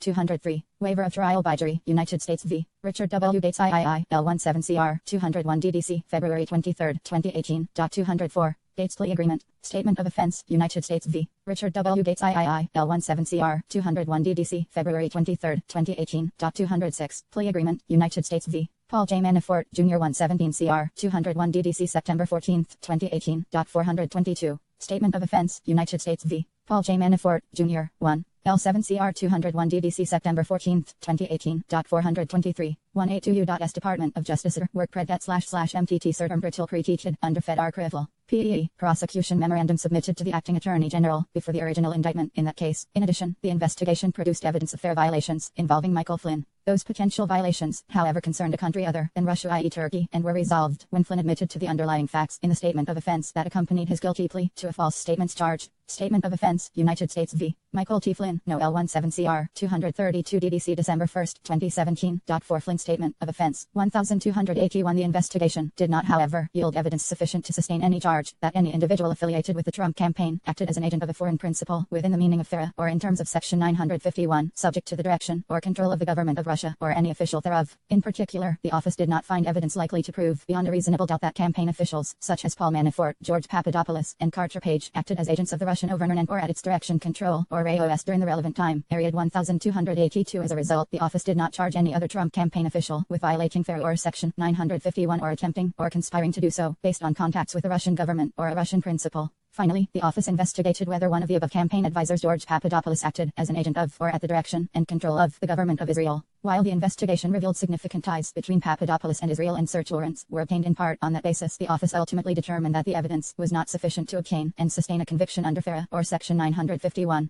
3. Campaign finance. Several areas of the office's investigation involved efforts or offers by foreign nationals to provide negative information about candidate Clinton to the Trump campaign or to distribute that information to the public to the anticipated benefit of the campaign. As explained below, the office considered whether two of those efforts, in particular the June 9, 2016 meeting at Trump 1282 on 4 occasions, the Foreign Intelligence Surveillance Court FISC issued warrants based on a finding of probable cause to believe that Page was an agent of a foreign power. 50 U.S.C. 1801b, 1805a2a. The FISC's probable cause finding was based on a different and lower standard than the one governing the office's decision whether to bring charges against Page, which is whether admissible evidence would likely be sufficient to prove beyond a reasonable doubt that Page acted as an agent of the Russian Federation during the period at issue. Cf. United States v. Cardoza, 713 F.3d, 656, 660 DC, Sir 2013, explaining that probable cause requires only a fair probability and not certainty or proof beyond a reasonable doubt or proof by a preponderance of the evidence. He instituted prosecutable violations of tower harm to ongoing matter, the campaign finance laws. The office determined that the evidence was not sufficient to charge either incident as a criminal violation. Overview of governing law. Left bracket The United States has a compelling interest in limiting the participation of foreign citizens in activities of democratic self-government and in thereby preventing foreign influence over the U.S. political process. Blumen v. FEC 800 EFSA 2D 281 288 EDC 2011 Kavanaugh J43 Judge Court AIFT 565 US 1104 2012. To that end, federal campaign finance law broadly prohibits foreign nationals from making contributions, donations, expenditures, or other disbursements in connection with federal, state, or local candidate elections, and prohibits anyone from soliciting, accepting, or receiving such contributions or donations. As relevant here, foreign nationals may not make, and no one may solicit, accept, or receive from them a contribution or donation of money or other thing of value, or an express or implied promise to make a contribution or donation in connection with a federal, state, or local election. 52 U.S.C. 30,121 ALA, A2, 1,283. The term contribution, which is used throughout the campaign finance law, includes any gift, subscription, loan, advance, or deposit of money or anything of value made by any person for the purpose of influencing any election for federal office. 52 U.S.C. 30,101 AI. It excludes, among other things, the value of left bracket volunteer right bracket services. 52 U.S.C. 30,101 ABI. Foreign nationals are also barred from making an expenditure, independent expenditure, or disbursement for an electioneering communication. 52 U.S.C. 30,121 ALC. The term expenditure includes any purchase, payment, distribution, loan, advance, deposit, or gift of money or anything of value made by any person for the purpose of influencing any election for federal office. 52 U.S.C. 30,119 AI. It excludes, among other things, news stories and nonpartisan get out the vote activities. 52 U.S.C. 3010 I. 9 BIE. An independent expenditure is an expenditure expressly advocating the election or defeat of a clearly identified candidate and made independently of the campaign. 52 U.S.C. 30,117. An electioneering communication is a broadcast communication that refers to a clearly identified candidate for federal office and is made within specified time periods and targeted at the relevant electorate. 52 U.S.C. 30,104 F3. The statute defines foreign national by reference to FAIR and the Immigration and Nationality Act with minor modification. 52 U.S.C. 30,121b. Cross-referencing 22 U.S.C. 61 LBL3 and 8 U.S.C. 1101 A2022. That definition yields 5, sometimes overlapping categories of foreign nationals, which include all of the individuals and entities relevant for present purposes, namely, foreign governments and political parties. Individuals 1283. Campaign finance law also places financial limits on contributions. 52 U.S.C. 30,116a, and prohibits contributions from corporations, banks, and labor unions. 52 U.S.C. 3011 SA. See Citizens United v. FEC 558 U.S. 310-320-2010. Because the conduct that the office investigated involved possible electoral activity by foreign nationals, the foreign contributions ban is the most readily applicable provision. 184 U.S. Department of Justice Team Work Predcat May Chat Full Material Pre-Teachid Flurfeckle. RCRTFFL. P6E. Outside of the U.S. who are not legal permanent residents and certain non-U.S. entities located outside of the U.S. A knowing and willful left bracket right bracket violation involving an aggregate of $25,000 or more in a calendar year is a felony. 52 U.S.C. 30,190 LAI. C. Blumen, 800 EFSA 2D, at 292, noting that a willful violation will require some proof of the defendant's knowledge of the law. United States v. Danielczyk, 917 EFSA 2D 573, 577 EDVA 2013, applying willfulness standard, drawn from Bryan v. United States, 524 U.S. 184, 191-92, 1998. See also Wagner v. FEC, 793 F.3D1, 19N.23 DC Sir, 2015 and Bain, same. A knowing left bracket right bracket and willful left bracket right bracket violation involving an aggregate of $2,000 or more in a calendar year, but less than $25,000 is a misdemeanor. 52 U.S.C. 30,190 LAE. B. Application to June 9th Trump Tower meeting. The office considered whether to charge Trump campaign officials with crimes in connection with the June 9th meeting, described in Volume 1, Section IV.A.5 Supra. The office concluded that, in light of the government's substantial burden of proof on issues of intent, knowing, and willful, and the difficulty of establishing the value of the offered information, criminal charges would not meet the Justice Manual standard, that the admissible evidence will probably be sufficient to obtain and sustain a conviction. Justice Manual 927.220. In brief, the key facts are that on June 3, 2016, Robert Goldstone emailed Donald Trump Jr. to pass along from Emin and Araz Agalarov an offer from Russia's crown prosecutor to the Trump campaign of official documents and information that would incriminate Hillary and her dealings with Russia and would be very useful to left bracket Trump Jr.'s right bracket father. The email described this as very high-level and sensitive information that is part of Russia and its government's support to Mr. Trump, helped along by Araz and Emin. Trump Jr. responded, "If it's what you say, I love it," especially later in the summer. Trump Jr. and Emin Agalarov had follow-up conversations and within days scheduled a meeting with Russian representatives that was attended by Trump Jr., Manafort, and Kushner. The communications setting up the meeting and the attendance by high-level campaign representatives support an inference that the campaign anticipated receiving derogatory documents and information from official Russian sources that could assist candidate Trump's electoral prospects. This series of events could implicate the federal election law ban on contributions and donations by foreign nationals. 52 U.S.C. 3012 LALA.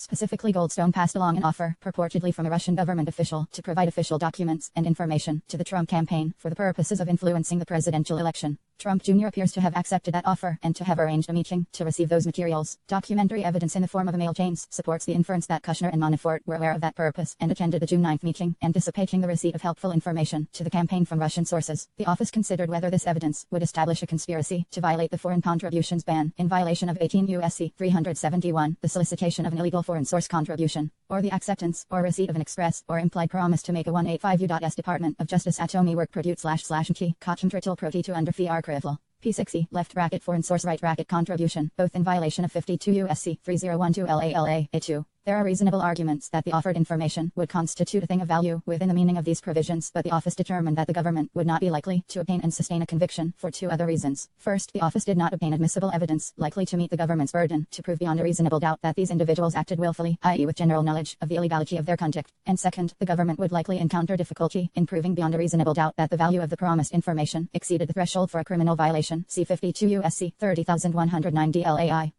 Thing of value element. A threshold legal question is whether providing to a campaign documents and information of the type involved here would constitute a prohibited campaign contribution. The foreign contribution ban is not limited to contributions of money. It expressly prohibits a contribution or donation of money or other thing of value. 52 U.S.C. 3012 LALA, A2, emphasis added. And the term contribution is defined throughout the campaign finance laws to include left bracket right bracket any gift, subscription loan, advance, or deposit of money or anything of value. 52 U.S.C. 30118 AI, emphasis added. The phrases thing of value and anything of value are broad and inclusive enough to encompass at least some forms of valuable information. Throughout the United States Code, these phrases serve as term left bracket s right bracket of art that are construed BROADLY right bracket. United States v. Nilsson, 967 F.2D 539, 542 11th Sir, 1992 per curiam. Thing of value includes both tangibles and intangibles. See also, e.g., 18 U.S.C. 20 LBL, 666 A2, bribery statutes. It's 641 theft of government property. For example, the term thing of value encompasses law enforcement reports that would reveal the identity of informants. United States v. Gerard, 601 F.2D 69, 71 2D Sir, 1979. Classified materials. United States v. Fowler, 932 F.2D 306, 310 4th Sir, 1991. Confidential information about a competitive bid. United States v. Matskin, 14 F.3D 1014, I020, 4th Sir, 1994. Secret grand jury information. United States v. Jeter, 775 F.2D 670, 686 Sir, 1985. And information about a witness's whereabouts. United States v. Schur, 618 F.2D 607, 609 Sir, 1980, per curiam. And in the public corruption context, thing of value is defined broadly to include the value which the defendant subjectively attaches to the items received. United States v. Renzi, 769 F.3D, 731,744 9th Sir, 2014 internal quotation marks omitted. Federal Election Commission FEC regulations recognize the value to a campaign of at least some forms of information, stating that the term anything of value includes the provision of any goods or services without charge, such as membership lists and mailing lists. 11 CFR 100.52 DL. The FEC has concluded that the phrase includes a state-by-state list of activists. See Citizens for Responsibility and Ethics in Washington v. FEC 475 F.3D 337 338 EC Sir 2007, describing the FEC's findings. Likewise, polling data provided to a campaign constitutes a contribution. FEC Advisory Opinion 1990 to 12 Strub 1990 WL 153,450 for citing 11 CFR 106.46. And in the specific context of the foreign contributions ban, the FEC has concluded that election materials used in previous Canadian campaigns, including flyers, advertisements, door hangers, trifold signs, and other printed material, constitute anything of value, even though the value of these materials may be nominal or difficult to ascertain. FEC Advisory Opinion 2007 to 22 Harish 2007 WL 5,172,375 at *5. These authorities would support the view that candidate-related opposition research given to a campaign for the purpose of influencing an election could constitute a contribution to which the foreign source ban could apply. A campaign can be assisted not only by the provision of funds but also by the provision of derogatory information about an opponent. Political campaigns frequently conduct and pay for opposition research. A foreign entity that engaged in such research and provided resulting information to a campaign could exert a greater effect on an election and a greater tendency to ingratiate the donor to the candidate than a gift of money or tangible things of value. At the same time, no judicial decision has treated the voluntary provision of uncompensated opposition research or similar information as a thing of value that could amount to a contribution under campaign finance law. Such an interpretation could have implications beyond the foreign source ban. See 52 U.S.C. 30,116a, imposing monetary limits on campaign contributions and raise First Amendment questions. Those questions could be especially difficult where the information consisted simply of the recounting of historically accurate facts. It is uncertain how courts would resolve those issues. A. Willfulness. Even assuming that the promised documents and information that would incriminate Hillary constitute a thing of value under campaign finance law, the government would encounter other challenges in seeking to obtain and sustain a conviction. Most significantly, the government has not obtained admissible evidence that is likely to establish the signed requirement beyond a reasonable doubt. To prove that a defendant acted knowingly and willfully, the government would have to show that the defendant had general knowledge that his conduct was unlawful. U.S. Department of Justice, Federal Prosecution of Election Offenses, 123 8th ed., December 2017, Election Offenses, C. Blumen, 800 F. Satudi, at 292, noting that a willful violation requires proof of the defendant's knowledge of the law. Danielchik, 917 F. Satudi, at 577, knowledge of general unlawfulness. This standard creates an elevated signed element requiring, at the very least, that application of the law to the facts in question be fairly clear. When there is substantial doubt concerning whether the law applies to the facts of a particular matter, the offender is more likely to have an intent defense. Election Offenses 123. On the facts here, the government would unlikely be able to prove beyond a reasonable doubt that the June 9th meeting participants had general knowledge that their conduct was unlawful. The investigation has not developed evidence that the participants in the meeting were familiar with the foreign contribution ban or the application of federal law to the relevant factual context. The government does not have strong evidence of surreptitious behavior or EFFO 11S concealment at the time of the June 9th meeting. While the government has evidence of later efforts to prevent disclosure of the nature of the June 9th meeting that could circumstantially provide support for a showing of signature, see Volume 2, Section II.G. Infra, that concealment occurred more than a year later involved individuals who did not attend the June 9th meeting and may reflect an intention to avoid political consequences rather than any prior knowledge of illegality. Additionally, in light of the unresolved legal questions about whether giving documents and information of the sort offered here constitutes a campaign contribution, Trump Jr. could mount a factual defense that he, 187 U.S. Department of Justice Attorney Work PROD 11ET / mock name material protected under Fed Arcriffy. P6E did not believe his response to the offer, and the June 9th meeting itself violated the law. Given his less direct involvement in arranging the June 9th meeting, Kushner could likely mount a similar defense. And while Manafort is experienced with political campaigns, the office has not developed evidence showing that he had relevant knowledge of these legal issues, i.e., difficulties in valuing promised information. The office would also encounter difficulty proving beyond a reasonable doubt that the value of the promised documents and information exceeds the $2,000 threshold for a criminal violation, as well as the $25,000 threshold for felony punishment. See 52 U.S.C. 30,190 L. The type of evidence commonly used to establish the value of non-monetary contributions, such as pricing the contribution on a commercial market or determining the upstream acquisition cost or the cost of distribution, would likely be unavailable or ineffective in this factual setting.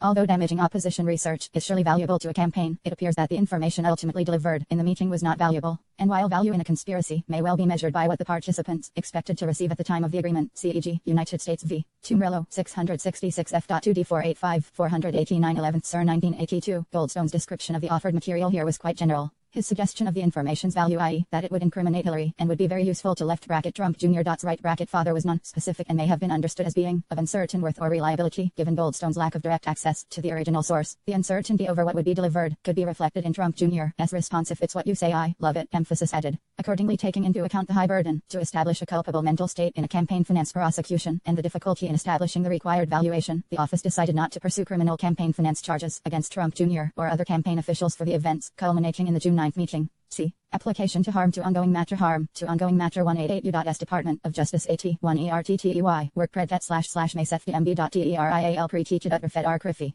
P6E, harm to ongoing matter 189 U.S. Department of Justice Atlifli / Vovk, Facet / Makati Machefetal Fotikachi Umlefetal, Arcfitl. P6E, willfulness. As discussed, to establish a criminal campaign finance violation, the government must prove that the defendant acted knowingly and willfully. 52 U.S.C. 30,190 LAI. That standard requires proof that the defendant knew generally that his conduct was unlawful. Election Offenses 123. Given the uncertainties noted above, the willfulness requirement would pose a substantial barrier to prosecution, i.e., constitutional considerations. The First Amendment could pose constraints on if analysis as to MLLLLL 190 U.S. Department of Justice Atomi Nork PT 10ATTET/MTT Cottontit 1 MTTTET 1 ITTL Protita UT 1 AERFR CT 1 IFFI P6E 14. False statements and obstruction of the investigation. The office determined that certain individuals associated with the campaign lied to investigators about campaign contacts with Russia and have taken other actions to interfere with the investigation. As explained below, the office therefore charged some U.S. persons connected to the campaign with false statements and obstruction offenses. Overview of governing law. False statements. The principal federal statute criminalizing false statements to government investigators is 18 U.S.C. 1001. As relevant here under Section 1001A2, it is a crime to knowingly and willfully make right any materially false, fictitious, or fraudulent statement or representation in any matter within the jurisdiction of the executive branch of the government. An FBI investigation is a matter within the executive branch's jurisdiction. United States v. Rogers, 466 U.S. 475, 479, 1984. The statute also applies to a subset of legislative branch actions viz. Administrative matters, and investigations right bracket or review left bracket s right bracket conducted by a congressional committee or subcommittee 18 U.S.C. 1001 CL and 2. See United States v. Pickett 353 F.3D 62 6060 C. Sir, 2004. Whether the statement was made to law enforcement or congressional investigators, the government must prove beyond a reasonable doubt the same basic non-jurisdictional elements. The statement was false, fictitious, or fraudulent. The defendant knew both that it was false and that it was unlawful to make a false statement, and the false statement was material. CEG, United States v. Smith, 831 F.3D 1207, 1222 N.27 9th Sir, 2017 listing elements. See also 9th Circuit Pattern Instruction, 8.73 CMT explaining that the Section 1001 jury instruction was modified in light of the Department of Justice's position that the phrase knowingly and willfully in the statute requires the defendant's knowledge that his or her conduct was unlawful. In the D.C. Circuit, the government must prove that the statement was actually false. A statement that is misleading, but literally true, does not satisfy Section 1001A2.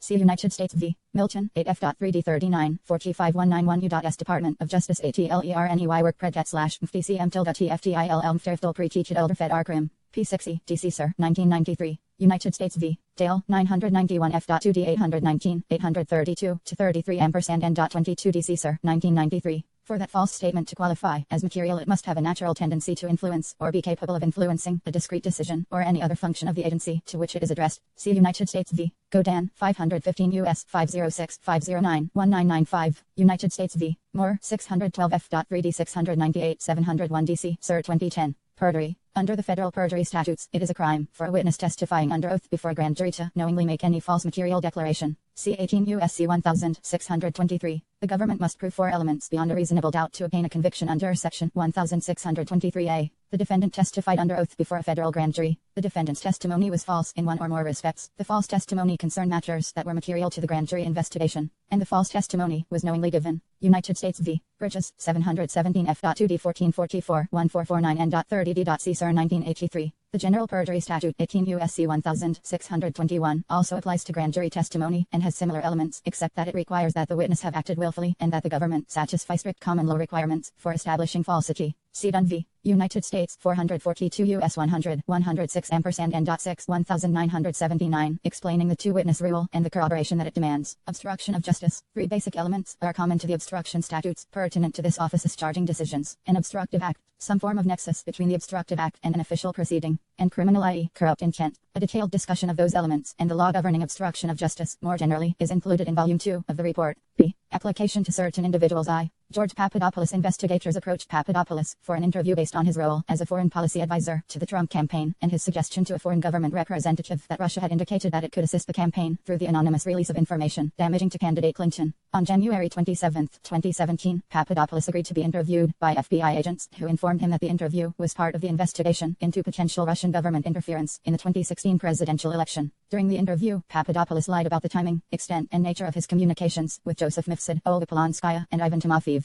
With respect to timing, Papadopoulos acknowledged that he had met Mifsud and that Mifsud told him the Russians had dirt on Clinton in the form of thousands of emails. But Papadopoulos stated multiple times that those communications occurred before he joined the Trump campaign and that it was a very strange coincidence to be told of the dirt before he started working for the campaign. This account was false. Papadopoulos met Mifsud for the first time on approximately March 14, 2016, after Papadopoulos had already learned he would be a foreign policy advisor for the campaign. Mifsud showed interest in Papadopoulos only after learning of his role on the campaign, and Mifsud told Papadopoulos about the Russians possessing dirt on candidate Clinton in late April 2016, more than a month after Papadopoulos had joined the campaign, and 192 U.S. Department of Justice Attorney / /Erk Project / /Macot 1 TEIT 1 material protected under Fed Archival. P60, been publicly announced by candidate Trump. Statement of offense RR 25-26 United States v. George Papadopoulos, number 1. 17 CR 180 2 DDC October 5, 2017. Doc 19 Papadopoulos Statement of Offense. Papadopoulos also made false statements in an effort to mum's the extent and importance of his communications with Mifsud. For example, Papadopoulos stated that left bracket Mifsud right brackets and nothing, that he thought Mifsud was just a guy talking right bracket up connections or something, and that he believed Mifsud was saying to be completely honest with you. In fact, however, Papadopoulos understood Mifsud to have substantial connections to high-level Russian government officials, and that Mifsud spoke with some of those officials in Moscow before telling Papadopoulos about the dirt. Papadopoulos also engaged in extensive communications over a period of months with Mifsud about foreign policy issues for the campaign, including efforts to arrange a history-making meeting between the campaign and Russian government officials. In addition, Papadopoulos failed to inform investigators that Mifsud had introduced him to Timofeyev, the Russian national, who Papadopoulos understood to be connected to the Russian Ministry of Foreign Affairs, despite being asked if he had met with Russian nationals or left bracket ANYONE with a Russian accent during the campaign.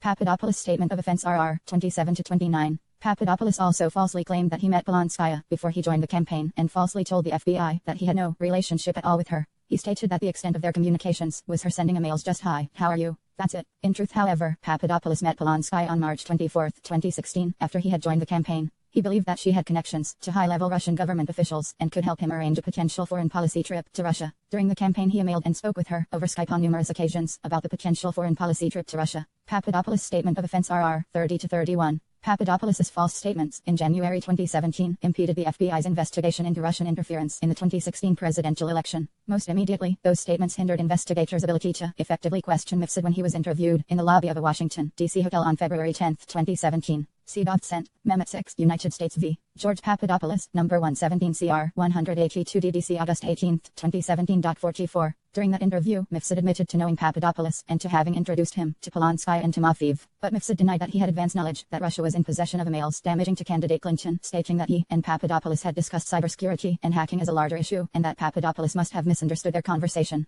Mifsud also falsely stated that he had not seen Papadopoulos since the meeting, at which Mifsud introduced him to Polonskaya, even though emails, text messages, and other information show that Mifsud met with Papadopoulos on at least two other occasions, April 12 and April 26, 2016. In addition, Mifsud omitted that he had drafted or edited the follow-up message that Polonskaya sent to Papadopoulos following the initial meeting, and that is reflected in the language of that email chain. Baby, thank you. Mifsud may have been involved in a personal relationship with Polonskaya at the time. The false information and omissions in Papadopoulos' January 2017 interview undermined investigators' ability to challenge Mifsud when he made these inaccurate statements. 193 U.S. Department of Justice ATLORT 1 EY work fochet / me koch material pern teacher duty 1 DET 1 Fed R Krifl. P60. Given the seriousness of the lies and omissions and their effect on the FBI's investigation, the office charged Papadopoulos with making false statements to the FBI in violation of 18 U.S.C. 1001. Information, United States v. George Papadopoulos, No. L17CR 182 DDC October 3, 2017.8. On October 7, 2017, Papadopoulos pleaded guilty to that charge, pursuant to a plea agreement. On September 7, 2018, he was sentenced to 14 days of imprisonment, a $9,500 fine, and 200 hours of community service. AIE.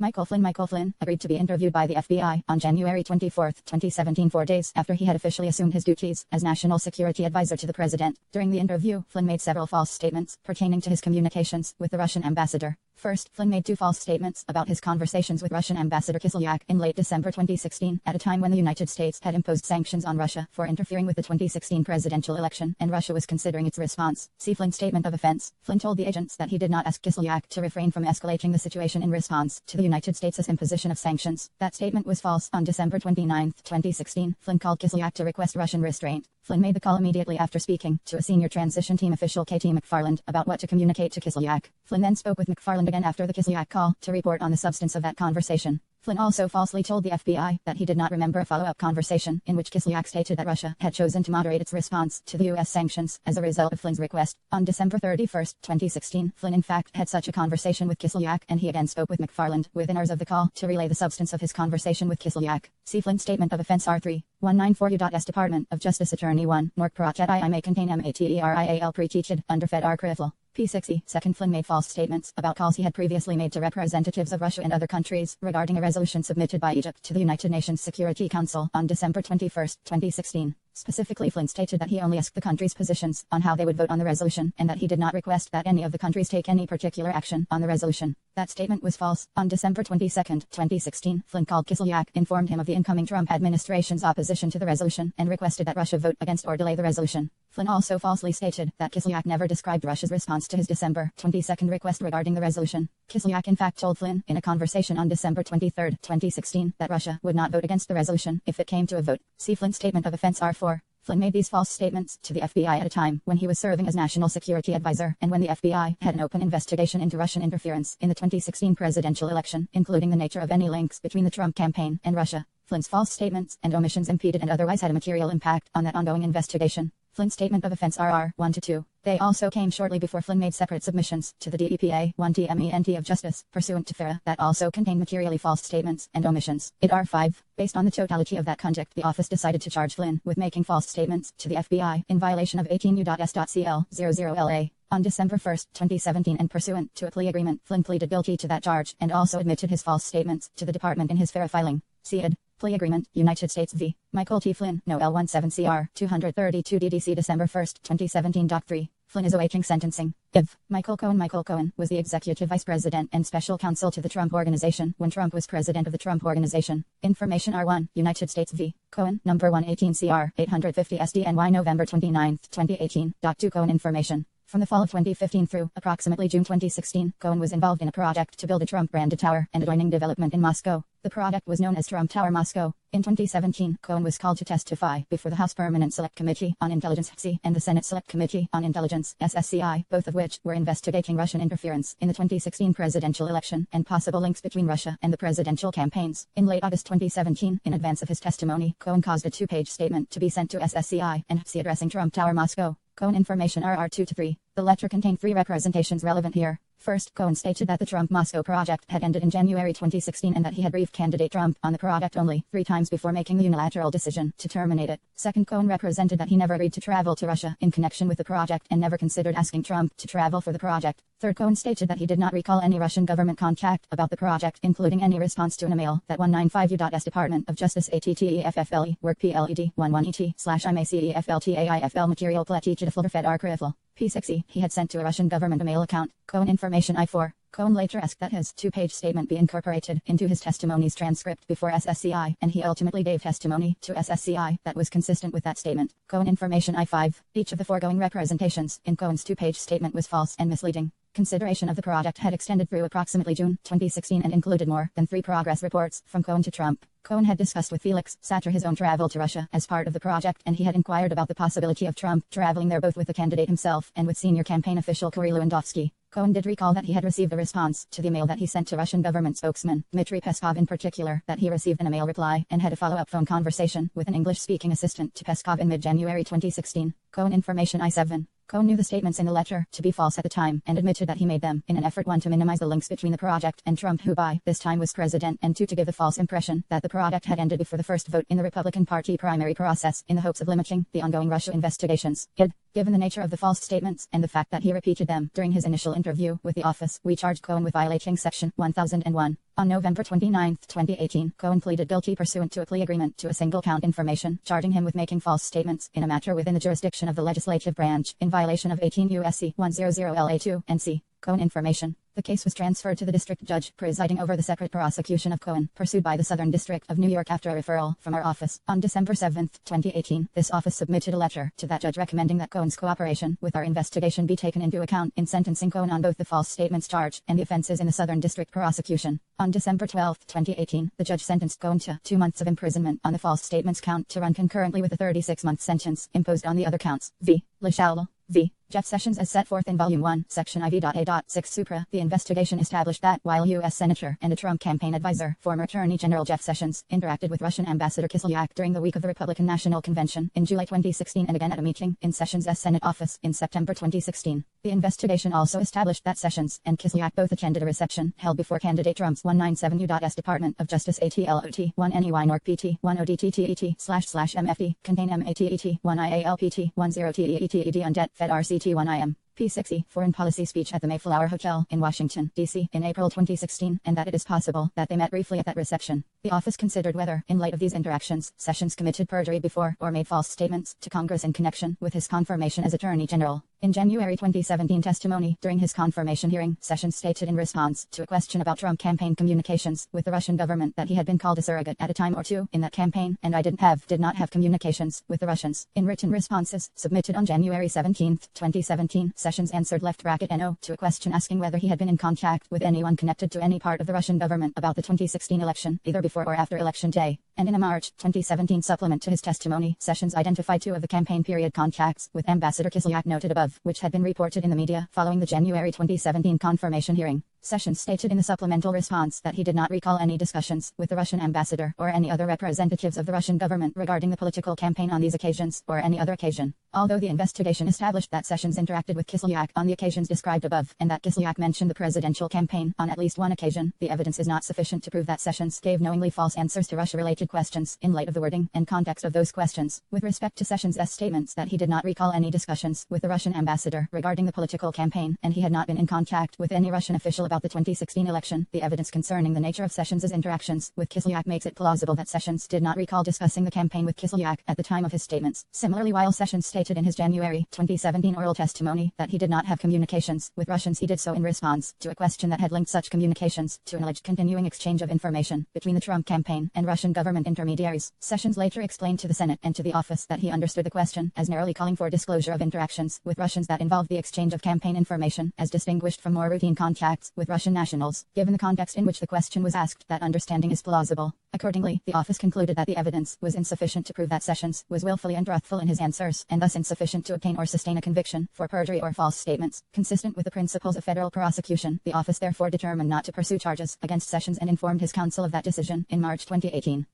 Others interviewed during the investigation. The office considered whether, during the course of the investigation, other individuals interviewed either omitted material information or provided information determined to be false. Applying the principles of federal prosecution, the office did not seek criminal charges against any individuals other than those listed above. In some instances, that decision was due to evidentiary hurdles to proving falsity. In others, the office determined that the witness ultimately provided truthful information and that considerations of culpability, deterrence, and resource 927.220, 927.230 reservation weighed against prosecution. See Justice Manual, Equal Report on the Investigation into Russian Interference in the 2016 Presidential Election Volume 2 of II. Special Counsel Robert S. Mueller, III, submitted pursuant to 28 CFR 600.BC, Washington, D.C., March 2019. Introduction to Volume 2. This report is submitted to the Attorney General, pursuant to 28 CFR 600.8c, which states that, (AT, the conclusion of the Special Counsel's work, he shall provide the Attorney General a confidential report explaining the prosecution or declination decisions, (the Special Counsel reached beginning in 2017. The President of the United States took a variety of actions towards the ongoing FBI investigation into Russia's interference in the 2016 presidential election and related matters that raised questions about whether he had obstructed justice. The order appointing the Special Counsel gave this office jurisdiction to investigate matters that arose directly from the FBI's Russia investigation, including whether the President had obstructed justice in connection with Russia-related investigations. The Special Counsel's jurisdiction also covered potentially obstructive acts related to the Special Counsel's investigation itself. This volume of our report summarizes our obstruction of justice investigation of the President. We first describe the considerations that guided our obstruction of justice investigation, and then provide an overview of this volume.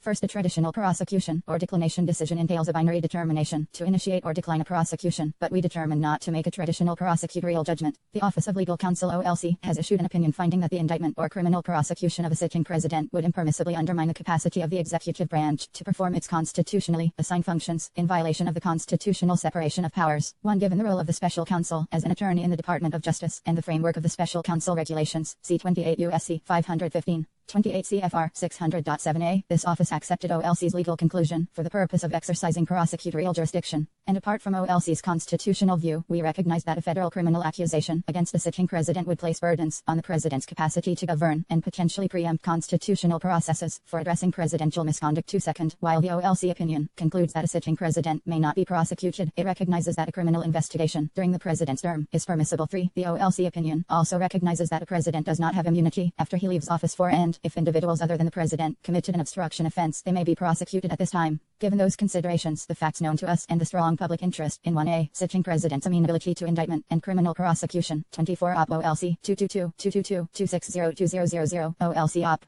2 CU.S. Art 1-2, CL5. 3. CL6, CFOLC, Op. 257 to 258 discussing relationship between impeachment and criminal prosecution of a sitting president. 3. OLC, Op. 257 and .36a grand jury could continue to gather evidence throughout the period of immunity. 4. OLC, Op. 255 recognizing an immunity from prosecution for a sitting president would not preclude such prosecution once the president's term is over or he is otherwise removed from office by resignation or impeachment. U.S. Department of Justice AFLA_WTLRLC //Macy 6 FLTAIFL Material PR 6 TEETEE Flearfield Arcrifle P6E, safeguarding the integrity of the criminal justice system. We conducted a thorough factual investigation in order to preserve the evidence when memories were fresh and documentary materials were available. Third, we considered whether to evaluate the conduct we investigated under the Justice Manual standards governing prosecution and declination decisions, but we determined not to apply an approach that could potentially result in a judgment that the president committed crimes. The threshold step under the Justice Manual standards is to assess whether a person's conduct constitutes a federal offense. U.S. Depth of Justice, Justice Manual 927.220 2018, Justice Manual. Fairness concerns counseled against potentially reaching that judgment when no charges can be brought. The ordinary means for an individual to respond to an accusation is through a speedy and public trial, with all the procedural protections that surround a criminal case. An individual who believes he was wrongly accused can use that process to seek to clear his name. In contrast, a prosecutor's judgment that crimes were committed but that no charges will be brought affords no such adversarial opportunity for public name clearing before an impartial adjudicator. 5. The concerns about the fairness of such a determination would be heightened in the case of a sitting president, where a federal prosecutor's accusation of a crime, even in an internal report, could carry consequences that extend beyond the realm of criminal justice. OLC noted similar concerns about sealed indictments. Even if an indictment were sealed during the president's term, OLC reasoned, it would be very difficult to preserve an indictment's secrecy, and if an indictment became public, the stigma and opprobrium could imperil the president's ability to govern. 6. Although a prosecutor's internal report would not represent a formal public accusation akin to an indictment, the possibility of the report's public disclosure and the absence of a neutral adjudicatory forum to review its findings counseled against potentially determining that the person's conduct constitutes a federal offense. Justice Manual 927.220.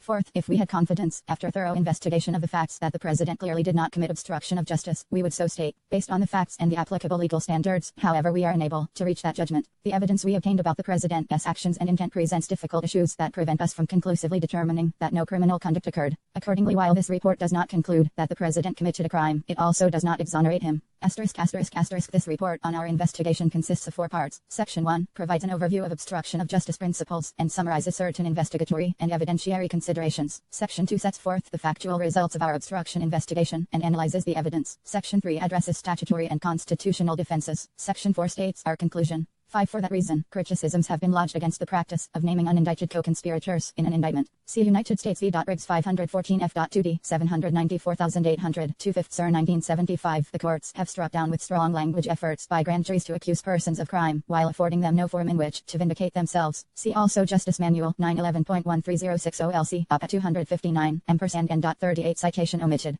To U.S. Department of Justice at 12 PT 1 ELTITTET/Moiselchoumot 1 IOLPT 1 ETETETIO at your fetchy. RCT 1 IM. P6E, Executive Summary to Volume 2. Our obstruction of justice inquiry focused on a series of actions by the president that related to the Russian interference investigations, including the president's conduct towards the law enforcement officials overseeing the investigations and the witnesses to relevant events. Factual results of the obstruction investigation. The key issues and events we examined include the following. The campaign's response to reports about Russian support for Trump. During the 2016 presidential campaign, questions arose about the Russian government's apparent support for candidate Trump. After WikiLeaks released politically damaging Democratic Party emails that were reported to have been hacked by Russia, Trump publicly expressed skepticism that Russia was responsible for the hacks at the same time that he and other campaign officials privately sought information about any further planned WikiLeaks releases. Trump also denied having any business in or connections to Russia, even though as late as June 2016 the Trump Organization had been pursuing a licensing deal for a skyscraper to be built in Russia, called Trump Tower Moscow. After the election, the president expressed concerns to advisors that reports of Russia's election interference might lead the public to question the legitimacy of his election. Conduct involving FBI Director Comey and Michael Flynn. In mid-January 2017, incoming National Security Advisor Michael Flynn falsely denied to the Vice President, other administration officials, and FBI agents that he had talked to Russian Ambassador Sergei Kislyak about Russia's response to U.S. sanctions on Russia for its election interference. On January 27, the day after the president was told that Flynn had lied to the Vice President and had made similar statements to the FBI, the president invited FBI Director Comey to a private dinner at the White House and told Comey that he needed loyalty. On February 14, the day after the president requested Flynn's resignation, the president told an outside advisor, "Now that we fired Flynn, the Russia thing is over." The advisor disagreed and said the investigations would continue. Later that afternoon, the president cleared the Oval Office to have a one-on-one meeting with Comey. Referring to the FBI's investigation of Flynn, the president said, "I hope you can see your way clear to letting this go, to letting Flynn go. He is a good guy. Hope you can let this go." Shortly after requesting Flynn's resignation and speaking privately to Comey, the president sought to have Deputy National Security Advisor K.T. McFarland draft an internal letter stating that the president had not directed Flynn to discuss sanctions with Kislyak. McFarland declined because she did not know whether that was true, and a White House counsel's office attorney thought that the request would look like a quid pro quo for an ambassadorship she had been offered. The president's reaction to the continuing Russia investigation. In February 2017, Attorney General Jeff Sessions began to assess whether he had to recuse himself from campaign-related investigations because of his role in the Trump campaign. In early March, the president told White House counsel Donald McGahn to stop Sessions from recusing. And after Sessions announced his recusal on March 2, the president expressed anger at the decision and told advisors that he should have an attorney general who would protect him. That weekend, the president took Sessions aside at an event and urged him to unrecuse. Later in March, Comey publicly disclosed at a congressional hearing that the FBI was investigating the Russian government's efforts to interfere in the 2016 presidential election, including any links or coordination between the Russian government and the Trump campaign. In the following days, the president reached out to the Director of National Intelligence and the leaders of the Central Intelligence Agency CIA and the National Security Agency NSA to ask them what they could do to publicly dispel the suggestion that the president had any connection to the Russian election interference effort. The president also twice called Comey directly, notwithstanding guidance from McGahn, to avoid direct contacts with the Department of Justice. Comey had previously assured the president that the FBI was not investigating him personally, and the president asked Comey to lift the cloud of the Russia investigation by saying that publicly. The president's termination of Comey On May 3, 2017, Corney testified in a congressional hearing, but declined to answer questions about whether the president was personally under investigation. Within days, the president decided to terminate Corney. The president insisted that the termination letter, which was written for public release, state that Corney had informed the president that he was not under investigation.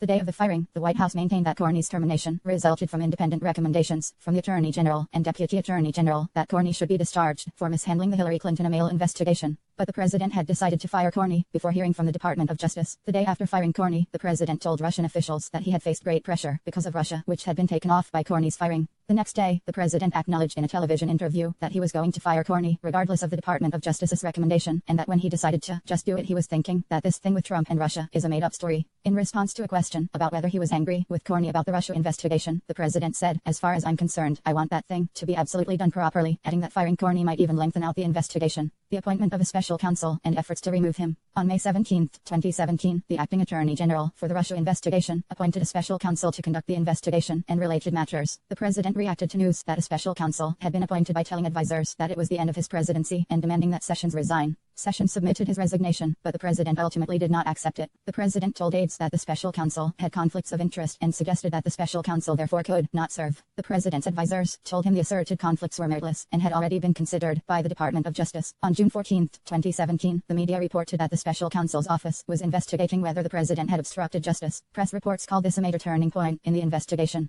While Corney had told the president he was not under investigation following Corney's firing, the president now was under investigation. The president reacted to this news with a series of tweets criticizing the Department of Justice and the special counsel's investigation. On June 17, 2017, the president called Megan at home and directed him to call the acting attorney general and say that the special counsel had conflicts of interest and must be removed. Megan did not carry out the direction, however, deciding that he would resign rather than trigger what he regarded as a potential Saturday night massacre. Efforts to curtail the special counsel's investigation. 2 days after directing Megan to have the special counsel removed, the president made another attempt to affect the course of the Russia investigation. On June 19, 2017, the president met one-on-one in the Oval Office with his former campaign manager Corey Lewandowski, a trusted advisor outside the government, and dictated a message for Lewandowski to deliver to Sessions. The message said that Sessions should publicly announce that notwithstanding his recusal from the Russia investigation, the investigation was very unfair to the president. The president had done nothing wrong, and Sessions planned to meet with the special counsel and let left bracket him right bracket move forward with investigating election meddling for future elections. Lewandowski said he understood what the president wanted Sessions to do. 1 month later, in another private meeting with Lewandowski on July 19, 2017, the president asked about the status of his message for Sessions to limit the special counsel investigation to future election interference. Lewandowski told the president that the message would be delivered soon. Hours after that meeting, the president publicly criticized Sessions in an interview with the New York Times and then issued a series of tweets making it clear that Sessions' job was in jeopardy. Lewandowski did not want to deliver the president's message personally, so he asked senior White House official Rick Dearborn to deliver it to Sessions. Dearborn was uncomfortable with the task and did not follow through.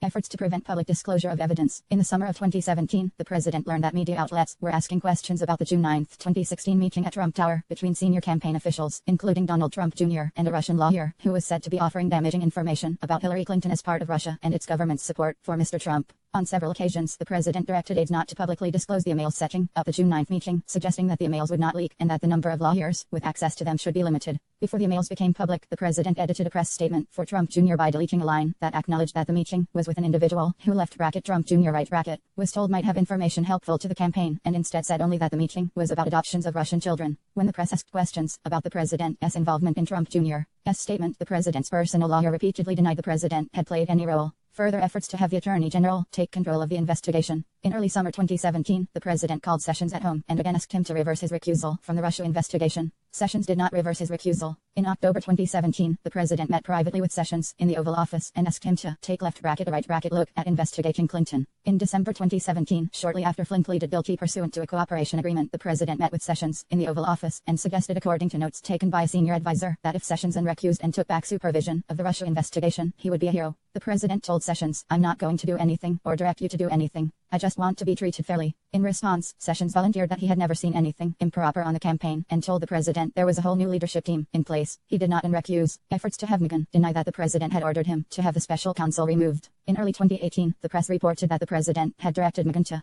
have the special counsel removed in June 2017 and that McGahn had threatened to resign rather than carry out the order. The president reacted to the news stories by directing White House officials to tell McGahn to dispute the story and create a record stating he had not been ordered to have the special counsel removed. McGahn told those officials that the media reports were accurate in stating that the president had directed McGahn to have the special counsel removed. The president then met with McGahn in the Oval Office and again pressured him to deny the reports. In the same meeting, the president also asked McGahn why he had told the special counsel about the president's effort to remove the special counsel and why McGahn took notes of his conversations with the president. McGahn refused to back away from what he remembered happening and perceived the president to be testing his mettle. Conduct towards Flynn, Manafort tilde. After Flynn withdrew from a joint defense agreement with the president and began cooperating with the government, the president's personal counsel left a message for Flynn's attorneys reminding them of the president's warm feelings towards Flynn, which he said still remains, and asking for a heads up if Flynn knew information that implicates the president. When Flynn's counsel reiterated that Flynn could no longer share information pursuant to a joint defense agreement, the president's personal counsel said he would make sure that the president knew that Flynn's actions reflected hostility towards the president. During Manafort's prosecution and when the jury in his criminal trial was deliberating, the president praised Manafort in public, said that Manafort was being treated unfairly, and declined to rule out a pardon. After Manafort was convicted, the president called Manafort a brave man for refusing to break and said that fleeing almost UHD to be conduct involving Michael Cohen. The president's conduct towards Michael Cohen, a former Trump Organization executive, changed from praise for Cohen when he falsely minimized the president's involvement in the Trump Tower Moscow project to castigation of Cohen when he became a cooperating witness. From September 2015 to June 2016, Cohen had pursued the Trump Tower Moscow project on behalf of the Trump Organization and had briefed candidate Trump on the project numerous times, including discussing whether Trump should travel to Russia to advance the deal. In 2017, Cohen provided false testimony to Congress about the project, including stating that he had only briefed Trump on the project 3 times and never discussed travel to Russia with him, in an effort to adhere to a party line that Cohen said was developed to minimize the president's connections to Russia. While preparing for his congressional testimony, Cohen had extensive discussions with the president's personal counsel, who according to Cohen, said that Cohen should stay on message and not contradict the president. After the FBI searched Cohen's home and office in April 2018, the president publicly asserted that Cohen would not flip, contacted him directly to tell him to stay strong, and privately passed messages of support to him. Cohen also discussed pardons with the president's personal counsel and believed that if he stayed on message, he would be taken care of. But after Cohen began cooperating with the government in the summer of 2018, the president publicly criticized him, called him a rat, and suggested that his family members had committed crimes. Overarching factual issues. We did not make a traditional prosecution decision about these facts, but the evidence we obtained supports several general statements about the president's conduct. Several features of the conduct we investigated distinguish it from typical obstruction of justice cases. First, the investigation concerned the president and some of his actions, such as firing the FBI director, involved facially lawful acts within his Article 2 authority, which raises constitutional issues discussed below. At the same time, the president's position as the head of the executive branch provided him with unique and powerful means of influencing official proceedings, subordinate officers, and potential witnesses, all of which is relevant to a potential obstruction of justice analysis. Second, unlike cases in which a subject engages in obstruction of justice to cover up a crime, the evidence we obtained did not establish that the president was involved in an underlying crime related to Russian election interference. Although the obstruction statutes do not require proof of such a crime, the absence of that evidence affects the analysis of the president's intent and requires consideration of other possible motives for his conduct. Third, many of the president's acts directed at witnesses, including discouragement of cooperation with the government and suggestions of possible future pardons, took place in public view.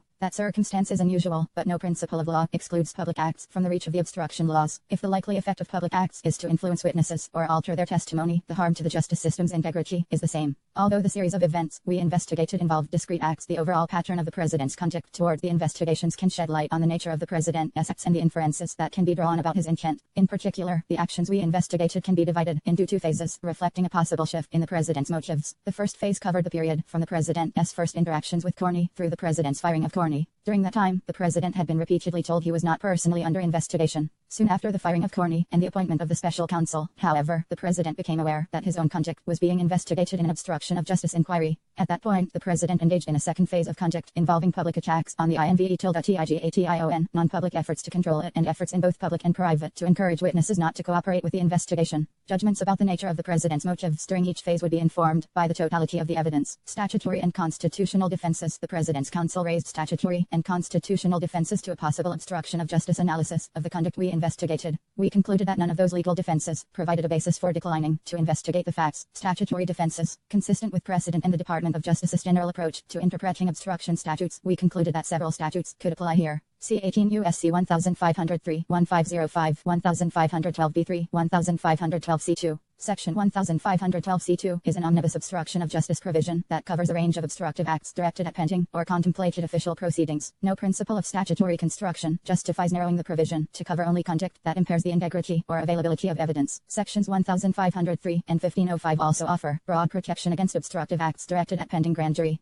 judicial, administrative, and congressional proceedings, and they are supplemented by a provision in Section 1512(6) aimed specifically at conduct intended to prevent or hinder the communication to law enforcement of information related to a federal crime. Constitutional defenses. As for constitutional defenses arising from the President's status as the head of the executive branch, we recognize that the Department of Justice and the courts have not definitively resolved these issues. We therefore examine those issues through the framework established by Supreme Court precedent governing separation of powers issues. The Department of Justice and the President's personal counsel have recognized that the President is subject to statutes that prohibit obstruction of justice by bribing a witness or suborning perjury because that conduct does not implicate his constitutional authority. With respect to whether the President can be found to have obstructed justice by exercising his powers under Article 2 of the Constitution, we concluded that Congress has authority to prohibit a President's corrupt use of his authority in order to protect the integrity of the administration of justice. Under applicable Supreme Court precedent, the Constitution does not categorically and permanently immunize a President for obstructing justice through the use of his Article 2 powers. The separation of powers doctrine authorizes Congress to protect official proceedings, including those of courts and grand juries, from corrupt obstructive acts, regardless of their source. We also concluded that any inroad on presidential authority that would occur from prohibiting corrupt acts does not undermine the President's ability to fulfill his constitutional mission. The term corruptly sets a demanding standard. It requires a concrete showing that a person acted with an intent to obtain an improper advantage for himself or someone else inconsistent with official duty and the rights of others. A preclusion of corrupt official action does not diminish the President's ability to exercise Article 2 powers. For example, the proper supervision of criminal law does not demand freedom for the President to act with a corrupt intention of shielding himself from criminal punishment, avoiding financial liability, or preventing personal embarrassment. To the contrary, a statute that prohibits official action undertaken for such corrupt purposes furthers, rather than hinders, the impartial and even-handed administration of the law. It also aligns with the President's constitutional duty to faithfully execute the laws. Finally, we concluded that in the rare case in which a criminal investigation of the President's conduct is justified, inquiries to determine whether the President acted for a corrupt motive should not impermissibly chill his performance of his constitutionally assigned duties. The conclusion that Congress may apply the obstruction laws to the President's corrupt exercise of the powers of office accords with our constitutional system of checks and balances and the principle that no person is above the law.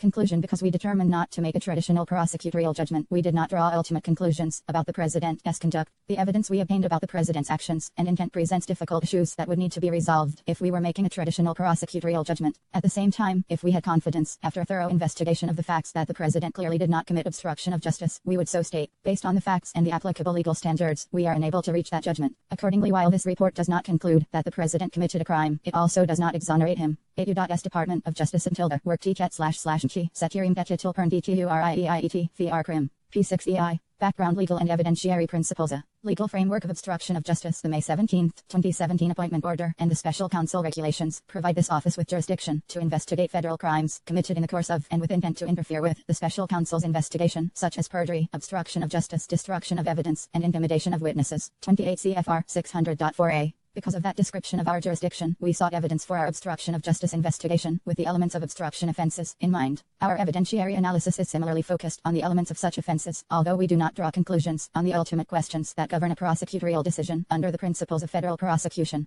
See Justice Manual 927.000 at Sec 2018. Here we summarize the law, interpreting the elements of potentially relevant obstruction statutes in an ordinary case. This discussion does not address the unique constitutional issues that arise in an inquiry into official acts by the President. Those issues are discussed in a later section of this report addressing constitutional defenses that the President's counsel have raised. See Volume 2, Section III.B, IRIFRA. Three basic elements are common to most of the relevant obstruction statutes. 1. An obstructive act. 2. A nexus between the obstructive act and an official proceeding. And 3. A corrupt intent. CEG 18 U.S.C. 1503, 1505, 1512 C2. We describe those elements as they have been interpreted by the courts. We then discuss a more specific statute aimed at witness tampering, C 18 U.S.C. 1512b, and describe the requirements for attempted offenses and endeavors to obstruct justice, C 18 U.S.C. I 503, 1512 C2. Obstructive act. Obstruction of justice law reaches all corrupt conduct capable of producing an effect that prevents justice from being duly administered, regardless of the means employed. United States v. Silverman, 745 F.2d, 1386, 1393 11th Sir 1984, interpreting 18 U.S.C. 1503. An effort to influence a proceeding can qualify as an endeavor to obstruct justice even if the effort was subtle or circuitous, and however cleverly, or with whatever cloaking of purpose, it was made. United States v. Roe, 529 F.2d, 629,632 4th Sir, 1975. See also United States v. Quattroni, 441 F.3d 153, 173 2d, Sir 2006. The verbs obstruct or impede are broad, and can refer to anything that blocks, makes difficult, or hinders. Marinello v. United States 138 SCT 1101, 1106 2018 internal brackets and quotation marks omitted. An improper motive can render an actor's conduct criminal even when the conduct would otherwise be lawful and within the actor's authority. See United States v. Queto 151 F.3D620 631 7th Sir 1998 affirming obstruction conviction of a criminal defense attorney for litigation related conduct. United States v. Sintolo 818 F.2D980 992 1st Sir 1987 any act by any party whether lawful or unlawful on its face may abridge 1503 if performed with a corrupt motive. Nexus to a pending or contemplated official proceeding. Obstruction of justice law generally requires a nexus or connection to an official proceeding. In Section 1503, the nexus must be to pending, judicial or grand jury proceedings. United States v. Aguilar, 515 U.S. 593, 9 U.S. Department of Justice at R.Y. World Pro at / make okay material pro to U or FR crivel. P6E 599-1995. In Section 1505, the nexus can include a connection to a pending federal agency proceeding or a congressional inquiry or investigation. Under both statutes, the government must demonstrate a relationship in time causation or logic between the obstructive act and the proceeding or inquiry to be obstructed. It at 599. See also Arthur Anderson LLPV. United States 544 U.S. 696 707-708 2005. Section 15I2C prohibits obstructive efforts aimed at official proceedings including judicial or grand jury proceedings. 18 U.S.C. 15L5ALA. For purposes of Section 1512, an official proceeding need not be pending or about to be instituted at the time of the offense. 18 U.S.C. 15L2FL. Although a proceeding need not already be in progress to trigger liability under Section 1512C, a nexus to a contemplated proceeding still must be shown. United States v. Young, 916 F.3D3683864 Sir 2019. United States v. Petrick, 781 F.3D438 445 8 Sir 2015.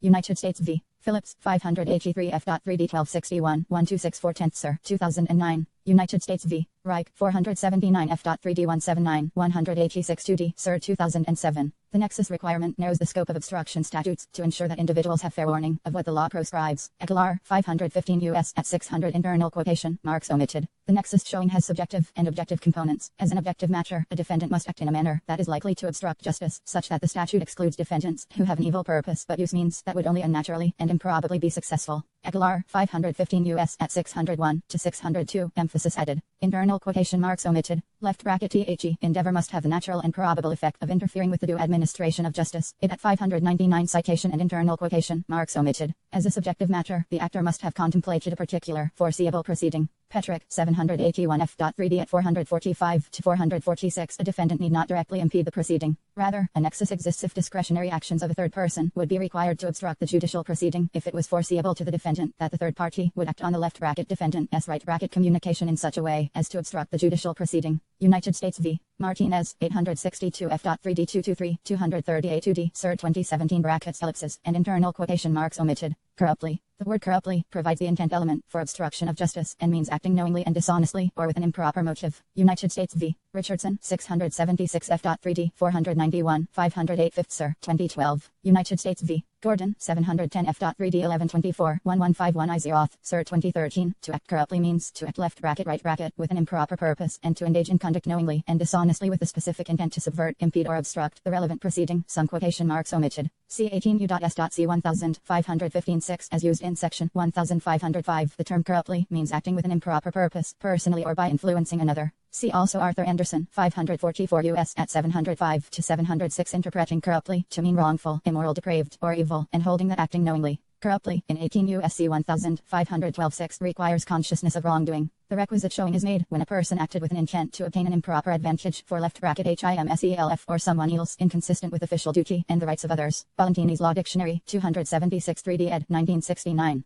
See United States v. Pashaw, 797 F.3D 1122 1132 DC Sir 2015. Aguilar, 515 U.S. at 616 Scalia, J. Concurring in part and dissenting in part, characterizing this definition as the long-standing and well-accepted meaning of corruptly. Witness tampering. A more specific provision in Section 1512 prohibits tampering with a witness. See 18 U.S.C. 1512 6I, 3 making it a crime to knowingly use left bracket right bracket intimidation, or corruptly persuade left bracket right bracket another person, or engage left bracket right bracket in misleading conduct towards another 10 U.S. Department of Justice after tilde work pre-tilchet / may set material pre-teachitil ulet VR crim. P60. Person with the intent to influence, delay, or prevent the testimony of any person in an official proceeding, or to hinder, delay, or prevent the communication to a law enforcement officer of information relating to the commission or possible commission of a federal offense. To establish corrupt persuasion, it is sufficient that the defendant asked a potential witness to lie to investigators in contemplation of a likely federal investigation into his conduct. United States v. ed/end 887 F.3D166 174 4th Sir 2018.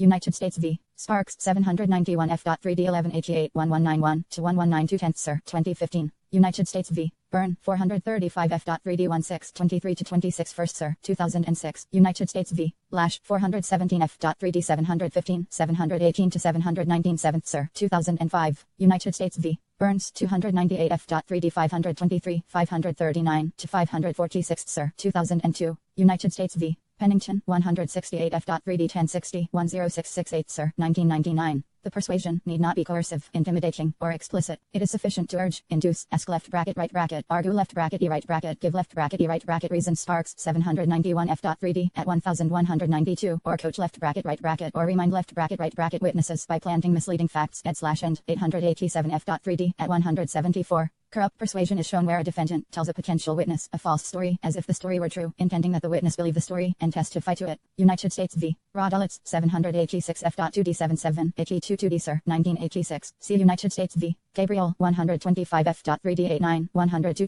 Sir 1997. It also covers urging a witness to recall a fact that the witness did not know, even if the fact was actually true. See Lash 417 F.3D at 719. Corrupt persuasion also can be shown in certain circumstances when a person with an improper motive urges a witness not to cooperate with law enforcement. See United States v. Shots 145 F.3D 1289 130 11 CR 1998 telling secretary not to left bracket say right bracket anything left bracket to the FBI right bracket and left bracket she right bracket would not be bothered when the charge is acting with the intent to hinder, delay, or prevent the communication of information to law enforcement under section L 512b3. The nexus to a proceeding inquiry articulated in Aguilar that an individual have knowledge that his actions are likely to affect the judicial proceeding 515 U.S. at 599 does not apply because the obstructive act is aimed at the communication of information to investigators, not at impeding an official proceeding. Acting knowingly, corruptly requires proof that the individual was conscious of wrongdoing. Arthur Anderson 544 U.S. at 705 to 706 declining to explore left bracket the outer limits of this element but indicating that an instruction was infirm where it permitted conviction even if the defendant honestly and sincerely believed that left bracket the right bracket conduct was lawful.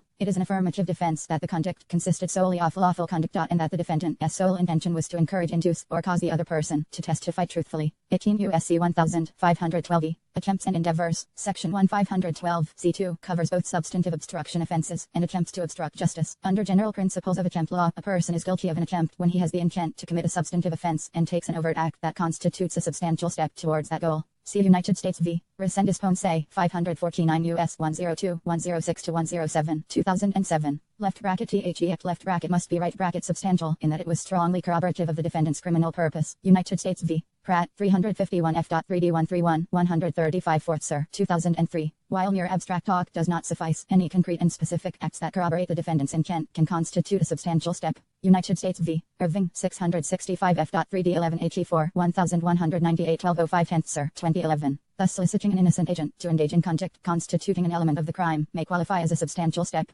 Model Penal Code 50.012G. See United States v. Lucas 499 F.3D 769 781 8th Sir 2007. The Omnibus Clause of 18 U.S.C. 1503 prohibits an endeavor to obstruct justice, which sweeps more broadly than Section 1512's attempt provision. See United States v. Sampson 898 F.3D 287,302 Sir 2018. United States v. Leisure 844 F.2D 1347 1366 to 13678 Sir 1988 collecting cases. It is well established that a left bracket and right bracket left bracket obstruction of justice right bracket offense is complete when one corruptly endeavors to obstruct or impede the due administration of justice. The prosecution need not prove that the due administration of justice was actually obstructed or impeded. United States v. Davis 854 F.3D 1276 1292 11th Sir 2017 internal quotation marks omitted. B. Investigative and evidentiary considerations. After the appointment of the special counsel, this office obtained evidence about the following events relating to potential issues of obstruction of justice involving the president.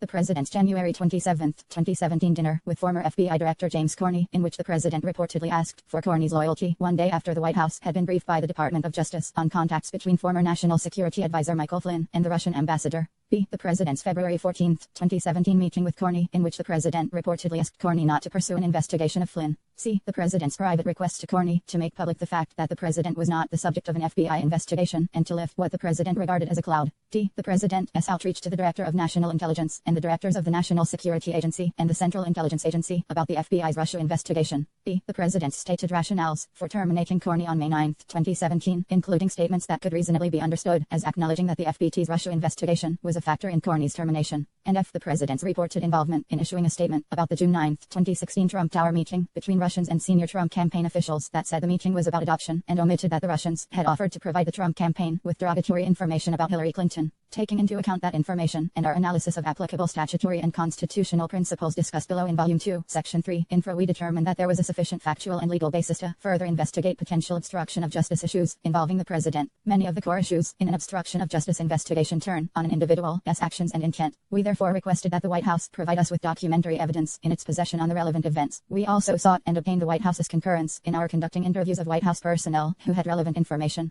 and we interviewed other witnesses who had pertinent knowledge, obtained documents on a voluntary basis when possible, and used legal process where appropriate. These investigative steps allowed us to gather a substantial amount of evidence. We also sought a voluntary interview with the president. After more discussion, the president declined to be interviewed. During the course of our discussions, the president did agree to answer written questions on certain Russia-related topics, and he provided us with answers. He did not similarly agree to provide written answers to questions on obstruction topics or questions on events during the transition. Ultimately, while we believed that we had the authority and legal justification to issue a grand jury subpoena to obtain the president's testimony, we chose not to do so. We made that decision in view of the substantial delay that such an investigative step would likely produce at a late stage in our investigation. We also assessed that based on the significant body of evidence we had already obtained of the president's actions and his public and private statements describing or explaining those actions, we had sufficient evidence to understand relevant events and to make certain assessments without the president's testimony. The office's decision-making process on this issue is described in more detail in Appendix C, Infra, in a note that precedes the president's written responses. In assessing the evidence we obtained, we relied on common principles that apply in any investigation. The issue of criminal intent is often inferred from circumstantial evidence. C.e.g., United States v. Curto, 819 F.3d 1293 1305 IAth, Sir 2016, left bracket GUILTY knowledge can rarely be established by direct evidence. Therefore, mens rea elements such as knowledge or intent may be proved by circumstantial evidence. Internal quotation marks omitted. United States v. Robinson, 702 F.3d 22 36 2d, Sir 2012. The government's case rested on circumstantial evidence, but the mens rea elements of knowledge and intent can often be proved through circumstantial evidence, and the reasonable inferences drawn therefrom. Internal quotation marks omitted. The principle that intent can be inferred from circumstantial evidence is a necessity in criminal cases given the right of the subject to assert his privilege against compelled self-incrimination under the Fifth Amendment and therefore decline to testify. Accordingly, determinations on intent are frequently reached without the opportunity to interview an investigatory subject. Obstruction of justice cases are consistent with this rule. C.e.g. ed/end 887 F.3d at 174 176 relying on significant circumstantial evidence that left bracket the defendant right bracket was conscious of her wrongdoing in an obstruction case. Left bracket BECAUSE evidence of intent will almost always be circumstantial. A defendant may be found culpable where the reasonable and foreseeable consequences of her acts are the obstruction of justice. Internal quotation marks, ellipses, and punctuation omitted. Quattroni 441 F.3d at 173 to 174. Circumstantial evidence that illuminates intent may include a pattern of potentially obstructive acts. Fed R. Evid 446. Evidence of a crime, wrong, or other act may be admissible. Left bracket to right bracket prov left bracket e right bracket motive opportunity intent preparation plan knowledge identity absence of mistake or lack of accident. C.e.g. United States v. Frank Hauser ATF.3D 641 648 to 650 I St. Sir 1996 United States v. Arnold 773 F.2D 823 832 to 834 7th Sir 1985 Sintolo 818 F.2D at 1000. Credibility judgments may also be made based on objective facts and circumstantial evidence. Standard jury instructions highlight a variety of factors that are often relevant in 13U.S. Department of Justice A. 1 TEFFLEY work pred may set material pre-teached utter fed R crim. P60. Assessing credibility. These include whether a witness had a reason not to tell the truth, whether the witness had a good memory, whether the witness had the opportunity to observe the events about which he testified, whether the witness's testimony was corroborated by other witnesses, and whether anything the witness said or wrote previously contradicts his testimony. C.e.g. First Circuit Pattern Jury Instructions 1.06 2018. Fifth Circuit Pattern Jury Instructions Criminal Cases 1.08 2012. Seventh Circuit Pattern Jury Instruction 3.0L 2012. In addition to those general factors, we took into account more specific factors in assessing the credibility of conflicting accounts of the facts. For example, contemporaneous written notes can provide strong corroborating evidence. See United States v. Nobles 422 U.S. 225 232 1975. The fact that a statement appeared in the contemporaneously recorded report would tend strongly to corroborate the investigator's version of the interview. Similarly, a witness's recitation of his account before he had any motive to fabricate also supports the witness's credibility. See Tome v. United States 513 U.S. 150 158 L 995. A consistent statement that predates the motive is a square rebuttal of the charge that the testimony was contrived as a consequence of that motive. Finally, a witness's false description of an encounter can imply consciousness of wrongdoing. CL@IV. Obama, 613 F.3D 1102 1107 DC, Sir 2010, noting the well-settled principle that false exculpatory statements are evidence, often strong evidence of guilt. We apply those settled legal principles in evaluating the factual results of our investigation.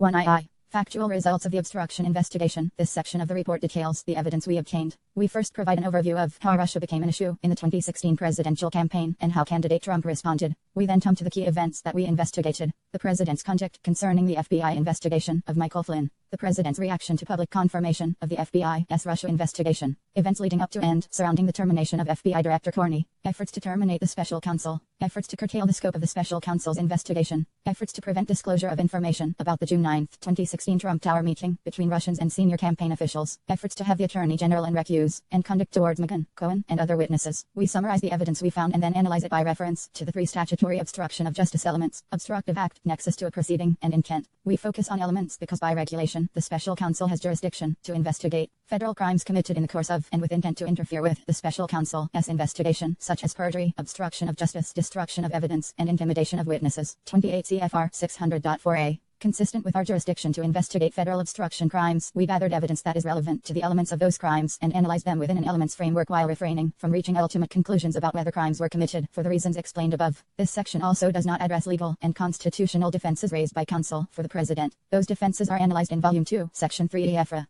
The campaign's response to reports about Russian support for Trump during the 2016 campaign. The media raised questions about a possible connection between the Trump campaign and Russia. 7. The questions intensified after WikiLeaks released politically damaging Democratic Party emails that were reported to have been hacked by Russia. Trump responded to questions about possible connections to Russia by denying any business involvement in Russia, even though the Trump organization had pursued a business project in Russia as late as June 2016. Trump also expressed skepticism that Russia had hacked the emails at the same time as he and other campaign advisors privately sought information about any further planned WikiLeaks releases. After the election, when questions persisted about possible links between Russia and the Trump campaign, the president-elect continued to deny any connections to Russia and privately expressed concerns that reports of Russian election interference might lead the public to question the legitimacy of his election. 8.7. This section summarizes and cites various news stories, not for the truth of the information contained in the stories, but rather to place candidate Trump's response to those stories in context. Volume 1 of this report analyzes the underlying facts of several relevant events that were reported on by the media during the campaign. It is discussed in Volume 1, while the investigation identified numerous links between individuals with ties to the Russian government and individuals associated with the Trump campaign. The evidence was not sufficient to charge that any member of the Trump campaign conspired or coordinated with representatives of Russian government to interfere in the 2016 election. 15 U.S. Department of Justice @workpro@//make-okay material pt 1 oteetea uftarfi rct 1 im p6e 1. Press reports allege links between the Trump campaign and Russia. On June 16, 2015, Donald J. Trump declared his intent to seek nomination as the Republican candidate for President. 9. By early 2016, he distinguished himself among Republican candidates by speaking of closer ties with Russia. 10. Saying he would get along well with Russian President Vladimir Putin. 11. Questioning whether the NATO alliance was obsolete. 12. And praising Putin as a strong leader. 13. The press reported that Russian political analysts and commentators perceived Trump as favorable to Russia. 14. Beginning in February 2016 and continuing through the summer, the media reported that several Trump campaign advisors appeared to have ties to Russia. For example, the press reported that campaign advisor Michael Flynn was seated next to Vladimir Putin at an RT gala in Moscow in December 2015 and that Flynn had appeared regularly on RT as an analyst. 15. The press also reported that foreign policy advisor Carter Page had ties to a Russian state-run gas company. 16. And that campaign chairman Paul Manafort had done work for the Russian-backed former Ukrainian President Viktor Yanukovych. 17. In addition, the press raised questions during the Republican 9 at Real Donald Trump 6/16/15/11:57 a.m. at tweet 10 e.g. Meet the Press interview with Donald J. Trump, NBC December 20, 2015. Trump: I think it would be a positive thing if Russia and the United States actually got along. Presidential candidate Donald Trump news conference, Anaheim, South Carolina, C-SPAN February 15, 2016. You want to make a good deal for the country, you want to deal with Russia. 11 e.g. Anderson Cooper 360 degrees, CNN July 8, 2015. I think I get along with left bracket Putin right bracket fine. Andrew Rafferty, Trump says he would get along very well with Putin. NBC July 30, 2015. Quoting Trump as saying I think I would get along very well with Vladimir Putin. 12 c.g. At Real Donald Trump tweet 3/24/16/7:47 a.m. at Real Donald Trump tweet 3/24/16/7:59 a.m. at 13 c.g. Meet the Press interview with Donald J. Trump, NBC December 20, 2015. Left bracket Putin right bracket is a strong leader. What am I gonna say? He's a weak leader. He's making mincemeat out of our president. Donald Trump campaign rally in Vandalia, Ohio, C-SPAN March 12, 2016. I said left bracket Putin right bracket was a strong leader, which he is. I mean, he might be bad, he might be good, but he is a strong leader. 14 c.g. Andrew Osborne, From Russia with Love. Why the Kremlin backs Trump. Reuters March 24, 2016. Robert Zubrin Trump, the Kremlin's candidate. National Review April 4, 2016. 15C, E.G. Mark Rosenball, ampersand Steve Holland, Trump being advised by XS, Lieutenant General, who favors closer Russia ties, Reuters February 26, 2016. Tom Hamburger et al., Inside Trump's financial ties to Russia and his unusual flattery of Vladimir Putin, Washington Post June 17, 2016. Certain matters pertaining to Flynn are described in Volume 1, Section TV.B.7 Supra. 16C, E.G. Zachary Miter, Trump's new Russia advisor, has deep ties to Kremlin's Gazprom, Bloomberg March 30, 2016. Juliu Ioffe, who is Carter Page, Politico September 23, 2016. Certain matters pertaining to Page are described in Volume L, Section IV.A.3 Supra. 17 Tracy Wilkinson, in a shift Republican platform doesn't call for arming Ukraine against Russia, spurring outrage. Los Angeles Times July 21, 2016. Josh Rajan, Trump campaign guts copy's anti-Russia stance on Ukraine, Washington Post July 18, 2016. 16U.S. Department of Justice Full tilde World Predet / my Cephaltiflum Brittle Created UFEER Griff. P6E National Convention about the Trump campaign's involvement in changing the Republican platform's stance on giving weapons to Ukraine to fight Russian and rebel forces. 182. The Trump campaign reacts to WikiLeaks' release of hacked emails. On June 14, 2016, a cybersecurity firm that had conducted in-house analysis for the Democratic National Committee DNC posted an announcement that Russian government hackers had infiltrated the DNC's computer and obtained access to documents. 19 On July 22, 2016, the day before the Democratic National Convention, WikiLeaks posted thousands of hacked DNC documents revealing sensitive internal deliberations. 20 Soon thereafter, Hillary Clinton's campaign manager publicly contended that Russia had hacked the DNC emails and arranged their release in order to help candidate Trump. 21 On July 26, 2016, the New York Times reported that U.S. intelligence agencies HAD right bracket told the White House they now have high confidence that the Russian government was behind the theft of emails and documents from the Democratic National Committee. 22 Cam IN aides reacted with enthusiasm to reports of the hacks. 23 discussed with campaign officials that WikiLeaks would release the hacked material. Some witnesses said that Trump himself discussed the possibility of upcoming releases.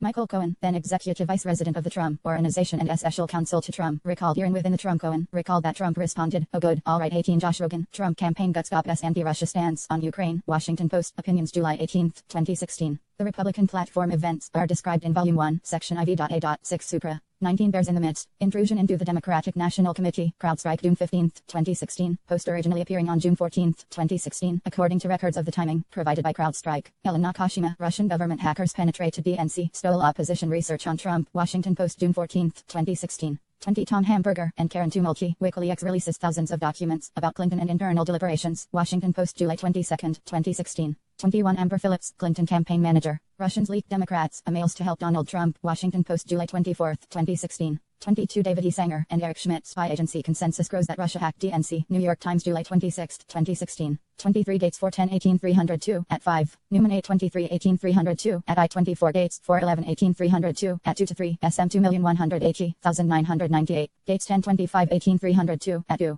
See also Volume 1, Section III.DL, Supra. 25 Cohen 87-18-302 at 8. See also Volume 1, Section III.DL, Supra. According to Cohen, after WIKILEAK-TOLENDNC emails on July 22, 2016, Trump said to Cohen words to the effect OF Cohen 9-18-18-302 at 10. Cohen's role in the candidates and later, and harm to ongoing matter. 26 to Trump Manafort recalled that Trump responded that Manafort should keep Trump TY campaign manager Rick Gates said that MEN-SSURE about information and that Manafort instructed GATES status updates on Ucommon releases. 28 around the same time Gates was with Trump on a trip to an airport and shortly after the call ended Trump too told Gates that more releases of damaging 29 information would be coming. Were discussed within the campaign 3 and in the summer of 2016, the campaign was planning a communications strategy based on the possible release of Clinton emails by WikiLeaks 31 IJIHLUFMHFLRLFDIM. 3. The Trump campaign reacts to allegations that Russia was seeking to aid candidate Trump in the days that followed WikiLeaks' July 22, 2016 release of hacked DNC emails. The Trump campaign publicly rejected suggestions that Russia was seeking to aid candidate Trump.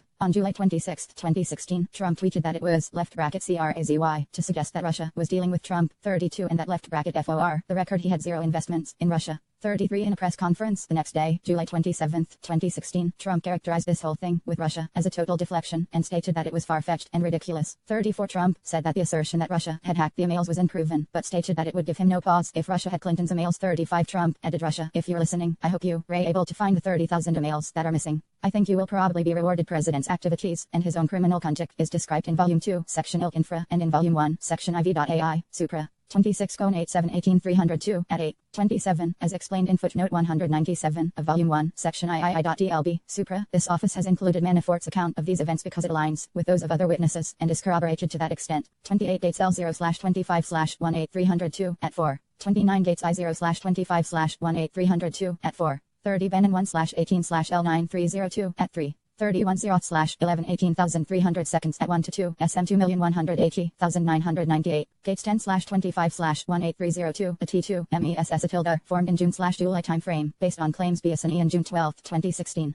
32 at READONALDTRUMP 726 647 p.m. at tweet. 33 at Real Donald Trump 726 650 p.m. at tweet. 34 Donald Trump News Conference Doral, Florida C-SPAN July 27, 2016. 35 Donald Trump News Conference Doral, Florida C-SPAN July 27, 2016. 18 U.S. Department of Justice ATTEHE tilde well PREA 11ET // ma tilde sete I material pleki to ut for fiar krifel. P60, mightily by our press. 36 Trump also said that there's nothing that I can think of that I'd rather do than have Russia friendly, as opposed to the way they are right now, and in response to a question about whether he would recognize Crimea as Russian territory and consider lifting sanctions, Trump replied I'll be looking at that. Yeah, we'll be looking. 37 During the press conference, Trump repeated I have nothing to do with Russia 5 times. He stated that the closest left bracket he right bracket came to Russia was that Russians may have purchased a home or condos from him. 39 He said that after he held the Miss Universe pageant in Moscow in 2013, he had been interested in working with Russian companies that wanted to put a lot of money into developments in Russia, but it never worked out. 40 He explained, left bracket TRANKLY, I didn't want to do it for a couple of different reasons, but we had a major developer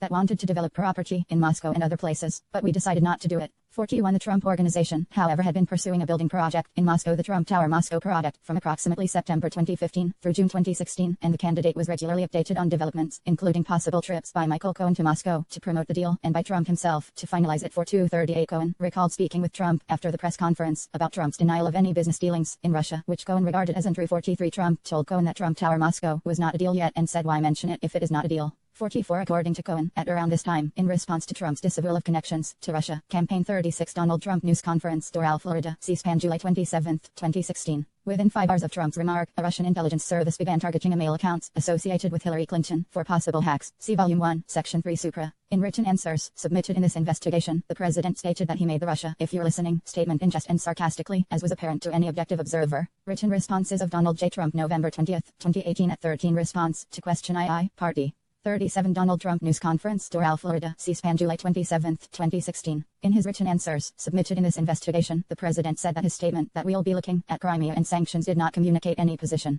Written responses of Donald J. Trump November 20, 2018 at 17 Response to Question IV, Part G. 38 Donald Trump News Conference Doral, Florida, C-SPAN July 27, 2016. 39 Donald Trump News Conference Doral, Florida, C-SPAN July 27, 2016. 40 Donald Trump News Conference Doral, Florida, C-SPAN July 27, 2016. 41 Donald Trump News Conference Doral, Florida, C-SPAN July 27, 2016. 42 The Trump Tower Moscow project and Trump's involvement in it is discussed in detail in Volume 1, Section TV.ai, Supra, and Volume T, Section TT.k, Infra. 43 9/18/18302 at 4. 44 9/18/18 at 4 to 5. 19 U.S. Department of Justice Actuary Work Protechet / ma.ki Material Protechet UAR Griff. P60 advisors had developed a party line that Trump had no business with Russia and no connections to Russia. 45 In addition to denying any connections with Russia, the Trump campaign reacted to reports of Russian election interference in aid of the campaign by seeking to distance itself from Russian contacts. For example, in August 2016, Foreign Policy Advisor J.D. Gordon declined an invitation to Russian Ambassador Sergei Kislyak's residence because the timing was not optimal in view of media reports about Russian interference. 46 On August 19, 2016, Manafort was asked to resign amid media coverage scrutinizing his ties to a pro-Russian political party in Ukraine and links to Russian business. 47 And when the media published stories about Page's connections to Russia in September 2016, Trump campaign officials terminated Page's association with the campaign and told the press that he had played no role in the campaign. 48 On October 7, 2016, WikiLeaks released the first set of emails stolen by a Russian intelligence agency from Clinton campaign chairman John Podesta. 49 The same day, the federal government announced that the Russian government directed the recent compromises of emails from us persons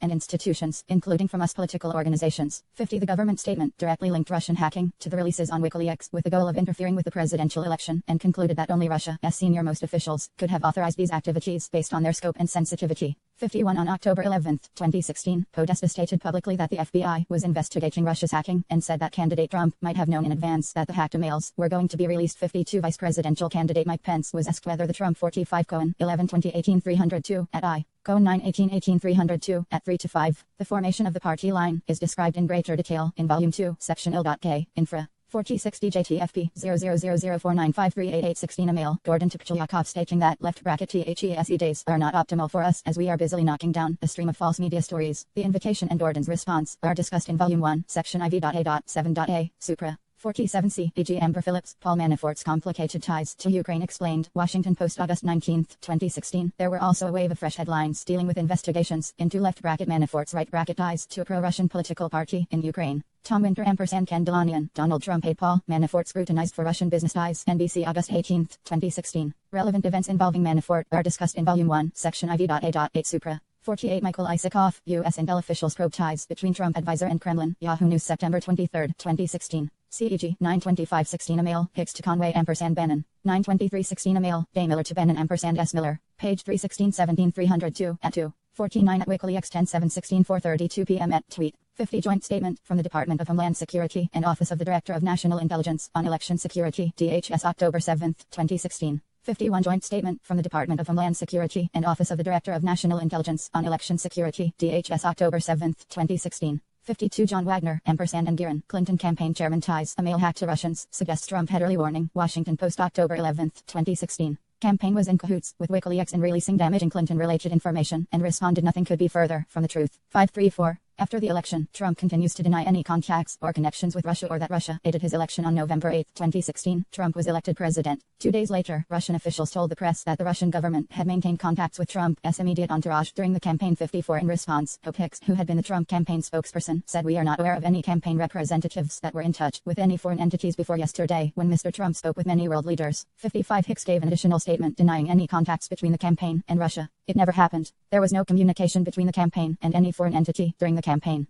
56. On December 10, 2016, the press reported that U.S. intelligence agencies had concluded that Russia interfered in last month's presidential election to boost Donald Trump's bid for the White House. 57. Reacting to the story, the next day, President-elect Trump stated, "I think it's ridiculous. I think it's just another excuse." 58. He continued that no one really knew who was responsible for the hacking, suggesting that the intelligence community had no idea if it's Russia or China or somebody. It could be somebody sitting in a bed someplace. 59. The President-elect 53. Lewis Nelson, Pence denies Trump camp in cahoots with WikiLeaks. Politico, October 14, 2016. 54. Ivan Nechkrenko, Russian officials were in contact with Trump allies. Diplomat says. New York Times, November 10, 2016, quoting Russian Deputy Foreign Minister Sergei Ryabkov saying, "Left bracket THERE were contacts, and left bracket cannot say that all, but a number of them maintained contacts with Russian representatives." Jan Heinz & Matthew Lee, Russia eyes better ties with Trump. Says contacts underway. Associated Press, November 11, 2016, quoting Ryabkov, saying, "I don't say that all of them, but whole array of them supported contacts with Russian representatives." 55. Ivan Nechkrenko, Russian officials were in contact with Trump allies. Diplomat says. New York Times, November 11, 2016, quoting Hicks. 56. Jan Heinz & Matthew Lee, Russia eyes better ties with Trump. Says contacts underway. Associated Press, November I-0-2016, quoting Hicks. Hicks recalled that after she made that statement, she spoke with campaign advisors Kellyanne Conway, Stephen Miller, Jason Miller, and probably Kushner and Bannon to ensure it was accurate and there was no hesitation or pushback from any of them. Hicks 12/8/17 302 at 4. 57. Damian Dale, CIA concludes Russia interfered to help Trump win election, say reports. Guardian, December 10, 2016. 58. Chris Wallace, hosts Fox News Sunday, interview with President-elect Donald Trump. CQ Newsmaker transcripts, December 11, 2016. 59. Chris Wallace, hosts Fox News Sunday, interview with President-elect Donald Trump. CQ Newsmaker transcripts, December 11, 2016. Also said that Democrats were putting out the story of Russian interference because they suffered one of the greatest defeats in the history of politics. 60. On December 18, 2016, Podesta told the press that the election was distorted by the Russian intervention and questioned whether Trump campaign officials had been in touch with the Russians. 61. The same day, incoming Chief of Staff Reince Priebus appeared on Fox News Sunday and declined to say whether the president-elect accepted the intelligence community's determination that Russia intervened in the election. 62. When asked about any contact or coordination between the campaign and Russia, Priebus said, "Even this question is insane. Of course we didn't interface with the Russians." 63. Priebus added that this whole thing is a spin job and said the real question is why the Democrats are doing everything they can to delegitimize the outcome of the election. 64. On December 29, 2016, the Obama administration announced that in response to Russian cyber operations aimed at the U.S. election, it was imposing sanctions and other measures on several Russian individuals and entities. 65. When first asked about the sanctions, President-elect Trump said, "I think we ought to get on with our lives." 66. He then put out a statement that said it's time for our country to move on to bigger and better things, but indicated that he would meet with intelligence community leaders the following week for a briefing on Russian interference. 67. The briefing occurred on January 6, 2017. 68. Following the briefing, the intelligence community released the public version of its assessment, which concluded with high confidence that Russia had intervened in the election through a variety of means with the goal of harming Clinton's. Chris Wallace hosts 6. Fox News Sunday, interview with President-elect Donald Trump. CQ Newsmaker transcripts, December 2016. 61. David Morgan, Clinton campaign. It's an open question if Trump team colluded with Russia. Reuters Business Insider, December 18, 2016. 62. Chris Wallace, hosts Fox News Sunday, interview with incoming White House Chief of Staff Reince Priebus. Fox News, December 18, 2016. 63 Chris Wallace, hosts Fox News Sunday, interview with incoming White House Chief of Staff Reince Priebus, Fox News December 18, 2016.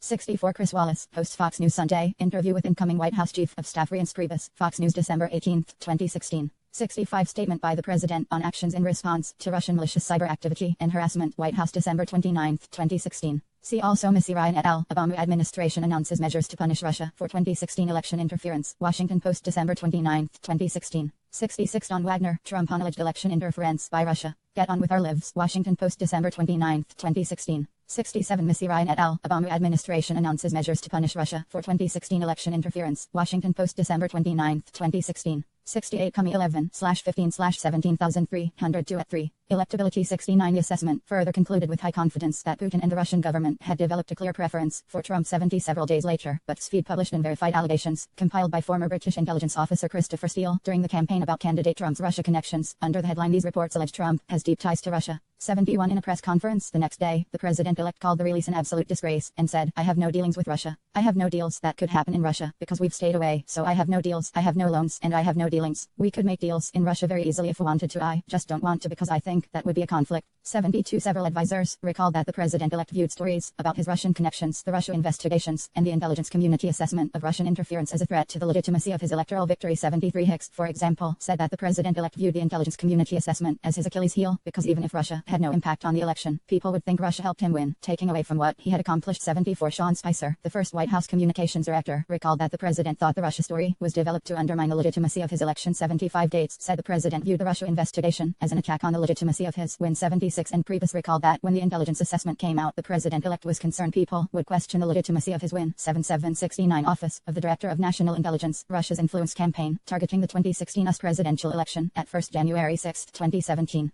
70 Office of the Director of National Intelligence, Russia's influence campaign, targeting the 2016 US presidential election, at 1st January 6, 2017. 71 Ken Bensinger et al. These reports allege Trump has deep ties to Russia, but BuzzFeed January 10, 2017. 72 Donald Trump's news conference. Full transcript and video. New York Times January 11, 2017. Available at https://www.nytimes.com/2017/01/11/us/politics/Trump press conference transcript HTMI 73 Priebus I0/13/17 at 7. Hicks 313-18 at 18. Spicer 10/16/I7 at 6. Bannon 214-18 at 2. Gates 4/18/I8 at 3. C. Pompeo 628-17 at 2. The president believed that the purpose of the Russia investigation was to delegitimize his presidency. 74 Hicks 313-18 at 18. 75 Spicer 10/17/17 at 6. 76 Gates 4/18/18 at 3. 77 Priebus I0/13/17 at 7.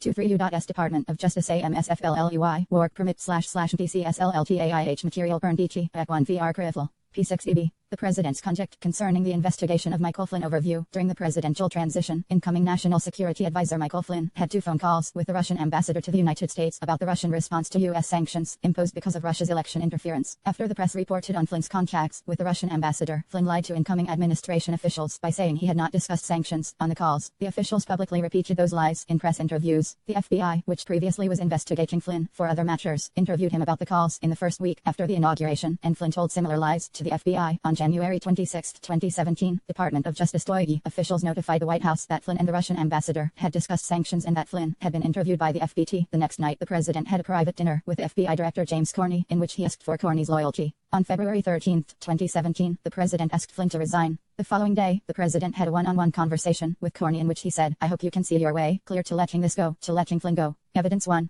Incoming National Security Advisor Flynn discusses sanctions on Russia with Russian Ambassador Sergei Kislyak. Shortly after the election, President-elect Trump announced he would appoint Michael Flynn as his National Security Advisor. 78 For the next 2 months, Flynn played an active role on the Presidential Transition Team (PTT), coordinating policy positions and communicating with foreign government officials, including Russian Ambassador to the United States Sergei Kislyak. 79 On December 29, 2016, as noted in Volume 2, Section TT.A. For Supra, the Obama administration announced that it was imposing sanctions and other measures on several Russian individuals and entities. That day, multiple members of the PTT exchanged emails about the sanctions and the impact they would have on the incoming administration, and Flynn informed members of the PTT that he would be speaking to the Russian ambassador later in the day. 8178 Flynn, 11/16/17 at 7. President-elect Donald I. Trump selects us Senator Jeff Sessions for Attorney General, LT General Michael Flynn as Assistant to the President for National Security Affairs, and us Rep. Mike Pompeo as Director of the Central Intelligence Agency. President-elect Donald J. Trump press release November 18, 2016. See also, E.G. Brian Bender. Trump names Mike Flynn National Security Advisor. Politico, November 17, 2016.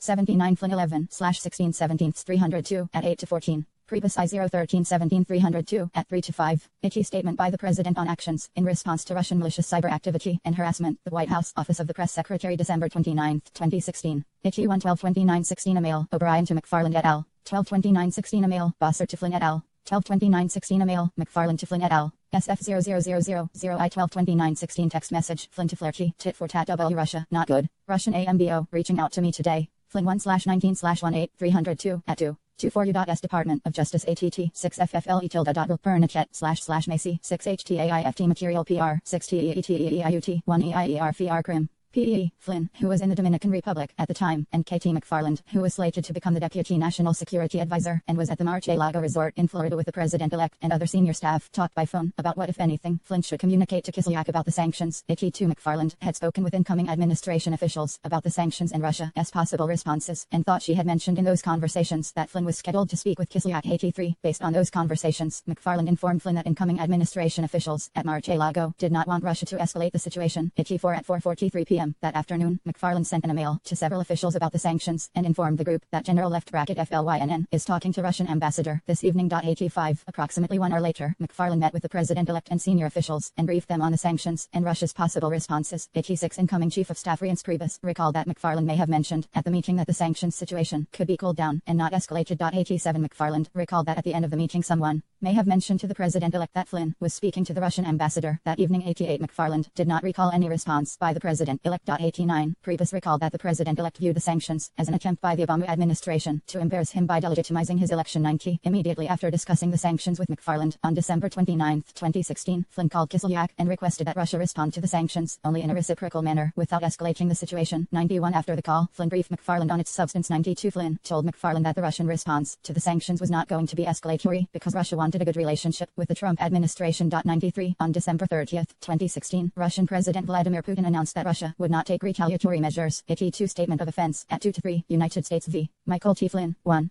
L7CR 232.0.0.c December 1, 2017. 4. Flynn statement of offense. Flynn 11/17/17302 at 3 to 4. Flynn 11/20/17302 at 3. McFarland 12/22/17 at 6 to 7. AT3. McFarland 12/22/17302 at 4 to 7. Recalling discussions about this issue with Bannon and Priebus. AT4. Flynn statement of offense at 3. Flynn 11/17/17302 at 3 to 4. McFarland 12/22/17 at 6 to 7. AT5. 12/29/16 email McFarland to Flynn et al. AT6. McFarland 12/22/17 at 7. AT7. Priebus 1/18/18 at 3. AT8. McFarland 12/22/17302 at 7. Priebus thought it was possible that McFarland had mentioned Flynn's scheduled call with Kislyak at this meeting, although he was not certain. Priebus 1/18/18 at 3. AT9. McFarland 12/22/17 at 7. 90. Priebus 1/18/18 at 3. 91. Flynn statement of offense at 3. Flynn 11/17/17 at 3 to 4. 92. Flynn statement of offense at 3. McFarland 12/22/17 at 7 to 8. Flynn 11/17/17302 at 4. 93. McFarland 12/22/17302 at 8. In response to the sanctions at that time, and would instead plan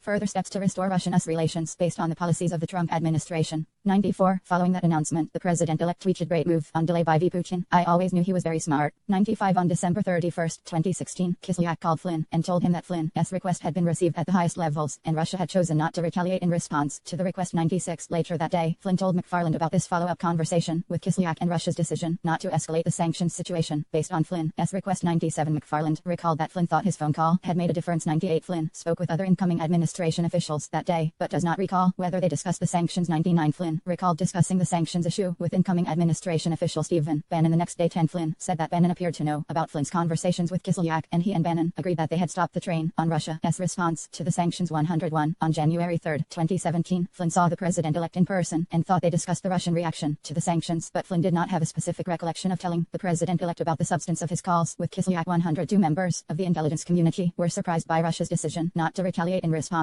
to the sanctions. 103. When analyzing Russia's response, they became aware of Flynn's discussion discussion of sanctions with Kislyak 104. Previously, the FBI had opened an investigation of Flynn based on his relationship with the Russian government. 105 Flynn's contacts with Kislyak became a key component of that investigation. 10694 statement by the President of Russia. President of Russia, December 30th, 2016, 12:30:16. 95 at Real Donald Trump 12/30/I6241 p.m. at tweet. 96 Flynn 1/19/18302 at 3. Flynn statement of offense at 3. 97 Flynn 1/19/18302 at 3. Flynn 11/17/17302 at 6. McFarland 12/22/17/302 at 10. Flynn statement of offense at 3. 98 McFarland 12/22/17/302 at 10. C. Flynn 1/19/18302 at 4. 99 Flynn 11/17,117/302 at 5 to 6. 10 Flynn 1/19/18302 at 4 to 5. Bannon recalled meeting with Flynn that day, but said he did not remember discussing sanctions with him. Bannon 2/12/18/302 at 9. 101 Flynn 11/21/17/302 at I.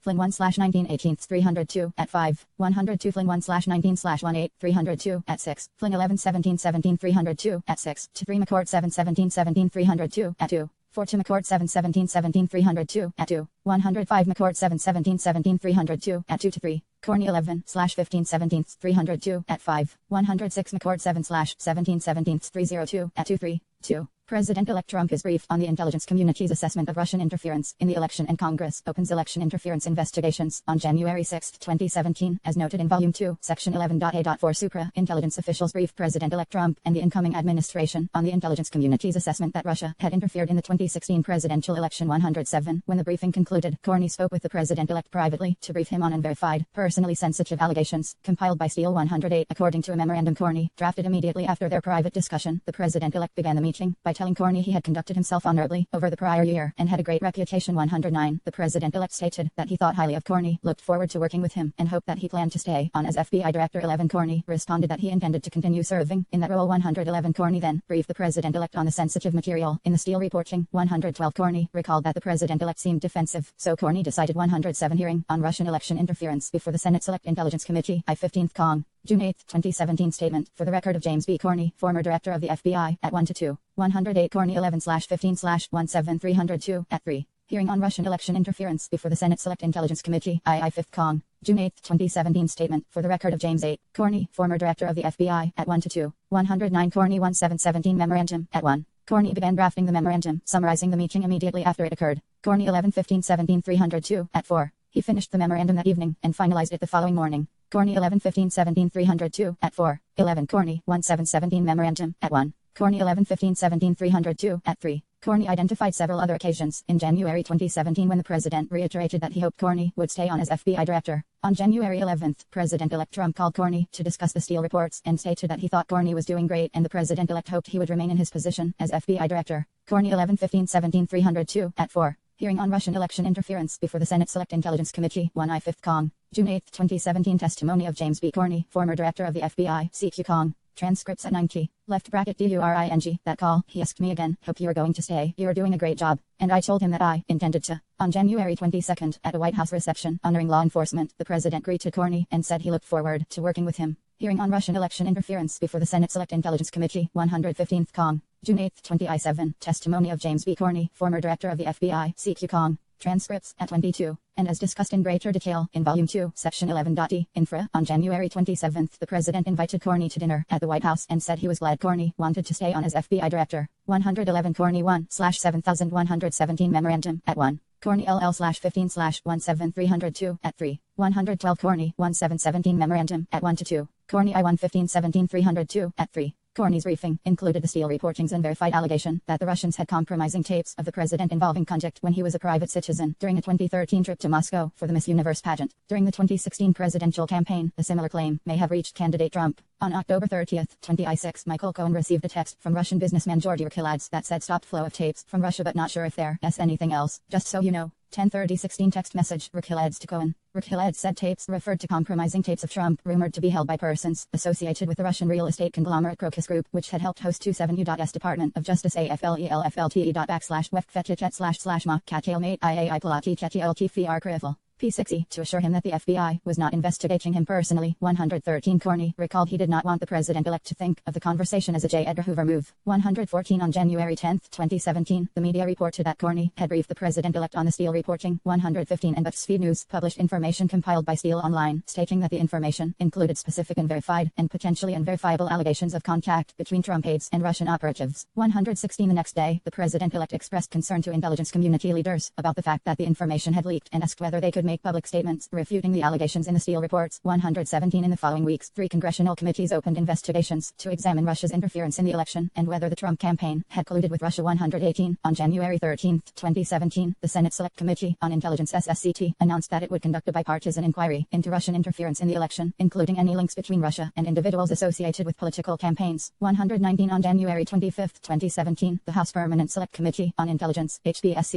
announced that it had been conducting an investigation into Russian election interference and possible coordination with the political campaigns. 120 And, on February 2, 2017, the Senate Judiciary Committee announced that it too would investigate Russian efforts to intervene in the election. 121 The 2013 Miss Universe pageant in Russia. Rick Hilleds 4/4/L8302 at 12. Cohen said he spoke to Trump about the issue after receiving the text from Rick Hilleds. Cohen 9/12/18302 at 13. Rick Hilleds said he was told the tapes were fake, but he did not communicate that to Cohen. Rick Hilleds 5/L0/18302 at 7. 113 Corney 11/15/17/302 at 3-4. Hearing on Russian election interference before the Senate Select Intelligence Committee. 115th Kong. June 8, 2017 statement for the record of James B. Corney, former director of the FBI, at 2. 114 Corney 11/15/17/302 at 3. 115 CEG Evan Perez et al. Intel chiefs presented Trump with claims of Russian efforts to compromise him. CNN January 10, 2017. Updated January 12, 2017. 116 Ken Bensinder et al. These reports allege Trump has deep ties to Russia, but BuzzFeed News January 10, 2017. 117 C1/1L/17 A mail collabor to Corney. He asked if could put out a statement. He would prefer, of course, that I say the documents are bogus, which of course I can't do. 1/12/17 A mail Corney to collabor. He called me at 5 yesterday and we had a very similar conversation. Corney 11/15/17302 at 4-5. 118 C 2016 Presidential L.Action Investigation. Fast Facts. CNN first published October 12, 2017. Updated March 1, 2019, summarizing starting dates of Russia-related investigations. 119 Joint Statement on Committee Inquiry into Russian Intelligence Activities, SSCI January L3, 2017. 120 Joint Statement on Progress of Bipartisan HPC Inquiry into Russian Active Measures, HPC January 25, 2017. 121 Joint Statement from Senators Graham and White House on Investigation into Russian Influence on Democratic Nations Elections February 2, 2017. 28 U.S. Department of Justice ALTAFFE Work Protechet//MACOFTAIFL Material Plotichet der Fed Arctum. P60. 3. Flynn makes false statements about his communications with Kislyak to incoming administration officials, the media, and the FBI. On January 12, 2017, a Washington Post columnist reported that Flynn and Kislyak communicated on the day the Obama administration announced the Russia sanctions. 122 The column questioned whether Flynn had said something to undercut the U.S. sanctions, and whether Flynn's communications had violated the letter or spirit of the Logan Act. 123 President-elect Trump called Priebus after the story was published and expressed anger about it. 124 Priebus recalled that the president-elect asked, "What the hell is this all about?" 125 Priebus called Flynn and told him that the president-elect was angry about the reporting on Flynn's conversations with Kislyak. 126 Flynn recalled that he felt a lot of pressure because Priebus had spoken to the boss and said Flynn needed to kill the story. 127 Flynn directed McFarland to call the Washington Post columnist and inform him that no discussion of sanctions had occurred. 128 McFarland recalled that Flynn said words to the effect of, "I want to kill the story." 129 McFarland made the call as Flynn had requested, although she knew she was providing false information, and the Washington Post updated the column to reflect that a Trump official had denied that Flynn and Kislyak discussed sanctions. 130 When Priebus and other incoming administration officials questioned Flynn internally about the Washington Post column, Flynn maintained that he had not discussed sanctions with Kislyak. 131 Flynn repeated that claim to Vice President-elect Michael Pence and to incoming Press Secretary Sean Spicer. 132 In subsequent media interviews in mid-January, Pence, Priebus, and 122 David Ignatius, why did Obama dawdle on Russia's hacking? Washington Post January 12, 2017.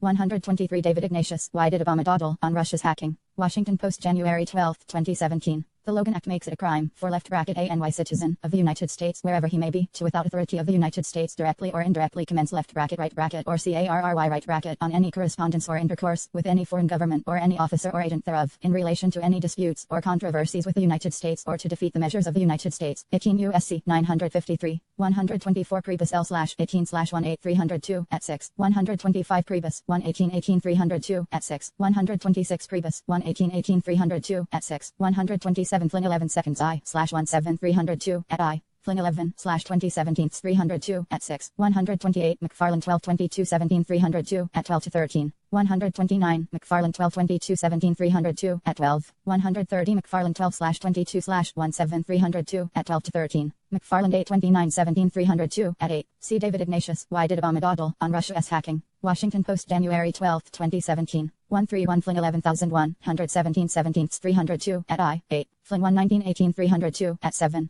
Prepus I 01317 302 at 7 to 8. S. Miller 8/3 I/17 302 at 8 to 1 I. 132 Flynn 11/17/17 302 at I. 8. Flynn 1/1918 302 at 7. S. Miller 8/3117 302 at 10:11. Spicer denied that Flynn and Kislyak had discussed sanctions, basing those denials on their conversations with Flynn. 133 The public statements of incoming administration officials denying that Flynn and Kislyak had discussed sanctions alarmed senior DOI officials, who were aware that the statements were not true. 134 Those officials were concerned that Flynn had lied to his colleagues, who in turn had unwittingly misled the American public, creating a compromised situation for Flynn because the Department of Justice assessed that the Russian government could prove Flynn lied. 135 The FBI investigative team also believed that Flynn's calls with Kislyak and subsequent denials about discussing sanctions raised potential Logan Act issues and were relevant to the FBI's broader Russia investigation. 136 On January 20, 2017, President Trump was inaugurated and Flynn was sworn in as National Security Advisor. On January 23, 2017, Spicer delivered his first press briefing and stated that he had spoken with Flynn the night before, who confirmed that the calls with Kislyak were about topics unrelated to sanctions. 137 Spicer's statements added to the Department of Justice's concerns that Russia had leverage over Flynn based on his lies and could use that derogatory information to compromise him. 138 On January 24, 2017, Flynn agreed to be interviewed by agents from the FBI. 139 During the interview, which took place at the White House, Flynn falsely stated that he did not ask Kislyak to refrain from escalating the situation in response to the sanctions on Russia imposed by the Obama administration. 140 Flynn also falsely stated that he did not remember a follow-up conversation in which Kislyak stated that Russia had chosen to moderate its response to those sanctions as a result of Flynn's request. 141 133 Face the Nation interview with Vice President-elect Pence, CBS January 15, 2017. Julie Hirschfield Davis et al., Trump National Security Advisor, called Russian envoy day before sanctions were imposed. Washington Post January 13, 2017. Meet the Press interview with Ryan Scribus, NBC January 15, 2017. 134 Yates 815-17 302 at 23.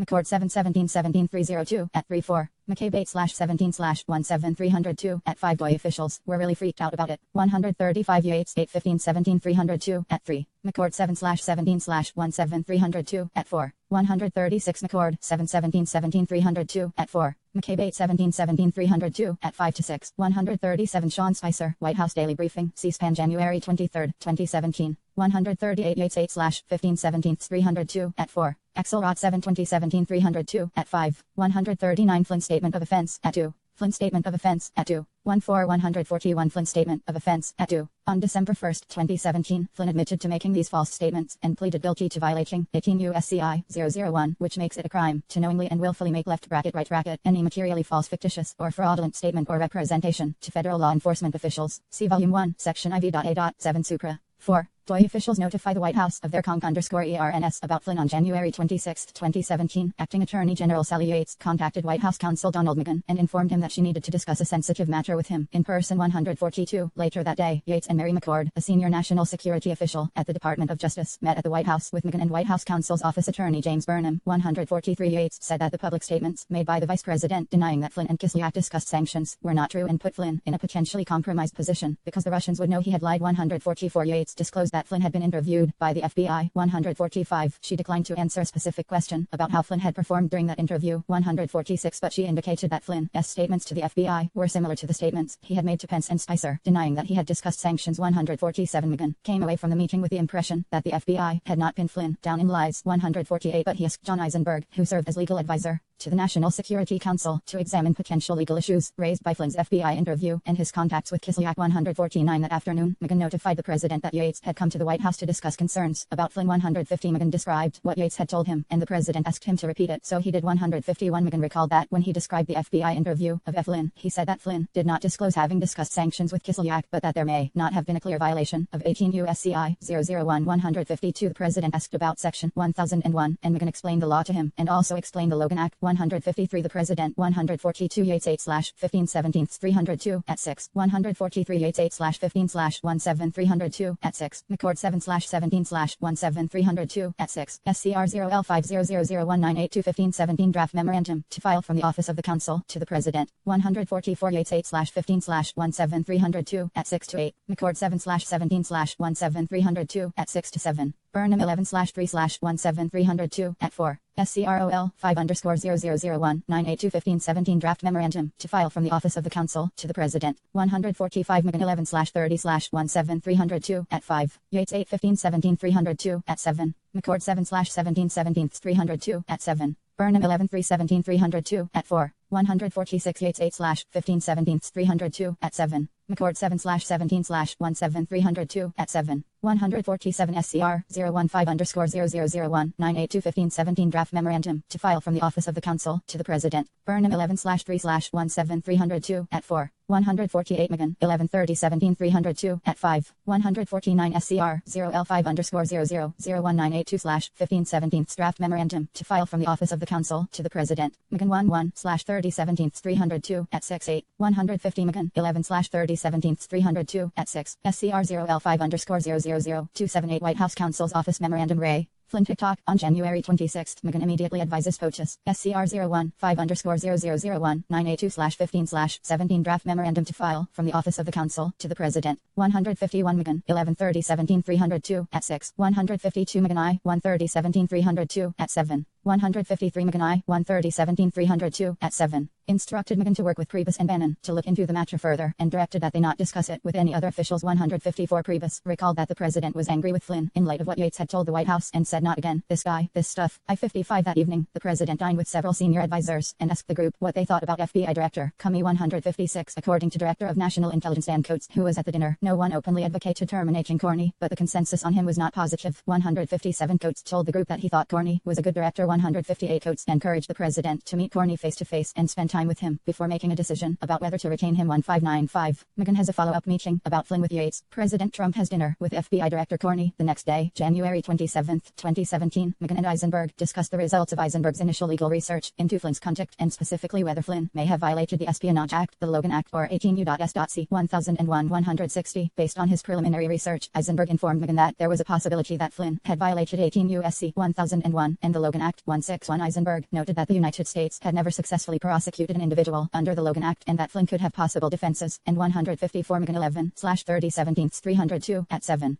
SCRO 15_0000I 98-9992/1517 Draft Memorandum to file from the Office of the Counsel to the President 155 Priebus 10/13/17 302 at 8 Several witnesses said that the President was unhappy with Flynn for other reasons at this time. Bannon said that Flynn's standing with the President was not good by December 2016. Bannon 2/12/18 302 at 12 The President-elect had concerns because President Obama had warned him about Flynn shortly after the election. Bannon 2/12/18 302 at 4 to 5 Hicks 12/8/17 302 at 7 President Obama's comment sat with President-elect Trump more than Hicks expected. Priebus said that the President had become unhappy with Flynn even before the story of his calls with Kislyak broke and had become so upset with Flynn that he would not look at him during intelligence briefings. Priebus 1/18/18 302 at 8 Hicks said that the President thought Flynn had bad judgment and was angered by tweets sent by Flynn and his son, and she described Flynn as being on thin ice by early February 2017. Hicks 12/8/17 302 at 7:10 156 Code 6/14/17 302 at 2 157 Code 6/14/17 302 at 2 158 Code 6/14/17 302 at 2 159 Code 6/14 first 7302 at 2 160 SCR 015_000199221517 Draft Memorandum to file from the Office of the Counsel to the President McGinn 11/30/17 302 at 8 161 SCR 015_00019922/15/17 Draft Memorandum to file from the Office of the Counsel to the President Eisenberg 11/29/17 302 at 9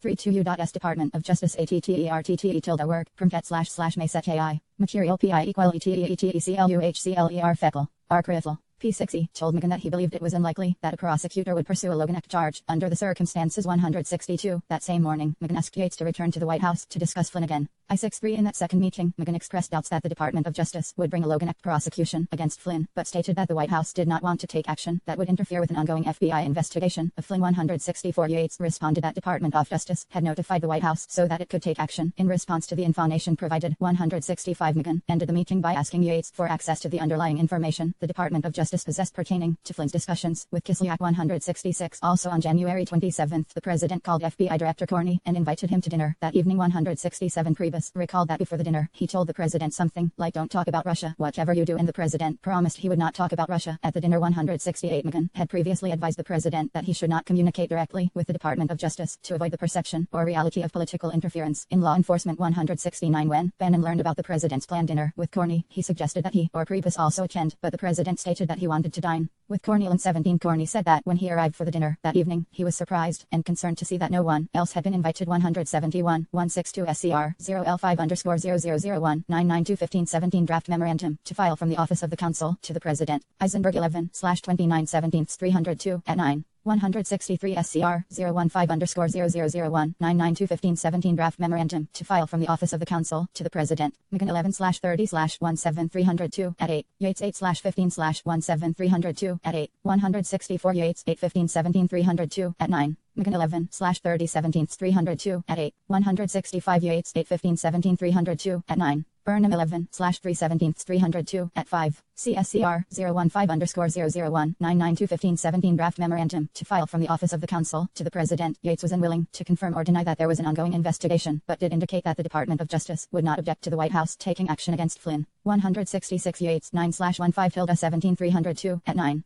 Burnham 11/3/17302 at 5. In accordance with McGinn's request, the Department of Justice made the underlying information available, and Eisenberg viewed the information in early February. Eisenberg 11/29/17302 at 5. FBI 2717 Electronic Communication at I-Documenting 2217 Meeting with Eisenberg. 167 Corney 11/15/17302 at 6. SCR 0L2B_0000 I President's Daily Diary 127 17. Hearing on Russian election interference before the Senate Select Intelligence Committee. 115th Cong. June 8, 2017 Statement for the record of James B. Corney, former director of the FBI at 2 to 3. 168 Priebus I 0/13/17 at 17. 169 C. McGinn I 1/31/7 at 9. Dillon 11/21/17 at 2. Bannon 2/12/18 at 17. 170 Bannon 2/12 at 17. 171 Hearing on Russian election interference before the Senate Select Intelligence Committee. I-15th Cong. June 8, 2017 Statement for the record of James B. Corney, former director of the FBI at 3. C. Corney 11/15/17 at 6. Corney provided an account of the dinner in a contemporaneous memo, an interview with this office, and congressional testimony. According to Corney's account of the dinner, the president repeatedly brought up Corney's future, asking whether he wanted to stay on as FBI director. 172 Because the president had previously said he wanted Corney to stay on as FBI director, Corney interpreted the president's comments as an effort to create a patronage relationship by having Corney ask for his job. 173 The president also brought up the Steele reporting that Corney had raised in the January 6, 2017 briefing and stated that he was thinking about ordering the FBI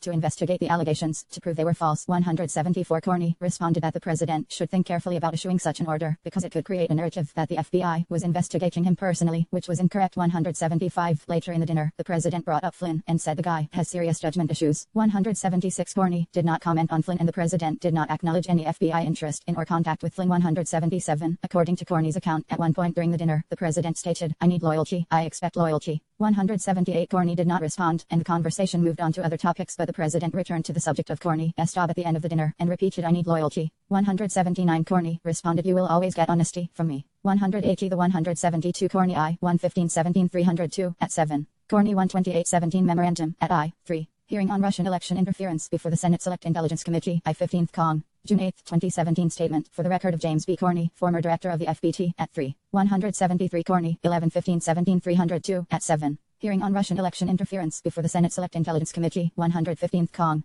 June 8, 2017 Statement for the record of James B. Corney, former director of the FBI at 3. 174 Corney 1/28/17 Memorandum at 3. Hearing on Russian election interference before the Senate Select Intelligence Committee. I-15th Cong. June 8, 2017 Statement for the record of James B. Corney, former director of the FBI at 4. 175 Corney 128/17 Memorandum at 3. Hearing on Russian election interference before the Senate Select Intelligence Committee. I-15th Cong. June 8, 2017 statement for the record of James B. Corney, former director of the FBI, at 4:176 Corney 12817 memorandum, at 4. Corney 111517 302, at 7:177 Corney 12817 memorandum, at 4. Corney I1/1517 302, at 7:178 Corney 12818 memorandum, at 2. Corney 11/15/17 302, at 7. Hearing on Russian election interference before the Senate Select Intelligence Committee, I-15th Cong. June 8, 2017 statement for the record of James B. Corney, former director of the FBI, at 3:179 Corney 1/28/17 memorandum, at 3. Corney 11/15/17 302, at 7.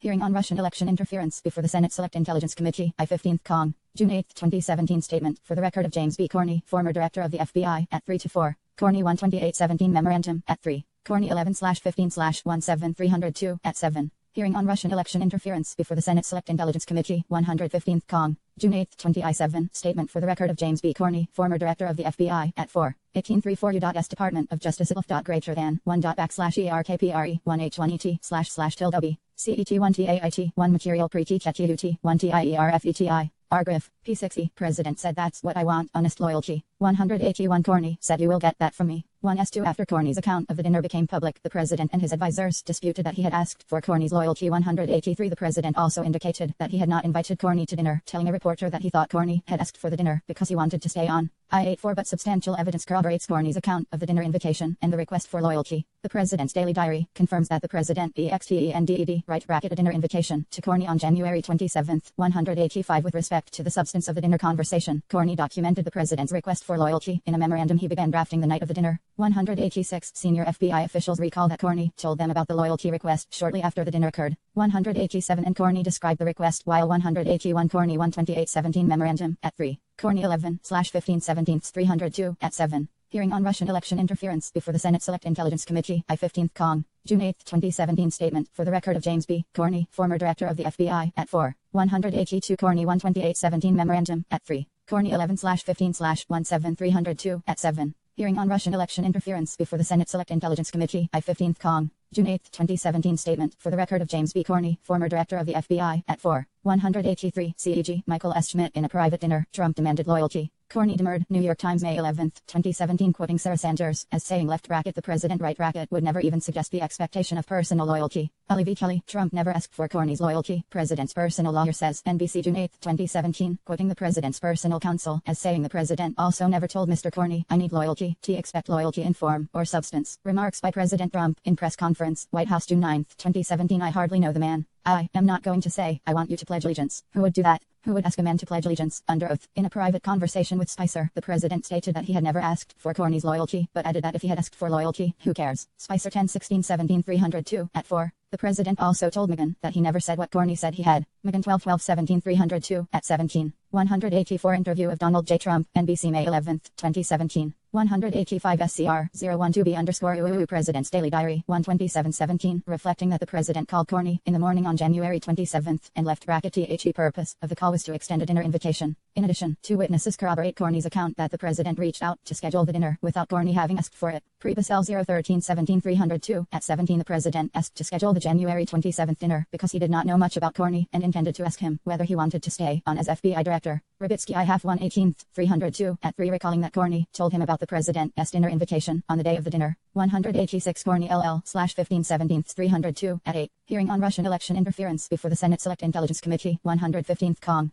June 8, 2017 statement for the record of James B. Corney, former director of the FBI, at 4. 187 McCabe 81717 302 at 9 to 10. Rybitsky 11/21/18 302 at 3. After leaving the White House, Corney called Deputy Director of the FBI Andrew McCabe, summarized what he and the president had discussed, including the president's request for loyalty, and expressed shock over the president's request. McCabe 81717 302 at 9. Corney also convened a meeting with his senior leadership team to discuss what the president had asked of him during the dinner and whether he had handled the request for loyalty properly. McCabe 81717 302 at IO. Rybitsky 11/2118 302 at 3. In addition, Corney distributed his 35 U.S. Department of Justice Atar Hinar Prechet // May Material PRATEETED, a tier FRCRIFL. P6E, under oath in congressional proceedings, and in a subsequent interview with investigators subject to penalties for lying under 18 U.S.C.I. 00I. Corney's memory of the details of the dinner, including that the president requested loyalty, has remained consistent throughout 1886. Flynn's resignation on February 2, 2017. Eisenberg reviewed the underlying information relating to Flynn's calls with Kislyak. 189. Eisenberg recalled that he prepared a memorandum about criminal statutes that could apply to Flynn's conduct, but he did not believe the White House had enough information to make a definitive recommendation to the president. 190. Eisenberg and McGinn discussed that Eisenberg's review of the underlying information confirmed his preliminary conclusion that Flynn was unlikely to be prosecuted for violating the Logan Act I-9I because White House officials were uncertain what Flynn had told the FBI. However, they could not assess his exposure to prosecution for violating 18 U.S.C. 1001. 192. The week of February 6, Flynn had a one-on-one conversation with the president in the Oval Office about the negative media coverage of his contacts with Kislyak. I-93. Flynn recalled that the president was upset and asked him for information on the conversations. 194. Flynn listed the specific dates on which he remembered speaking with Kislyak, but the president corrected one of the dates he listed.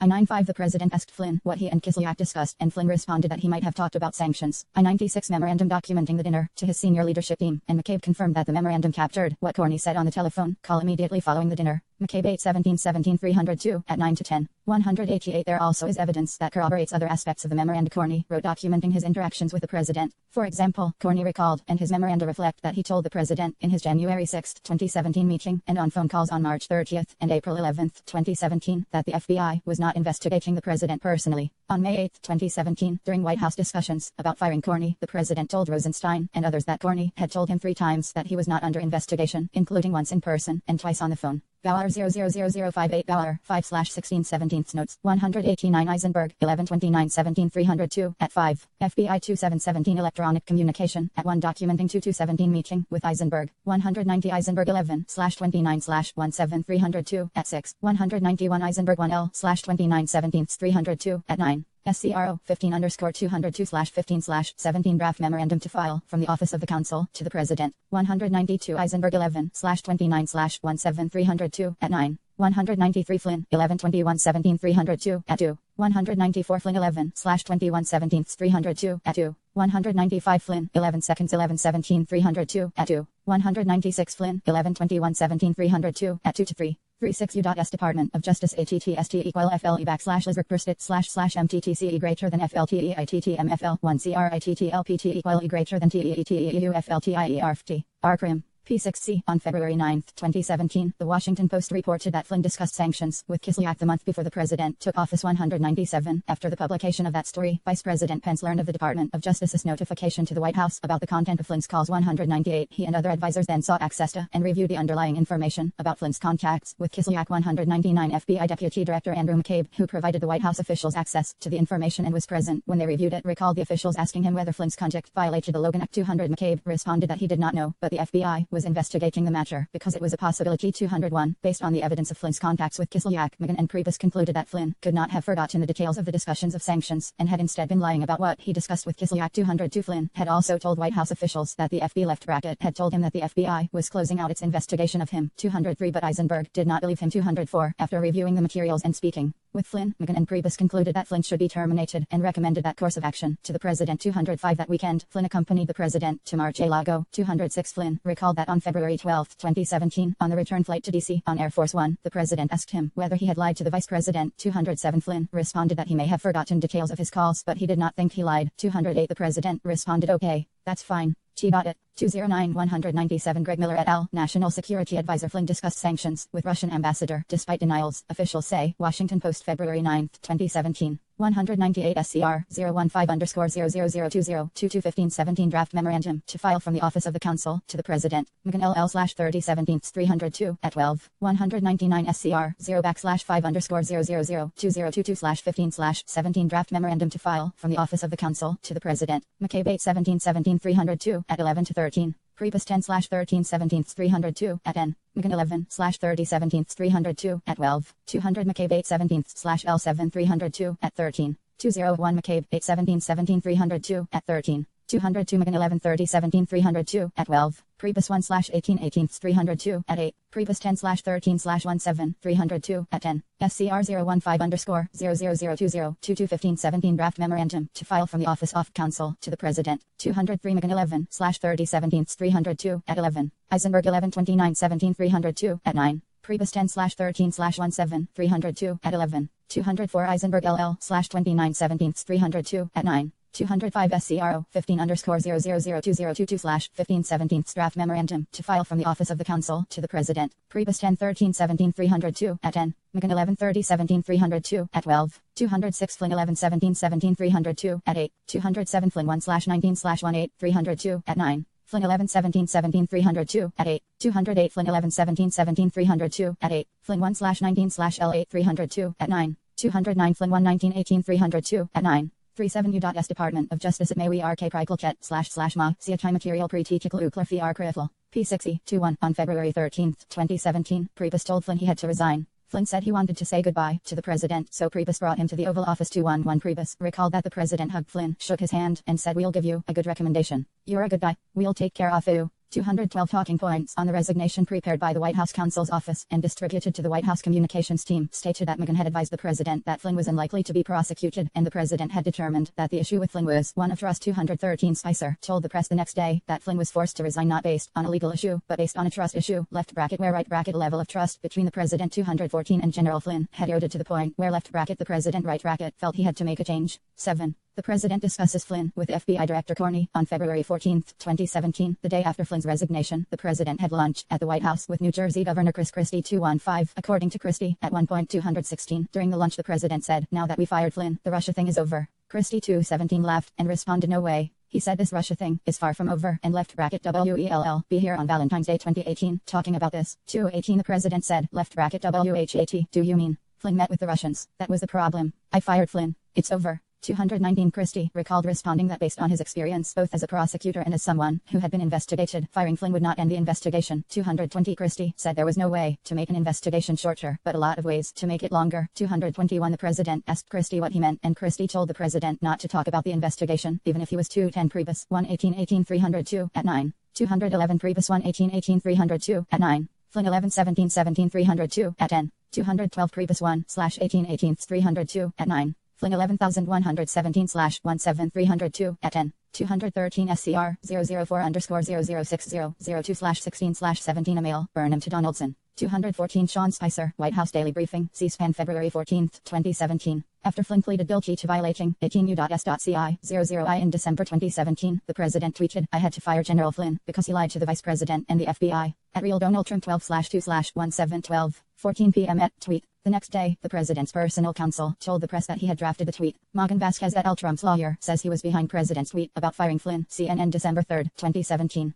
215 Christie 21319 302 at 2-3. SCR 0L2B_000022 President's Daily Diary 21417. 216 Christie 21319 302 at 3. 217 Christie 21319 302 at 3. 218 Christie 21319 302 at 3. Christie said he thought when the president said the Russia thing, he was referring to not just the investigations but also press coverage about Russia. Christie thought the more important thing was that there was an investigation. Christie 21319 302 at 4. 219 Christie 21319 302 at 3. Christie 21319 302 at 3. 221 Christie 21319 302 at 3. 38 U.S. Department of Justice Attorney /Lurk PT 1EATTET/May Setai Material Pre-T to UAR FRCT 1IM. P60, frustrated at times. 222 Christie also told the president that he would never be able to get rid of Flynn like gum on the bottom of your shoe. 223 Towards the end of the lunch, the president brought up Corney and asked if Christie was still friendly with him. 224 Christie said he was. 225 The president told Christie to call Corney and tell him that the president really likes right bracket him.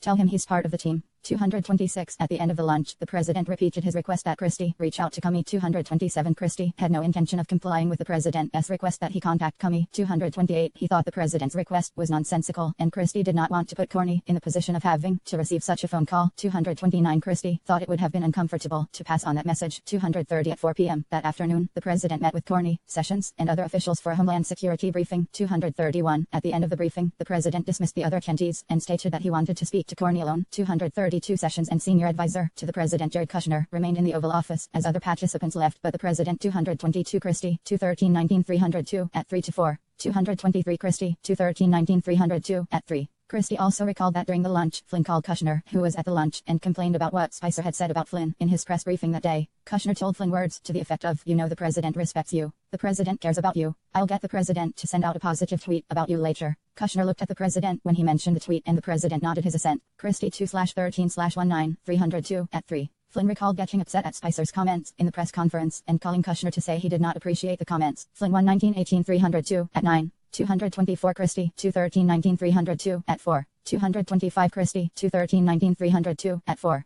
226 Christie 2/13 19 302 at 4 to 5. 227 Christie 213 19 302 at 5. 228 Christie 213 19 302 at 5. 229 Christie 213 19 302 at 5. Christie 213 19 302 at 5. 23231 SCROI 26_000000 22 President's Daily Diary 21417. Corny 11 15 17 302 at 9. 232 Corny 11115 17 302 at 10. 2/14 17 Corny Memorandum at I. Hearing on Russian election interference before the Senate Select Intelligence Committee 115th Cong. June 8, 2017 statement for the record of James B. Corny, former director of the FBI at 4. Prepasi 0/13/17 302 at 18 confirming that everyone was shoot out like Corny said in his June testimony. Excused them, repeating that he wanted to speak only with Comey 233 at some point after others had left the Oval Office. Priebus opened the door, but the president sent him away. 234. According to Corny's account of the meeting, once they were alone, the president began the conversation by saying, "I want to talk about Mike Flynn." 235. The president stated that Flynn had not done anything wrong in speaking with the Russians but had to be terminated because he had misled the vice president. 236. The conversation turned to the topic of leaks of classified information, but the president returned to Flynn, saying he is a good guy and has been through a lot. 237. The president stated, "I hope you can see your way clear to letting this go, to letting Flynn go. He is a good guy.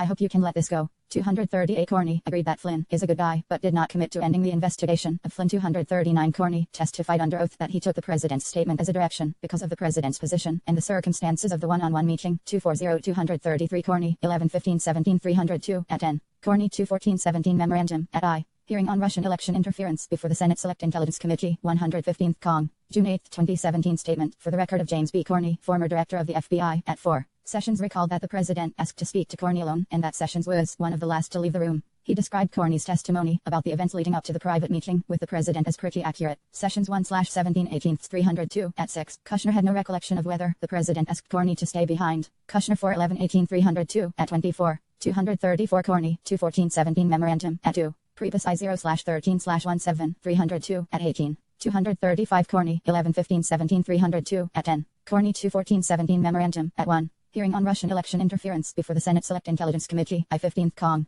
June 8, 2017 statement for the record of James B. Corny, former director of the FBI at 4. 236 Corny 2/14/17 memorandum at 1. Hearing on Russian election interference before the Senate Select Intelligence Committee I-15th Cong. June 8, 2017 statement for the record of James B. Corny, former director of the FBI at 5. 237 Corny 1L/15/17 302 at IO. Corny 2/14/17 memorandum at 2. Hearing on Russian election interference before the Senate Select Intelligence Committee 115th Cong. June 8, 2017 statement for the record of James B. Corny, former director of the FBI at 5. 238 Hearing on Russian election interference before the Senate Select Intelligence Committee 115th Cong. June 8, 2017 statement for the record of James B. Corny, former director of the FBI at 5. Corny 2/14/17 memorandum at 2. Corny said he was highly confident that the words in quotations in his memorandum documenting this meeting were the exact words used by the president. He said he knew from the outset of the meeting that he was about to have a conversation of consequence, and he remembered the words used by the president and wrote them down soon after the meeting. Corny 11 1st 5/17 302 at 10 to 11. 239 Corny 11-15 17 302 at IO.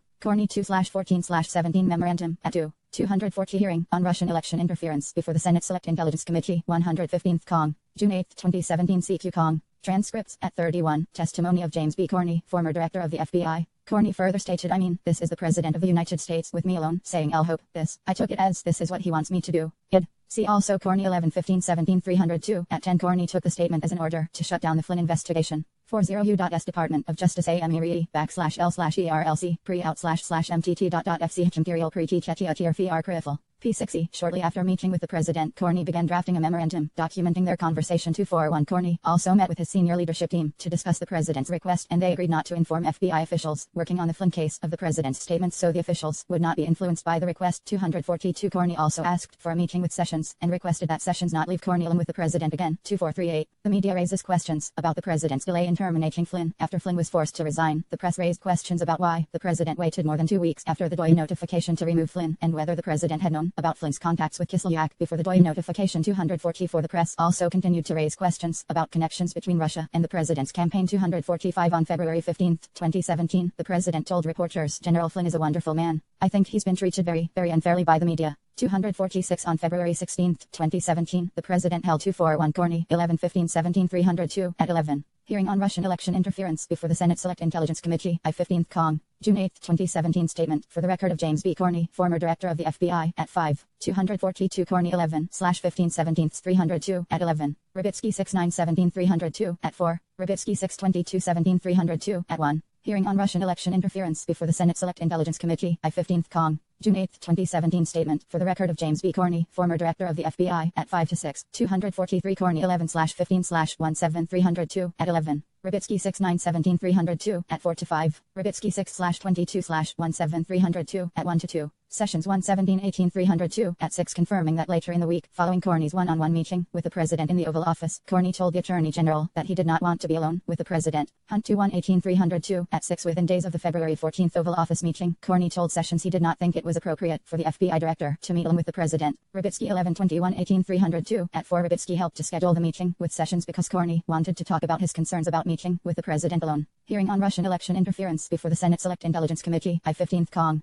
June 8, 2017 Statement for the record of James B. Corny, former director of the FBI, at 6. 244, C. E.G. Sean Spicer, White House Daily Briefing, C-SPAN February 14, 2017 Questions from the press included, if left bracket the president right bracket was notified 17 days ago that Flynn had misled the vice president, other officials here, and that he was a potential threat to blackmail by the Russians, why would he be kept on for almost 3 weeks? And did the president instruct left bracket Flynn right bracket to talk about sanctions with the left bracket Russian ambassador right bracket? Prepus recalled that the president initially equivocated on whether to fire Flynn because it would generate negative press to lose his national security advisor so early in his term. Prepus 1/18/18 302 at 8. 24-5 E.G. Sean Sullivan et al. Senators from both parties pledged to deepen probe of Russia and the 2016 election. Washington Post February 14, 2017. Aaron Blake, 5 times Donald Trump's team, denied contact with Russia. Washington Post February 15, 2017. Oren Darrell, Donald Trump's ties to Russia go back 30 years. USA Today February 15, 2017. Pamela Brown et al. Trump aides were in constant touch with senior Russian officials during campaign. CNN February 15, 2017.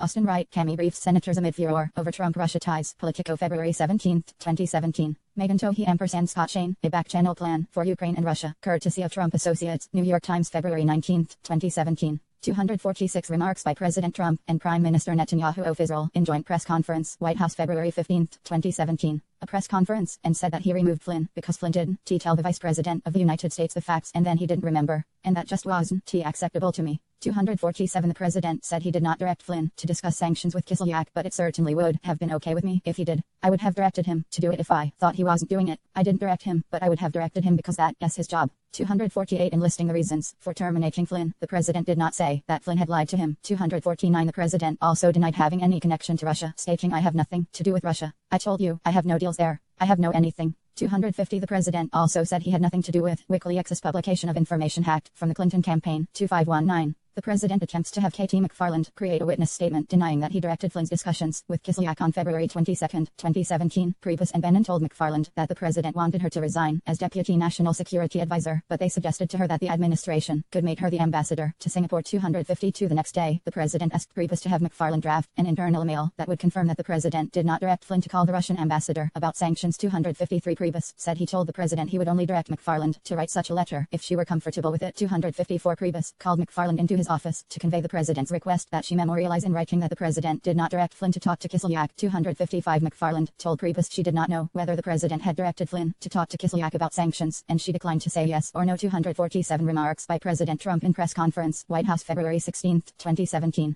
248 Remarks by President Trump in press conference. White House February 16, 2017. The president also said that Flynn's conduct wasn't wrong, what he did in terms of the information he sought. The president said that Flynn was just doing the job, and if anything, he did something right. 249 Remarks by President Trump in press conference. White House February 16, 2017. Priebus 118-18 302 at 9. 250 Remarks by President Trump in press conference. White House February 16, 2017. 251 Remarks by President Trump in press conference. White House February 16, 2017. 252 KTMF_00000047 McFarland 22617 Memorandum for the record. McFarland 12/22/17 302 at 16 to 17. 253 C Priebus 1/18/18 302 at 11. See also KTMF_00000048 McFarland 2/26/17 Memorandum for the record. McFarland 12/22/17 at 17. 254 Prebus 1II 8/18 302 at 11. 255 KTMF_00000048 McFarland 2/26/17 Memorandum for the record. McFarland 12/22/17 302 at 17. 42 U.S. Department of Justice Atar, work wechet//mock KI material pre-TT or FR griff, P6E, to the request 256 Prebus, understood that McFarland was not comfortable with the President's 257 request and he recommended that she talk to attorneys in the White House counsel's office. McFarland then reached out to Eisenberg 258 McFarland, told him that she had been fired from her job as Deputy National Security Advisor and offered the ambassadorship in Singapore but that the President and Prebus wanted a letter from her denying that the President directed Flynn to discuss sanctions with Kislyak 259 Eisenberg advised McFarland not to write the requested letter 260 as documented by McFarland in a contemporaneous memorandum for the record that she wrote because she was concerned by the President's request. Eisenberg thought the requested email and letter would be a bad idea from my side because the email would be awkward. Why would he be emailing Prebus to make a statement for the record? But it would also be a bad idea for the President because it looked as if my ambassadorial appointment was in some way a quid pro quo. 261 later that evening, Prebus stopped by McFarland's office and told her not to write the email and to forget he even mentioned it. 262 around the same time, the President asked Prebus to reach out to Flynn and let him know that the President still cared about him. 263 Prebus called Flynn and said that he was checking in and that Flynn was an American hero. 264 Prebus thought the President did not want Flynn saying bad things about him. 265 on March 31, 2017, following news that Flynn had offered to testify before the FBI and congressional investigators in exchange for immunity, the President tweeted, Mike Flynn should ask for immunity in that this is a witch hunt excuse for big election loss by media &Dems of 256 KTMF_00000047 McFarland 2/26/17 Memorandum for the record. I said I did not know whether he did or didn't, but was in Mar-a-Lago the week between Christmas and New Year's while Flynn was on vacation in Caribbean, and I was not aware of any Flynn Trump or Trump Russian phone calls. McFarland 12/22/17 302 at 17. 257 Prebus 1/18 302 at 11. 258 McFarland 12/22/17 302 at 17. 259 McFarland 12/22/17 302 at 17. KTMF_00000048 McFarland 2/26/17 Memorandum for the record. McFarland 12/22/17 302 26 at 17. 261 KTMF_00000048 McFarland 2/26/17 Memorandum for the record. See McFarland 12/22/17 302 at 17. 262 McFarland 12/22/17 302 at 17. KTMF 00000048 McFarland 2/26/17 Memorandum for the record.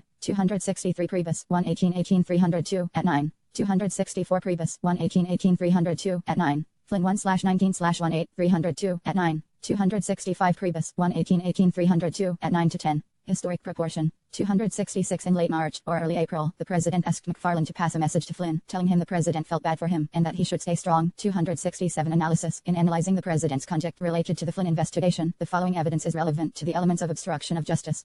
Obstructive act. According to Corney's account of his February 14, 2017 meeting in the Oval Office, the President told him, I hope you can see your way clear to letting this go, to letting Flynn go. I hope you can let this go. In analyzing whether these statements constitute an obstructive act, a threshold question is whether Corney's account of the interaction is accurate, and if so, whether the President's statements had the tendency to impede the administration of justice by shutting down an inquiry that could result in a grand jury investigation and a criminal charge. After Corney's account of the President's request to let right Flynn go became public, the President publicly disputed several aspects of the story. The President told the New York Times that he did not shoo other people out of the room when he talked to Corney, and that he did not remember having a one-on-one conversation with Comey. 268 The President also publicly denied that he had asked Corney to let right Flynn go, or otherwise communicated that Corney should drop the investigation of Flynn. 269 In private, the President denied aspects of Corney's account to White House advisors, but acknowledged to Prebus that he brought Flynn up in the meeting with Corney and stated that Flynn was a good guy. 270 Despite those denials, substantial evidence corroborates Corney's account. 266 At Real Donald Trump 331/L7704 AM at tweet. C. Shane Harris et al. Mike Flynn offers to testify in exchange for immunity. Wall Street Journal March 30, 2017. 267 McFarland 12/22/17 302 at 18.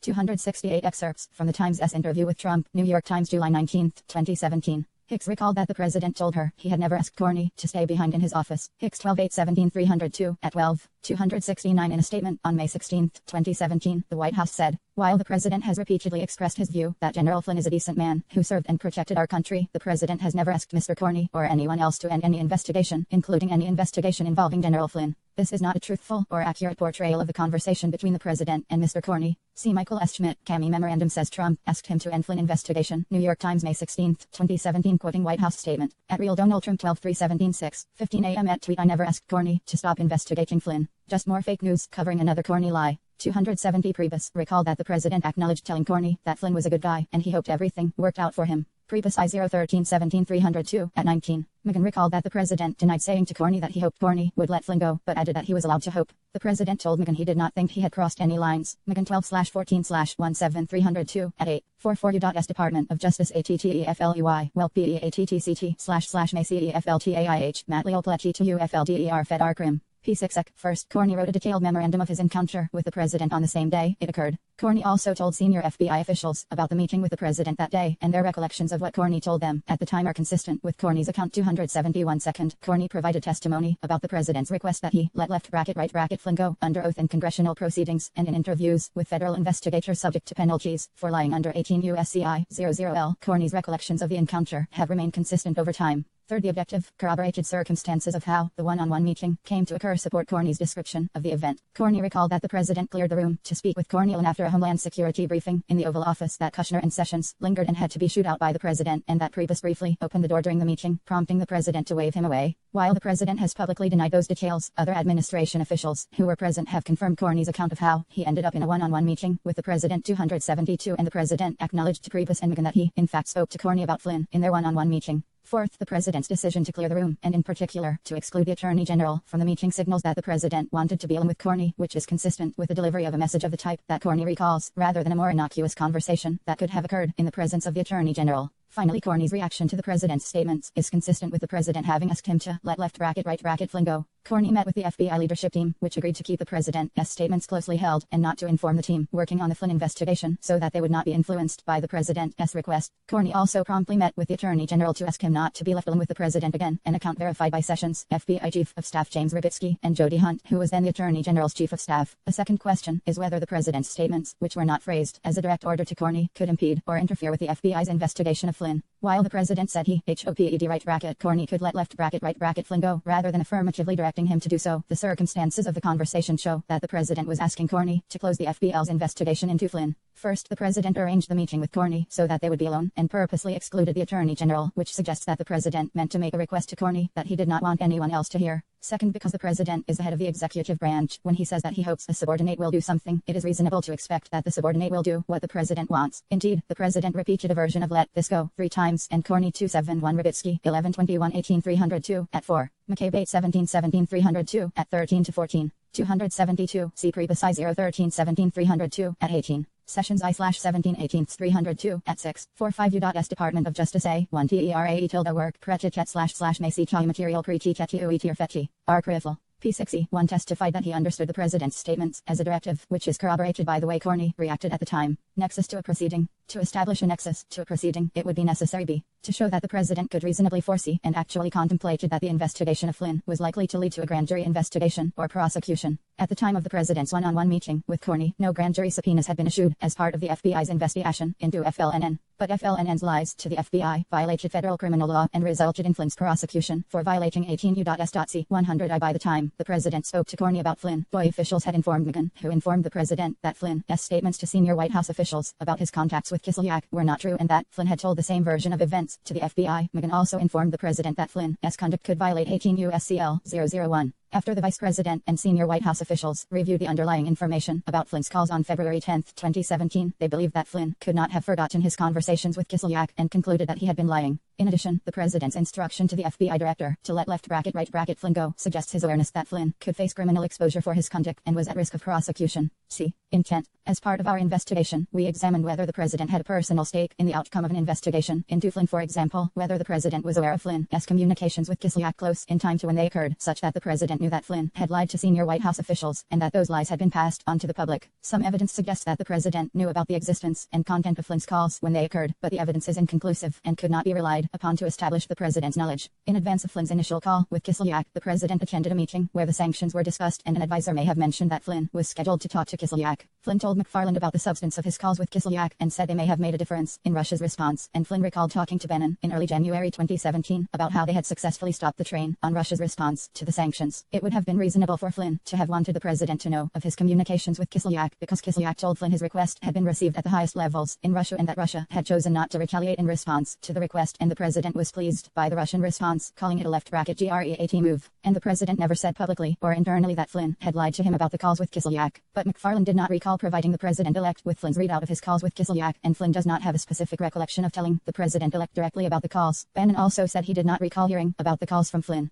And in February 2017, the president asked Flynn what was discussed on the calls and whether he had lied to the vice president, suggesting that he did not already know. Our investigation accordingly did not produce evidence that established that the president knew about Flynn's discussions of sanctions before the Department of Justice notified the White House of those discussions in late January 2017. The evidence also does not establish that Flynn otherwise, 46 U.S. Department of Justice Emerful, work pre-ket may secate material pre-ket P60, possessed information damaging to the president that would give the president a personal incentive to end the FBI's inquiry into Flynn's conduct. Evidence does establish that the president connected the Flynn investigation to the FBI's broader Russia investigation, and that he believed, as he told Christie, that terminating Flynn would end the whole Russia thing. Flynn's firing occurred at a time when the media and Congress were raising questions about Russia's interference in the election and whether members of the president's campaign had colluded with Russia. Multiple witnesses recalled that the president viewed the Russia investigations as a challenge to the legitimacy of his election. The president paid careful attention to negative coverage of Flynn and reacted with annoyance and anger when the story broke disclosing that Flynn had discussed sanctions with Kislyak. Just hours before meeting one-on-one with Corney, the president told Christie that firing Flynn would put an end to the Russia inquiries, and after Christie pushed back, telling the president that firing Flynn would not end the Russia investigation, the president asked Christie to reach out to Corney and convey that the president liked him and he was part of the team. That afternoon, the president cleared the room and asked Corney to let left-right Flynn go. We also sought evidence relevant to assessing whether the president's direction to Corney was motivated by sympathy towards Flynn. In public statements, the president repeatedly described Flynn as a good person who had been harmed by the Russia investigation, and the president directed advisors to reach out to Flynn to tell him the president cared about him and felt bad for him. At the same time, multiple senior advisors, including Bannon, Priebus, and Hicks, said that the president had become unhappy with Flynn well before Flynn was forced to resign, and that the president was frequently irritated with Flynn.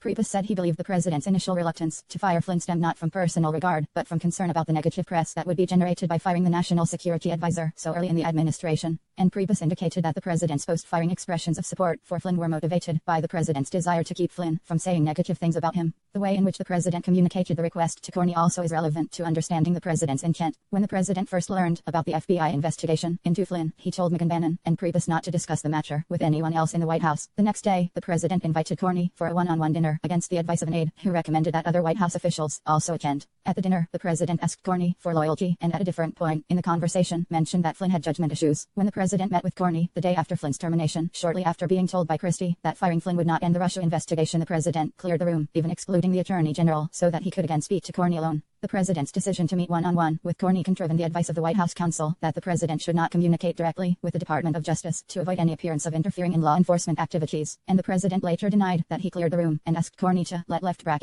Flynn go, a denial that would have been unnecessary if he believed his request was a proper exercise of prosecutorial discretion. 47 U.S. Department of Justice AME. Weft fecal ket / may secate mati file feti tickle KFVR krivel. P6E. Finally, the president's effort to have McFarland write an internal email denying that the president had directed Flynn to discuss sanctions with Kislyak highlights the president's concern about being associated with Flynn's conduct. The evidence does not establish that the president was trying to have McFarland lie. The president's request, however, was sufficiently irregular that McFarland, who did not know the full extent of Flynn's communications with the president and thus could not make the representation the president wanted, felt the need to draft an internal memorandum documenting the president's request, and Eisenberg was concerned that the request would look like a quid pro quo in exchange for an ambassadorship. C. The president's reaction to public confirmation of the FBI's Russia investigation overview. In early March 2017, the president learned that Sessions was considering recusing from the Russia investigation and tried to prevent the recusal. After Sessions announced his recusal on March 2, the president expressed anger at Sessions for the decision and then privately asked Sessions to unrecuse. On March 20, 2017, Corney publicly disclosed the existence of the FBI's Russia investigation. In the days that followed, the president contacted Corney and other intelligence agency leaders and asked them to push back publicly on the suggestion that the president had any connection to the Russian election interference effort in order to lift the cloud of the ongoing investigation. Evidence 1. Attorney General Sessions recuses from the Russia investigation.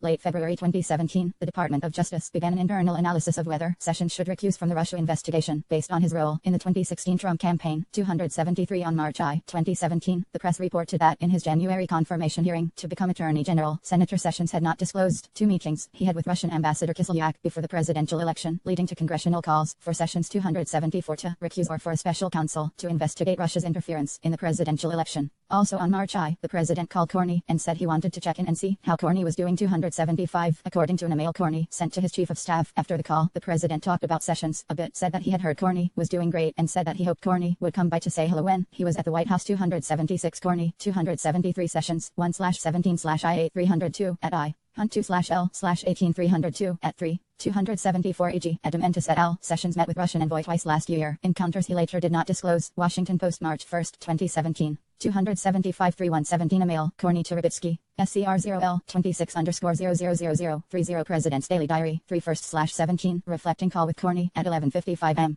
276 3/117 email Corney to Rybitsky. See hearing on Russian election interference before the Senate Select Intelligence Committee. I-15th Kong. June 8, 2017 CQ Kong. Transcripts at 86 testimony 48U.S Department of Justice /erg/ma set ki material pre-ttr fr critical. P6E interpreted the call as an effort by the president to pull left bracket him right bracket in, but he did not perceive the call as an attempt by the president to find out what Corney was doing with the Flynn investigation. 277 The next morning, the president called McGahn and urged him to contact Sessions to tell him not to recuse himself from the Russia investigation. 278 McGahn understood the president to be concerned that a recusal would make Sessions look guilty for omitting details in his confirmation hearing, leave the president unprotected from an investigation that could hobble the presidency and derail his policy objectives, and detract from favorable press coverage of a presidential address to Congress the president had delivered earlier in the week. 279 McGahn reached out to Sessions and reported that the president was not happy about the possibility of 281 recusal. 280 Sessions replied that he intended to follow the rules on recusal. McGahn reported back to the president about the call with Sessions, and the president reiterated that he did not want Sessions to recuse. 282 Throughout the day, McGahn continued trying on behalf of the president to avert Sessions' recusal by speaking to Sessions' personal counsel, Sessions' chief of staff, and Senate Majority Leader Mitch McConnell, and by contacting Sessions himself 2 more times. 283 Sessions recalled that other White House advisors also called him that day to argue against his recusal. 284 That afternoon, Sessions announced his decision to recuse from any existing or future investigations of any matters related in any way to the campaigns for President of the United States. 285 Sessions believed the decision to recuse was not a close call, given the applicable of James B. Corney, former director of the FBI, left bracket HE, called me one day, left bracket HE, just called to check in and tell me I was doing an awesome job and wanted to see how I was doing. 277 Corney, 11:15-17 302 at 17 to 18.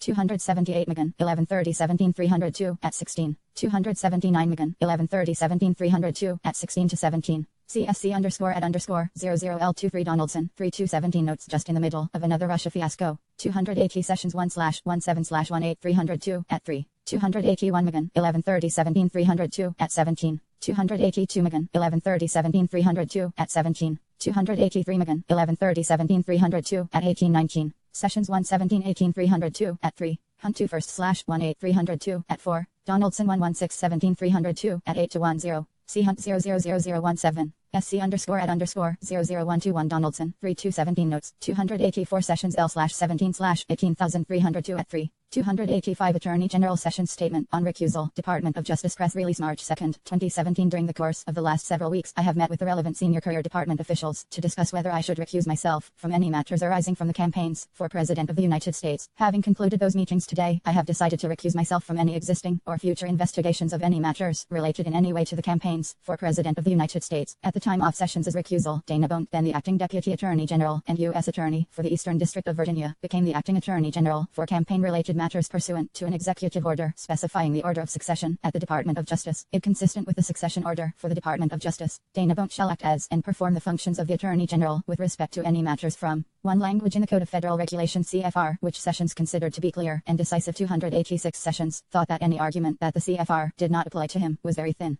287 Sessions got the impression, based on calls he received from White House officials, that the president was very upset with him and did not think he had done his duty as Attorney General. 288 Shortly after Sessions announced his recusal, the White House counsel's office directed that Sessions should not be contacted about the matter. 289 Internal White House counsel's office notes from March 2, 2017 state no contact W/Sessions and no serious concerns about obstruction. 290-291. On March 3, the day after Sessions' recusal, McGahn was called into the Oval Office. Other advisors were there including Priebus and Bannon. 292. The president opened the conversation by saying, "I don't have a lawyer. 293 The President expressed anger at Megan. 294 About the recusal and brought up Roy Cohn, stating that he wished Cohn was his attorney. Megan interpreted this comment as directed at him, suggesting that Cohn would fight for the which I have recused myself to the extent they exist. See Exec. Order number 13775, Itchy 2 Fed Reg 10697, February 14, 2017. 286 sessions 1/17/18302 at 1-228 CFR 45.2 provides that no employee shall participate in a criminal investigation or prosecution if has a personal or political relationship with left bracket a NY person or organization substantially involved in the conduct that is the subject of the investigation or prosecution, and defines political relationship as a close identification with an elected official, a candidate whether or not successful for elective public office, a political party or a campaign organization arising from service as a principal advisor thereto or a principal official thereof. 287 sessions 1/17/18302 at 2.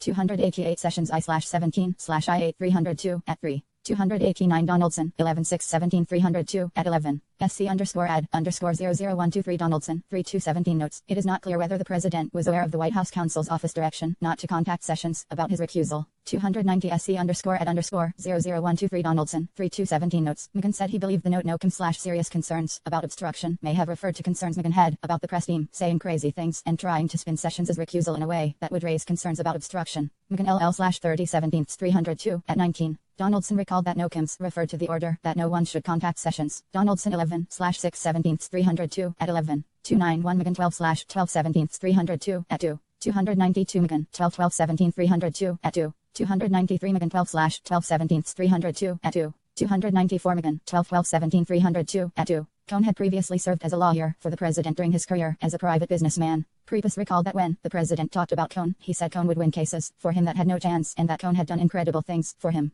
Priebus 4318/302 at 5. Bannon recalled the president describing Cohn as a winner and a fixer, someone who got things done. Bannon 21418/302 at 6. 50 U.S. Department of Justice ATTELFLE tilde work prequel chat //MBYCETTBITTMBTERIBI pretty to Clarfield. R. Critful. P60, President. Whereas Megan would not. 295 The president wanted Megan to talk to Sessions about the recusal, but Megan told the president that boy ethics officials had weighed in on Sessions' decision to recuse. 296 The president then brought up former attorneys general Robert Kennedy and Eric Holder and said that they had protected their presidents. 297 The president also pushed back on the boy contacts policy and said words to the effect of, "You're telling me that Bobby and Jack didn't talk about investigations, or Obama didn't tell Eric Holder who to investigate." 298 Bannon recalled that the president was as mad as Bannon had ever seen him and that he screamed at Megan about how weak Sessions was. 299 Bannon recalled telling the president that Sessions' recusal was not a surprise and that before the inauguration they had discussed that Sessions would have to recuse from campaign-related investigations because of his work on the Trump campaign. 300 That weekend, Sessions and Megan flew to Mar-a-Lago to meet with the president. 301 Sessions recalled that the president pulled him aside to speak to him alone and suggested that Sessions shouldn't recuse from the Russia investigation. 302 The president contrasted Sessions with attorneys general Holder and Kennedy, who had developed a strategy to help their presidents where Sessions had not. 303 Sessions said he had the impression that the president feared that the investigation could spin out of control and disrupt his ability to govern, which Sessions could have helped avert if he were still overseeing it. 304 On March 5, 2017, the White House counsel's office was informed that the FBI was asking for transition period records relating to Flynn indicating that the FBI was still actively investigating him. 305 On March 6, the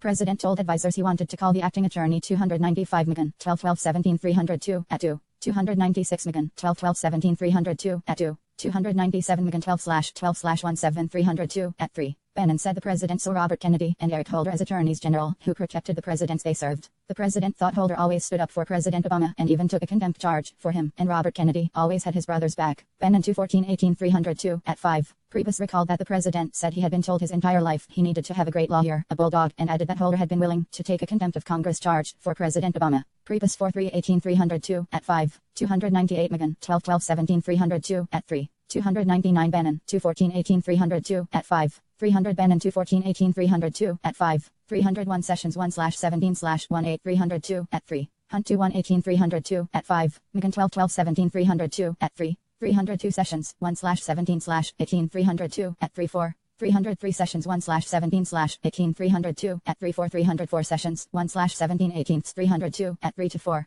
Hicks recalled that after Sessions recused, the president was angry and scolded Sessions in her presence, but she could not remember exactly when that conversation occurred. Hicks 12/8/17/302 at 13. 305 SC_ad_000 I37 Donaldson 3517 notes. See Donaldson 11/6/17/302 at 13. 51 U.S. Department of Justice ATTORFLE.work protechet //ma.COFLTAIFL. Material protecufleer P60. General to find out whether the White House or the president was being investigated, although at 306 is not clear whether the president knew at that time of the FBI's recent request concerning Flynn. 2. FBI Director Corney publicly confirms the existence of the Russia investigation in testimony before FCC on March 9, 2017. Corney briefed the Gang of 8 congressional leaders about the FBI's investigation of Russian interference, including an identification of the principal U.S. subjects of the investigation. 307. Although it is unclear whether the president knew of that briefing at the time, notes taken by Annie Donaldson, then McGinn's chief of staff, on March 12, 2017 state POTUS in panic/chaos. Need binders to put in front of POTUS 1. All things related to Russia.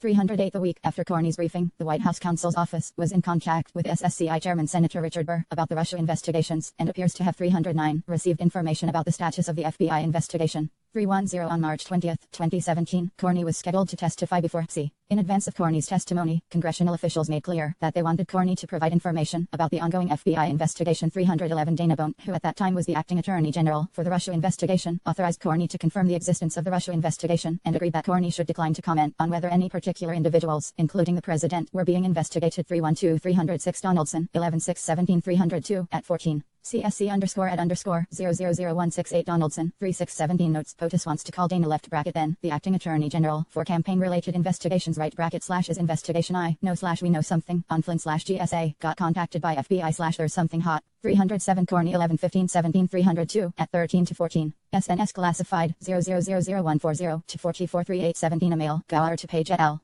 308 SC_ad_00188 Donaldson, 31218 notes. Donaldson said she was not part of the conversation that led to these notes and must have been told about it from others. Donaldson 11/6/17 302 at 13. 309 Donaldson 11/6/17 302 at 14 to 15. On March 16, 2017, the White House counsel's office was briefed by Senator Burr on the existence of 4 to 5 targets. Donaldson 11/6/17 302 at 15. The targets were identified in notes taken by Donaldson as Flynn FBI was ~OOKING for phone records. COMEY~MANAFORTU plus Russia, Nazi, MPIGN, Carter page $, and Greek guy, potentially referring to George Papadopoulos, later charged with violating 18 U.S.C. 1001 for lying to the FBI. SC_@_00L98 Donaldson 31617 notes. Donaldson and McGinn both said they believed these were targets off C. Donaldson 11/6/17 302 at 15. McGinn 12/12/17 302 at 4. But SSCI does not formally investigate individuals as targets. The notes on their face reference the FBI, the Department of Justice, and Corney, and the notes track the background materials prepared by the FBI for Corney's briefing to the Gang of 8 on March 9.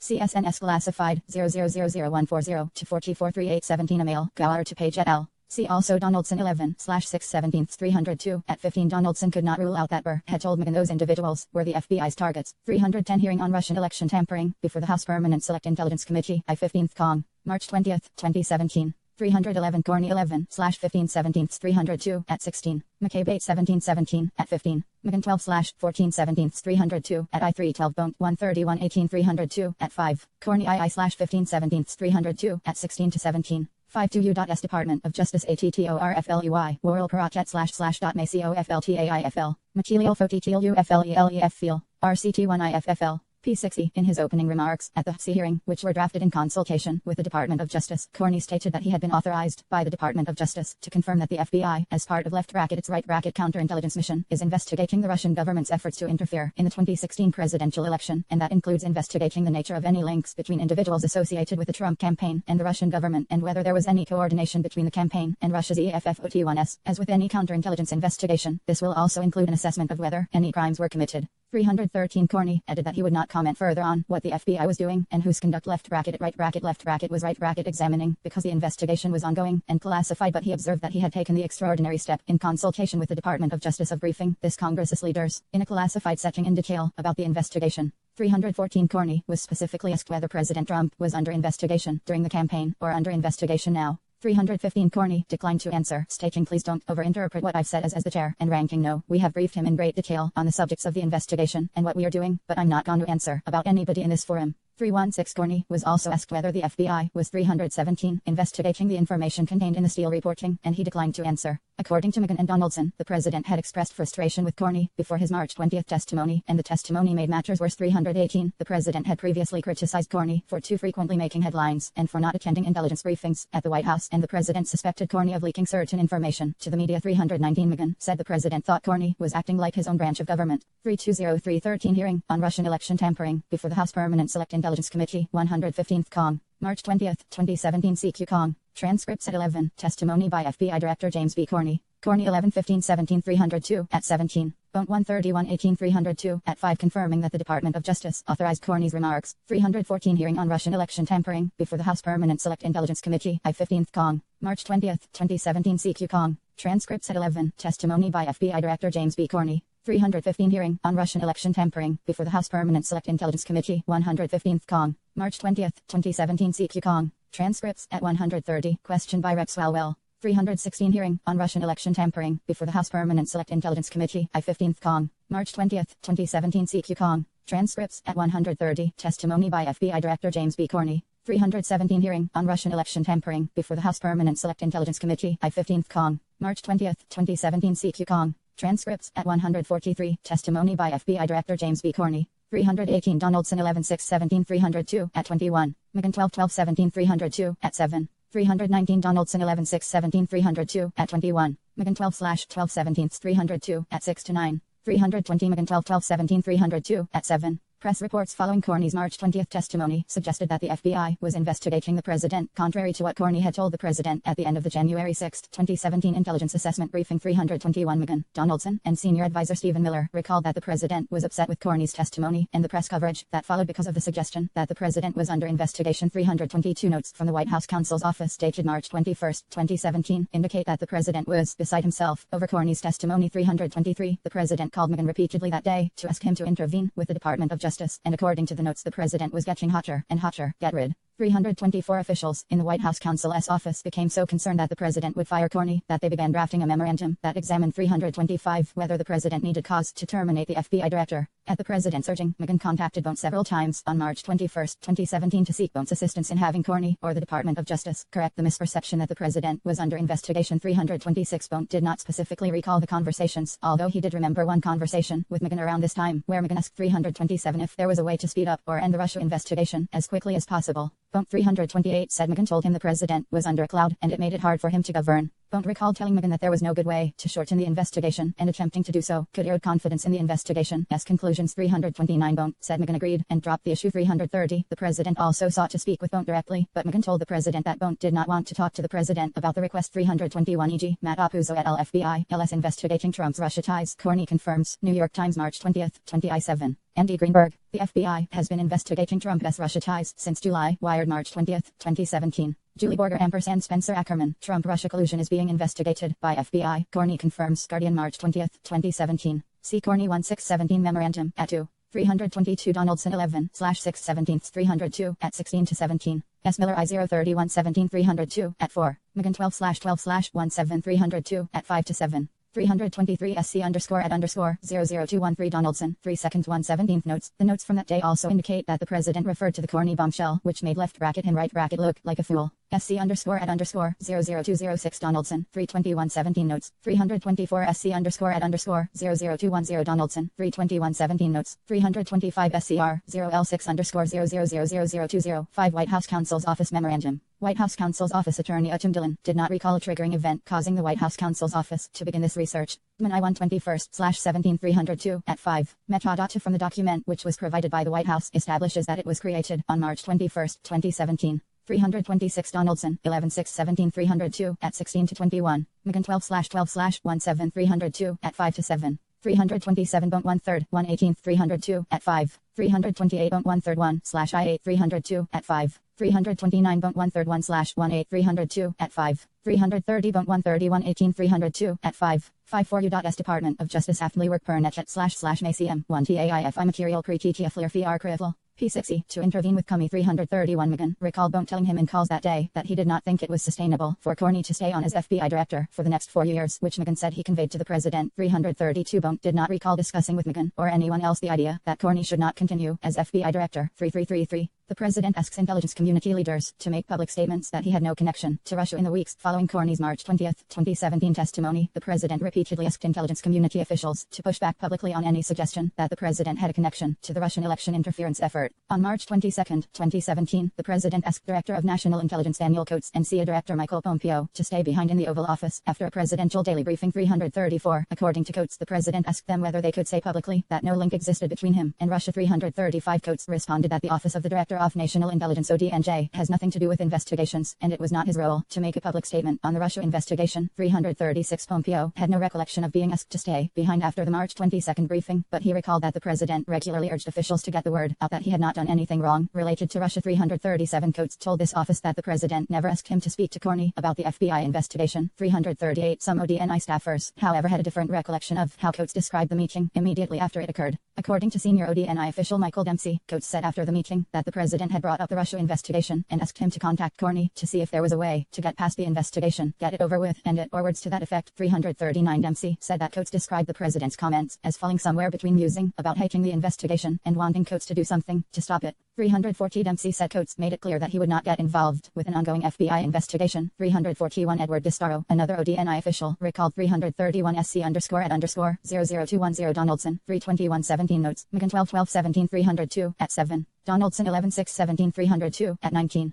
332, McGinn 12/12 first 7 302, at 7, Burnham LL/03/17 302, at 11, 333 Bone 131-18 302, at 3. 334 Coates 6-14-17 302, at 3. Culver 6/14/I7 302, at 2. 335 Coates 6/14-17 302, at 3. 336 Coates 6-14-17 302, at 3. 337 Pompeo 6-28-17 302, at 1-3. 338 Coates 6-14-17 302, at 3. 339 Dempsey 6-14-17 302, at 2. 340 Dempsey 6-14-17 302, at 2-3. 341 Dempsey 6-14-17 302, at 3. That right after Coates' meeting with the president on the walk from the Oval Office back to the Eisenhower Executive Office building, Coates said that the president had kept him behind to ask him what he could do to help with the investigation. 342 Another ODNI staffer, who had been waiting for Coates outside the Oval Office, talked to DeStaro a few minutes later and recalled DeStaro reporting that Coates was upset because the president had asked him to contact Corney to convince him there was nothing to the Russia investigation. 343 On Saturday, March 25, 2017, 3 days after the meeting in the Oval Office, the president called Coates and again complained about the Russia investigations, saying words to the effect of, "I can't do anything with Russia. There's things I'd like to do with Russia, with trade, with ISIS. They're all over me with this." 344 Coates told the president that the investigations were going to go on, and the best thing to do was to let them run their course. 345 Coates later testified in a congressional hearing that he had never felt pressure to intervene or interfere in any way and shape with shaping intelligence in a political way or in relationship to an ongoing investigation. 346 On March 26, 2017, the day after the president called Coates, the president called NSA Director Admiral Michael Rogers. 347 The president expressed frustration with the Russia investigation, saying that it made relations with the Russians difficult. 348 The president told 349 Rogers the thing with the Russians left WAS messing up his ability to get things done with Russia. The president also said that the news stories linking him with Russia were not true and asked Rogers if he could do anything to refute the stories. 350 Deputy Director of the NSA Richard Leggett, who was present for the call, said it was the most unusual thing he had experienced in 40 years of government service. 351 After the call concluded, Leggett prepared a memorandum that he and Rogers both signed documenting the content of the conversation and the president's request, and they placed the memorandum in a safe. 352 But Rogers did not perceive the president's request to be an order, and the president did not ask Rogers to push back on the Russia. 342 DeStaro 6/14/17 302, at 2.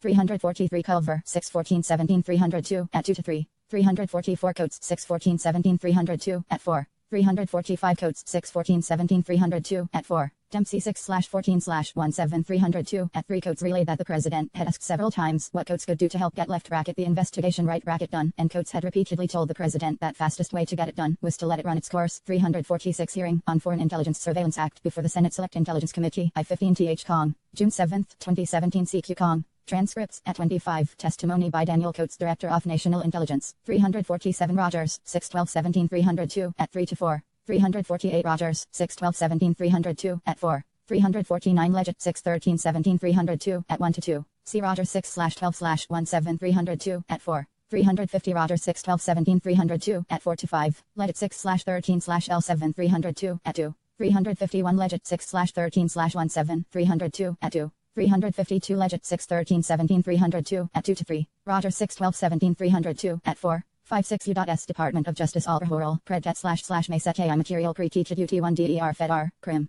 P6E, investigation itself. 353 Rogers later testified in a congressional hearing that as NSA director he had never been directed to do anything, he BELIEVED, to be illegal, immoral, unethical or inappropriate, and did not recall ever feeling pressure to do so. 354 In addition to the specific comments made to Coates, Pompeo, and Rogers, the president spoke on other occasions, in the presence of intelligence community officials, about the Russia investigation, and stated that it interfered with his ability to conduct foreign relations. 355 On at least two occasions, the president began presidential daily briefings by stating that there was no collusion with Russia, and he hoped a press statement to that effect could be issued. 356 Pompeo recalled that the president vented about the investigation on multiple occasions, complaining that there was no evidence against him, and that nobody would publicly defend him. 357 Rogers recalled a private conversation with the president in which he left bracket at right bracket about the investigation, said he had done nothing wrong, and said something like the Russia thing has got to go away. 358 Coates recalled the president bringing up the Russia investigation several times, and Coates said he finally told the president that Coates' job was to provide intelligence and not get involved in investigations. 3594 The president asks Corney to lift the cloud created by the Russia investigation. On the morning of March 30, 2017, the president reached out to Corney directly about the Russia investigation. 360 According to Corney's contemporaneous record of the conversation, the president said he was trying to run the country, and the cloud of this Russia business was making. 353 Rogers, 6/12/17 302 at 5, Legit 6/13/17 302 at 2. 354 Hearing on Foreign Intelligence Surveillance Act before the Senate Select Intelligence Committee. 115 Th Kong, June 7, 2017 CQ Kong. Transcripts at 20. Testimony by Admiral Michael Rogers, Director of the National Security Agency. 355 Gestaro 6/14/17 302 at I. 3. Pompeo 6/28/17 302 at 2 to 3. 356 Gestaro 6/14/L7 302 at I. 357 Pompeo 6/28/17 302 at 2. 358 Rogers 6/12/17 302 at 6. 359 Coates 6/14/17 302 at 3 to 4. 360 SCROL2B_000044 President's Daily Diary 3:30:17 Reflecting call to Corney from 8:14 a.m. Corney 3:30:17 Memorandum at 1 The president called me on my CMS phone at 8:13 and today the call lasted I minutes about I minutes when he was connected. Hearing on Russian election interference before the Senate Select Intelligence Committee. 11 5th Kong, June 8, 2017 Statement for the record of James B. Corney, former director of the FBI, at 6. That difficult. 361 The president asked Corney what could be done to lift the cloud. 362 Corney explained that we were running it down as quickly as possible and that there would be great benefit if we didn't find anything to our good housekeeping seal of approval, but we had to do our work. 363 Corney also told the president that congressional leaders were aware that the FBI was not investigating the president personally. 364 The president said several times, we need to get that fact out. 365 The president commented that if there was some satellite which Corney took to mean an associate of the president's or the campaign that did something, it would be good to find that out, but that he himself had not done anything wrong, and he hoped Corney would find a way to get out that we weren't investigating Hearn. 366 After the call ended, Corney called Bone and told him about the conversation, asked for guidance on how to respond, and said he was uncomfortable with direct contact from the president about the investigation. 367 On the morning of April 11, 2017, the president called Corney again. 368 According to Corney's contemporaneous record of the conversation, the president said he was following up to see if Corney right bracket did what left bracket the president right bracket had asked last time, getting out that he personally is not under investigation.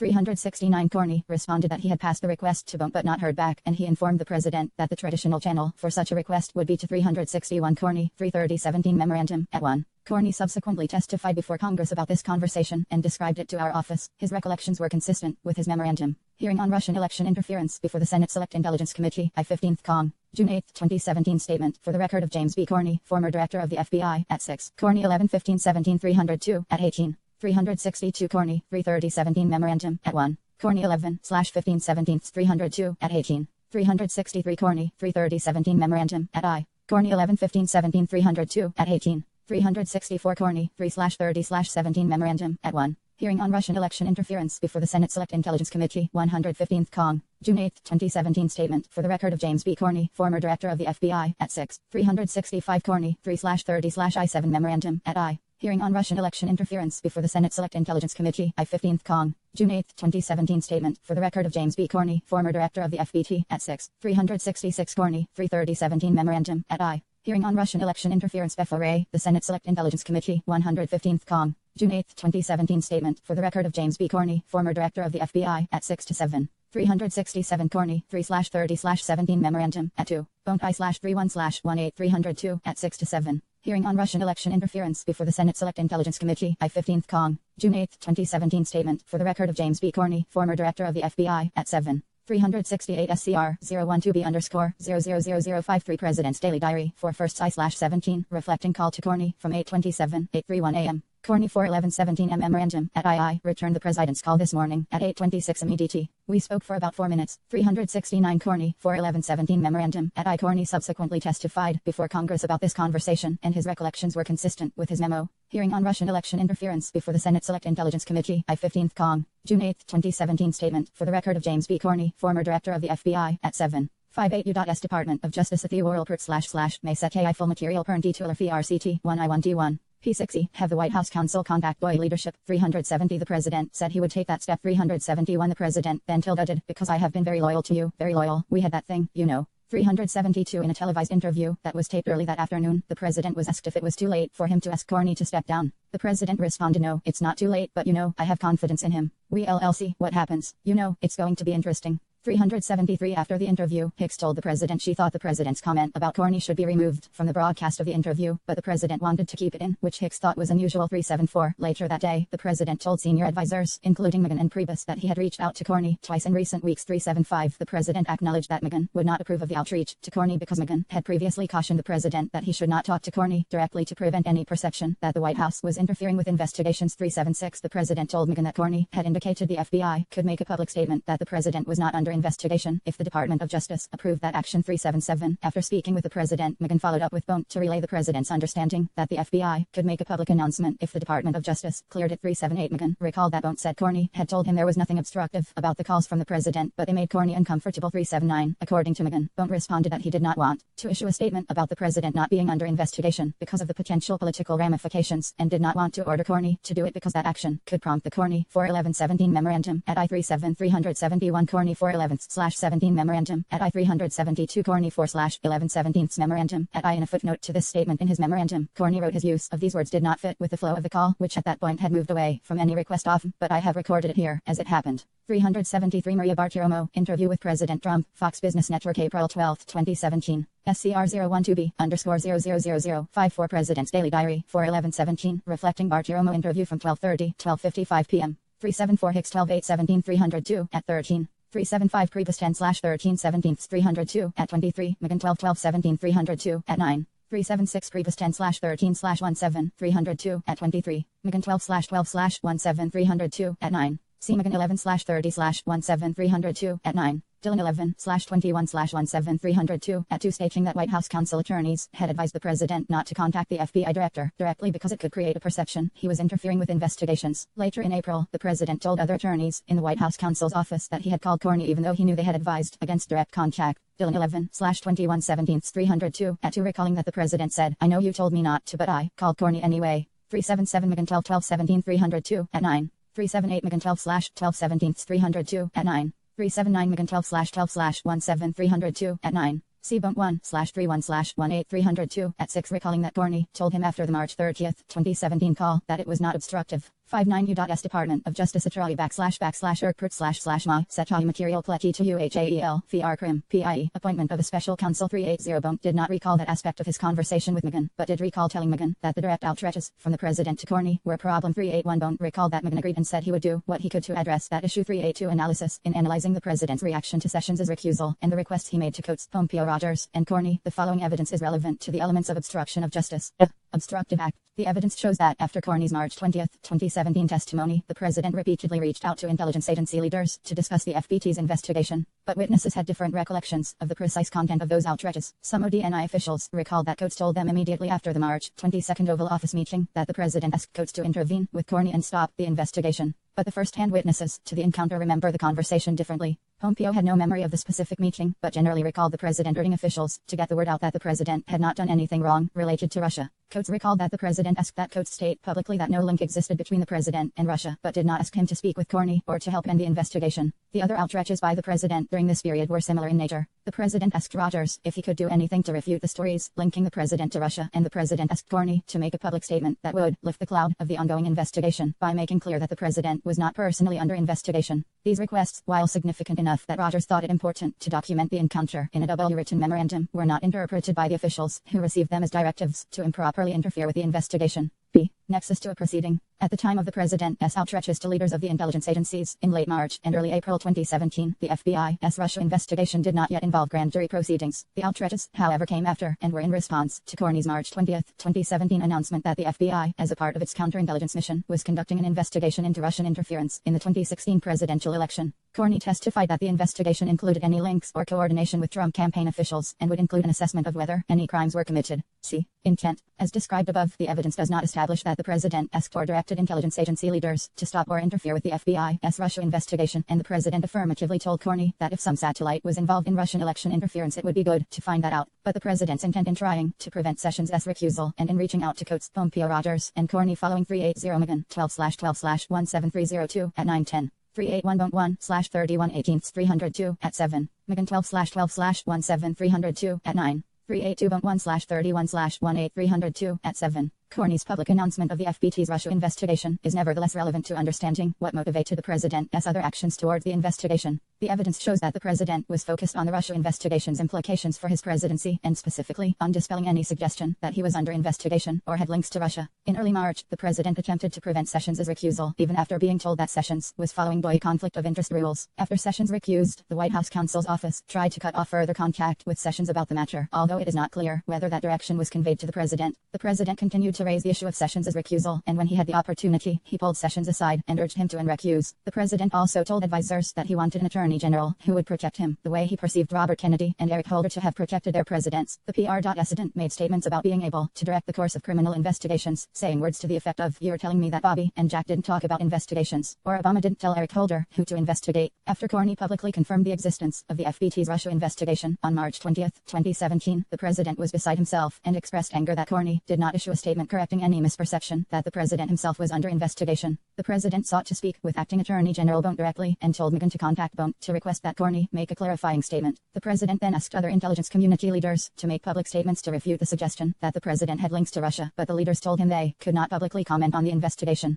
On March 30 and April II, against the advice of White House advisors, who had informed him that any direct contact with the FBI could be perceived as improper interference in an ongoing investigation, the president made personal outreaches to Corney, asking him to lift the cloud of the Russia investigation by making public the fact that the president was not personally under investigation. Evidence indicates that the president was angered by both the existence of the Russia investigation and the public reporting that he was under investigation, which he knew was not true, based on Corney's representations. The president complained to advisors that if people thought Russia helped him with the election, it would detract from what he had accomplished. Other evidence indicates that the president was concerned about the impact of the Russia investigation on his ability to govern. The president complained that the perception that he was under investigation was hurting his ability to conduct foreign relations, particularly with Russia. The president told Coates he can't do anything with Russia. He told Rogers that the thing with the Russians was interfering with his ability to conduct foreign affairs, and he told Corney that he was trying to run the country, and the cloud of this Russia business was making that difficult. 61 U.S. Department of Justice ALTEIFFLC, we are KPT, 2 EICLUCT, //MACAKI full. Max Schulpreet, UFLCLCT, FCCL, ARCTIM.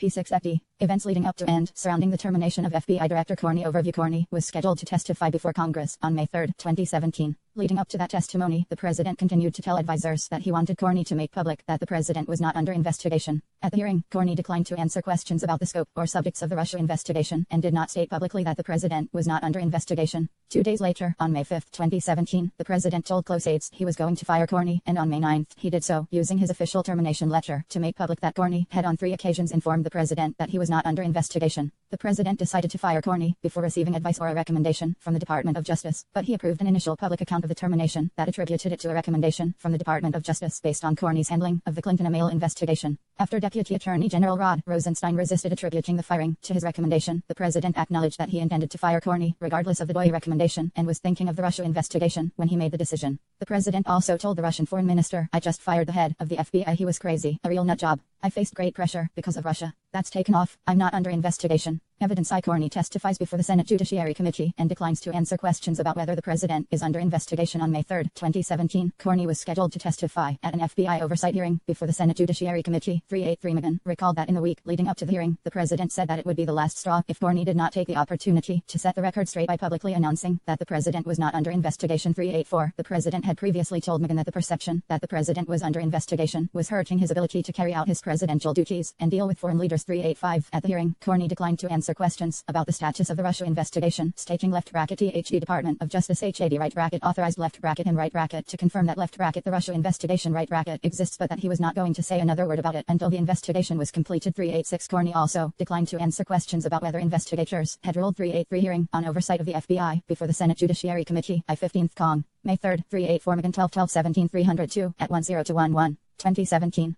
385 Megan 12/12/17 302 at 7:10-11 Megan believed that two foreign leaders had expressed sympathy to the president for being under investigation. SC_@_00265 Donaldson 411/17 notes P called Corney day we told him not to. You are not under investigation. NK/China/sapping credibility. 386 hearing on FBI oversight before the Senate Judiciary Committee, I-15th Cong, CQ Cong. Transcripts at 70, May 3, 2017 testimony by FBI Director James Corney. Corney repeated this point. 62 U.S. Department of Justice Attorney work pre-chat//M1T CM1TAIH Matritil Pre-TT Feel RCRIM P60 out anyone in the Trump campaign as potentially a target of left bracket E right bracket criminal investigation, including whether the FBI had ruled out the President of the United States. 387 Corney was also asked at the hearing about his decision to announce 11 days before the 388 presidential election that the FBI was reopening the Clinton email investigation. Corney stated that it made him mildly nauseous to think that we might have had some impact on the election, but added that even in hindsight he would make the same decision. 389, he later repeated that he had no regrets about how he had handled the email investigation and believed he had done the right thing at each turn.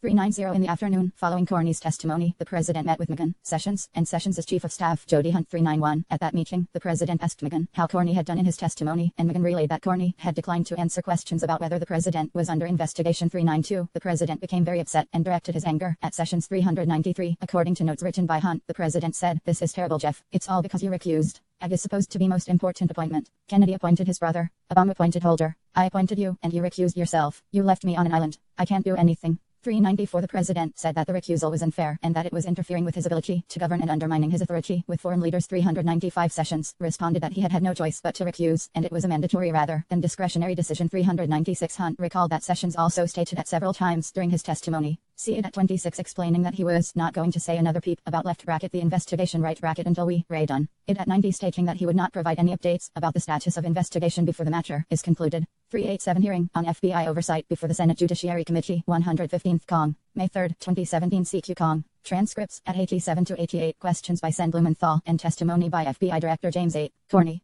388 hearing on FBI oversight before the Senate Judiciary Committee, 1 I-5th Cong, May 3, 2017 CQ Cong. Transcripts at 15, question by Sen Feinstein. 389 hearing on FBI oversight before the Senate Judiciary Committee, I-15th Cong, May 3, 2017 CQ Cong. Transcripts at I-7, testimony by FBI Director James 8. Corney. 390 hearing on FBI oversight before the Senate Judiciary Committee, I-15th Cong, May 3, 2017 CQ Cong. Transcripts at 92, testimony by FBI Director James B. Corney. 391 Sessions, 117-18 302 at 8, Hunt 21-18 302 at 8, 392 Sessions 117-18 302 at 8, Hunt 000021 Hunt 5317 notes, Megan 38-18 302 at 6, 393 Sessions, 117-18 302 at 8 to 9. 394 Hunt 000021 Hunt 5317 notes. Hunt said that he wrote down notes describing this meeting and others with the president after the events occurred. Hunt 2/I/17 302 at 2. 395 Hunt 000021 to 22 Hunt 5/3/17 notes. I have foreign leaders saying they are sorry I am being investigated. Sessions 117-18 302 at 8 Sessions recalled that a Chinese leader had said to the president that he was sorry the president was under investigation, which the president interpreted as undermining his authority. Hunt 21-18 302 at 8. 396 Sessions 117-18 302 at 8. Hunt 000022 Hunt 5317 notes. Some point during the conversation that a new start at the FBI would be appropriate and the president should consider replacing Corney as FBI director. 397 According to Sessions, when the meeting concluded, it was clear that the president was unhappy with Corney, but Sessions did not think the president had made the decision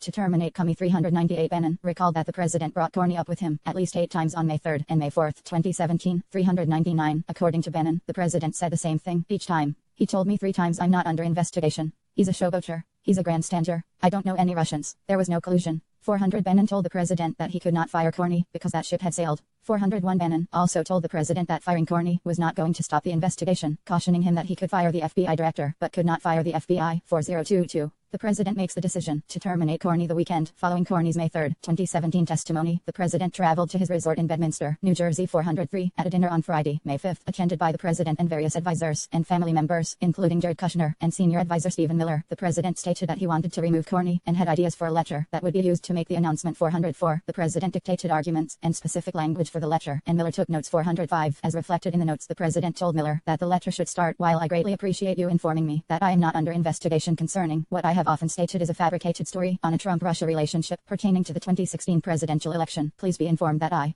believe the American public, including O's and R's, have lost faith in you as director of the FBT." 406. Following the dinner, Miller prepared a termination letter based on those notes and research he conducted to support the president's arguments. 407. Over the weekend, the president provided several rounds of 397 Hunt 000022 Hunt 5317 notes, 398 sessions, 117-18 302 at 9, 399 Bannon 212-18 302 at 20. 400 Bannon 212-18 302 at 20. 401 Bannon 212-18 302 at 20. 402 Bannon 212-18 302 at 20 to 21. C. Priebus 10/13 17 302 at 28. 403 S. Miller I 0/31/17 302 at 4 to 5. SCR 025_000019 President's Daily Diary 5417. 404 S. Miller I 0/31/17 302 at 5. 405 S. Miller 10/31/17 302 at 5 to 6. 406 S. Miller 5517 notes at I. C. S. Miller 10/31/17 302 at 8. 407 S. Miller I 0/31/17 302 at 6. 64 U.S. Department of Justice at FLFUERK Pre 11 ET / May CKI Material Pre TTR FR Griff P60 edits on the draft letter. 408 Miller said the president was adamant that he not tell anyone at the White House what they were preparing because the president was worried about leaks. 409 In his discussions with Miller, the president made clear that he wanted the letter to open with a reference to him not being under investigation. 410 Miller said he believed that fact was important to the president to show that Corney was not being terminated based on any such investigation. 411 According to Miller, the president wanted to establish as a factual matter that Corney had been under a review period and did not have assurance from the president that he would be permitted to keep his job. 412 The final version of the termination letter, prepared by Miller and the president, began in a way that closely tracked what the president had dictated to Miller at the May 5 dinner. Dear Director Corney, while I greatly appreciate your informing me on 3 separate occasions that one am not under investigation concerning the fabricated and politically motivated allegations of a Trump-Russia relationship with respect to the 2016 presidential election, please be informed that along with members of both political parties, and most importantly, the American public, have lost faith in you as the director of the FBI, and you are hereby terminated. 413 The 4-page letter went on to critique Corney's judgment and conduct, including his May 3 testimony before the Senate Judiciary Committee, his handling of the Clinton email investigation, and his failure to hold leakers accountable. 414 The letter stated that Corney had asked the president at dinner shortly after inauguration to let Corney stay on in the director's role, and the president said that he would consider it, but the president had concluded that he d no alternative but to find new 415 leadership for the Bureau, a leader that restores confidence and trust. In the morning of Monday, May 8, 2017, the president met in the Oval Office with senior advisors, including Megan Priebus and Miller, and informed them he had decided to terminate Comey. 416 The president read aloud the first paragraphs of the termination letter he wrote with 408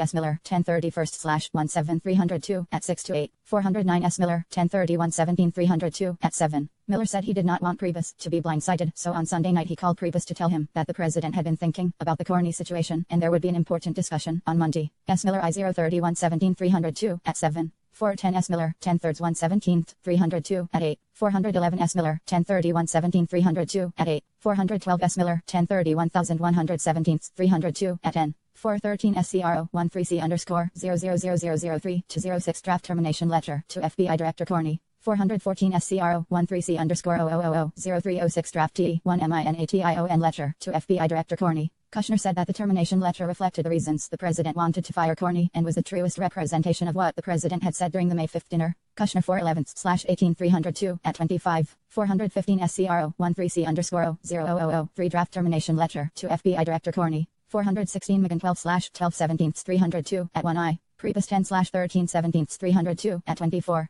S. Miller 10/31/17 302 at 11. Dillon 11/21/T7 302 at 6. Eisenberg I 1/29/17 302 at 13. 65 U.S. Department of Justice ATTEI =RE WEI LCPI ETI 11 ET/Mill Search RMATEI IALPI ETETI Fetchy R. Griffey P60, Mueller, and conveyed that the decision had been made and was not up for discussion. 417, the president told the group that Mueller had researched the issue and determined the president had the authority to terminate Corney without cause. 418, in an effort to slow down the decision-making process, McGahn told the president that Boy leadership was currently discussing Corney's status and suggested that White House counsel's office attorneys should talk with Sessions and Rod Rosenstein, who had recently been confirmed as the deputy attorney general. 419, McGahn said that previously scheduled meetings with Sessions and Rosenstein that day would be an opportunity to find out what they thought about firing Comey. 420, at noon, Sessions, Rosenstein, and Hunt met with McGahn and White House counsel's office attorney, Tim Dillon, at the White House. 421, McGahn said that the president had decided to fire Corney and asked for Sessions' and Rosenstein's views. 422, Sessions and Rosenstein criticized Corney and did not raise concerns about replacing him. 423, McGahn and Dillon said the fact that neither Sessions nor Rosenstein objected to replacing Corney gave them peace of mind that the president's decision to fire Corney was not an attempt to obstruct justice. 424, an Oval Office meeting was scheduled later that day so that Sessions and Rosenstein could discuss the issue with the president. 425, at around 5 p.m. the president and several White House officials met with Sessions and Rosenstein to discuss Comey. 426, the president told the group that he had watched Corney's May 41-7 Miller I0/31/17302 at II, observing that the president started the meeting by saying, "I'm going to read you a letter. Don't talk me out of this. I've made my decision." Dillon 11/21/17302 at 6, the president announced in an irreversible way that he was firing Corney. Eisenberg 11/29/17302 at 13, the president did not leave whether or not to fire Corney up for discussion. Priebus 10/13/17302 at 25, McGahn 12/12/17302 at 11-12. 418, Dillon 302 at 6, Eisenberg 11/29/17302 at 13, McGahn 12/12/L7302 at I1. 419, McGahn 12/12/17302 at 1-2-13. S. Miller 10/3/117/302 at 11. Dillon 11/21/17302 at 7. Because of the Attorney General's recusal, Rosenstein became the acting Attorney General for the Russia investigation upon his confirmation as Deputy Attorney General. C. 28 U.S.C. 508A. In case of a vacancy in the Office of Attorney General or of his absence or disability, the Deputy Attorney General may exercise all the duties of that office. 420, McGahn 12/12/17302 at 12. 421, Dillon 1L/21/17/302 at 7, McGahn 12/12/17/302 at 13. Gower 000056 Gower 51617 notes. See Gower 000056 to 72 to 1119 memorandum to file attaching Gower handwritten notes. Ms. Gower determined that she likely recorded all these notes during one or more meetings on Tuesday, May 16, 2017. 422, McGahn 12/12/17/302 at 13. See Gower 000056 Gower 51617 notes. 423, Dillon LI/21/17302 at 7-9. Sessions 1/17/18302 at 9. McGahn 12/12/17/302 at 13. 424, McGahn 12/12/17/302 at 13. Dillon 11/21/17302 at 9. 425, Hunt 000026 Hunt 5817 notes. See Gower 000057 Gower 51617 notes. 426, Rosenstein 523/17/302 at 2. McGahn 12/12/17/302 at 14. See Gower 000057 Gower 5/16/17 notes. 66 U.S. Department of Justice Atif Work Prechet //Ma CEFLTAIFL Machi File FETTUFLE 1 Fee Archively P60, 3 testimony over the weekend and thought that something was not right with Comey. 427, the president said that Corney should be removed and asked Sessions and Rosenstein for their views. 428, Hunt, who was in the room, recalled that Sessions responded that he had previously recommended that Corney be replaced. 429, McGahn and Dillon said Rosenstein described his concerns about Corney's handling of the Clinton email investigation. 430, the president then distributed copies of the termination letter he had drafted with Mueller, and the discussion turned to the mechanics of how to fire Corney and whether the president's letter should be used. 431, McGahn and Dillon urged the president to permit Corney to resign, but the president was adamant that he be fired. 432, the group discussed the possibility that Rosenstein and Sessions could provide a recommendation in writing that Corney should be removed. 433, the president agreed and told Rosenstein to draft a memorandum, but said he wanted to receive it first thing the next morning. 434, Hunt's notes reflect that the president told Rosenstein to include in his recommendation the fact that Corney had refused to confirm that the president was not personally under investigation. 435, according to notes taken by a senior DOI official of Rosenstein's description of his meeting with the president said, "Put the Russia stuff in the memo." 436, Rosenstein responded that the Russia investigation was not the basis of his recommendation, so he did not think Russia should be mentioned. 437, the president told Rosenstein he would appreciate it if Rosenstein put it in his letter anyway. 438, when Rosenstein 427 Hunt 000026-27 Hunt 5/8/17 notes. 428, Sessions I/17/18302 at IO. See Gower 000058 Gower 5/1617 notes. POTUS to AG. What is your rec? 429 Hunt 000027 Hunt 5817 notes. 430 McGahn 12/12/17302 at 14. Dillon 11/21/17302 at 7. 431 Hunt 000028 Hunt 5817 notes. 432 Megan 12/12/17302 at 13. 433 Hunt 000028 to 29 Hunt 5817 notes. 434 McCabe 926-17-302 at 13. Rosenstein 523-17-302 at 2. C. Galler 000059 Galler 5/16/17 notes. POTUS tells DAG to write a memo.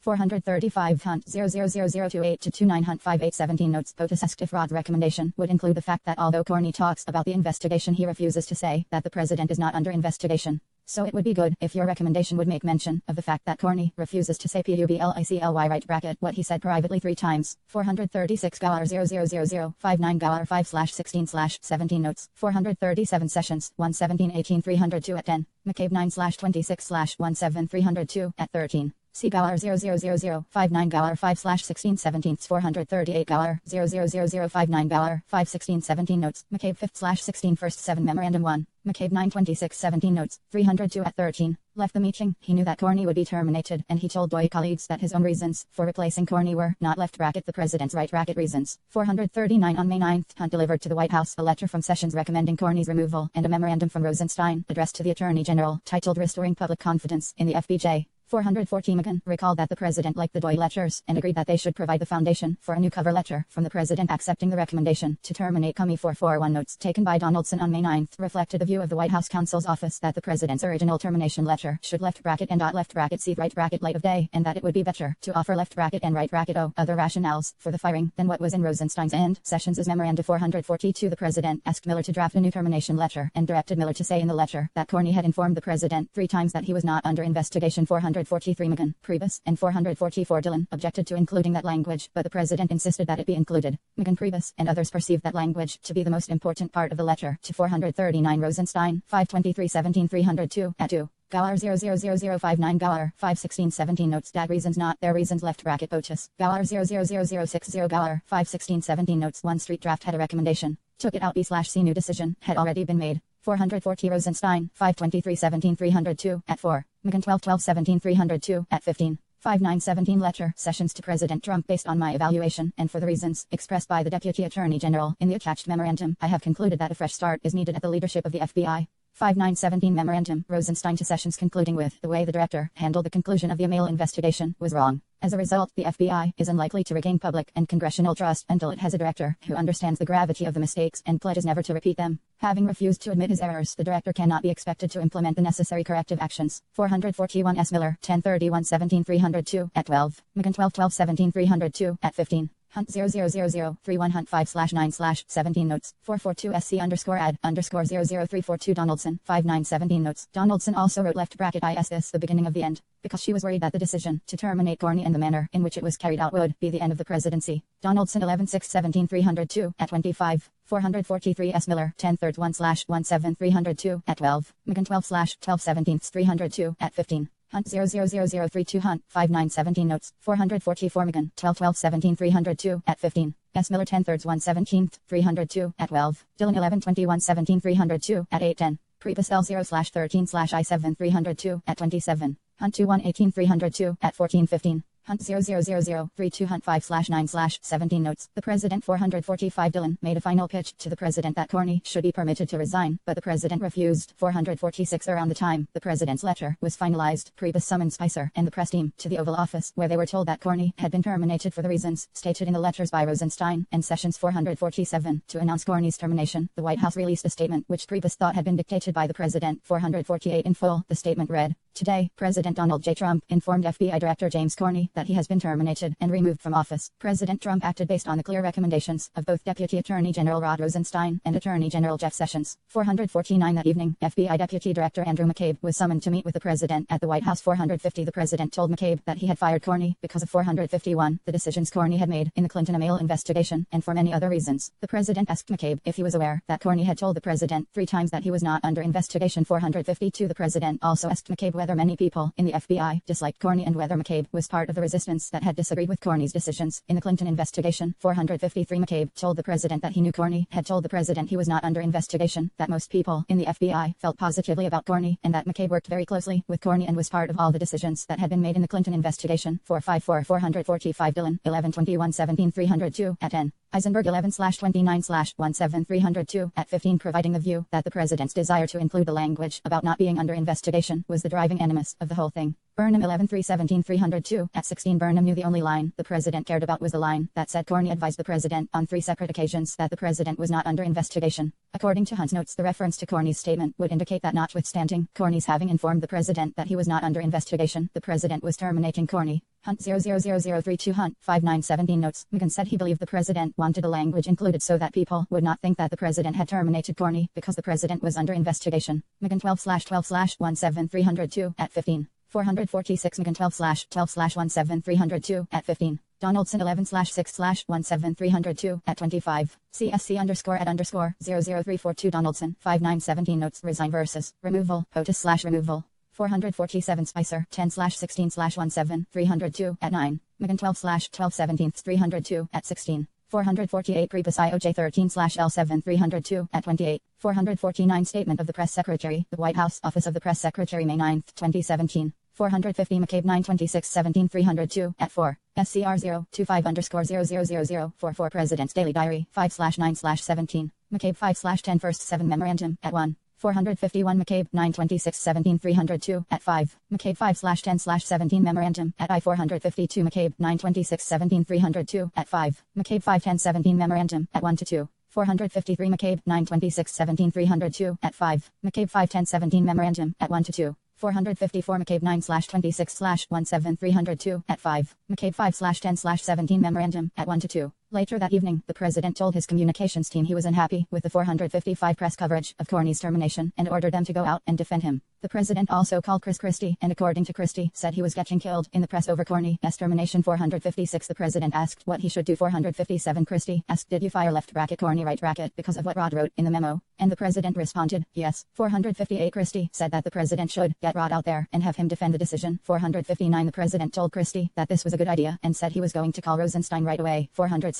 That night, the White House press office called the Department of Justice and said the White House wanted to put out a statement saying that it was Rosenstein's idea to fire Comey. 461 462 Rosenstein told other DOI officials that he would not participate in putting out a false story. The president then called Rosenstein directly and said he was watching Fox News, that the 463 coverage had been great, and that he wanted Rosenstein to do a press conference. Rosenstein responded that this was not a good idea, because if the press asked him, he would tell the truth that Corney's firing was not his idea. 464 Sessions also informed the White House counsel's office that evening that Rosenstein was upset that his memorandum was being PO1TRAYED as the reason for Corney's termination. 465 In an unplanned press conference late in the evening of May 9, 2017, Spicer told reporters it was all left bracket Rosenstein right bracket. No one from the White House. It was a DOI decision. 466 That evening and the next morning, White House officials and spokespeople continued to maintain that the 455 Spicer 10/16/17/302 at 11. Hicks 12/8/17 at 18. Sanders 7/3/18/302 at 2. 456 Christie 2/13/I9/302 at 6. 457 Christie 2/13/19/302 at 6. 458 Christie 2/13/19/302 at 6. 459 Christie 2/13/19/302 at 6. Christie 2/13/19/302 at 6. 46 461 Galler 00071 Galler 5/16/17 Notes Page Memorandum at 3 Recording Events of 5/16/17 McCabe 9/26/17/302 at 14. 462 Rosenstein 5/23/17/302 at 4-5. Galler 00059 Galler 5/16/17 Notes 463 Rosenstein 5/23/17/302 at 4-5. Galler 00071 Galler 5/16/17 Notes 464 Galler 00071 Galler 5/16/17 Notes. DOI notes from the week of Corney's firing indicate that Priebus was screaming at the DOI Public Affairs Office trying to get Rosenstein to do a press conference, and the DOI Public Affairs Office told Priebus that Rosenstein had told the president he was not doing it. Galler 00071-72 Galler 5/16/17 Notes 465 McGann 12/12/17/302 at 16-17. Donaldson 11/6/17/302 at 2/6/27. Dillon 11/21/17/302 at 11. 466 Jenna Johnson. After Trump fired Corney, White House staff scrambled to explain why. Washington Post May 10, 2017 quoting Spicer. 708TTON 1.E1.Vork U.S. Department of Justice Protet / Make Hoffel Material Protetufaer Crim P6E. President's decision to terminate Corney was driven by the recommendations the president received from Rosenstein and Sessions. 467 In the morning on May 10, 2017, President Trump met with Russian Foreign Minister Sergei Lavrov and Russian Ambassador Sergei Kislyak in the Oval Office. 468 The media subsequently reported that during the May 10 meeting the president brought up his decision the prior day to terminate Corney, telling Lavrov and Kislyak, "He just fired the head of the FBI. He was crazy. a real nut job. I faced great pressure because of Russia. That's taken off. I am not under investigation. 469. The president never denied making those statements, and the White House did not dispute the account, instead issuing a statement that said, by grandstanding and politicizing the investigation into Russia's actions, James Comey created unnecessary pressure on our ability to engage and negotiate with Russia. The investigation would have always continued, and obviously, the termination of Comey would not have ended it. Once again, the real story is that our national security has been undermined by the leaking of private and highly classified information. 470. Hicks said that when she told the president about the reports on his meeting with Lavrov, he did not look concerned, and said of Comey, he is crazy. 471. When McGahn asked the president about his comments to Lavrov, the president said it was good that Comey was fired because that took the pressure off by making it clear that he was not under investigation, so he could get more work done. 472. That same morning, on May 10, 2017, the president called McCabe. 473. According to a memorandum McCabe wrote following the call, the president asked McCabe to come over to the White House to discuss whether the president should visit FBI headquarters and make a speech. To 467. CEG Sarah Sanders, White House Daily Briefing, C-SPAN May 10, 2017. SCR 01-3_001088551017 email, Hemming to Jung et al. Internal White House email describing comments on the Comey termination by Vice President Pence. 468 SCR 08_0035355917 White House document, working visit with Foreign Minister Sergei Lavrov of Russia. SCR 08_000127451017 email, Jerome Kelly et al. The meeting had been planned on May 2, 2017, during a telephone call between the president and Russian President Vladimir Putin, and the meeting date was confirmed on May 5, 2017. The same day, the president dictated ideas for the Comey termination letter to Stephen Mueller. SCR 08_000127451017 email, Jerome Kelly et al. 469 Matt Apuzzo et al. Trump told Russians that firing nut job can ease pressure from investigation. New York Times May 19, 2017. 470 SCR 08_0002LI 751917 email, Walter Stafari CBS News, C Spicer I0/16/17 at 13 noting he would have been told to clean it up if the REPO 1TING on the meeting with the Russian foreign minister was inaccurate, but he was never told to correct the reporting. Hicks 12/8/17302 at 19 recalling that the president never denied making the statements attributed to him in the Lavrov meeting, and that the president had said similar things about Comey in an off-the-record meeting with reporters on May 18, 2017, calling Comey a nut job and crazy. 471 Hicks 12/8/17302 at 19. 472 McGahn 12/12/17302 at 18. 473 SCR 025_000046 President's Daily Diary 51017. McCabe 51017 Memorandum at 1. 71 U.S. Department of Justice awful.y work pro ut / make or ki full material pro ttufleer critical. P60 employees 474. The president said he had received hundreds of messages from FBI employees indicating their support for terminating Comey. 475. The president also told McCabe that Comey should not have been permitted to travel back to Washington, D.C. on the FBI's airplane after he had been terminated, and that he did not want Comey in the building again, even to collect his belongings. 476. When McCabe met with the president that afternoon, the president, without prompting, told McCabe that people in the FBI love the president, estimated that at least 80% of the FBI had voted for him, and asked McCabe who he had voted for in the 2016 presidential election. 477. In the afternoon of May 10, 2017, Deputy Press Secretary Sarah Sanders spoke to the president about his decision to fire Comey, and then spoke to reporters in a televised press conference. 478. Sanders told reporters that the president, the Department of Justice, and bipartisan members of Congress had lost confidence in Comey, (and most importantly, the rank and file of the FBI had lost confidence in their director. Accordingly, the president accepted the 479 recommendation of his Deputy Attorney General to remove James Comey from his position. In response to questions from reporters, Sanders said that Rosenstein decided on his own to review Comey's performance, and that Rosenstein decided on his own to come to the president on Monday, May 8, to express his concerns about Comey. When a reporter indicated that the vast majority of FBI agents supported Comey, Sanders said, "Look, we've heard from countless members of the FBI that say very different things." 48. Following the press conference, Sanders spoke to the president, who told her she did a good job and did not point out any inaccuracies in her comments. 481. Sanders told this office that her reference to hearing from countless members of the FBI was a slip of the tongue. 482. She also recalled that her statement in a separate press interview that rank and file FBI agents had lost confidence in Comey was a comment she made in the heat of the moment that was not founded on anything. 483. Also on May 2017, Sessions and Rosenstein each spoke to McGahn and expressed concern that the White House was creating a narrative that Rosenstein had initiated the decision. To 474 McCabe 5/10/L7 Memorandum at 1. 475 McCabe 5/I0/17 Memorandum at I. 476 McCabe 5/10/17 Memorandum at I. Rubitsky 6/13/17 302 at 2.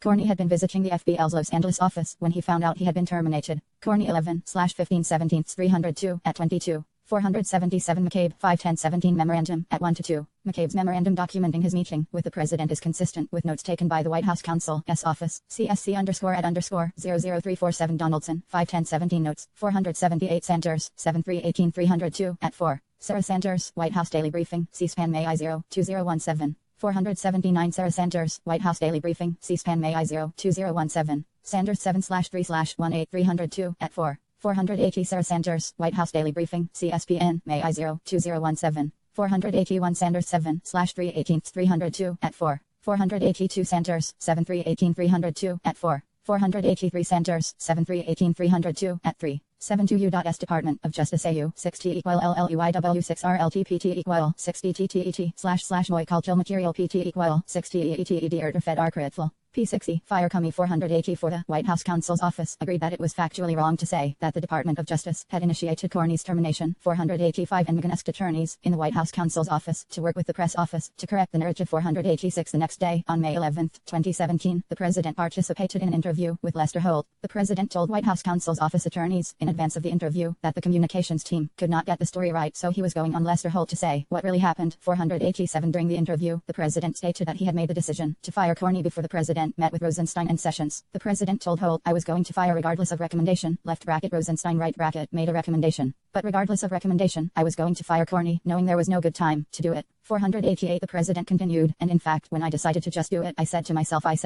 this Russia thing with Trump and Russia is a made-up story. It's an excuse by the Democrats for having lost an election that they should be won." 489 In response to a question about whether he was angry with Corney about the Russia investigation, the president said, "As far as I'm concerned, I want that thing to be absolutely done properly." 490 The president added that he realized his termination of Corney probably will confuse people, with the result that it might even lengthen out the investigation, but he had right bracket 491 to do the right thing for the American people, and Corney was the wrong man for that position. The president described Corney as a showboat and a grandstander, said that left bracket the FBI has been in turmoil, and said he wanted to have a really competent, capable director. 492 The 493 president affirmed that he expected the new FBI director to continue the Russia investigation. On the evening of May 11, 2017, following the Lester Holt interview, the president tweeted, "Russia must be laughing out their sleeves, watching as the U.S. tears itself apart over a Democrat excuse for losing the election." 494 The same day, the media reported that the president had demanded that Corney pledge his loyalty to the president in a private dinner shortly. 484 McGinn 12/12/17302 at 16 to 17. Donaldson 11/6/17302 at 26. C. Dillon 11/21/17-302 at 485. Donaldson 11/6/17302 at 27.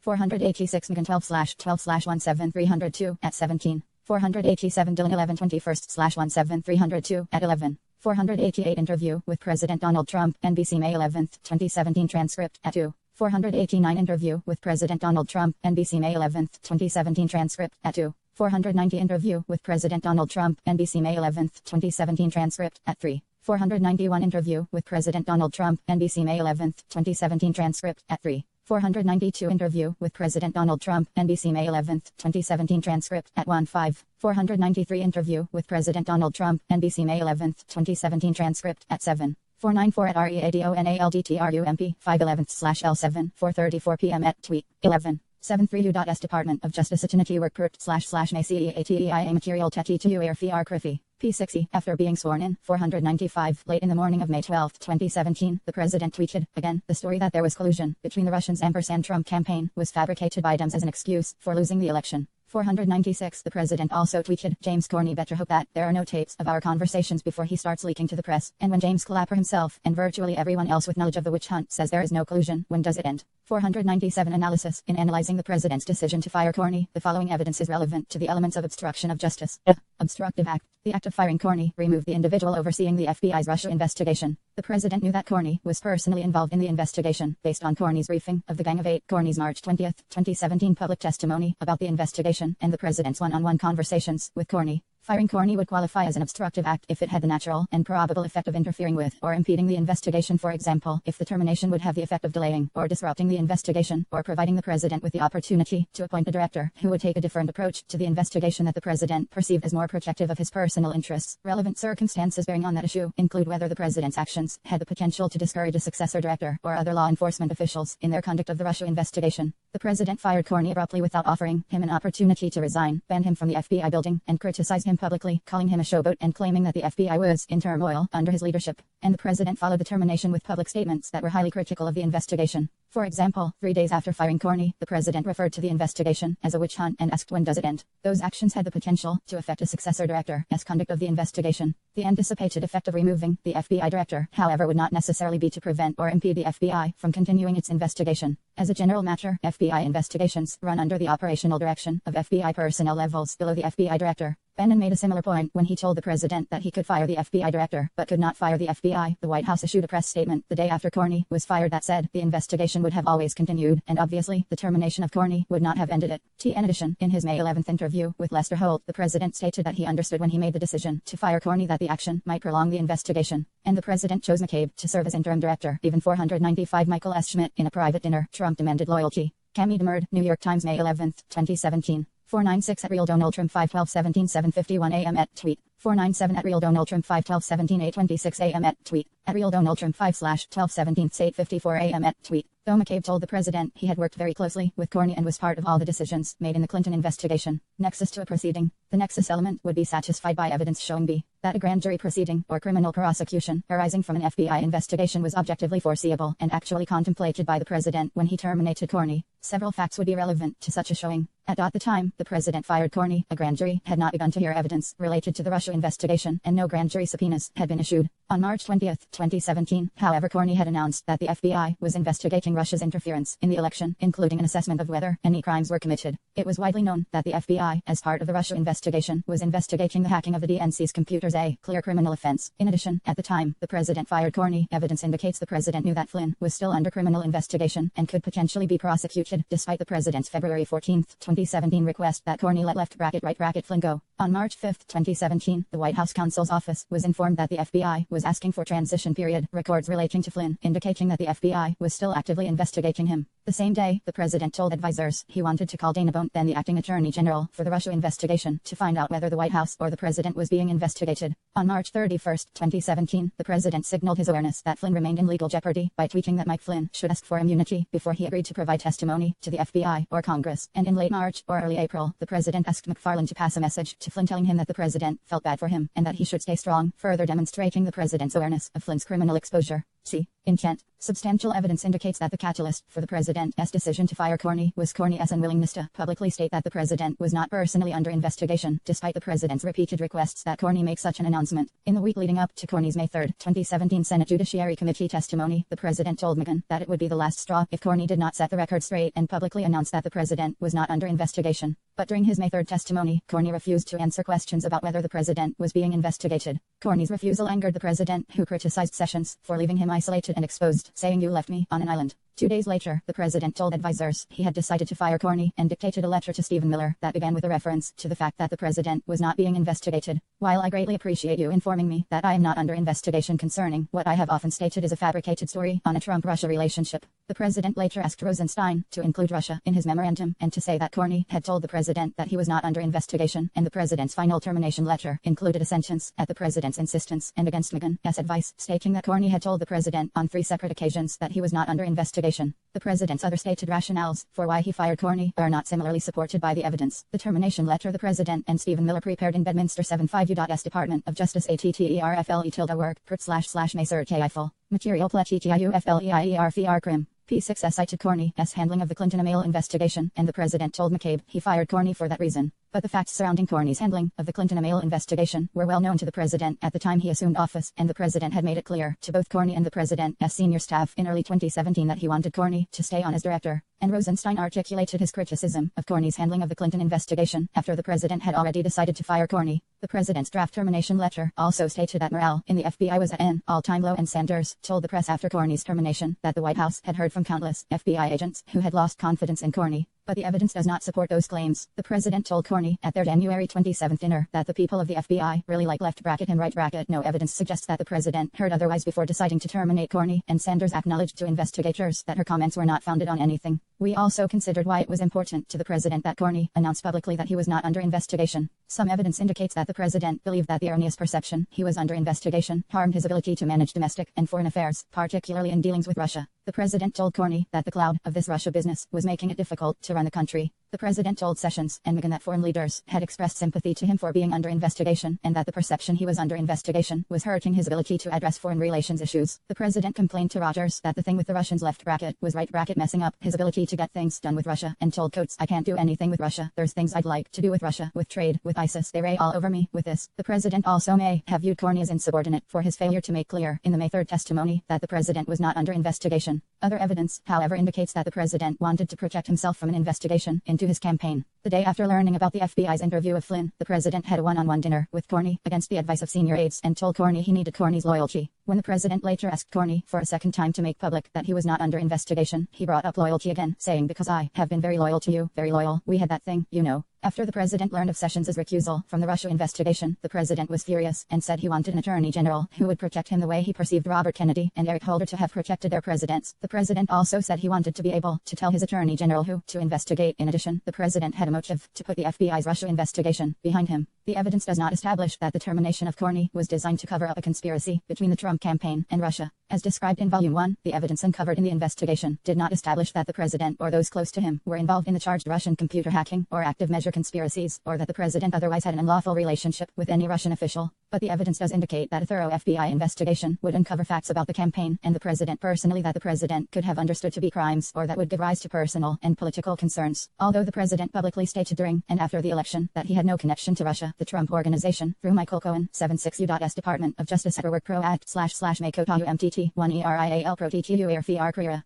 P60 was pursuing the proposed Trump Tower Moscow project through June 2016 and candidate Trump was repeatedly briefed on the progress of those efforts. 498 In addition, some witnesses said that Tilda is aware that at a time when public reports stated that Russian intelligence officials were behind the hacks and that Trump privately sought information about future WikiLeaks releases. 499 More broadly, multiple witnesses described the president's preoccupation with press coverage of the Russia investigation and his persistent concern that it raised questions about the legitimacy of his election. 500 Finally, the president and White House aides initially advanced a pretextual reason to the press and the public for Corney's termination. In the immediate aftermath of the firing, the president dictated a press statement suggesting that he had acted based on the DOI recommendations, and White House press officials repeated that story. But the president had decided to fire Corney before the White House solicited those recommendations. Although the president ultimately acknowledged that he was going to fire Corney, regardless of the Department of Justice's recommendations, he did so only after DOI officials made clear to him that they would resist the White House's suggestion that they had prompted the process that led to Corney's termination. The initial reliance on a pretextual justification could support an inference that the president had concerns about providing the real reason for the firing, although the evidence does not resolve whether those concerns were personal, political, or both. The president's efforts to remove the special counsel overview. The acting attorney general appointed a special counsel on May 17, 2017, prompting the president to state that it was the end of his presidency and that Attorney General Sessions had failed to protect him and should resign. Sessions submitted his resignation, which the president ultimately did not accept. The president told senior advisors that the special counsel had conflicts of interest, but they responded that those claims were ridiculous and posed no obstacle to the special counsel's service. Department of Justice ethics officials similarly cleared the special counsel's service. On June 14, 2017, the press reported that the president was being personally investigated for obstruction of justice, and the president responded with a series of tweets. 498 See Volume 2, Section II.KL, Infra. 499 See Volume L, Section ITLD.1 Supra. 500 In addition to whether the president had a motive related to Russia-related matters that an FBI investigation could uncover, we considered whether the president's intent in firing Corney was connected to other conduct that could come to light as a result of the FBT's Russian interference investigation. In particular, Michael Cohen was a potential subject of investigation because of his pursuit of the Trump Tower Moscow project and involvement in other activities and facts uncovered in the Russia investigation, which our office referred to the U.S. Attorney's Office for the Southern District of New York, ultimately led to the conviction of Cohen in the Southern District of New York for campaign finance offenses related to payments he said he made at the direction of the president. See Volume 2, Section II.K.5 Infra. The investigation, however, did not establish that when the president fired Corney, he was considering the possibility that the FBI's investigation would uncover these payments, or that the president's intent in firing Corney was otherwise connected to a concern about these matters coming to light. 77 U.S. Department of Justice, at me tilde Prechet //M11YCEITTT 11IHM 11TERI 11I pre-TTUTTIERFETI Arcrifle. P60, criticizing the special counsel's investigation. That weekend, the president called Megan and directed him to have the special counsel removed because of asserted conflicts of interest. Megan did not carry out the instruction for fear of being seen as triggering another Saturday night massacre and instead prepared to resign. Megan ultimately did not quit, and the president did not follow up with Megan on his request to have the special counsel removed. Evidence by the appointment of the special counsel and the president's reaction. On May 17, 2017, Acting Attorney General Rosenstein appointed Robert S. Mueller, ITT, as special counsel and authorized him to conduct the Russia investigation and matters that arose from the investigation. 501 The president learned of the special counsel's appointment from Sessions, who was with the president, Hunt and McGahn, conducting interviews for a new FBI director. 502 Sessions stepped out of the Oval Office to take a call from Rosenstein, who told him about the special counsel appointment, and Sessions then returned to inform the president of the news. 503 According to notes written by Hunt, when Sessions told the president that a special counsel had been appointed, the president slumped back in his chair and said, "Oh my God, this is terrible. This is the end of my presidency. I am fucked." 504 The president became angry and lambasted the attorney general for his decision to recuse from the investigation, stating, "How could you let this happen, Jeff?" 505 The president said the position of attorney general was his most important appointment and that Sessions had let left bracket him right bracket down, contrasting him to Eric Holder and Robert Kennedy. 506 Sessions recalled that the president said to him, "You were supposed to protect me," or words to that effect. 507 The president returned to the consequences of the appointment and said, "Everyone tells me if you get one of these independent counsels it ruins your presidency. It takes you years and years and I want to be able to do anything. This is the worst thing that ever happened to me." 50850 Office of the Deputy Attorney General, Order No. 3915 to 2017, appointment of special counsel to investigate Russian interference with the 2016 presidential election and related matters, May 17, 2017.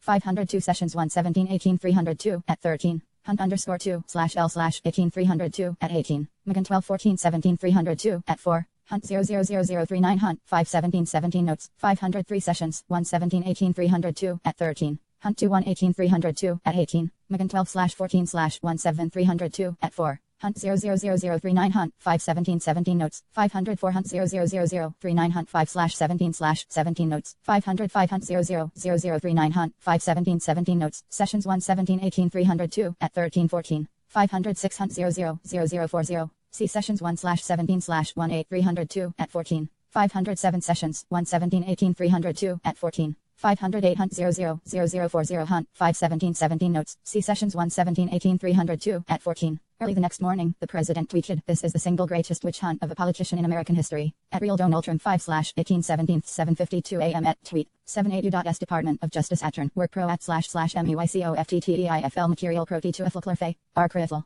P60. The president then told Sessions he should resign as Attorney General. 509 Sessions agreed to submit his resignation and left the Oval Office. 510 Hicks saw the president shortly after Sessions departed and described the president as being extremely upset by the special counsel's appointment. 511 Hicks said that she had only seen the president like that one other time when the Access Hollywood tape came out during the campaign. 512 The next day, May 18, 2017, FBI agents delivered to McGahn a preservation notice that discussed an investigation related to Corney's termination and directed the White House to preserve all relevant documents. 513 When he received the letter, McGahn issued a document hold to White House staff and instructed them not to send out any burn bags over the weekend while he sorted things out. 514 Also on May 18, Sessions finalized a resignation letter that stated, "Pursuant to our conversation of yesterday and at your request, I hereby offer my resignation." 515 Sessions, accompanied by Hunt, brought the letter to the White House and handed it to the president. 516 The president put the resignation letter in his pocket and asked Sessions several times whether he wanted to continue serving as Attorney General. 517 Sessions ultimately told the president he wanted to stay, but it was up to the president. 518 The president said he wanted Sessions to stay. 519 At the conclusion of the meeting, the president shook Sessions' hand, but did not return the resignation letter. 520 When Priebus and Bannon learned that the president was holding on to Sessions' resignation letter, they became concerned that it could be used to influence the Department of Justice. 521 Priebus told Sessions it was not good for the president to have the letter because it 509 Hunt 000041 Hunt 517-17 notes. Sessions 1/17/18-302 at 14. 510 Hunt 000041 Hunt 517-17 notes. Sessions 117-18-302 at 14. 511 Hicks 12/8-17-302 at 21. 512 Hicks 12/8/17-302 at 21. The Access Hollywood tape was released on October 7, 2016, as discussed in Volume 1, Section III.D.1 Supra. 513 McGahn 12/14/17-302 at 9.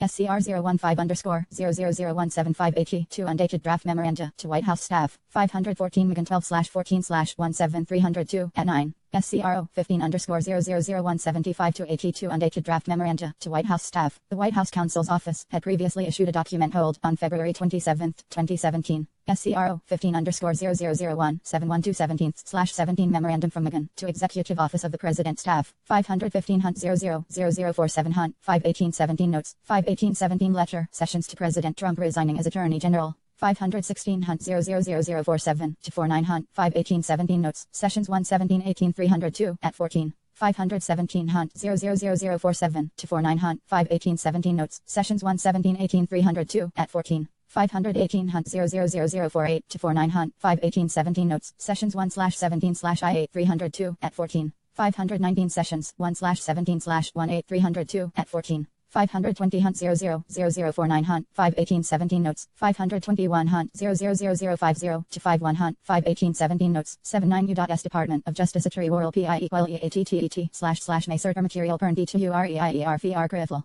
P60 would function as a kind of shot collar that the president could use any time he wanted. Priebus said the president had Doi by the throat. 522 Priebus and Bannon told Sessions they would attempt to get the letter back from the president with a notation that he was not accepting Sessions' resignation. 523 On May 19, 2017, the president left for a trip to the Middle East. 524 Hicks recalled that on the president's flight from Saudi Arabia to Tel Aviv, the president pulled Sessions' resignation letter from his pocket, showed it to a group of senior advisors, and asked them what he should do about it. 525 During the trip, Priebus asked about the resignation letter so he could return it to Sessions, but the president told him that the letter was back at the White House somewhere in the residence. 526 It was not until May 30, 3 days after the president returned from the trip, that the 527 president returned the letter to Sessions with a notation saying, not accepted. 2. The president ASSE 11s that the special counsel has conflicts of interest. In the days following the special counsel's appointment, the president repeatedly told advisors, including Priebus, Bannon, and Megan, that special counsel Mueller had conflicts of interest. 528 The president cited as conflicts that Mueller had interviewed for the FBI director position SHO-11LY before being appointed as special counsel, that he had worked for a law firm that represented people affiliated with the president, and that Mueller had disputed certain fees relating to his membership in a Trump golf course in Northern Virginia. 529 The president's advisors pushed 522 Hunt 000050 Hunt 51817 notes. Priebus 101317 302 at 21. Hunt 2118 302 at 21. 523 Hunt 000051 Hunt 51817 notes. 524 SCR 026 _ 000110 President's Daily Diary 51917. 525 Hicks 12/8/17302 at 22. Priebus 101317 302 at 21. Hunt's notes state that when Priebus returned from the trip, Priebus told Hunt that the president was supposed to have given him the letter, but when he asked for it, the president slapped the desk and said he had forgotten it back at the hotel. Hunt 000052 Hunt notes undated. 526 527 Hunt 000052 to 53 Hunt 53017 notes. 51817 letter Sessions to President Trump resignation letter. Robert Porcher, who was the White House staff secretary at the time, said that in the days after the president returned from the Middle East trip, the president took Sessions' letter out of the drawer in the Oval Office and showed it to Porcher. Porcher 41318 302 at 8. Priebus 1/18/18 302 at 12. Bannon 2/14/18 302 at 10. Megan 3818 302 at I. Megan 121417 302 at 10. Bannon 102618 302 at 12. 528 529 Priebus 11818 302 at 12. Bannon 21418 302 at 2. In October 2011, Mueller resigned his family's membership from Trump National Golf Club in Sterling, Virginia in a letter that noted that we live in the district and find that we are unable to make full use of the club, and that inquired whether we would be entitled to a refund of a portion of our initial membership fee, which was paid in 1994. I0/1211 letter, Mueller's to Trump National Golf Club. About 2 weeks later, the controller of the club responded that the Mueller's resignation would be effective October 31, 2011, and that they would be placed on a wait list to be refunded on a first resigned first refunded basis, in accordance with the club's legal. 530, back on his assertion of conflicts, telling the president they did not count as true conflicts. Bannon recalled telling the president that the purported conflicts were ridiculous, and that none of them was real or could come close to justifying precluding Mueller from serving as special counsel. 531 As for Mueller's interview for FBI director, Bannon recalled that the White House 532 had invited Mueller to speak to the president to offer a perspective on the institution of the FBI. Bannon said that although the White House thought about beseeching Mueller to become director again, he did not come in looking for the job. 533 Bannon also told the president that the law firm position did not amount to a conflict in the legal community. 534 And Bannon told the president that the golf course dispute did not rise to the level of a conflict, and claiming one was ridiculous and petty. 535 The president did not respond when Bannon pushed back on the stated conflicts of interest. 536 On May 23, 2017, the Department of Justice announced that ethics officials had determined that the special counsel's prior law firm position did not bar his service, generating media reports that Mueller had been cleared to serve. 537 Megan recalled that around the same time, the president complained about the asserted conflicts and prodded Megan to reach out to Rosenstein about the issue. 538 Megan said he responded that he could not make such a call, and that the 539 president should instead consult his personal lawyer, because it was not a White House issue.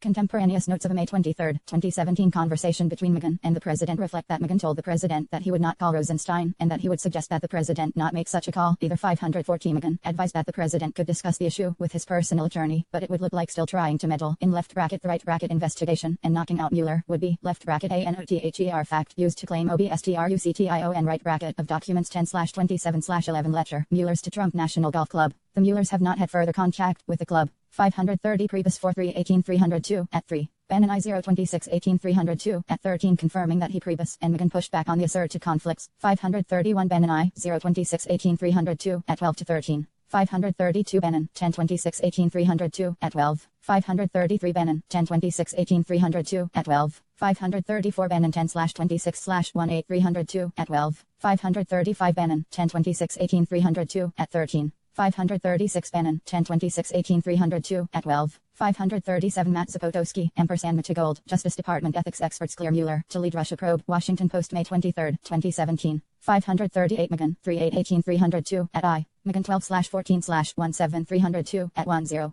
Priebus 1/18-18-302, at 12. 539 Megan 3/8/18-302, at 1. Megan and Donaldson said that after the appointment of the special counsel, they considered themselves potential fact witnesses and accordingly told the president that inquiries related to the investigation should be brought to his personal counsel. Megan 12/14-17-302, at 7. Donaldson 4/2-18-302, at 5. 540 SC_@_00361 Donaldson, 5/3 1/1, 7 notes, JUSTICE right bracket. 541 Megan told the president that his biggest exposure was not his act of firing Corney, but his other contacts and calls and his escort, Flynn. 542 By the time Megan provided this advice to the president, there had been widespread reporting on the president's request for Corney's loyalty, which the president publicly denied. His request that Corney let left bracket right bracket Flynn go, which the president also denied. And the president's statement to the Russian foreign minister that the termination of Corney had relieved great pressure related to Russia, which the president did not deny. 543 On June 8, 2017, Corney testified before Congress about his interactions with the president before his termination, including the request for loyalty, the request that Corney let left bracket right bracket Flynn go, and the request that Corney lift the cloud over the presidency caused by the ongoing investigation. 544 Corney's testimony led to a series of news reports about whether the president had obstructed justice. 545 On June 9, 2017, the special counsel's office informed the White House counsel's office that investigators intended to interview intelligence community officials who had 546 allegedly been asked by the president to push back against the Russia investigation. On Monday, June 12, 2017, Christopher Ruddy, the chief executive of Newsmax Media, 547 and a longtime friend of the president's, met at the White House with Priebus and Bannon. Ruddy recalled that they told him the president was strongly considering firing the special counsel. 541 SC_@_00361 Donaldson 5/31/17 notes. 542 SC@000361 Donaldson 5/3 1/17 notes. 543 CEG Michael S. Schmidt in a private dinner. Trump demanded loyalty. Corney demurred. New York Times May 11, 2017. Michael S. Schmidt Corney memorandum says Trump asked him to end Flynn investigation. New York Times May 16, 2017. Matt Apuzzo et al. Trump told Russians that firing nutjob Corney is pressure from investigation. New York Times May 19, 2017. 544 Hearing on Russian election interference before the Senate Select Intelligence Committee, I-15 Kong. June 8, 2017 Statement for the record of James B. Corney, former director of the FBI, at 5-6. Corney testified that he deliberately caused his memorandum, documenting the February 14, 2017 meeting, to be leaked to the New York Times in response to a tweet from the president sent on May 12, 2017, that stated James Corney, better hope that there are no tapes of our conversations before he starts leaking to the press, and because he thought sharing the memorandum with a reporter might prompt the appointment of a special counsel. Hearing on Russian election interference before the Senate Select Intelligence Committee, 115th Kong. June 8, 2017 CQ Kong. Transcripts at 55. Testimony by James B. Corney, former director of the FBI. 545 CEG Matt Zapotowski. Corney lays out the case that Trump obstructed justice. Washington Post June 8, 2017 Legal analysts said Corney's testimony clarified and bolstered the case that the president obstructed justice. 546-6917 A mail, special counsel's office to the White House counsel's office. This office made the notification to give the White House an opportunity to invoke executive privilege in advance of the interviews. On June 12, 2017, the special counsel's office interviewed Admiral Rogers in the presence of agency counsel. Rogers 6/12/17-302 at I. On June 13, the special counsel's office interviewed Legit 6/13/17-302 at I. On June 14, the office interviewed Coates and other personnel from his office. Coates 6/14/17-302 at 1. Gustaro 6/14/17-302 at I. Culver 6/14/17-302 at I. 547 Ruddy 6/6/18-302 at 5, and that he would do so precipitously without vetting the decision through administration officials. 548 Ruddy asked Priebus if Ruddy could talk publicly about the discussion they had about the special counsel, and Priebus said he could. 549 Priebus told Ruddy he hoped another blow-up like the one that followed the termination of Corney did not happen. 550 Later that day, Ruddy stated in a televised interview that the president was considering perhaps terminating the special counsel based on purported conflicts of interest. 551 Ruddy later told another news outlet that Trump is definitely considering terminating the special counsel, and it's not something that is being dismissed. 552 Ruddy's comments led to extensive coverage in the media that the president was considering firing the special counsel. 553 White House officials were unhappy with that press coverage, and Ruddy heard from friends that the president was upset with him. 554 On June 13, 2017, Sanders asked the president for guidance on how to respond to press inquiries about the possible firing of the special counsel. 555 The president dictated an answer, which Sanders delivered, saying that left bracket WHILE, the president has every right to fire the special counsel. He has no intention to do so. 556 Also, on June 13, 2017, the President's personal counsel contacted the special counsel's office and raised concerns about possible conflicts. 557 The President's counsel cited Mueller's previous partnership in his law firm, his interview for the FBI director position, and an asserted personal relationship he had with Comey. 558 That same day, Rosenstein had testified publicly before Congress and said he saw no evidence of good cause to terminate the special counsel, including for conflicts of interest. 559 2 days later, on June 15, 2017, the special counsel's 548 Ruddy 6-6-18-302 at 5 to 6, 549 Ruddy 6/6/L8 302 at 6, 550 Ruddy 6-6-18 302 at 6, 551 Trump confidant Christopher Ruddy says Mueller has real conflicts as special counsel. PBS June 12, 2017. Michael D. Shear, Maggie Haberman, friend says Trump is considering firing Mueller as special counsel. New York Times June 12, 2017. 552 Catherine Falders, Veronica Straquilisi, Trump friend Chris Ruddy says Spicer's bizarre statement doesn't deny claim Trump seeking Mueller firing. ABC June 13, 2017. 553 C.E.G. Michael D. Shear, Maggie Haberman, friend says Trump is considering firing Mueller as special counsel. New York Times June 12, 2017.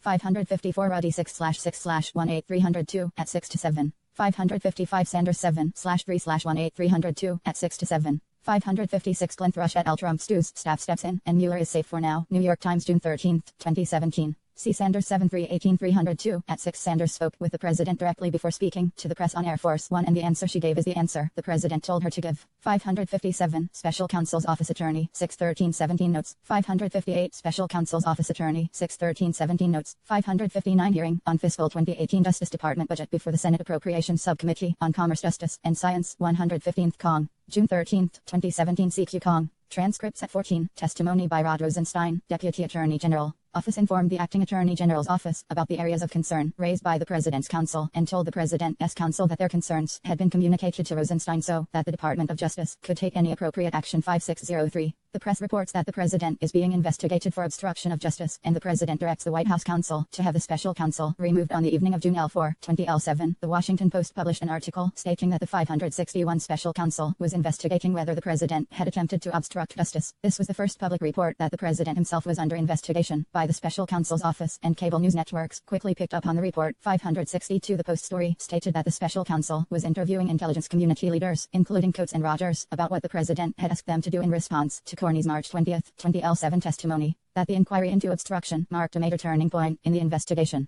and that while Trump had received private assurances from then FBI Director James B. Corney starting in January that he was not personally under investigation, left bracket or right bracket officials say that changed shortly after Corney's firing. 563 That evening, at approximately L03 LPM, the President called McGahn on McGahn's personal cell phone, and they spoke for about L5 minutes. 564 McGahn did not have a clear memory of the call, but thought they might have discussed the stories, reporting that the President was under investigation. 565 Beginning early the next day, June 15, 2017, the President issued a series of tweets acknowledging the existence of the obstruction investigation and criticizing it. He wrote, "They made up a phony collusion with the Russian story, found zero proof, so now they go for obstruction of justice on the phony story. Nice." 566 You are witnessing the single greatest witch 567 hunt in American political history, led by some very bad and conflicted people. And Crooked H destroyed phones W/hammer, bleached emails, ampersand had husband meet W/ag day. S 560 Special Counsel's Office Attorney 6/15/17 notes. 561 Devlin Barrett et al. Special Counsel is investigating Trump for possible obstruction of justice, officials say. Washington Post June 14, 2017.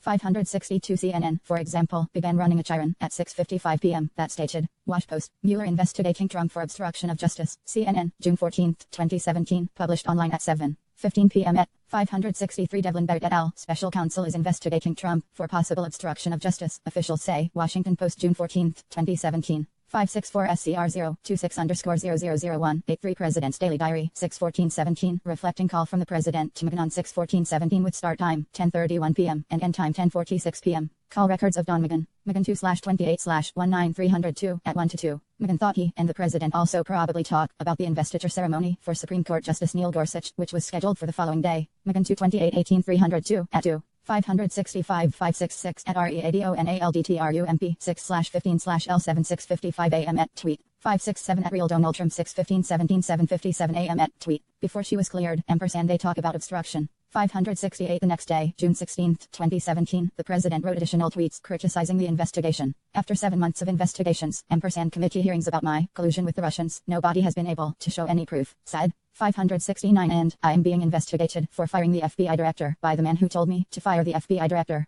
Witch hunt. 570 On Saturday, June 17, 2017, the president called Megan and directed him to have the special counsel remove 571. Megan was at home and the president was at Camp David. 572 In interviews with this office, Megan recalled that the president called him at home twice and on both occasions directed him to call Rosenstein and say that Mueller had conflicts that precluded him from serving as special counsel. 573 On the first call, Megan recalled that the president said something like, "You got to do this, you got to call Rod." 574 Megan said he told the president that he would see what he could do. 575 Megan was perturbed by the call and did not intend to act on the request. 576 He and other advisors believed the asserted conflicts were silly and not real, and they had previously communicated that view to the president. 577 Megan also had made clear to the president that the White House counsel's office should not be involved in any effort to press the issue of conflicts. 578 Megan was concerned about having any role in asking the acting attorney general to fire the special counsel because he had grown up in the Reagan era and wanted to be more like Judge. 568 At Real Donald Trump 6/15/17 3:56 p.m. at tweet. 569 At READONALDTRUMP 6/16/17 7:53 a.m. at tweet. 570 At Real Donald Trump 6/16/17 9:07 a.m. at tweet. 571 Megan 3/8/18 302 at 1-2. Megan 12/14/17 302 at 10.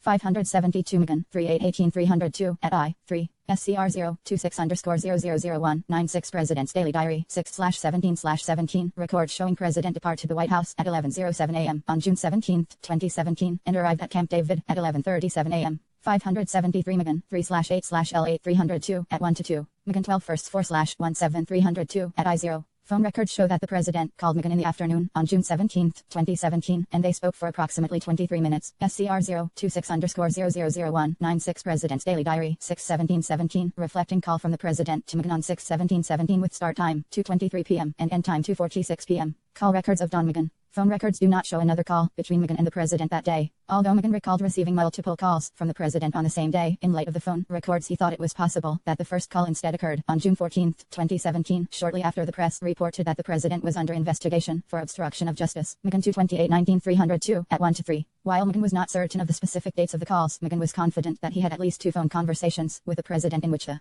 president directed him to call the acting attorney general to have the special counsel removed. Megan 2/28/19 302 at 1-3. 574 Megan 3/8/18 302 at I575 Megan 3/8/18 302 at 1. 576 Megan 3/8/18 302 at 1. 577 Megan 3/8/I8 302 at 1-2. 578 Megan 3/8/18 302 at 1-2. 85 U.S. Department of Justice AAERHEY work prequel chat /ma.zki full material pre-kikler FR crim P60 Robert Bork and not Saturday Night Massacre Bork. 579 Megan considered the president's 580 request to be an inflection point and he wanted to hit the brakes. When the president called Megan a second time to follow up on the order to call the Department of Justice, Megan recalled that the president was more direct, saying something like 581 Megan call Rod, tell Rod that Mueller has conflicts and can he be the special counsel. 582 recalled the president telling him Mueller has to go and call me back when you do it. Megan understood the president to be saying that the special counsel had to be removed by Rosenstein. 583 to end the conversation with the president. Megan left the president with the impression that Megan would call Rosenstein. 584 Megan recalled that he had already said no 585 to the president's request and he was worn down, so he just wanted to get off the phone. Megan recalled feeling trapped because he did not plan to follow the president's directive but did not know what he would say the next time the president called. 586 Megan decided he had to resign. 587 he called his personal lawyer and then called his chief of staff, Annie Donaldson, to inform her of his decision. 588 he then drove to the office to pack his belongings and submit his resignation letter. 589 Donaldson recalled that Megan told her the president had called and demanded he contact the Department of Justice and that the president wanted him to do something that Megan did not want to do. 590 Megan told Donaldson that the president had called at least twice and in one of the calls asked, "Have you done it?" 591 Megan did not tell Donaldson the specifics of the president's request because he was consciously trying not to involve her in the 579 Megan 3/8/18 302 at 2. 580 Megan 3/8/18 302 at 2. 581 Megan 3/8/18 302 at 5. 582 Megan 3/8/18 302 at 2. 5. Megan 2/28/19 302 at 3. 583 Megan 3/8/18 302 at 1-2. 5. 584 Megan 3/8/18 302 at 2. 585 Megan 2/28/19 302 at 3. Megan 3/8/18 302 at 2. 586 Megan 3/8/18 302 at 2. 587 Megan 3/8/18 302 at 2.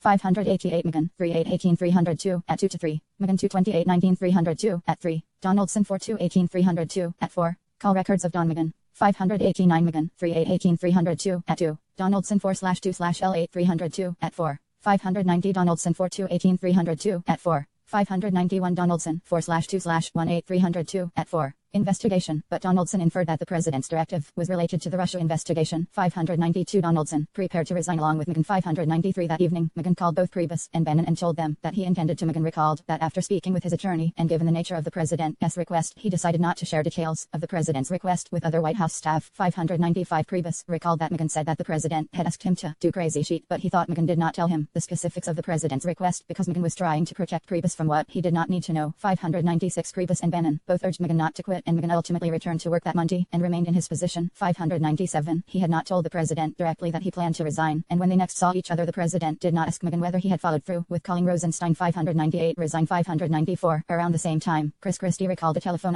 call with the president in which 599 the president asked what Christie thought about the president firing the special counsel. Christie advised against doing so because there was no substantive basis for the president to fire the special counsel, and because the president would lose support from Republicans in Congress if he did so. 600 Analysis. In analyzing the president's direction to McGinn to have the special counsel removed, the following evidence is relevant to the elements of obstruction of justice. Obstructive act. As with the president's firing of Corney, the attempt to remove the special counsel would qualify as an obstructive act if it would naturally obstruct the 592 McGinn 2/28/19302 at 3-4. Donaldson 4-2-18-302 at 4-5. Donaldson said she believed McGinn consciously did not share details with her because he did not want to drag her into the investigation. Donaldson 4-2-18-302 at 5. See McGinn 2/28/19302 at 3. 593 Donaldson 4-2-18-302 at 5. 594 McGinn 12/14-17-302 at IO. Call records of Don McGinn. McGinn 2/28/19302 at 3-4. Priebus 4/3/18302 at 6-7. 595 McGinn 2/28/19-302 at 4. Priebus and Bannon confirmed that McGinn did not tell them the specific details of the president's request. Priebus 4/3/18-302 at 7. Bannon 2/14/18-302 at 10. 596 Priebus 4/3/18302 at 7. 597 McGinn 3/8/18-302 at 3. McGinn 2/28/19-302 at 3-4. 598 McGinn 3/8/18-302 at 3. 599 Christie 2/13/I9-302 at 7. Christie did not recall the precise date of this call, but believed it was after Christopher Wray was announced as the nominee to be the new FBI director, which was on June 7, 2017.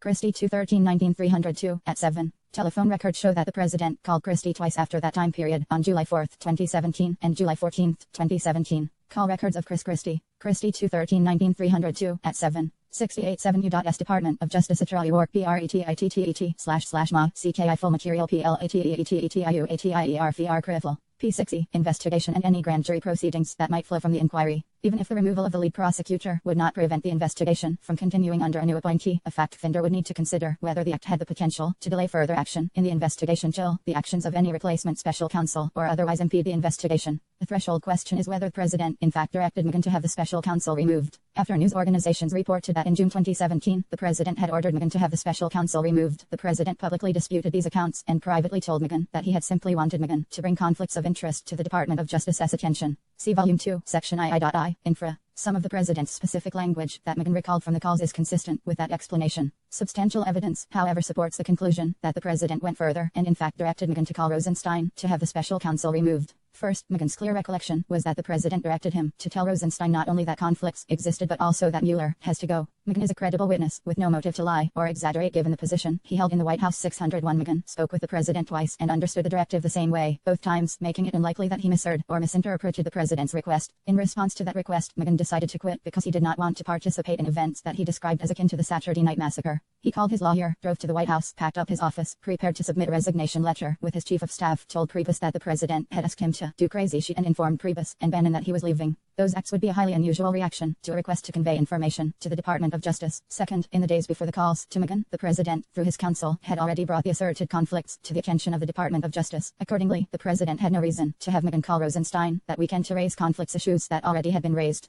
Third, the president's sense of urgency and repeated requests to McGinn to take immediate action on a weekend. You got to do this. You got to call Rod.Supp. 0Ti McGinn's recollection that the president wanted the Department of Justice to take action to remove the special counsel. Had the president instead sought only to have the Department of Justice re-examine asserted conflicts to evaluate whether they posed an ethical bar, it would have been unnecessary to set the process in motion on a Saturday and to make repeated calls to McGinn. Finally, the president had discussed knocking out Mueller and raised conflicts of interest in a May 23, 2017 call with McGinn, reflecting that the president connected the conflicts to a plan to remove the special counsel. And in the days leading up to June 17, 2017, the president made clear to Priebus and Bannon, who then told Ruddy that the president was considering terminating 601. When this office first interviewed McGahn about this topic, he was reluctant to share detailed information about what had occurred and only did so after continued questioning. See McGahn 12-14-17 302 Agent Notes, the special counsel. Also during this time period, the president reached out to Christie to get his thoughts on firing the special counsel. This evidence shows that the president was not just seeking an examination of whether conflicts existed but instead was looking to use asserted conflicts as a way to terminate the special counsel.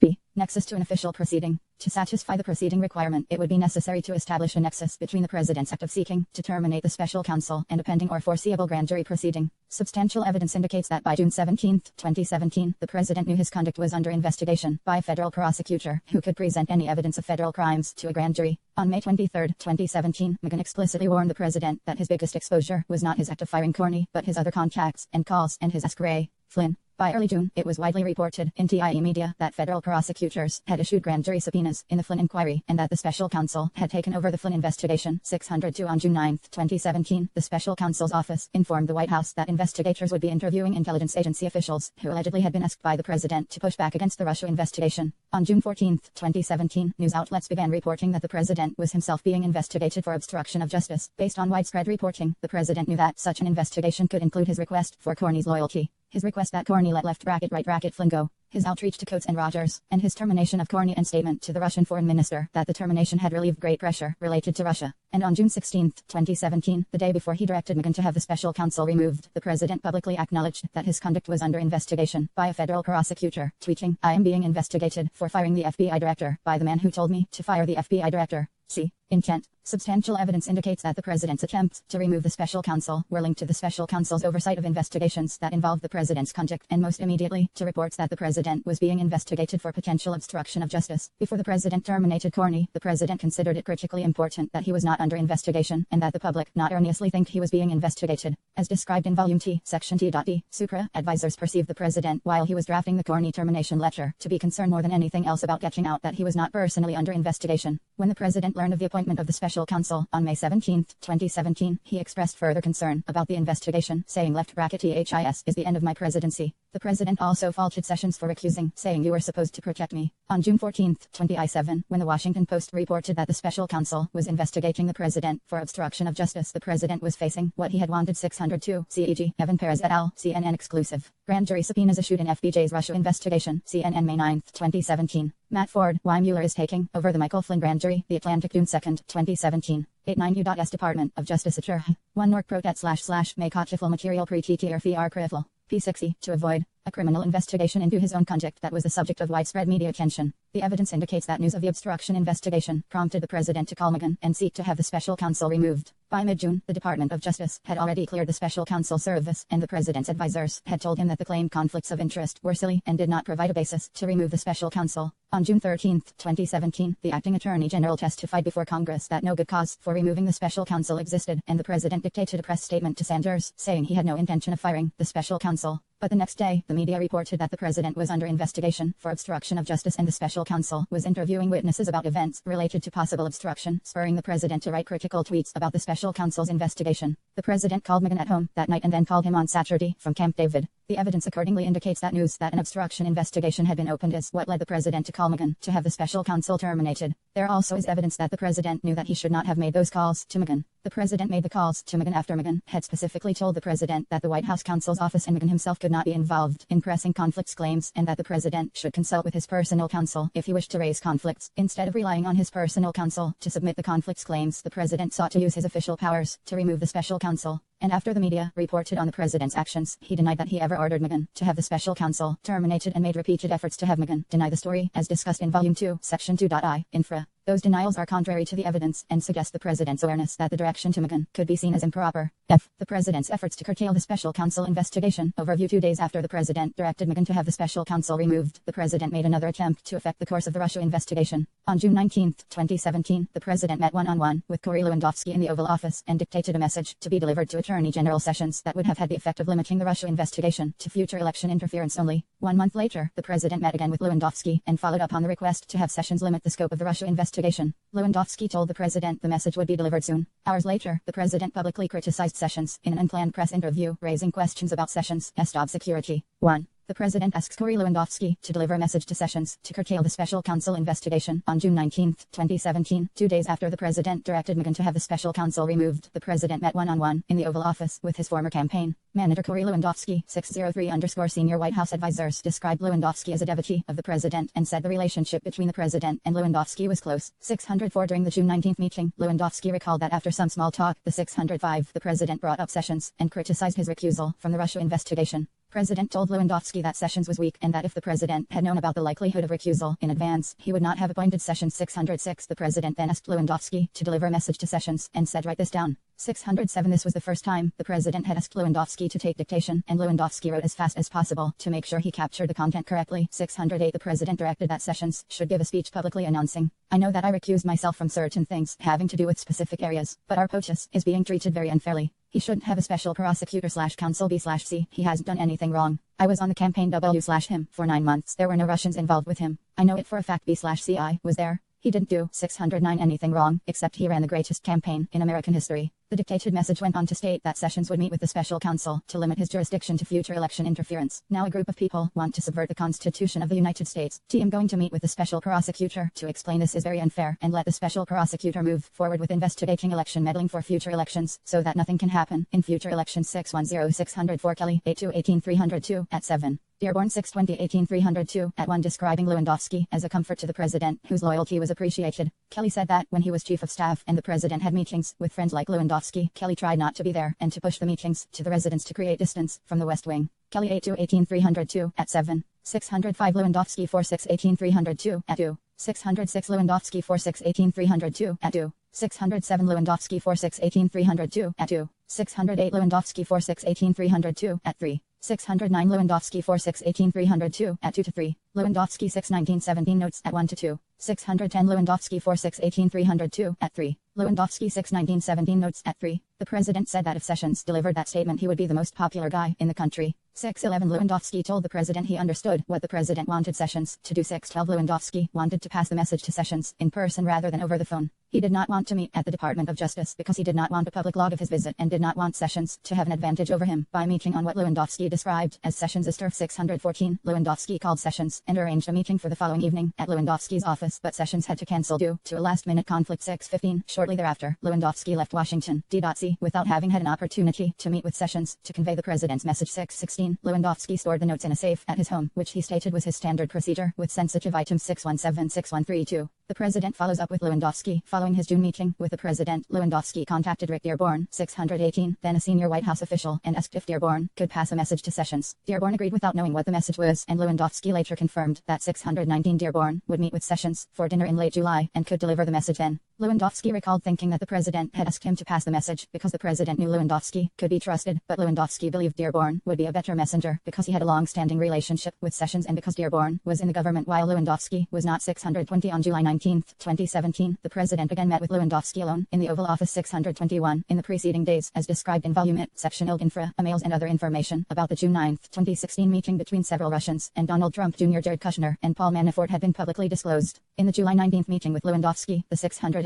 Lewandowski 46-18-302 at 3. Lewandowski 6/1917 notes at 4. 612 Lewandowski 4/6/18-302 at 3. 613 Lewandowski 46-18-302 at 3-4. 614 Lewandowski 4/6/18-302 at 4. 615 Lewandowski 46-18-302 at 4. 616 Lewandowski 46-18-302 at 4. 617 Lewandowski 4/6/18-302 at 4. 618 Lewandowski 46-18-302 at 4. C. Dearborn 6/20/18-302 at 3. 619 Lewandowski 46-18-302 at 4-5. 620 Lewandowski 46-18-302 at 4-6. 621 Lewandowski 46-18-302 at 5. SCR 0290_000020 36518 Additional response to special counsel request for certain visitor log information. 92U.S Department of Justice AFTETTE Work per include //mtset.itme.tele.l pre-teachable Arctim. P6e, President raised his previous request and asked if Lewandowski had talked to Sessions. 622 Lewandowski told the president that the message would be delivered soon. 623 Lewandowski recalled that the president told him that if Sessions did not meet with him, Lewandowski should tell Sessions he was fired. 624 Immediately following the meeting with the president, Lewandowski saw Dearborn in the anteroom outside the Oval Office and gave him a typewritten version of the message the president had dictated to be delivered to Sessions. 625 Lewandowski told Dearborn that the notes were the message they had discussed, but Dearborn did not recall whether Lewandowski said the message was from the president. 626 The message definitely raised an eyebrow for Dearborn, and he recalled not wanting to ask where it came from or think further about doing anything with it. 627 Dearborn also said that being asked to serve as a messenger to Sessions made him uncomfortable. 628 He recalled later telling Lewandowski that he had handled the situation, but he did not actually follow through with delivering the message to Sessions, and he did not keep a copy of the typewritten notes Lewandowski had given him. 6293 The president publicly criticizes Sessions in a New York Times interview within hours of the president's meeting with Lewandowski on July 19, 2017. The president gave an unplanned interview to the New York Times in which he criticized Sessions' decision to recuse from the Russia investigation. 630 The president said that Sessions should have never recused himself, and if he was going to recuse himself, he should have told me before he took the job, and I would have picked somebody else. 631 Sessions' recusal, the president said, was very unfair to the president. How do you take a job and then recuse yourself? If would have recused himself before the job, I would have said thanks, Jeff, but I can't.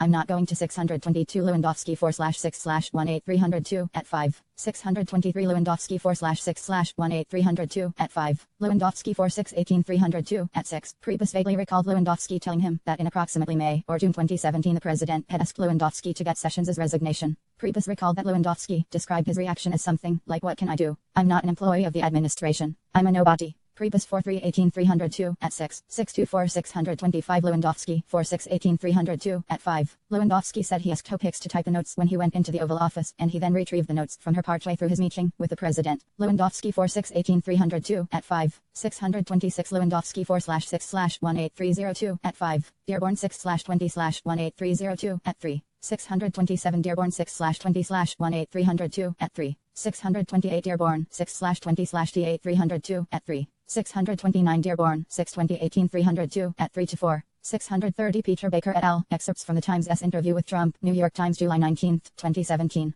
631 Peter Baker et al. Excerpts from the Times' interview with Trump. New York Times, July 19, 2017. 93 U.S. Department of Justice ATTERLL.A Hill Prechet//Ma Cell.Taily Material Pre-TTR Crim. P6e, take you. It's extremely unfair, and that's a mild word, to the president. 632 Hicks, who was present for the interview, recalled trying to throw left bracket herself right bracket between the reporters and left bracket the president right bracket to stop parts of the interview, but the president loved the interview. 633 Later that day, Lewandowski met with Hicks and they discussed the president's New York Times interview. 634 Lewandowski recalled telling Hicks about the president's request that he meet with Sessions, and joking with her about the idea of firing Sessions as a private citizen if Sessions would not meet with him. 635 As Hicks remembered the conversation, Lewandowski told her the president had recently asked him to meet with Sessions and deliver a message that he needed to do the right thing and resign. 636 While Hicks and Lewandowski were together, the president called Hicks and told her he was happy with how coverage of his New York Times interview criticizing Sessions was laying out. 6374 The president orders Priebus to demand Sessions' resignation 3 days later. On July 21, 2017, the Washington Post repo 1 TED that U.S. intelligence intercepts showed that Sessions had discussed campaign-related matters with the Russian ambassador, contrary to what Sessions had said publicly. 638 That evening, Priebus called Hunt to talk about whether Sessions might be fired or might resign. 639 Priebus had previously talked to Hunt when the media had reported on tensions between Sessions and the president, and after speaking to Sessions, Hunt had told Priebus that the president would have to fire Sessions if he wanted to remove Sessions because Sessions was not going to quit. 640 According to Hunt, who took contemporaneous notes of the July 21 call, Hunt told Priebus that, as they had previously discussed, Sessions had no intention of resigning. 641 Hunt asked Priebus what the president would. 632 Peter Baker et al. Excerpts from the Times' interview with Trump. New York Times, July 19, 2017.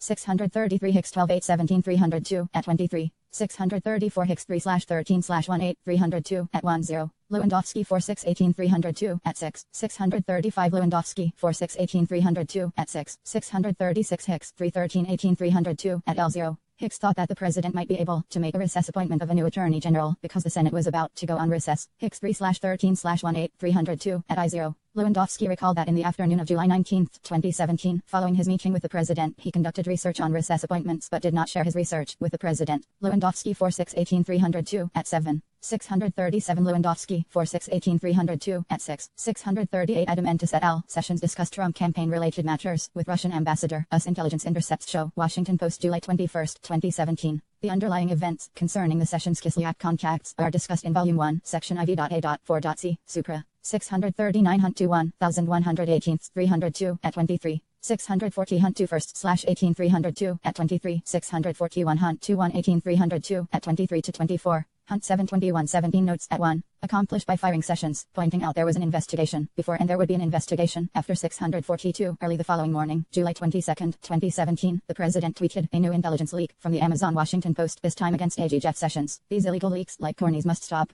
643 approximately 1 hour later, the president tweeted, so many people are asking, why isn't the AG or special counsel looking at the many Hillary Clinton or Corny crimes? 33,000 emails deleted. 644 later that morning, while aboard Marine One on the way to Norfolk, Virginia, the president told Priebus that he had to get Sessions to resign immediately. 645 the president said that the country had lost confidence in Sessions and the negative publicity was not tolerable. 646 according to contemporaneous notes taken by Priebus, the president told Priebus to say that he need left bracket add right bracket a letter of resignation on left bracket his right bracket desk immediately, and that Sessions had no choice but must immediately resign. 647 Priebus replied that if they fired Sessions, they would never get a new attorney general confirmed and that the Department of Justice and Congress would turn their backs on the president, but the president suggested he could make a recess appointment to replace Sessions. 648 Priebus believed that the president's request was a problem, so he called McGahn and asked for advice, explaining that he did not want to pull the trigger on something that was all wrong. 649 Although the president tied his desire for Sessions to resign to Sessions' negative press and poor performance in congressional testimony, Priebus believed that the president's desire to replace Sessions was driven by the president's hatred of Sessions' recusal from the Russia investigation. 650 McGahn told Priebus not to follow the president's order and said they should consult their personal counsel with whom they had attorney-client privilege. 651 McGahn 642 Hunt 2 first slash 18 302 at 23 to 24. Hunt 721 17 notes at 1 to 2. 643 at Real Donald Trump 722 17 6:33 a.m. at tweet. 644 at Real Donald.mp 722 17 7:44 a.m. at tweet. 3 minutes later, the president tweeted, what about all of the Clinton ties to Russia, including Podesta Company, uranium deal, Russian reset, big dollar speeches, etc. At Real Donald Trump 722 17 7:47 a.m. at tweet. 645 Priebus 118 18 302 at 13 to 14. 646 Priebus 1 18 18 302 at 14. Priebus 43 18 302 at 4 to 5. CRP underscore 000073 Priebus 722 17 notes. 647 RP underscore 000073 Priebus 722 17 notes. 648 Priebus 43 18 302 at 5. 649 Priebus 1 18 18 302 at 14. Priebus 4 3 18 302 at 4 to 5. 650 Priebus 4 3 18 302 at 5. 651 RP underscore 000074 Priebus 722 17 notes. McGahn 12 14 17 302 at 11. Priebus 1 18 18 302 at 14. Priebus followed McGahn's advice and called his personal attorney to discuss the president's request because he thought it was the type of thing about which one would need to consult an attorney. Priebus 1 18 18 302 at 14. And Priebus discussed the possibility that they would both have to resign rather than carry out the president's order to fire Sessions. 652 that afternoon, the president followed up with Priebus about demanding Sessions' resignation, using words to the effect of, did you get it? Are you working on it? 653 Priebus said that he believed that his job depended on whether he followed the order to remove Sessions, although the president did not directly say so. 654 even though Priebus did not intend to carry out the president's directive, he told the president he would get Sessions to resign. 655 later in the day, Priebus called the president and explained that it would be a calamity if Sessions resigned because Priebus expected that Rosenstein and Associate Attorney General Rachel Brand would also resign, and the president would be unable to get anyone else confirmed. 656 the president agreed to hold off on demanding Sessions' resignation until after the Sunday shows the next day to prevent the shows from focusing on the firing. 657 by the end of that weekend, Priebus recalled that the president relented and agreed not to ask Sessions to resign. 658 over the next several days, the president tweeted about Sessions. On the morning of Monday, July 24, 2017, the president criticized Sessions for neglecting to investigate Clinton and called him Billy Bird. 659 on July 25, the president tweeted, Attorney General Jeff Sessions has taken a very weak position on Hillary Clinton crimes. Where are emails, &DNC server, &Intel leakers. 660 the following day, July 26, the president tweeted, why didn't AG Sessions replace acting FBI Director Andrew McCabe, a corny friend, who was in charge of Clinton investigation? 661, according to Hunt, in light of the president's frequent public attacks, Sessions prepared another resignation letter and for the rest of the year, carried it with him in his pocket every time he went to the White House. 662 652 McGahn 12 14 17 302 at 11. RP underscore 000074 Priebus 722 17 notes discuss resigning together. 653 Priebus 1 18 18 302 at 14. Priebus 43 18 302 at 4. 654 Priebus 4 3 18 302 at 4. 655 Priebus 1 18 18 302 at 15. 656 Priebus 1 18 18 302 at 15. 657 Priebus L / 18 / 18 302 at 15. 658 Priebus 1 18 18 302 at 15. 659 at Real Donald Trump 7/24/17849 AM at tweet so why aren't the committees and investigators and of course our beleaguered AG looking into crooked hilarious crimes ampersand Russia relations. 660 at Real Donald Trump 7/25/176 at 2 AM at tweet. The president sent another tweet shortly before this one asking where is the investigation AG. At Real Donald Trump 7/25/17603 AM at tweet. 661 at Real Donald Trump 7/26/17948 AM at tweet. 662-2/1/18302 at 24-25 96 U.S. Department of Justice AM6ME /L/6R Cape Metchet //Macon K-Eiffel Material PR6TEETEUFLEERFR Crit 1 P6E Analysis in analyzing the president's efforts to have Lewandowski deliver a message directing Sessions to publicly announce that the special counsel investigation would be confined to future election interference. The following evidence is relevant to the elements of obstruction of justice.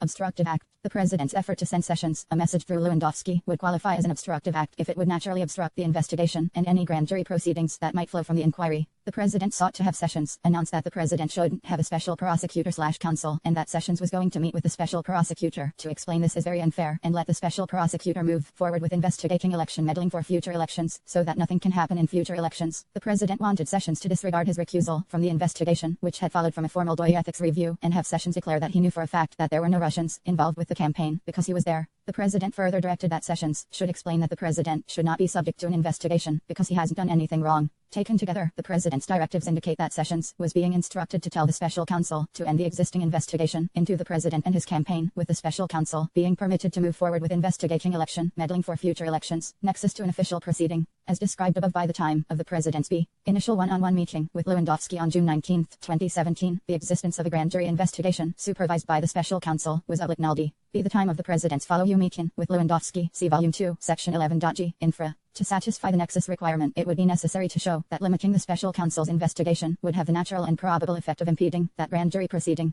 C. Intent. Substantial evidence indicates that the president's effort to have Sessions limit the scope of the special counsel's investigation to future election interference was intended to prevent further investigative scrutiny of the president's and his campaign's conduct. As previously described, see Volume TT, Section II.B. Supra, the president knew that the Russia investigation was focused in part on his campaign, and he perceived allegations of Russian interference to cast doubt on the legitimacy of his election. The president further knew that the investigation had broadened to include his own conduct and whether he had obstructed justice. Those investigations would not proceed if the special counsel's jurisdiction were limited to future election interference only. The timing and circumstances of the president's actions support the conclusion that he sought that result. The president's initial direction that Sessions should limit the special counsel's investigation came just 2 days after the president had ordered McGinn to Tilda Avenue the special counsel removed, which itself followed public reports that the president was personally under investigation for obstruction of justice. The sequence of those events raises an inference that after seeking to terminate the special counsel, the president sought to exclude his and his campaign's conduct from the investigation's scope. The president raised the matter with Lewandowski again on July 19, 2017, just days after emails and information about the June 9, 2016 meeting between Russians and senior campaign officials had been publicly disclosed, generating substantial media coverage and investigative interest. The manner in which the president acted provides additional evidence of his intent. Rather than rely on official channels, the president met with Lewandowski alone in the Oval Office. The president selected a loyal devotee outside the White House to deliver the message, supporting an inference that he was working outside White House channels, including McGinn, who had previously resisted contacting the Department of Justice about the special counsel. The president also did not contact the acting attorney general, who had just testified publicly that there was no cause to remove the special counsel. Instead, the president tried to use Sessions to restrict and redirect the special counsel's investigation when Sessions was recused and could not properly take any action on it. The July 19, 2017 events provide further evidence of the president's intent. The president followed up with Lewandowski in a separate one-on-one meeting 1 month after he first dictated the message for Sessions, demonstrating he still sought to pursue the request, and just hours after Lewandowski assured the president that the message would soon be delivered to Sessions, the president gave an unplanned interview to the New York Times in which he publicly attacked Sessions and raised questions about his job security. 4 days later, on July 22, 2017, the president directed Priebus to obtain Sessions' resignation. That evidence could raise an inference that the president wanted Sessions to realize that his job might be on the line, as he evaluated whether to comply with the president's direction that Sessions publicly announced that notwithstanding his recusal, he was going to confine the special counsel's investigation to future election interference. G. The president's efforts to prevent disclosure of emails about the June 9, 2016 meeting between Russians and senior campaign officials. Overview. By June 2017, the president became aware of emails setting up the June 9, 2016 meeting between senior campaign officials and Russians who offered derogatory information on Hillary Clinton as part of Russia and its government's support for Mr. Trump. On multiple occasions in late June and early July 2017, the president directed aides not to publicly disclose the emails, and he then dictated a statement about the meeting to be issued by Donald Trump Jr., describing the meeting as about adoption. Evidence by the president learns about the existence of emails concerning the June 9, 2016 Trump Tower meeting in mid-June 2017, the same week that the president first asked Lewandowski to pass a message to Sessions senior administration officials became aware of emails exchanged during 98 U.S. Department of Justice AMERIE, work PRMITTET//MASITAI, material pre-T-Feti, Arcrifi. P60, the campaign arranging a meeting between Donald Trump Jr., Paul Manafort, Jared Kushner, and a Russian attorney 663, as described in Volume 1, Section TV.A.5 Supra. The emails stated that the Crown left PROSECUTOR of Russia had offered to provide the Trump campaign with some official documents and information that would incriminate Hillary and her dealings with Russia as part of Russia and its government's support for Mr. Trump. 664 Trump Jr. responded if it's what you say I love it. 665 and he Kushner and Manafort met with the Russian attorney and several other Russian individuals at Trump Tower on June 9, 2016. 666 at the meeting, the Russian attorney claimed that funds derived from illegal activities in Russia were provided to Hillary Clinton and other Democrats, and the Russian attorney then spoke about the Magnitsky Act, a 2012 U.S. statute that imposed financial and travel sanctions on Russian officials and that had resulted in a retaliatory ban in Russia on U.S. adoptions of Russian children. 667, according to written answers submitted by the president in response to questions from this office, the president had no recollection of learning of the meeting or the email setting it up at the time the meeting occurred or at any other time before the election. 668 The Trump campaign had previously received a document request from SSCI that called for the production of various information, including a right bracket list and a description of all meetings between any individual affiliated with the Trump campaign and any individual formally or informally affiliated with the Russian government or Russian business interests, which took place between June 16, 2015 and 12 p.m. on January 20, 2017, and Associated Records. 669 Trump Organization attorneys became aware of the June 9 meeting no later than the first week of June 2017, when they began interviewing the meeting participants, and the Trump Organization attorneys provided the emails setting up the meeting to the president's personal counsel. 670 Mark Corallo, who had been hired as a spokesman for the president's personal legal team, recalled that he learned about the June 9 meeting around June 21 or 22-2017. 671 Priebus recalled learning about the June 9 meeting from Fox News host Sean Hannity in late June 2017. 672 Priebus notified 1663 Hicks 313-18-302 at 1. Raffle 28-18-302 at 2. 664 RG 0000616-316 email Goldstone to Trump Jr. at Donald Trump 7/11/17 a.m. at tweet 665 RG 0000616-316 email Trump Jr. to Goldstone at Donald Trump 7/11/17 L101 a.m. at tweet 666 Samakarnov 7/12/17 at 4. 667 see Volume 1 Section IV.A.5 Supra describing meeting in detail. 668 Written responses of Donald J. Trump November 20, 2018 at 8. Response to question I, parts A through C. The president declined to answer questions about his knowledge of the June 9 meeting or other events after the election. 669 DJTFP_SCO_PDF_0000001-251717 letter SSCI to Donald J. Trump for President Inc. 670 Goldstone 2818-302 at 12. 6217 and 6517 emails Goldstone & Garton. Raffle 2818-302 at 3. Hicks 313-18-302 at 2. 671 Corallo 215-18-302 at 3. 672 Priebus 4/3/18-302 at 7. 99 U.S. Department of Justice ATTEMEY World Predet /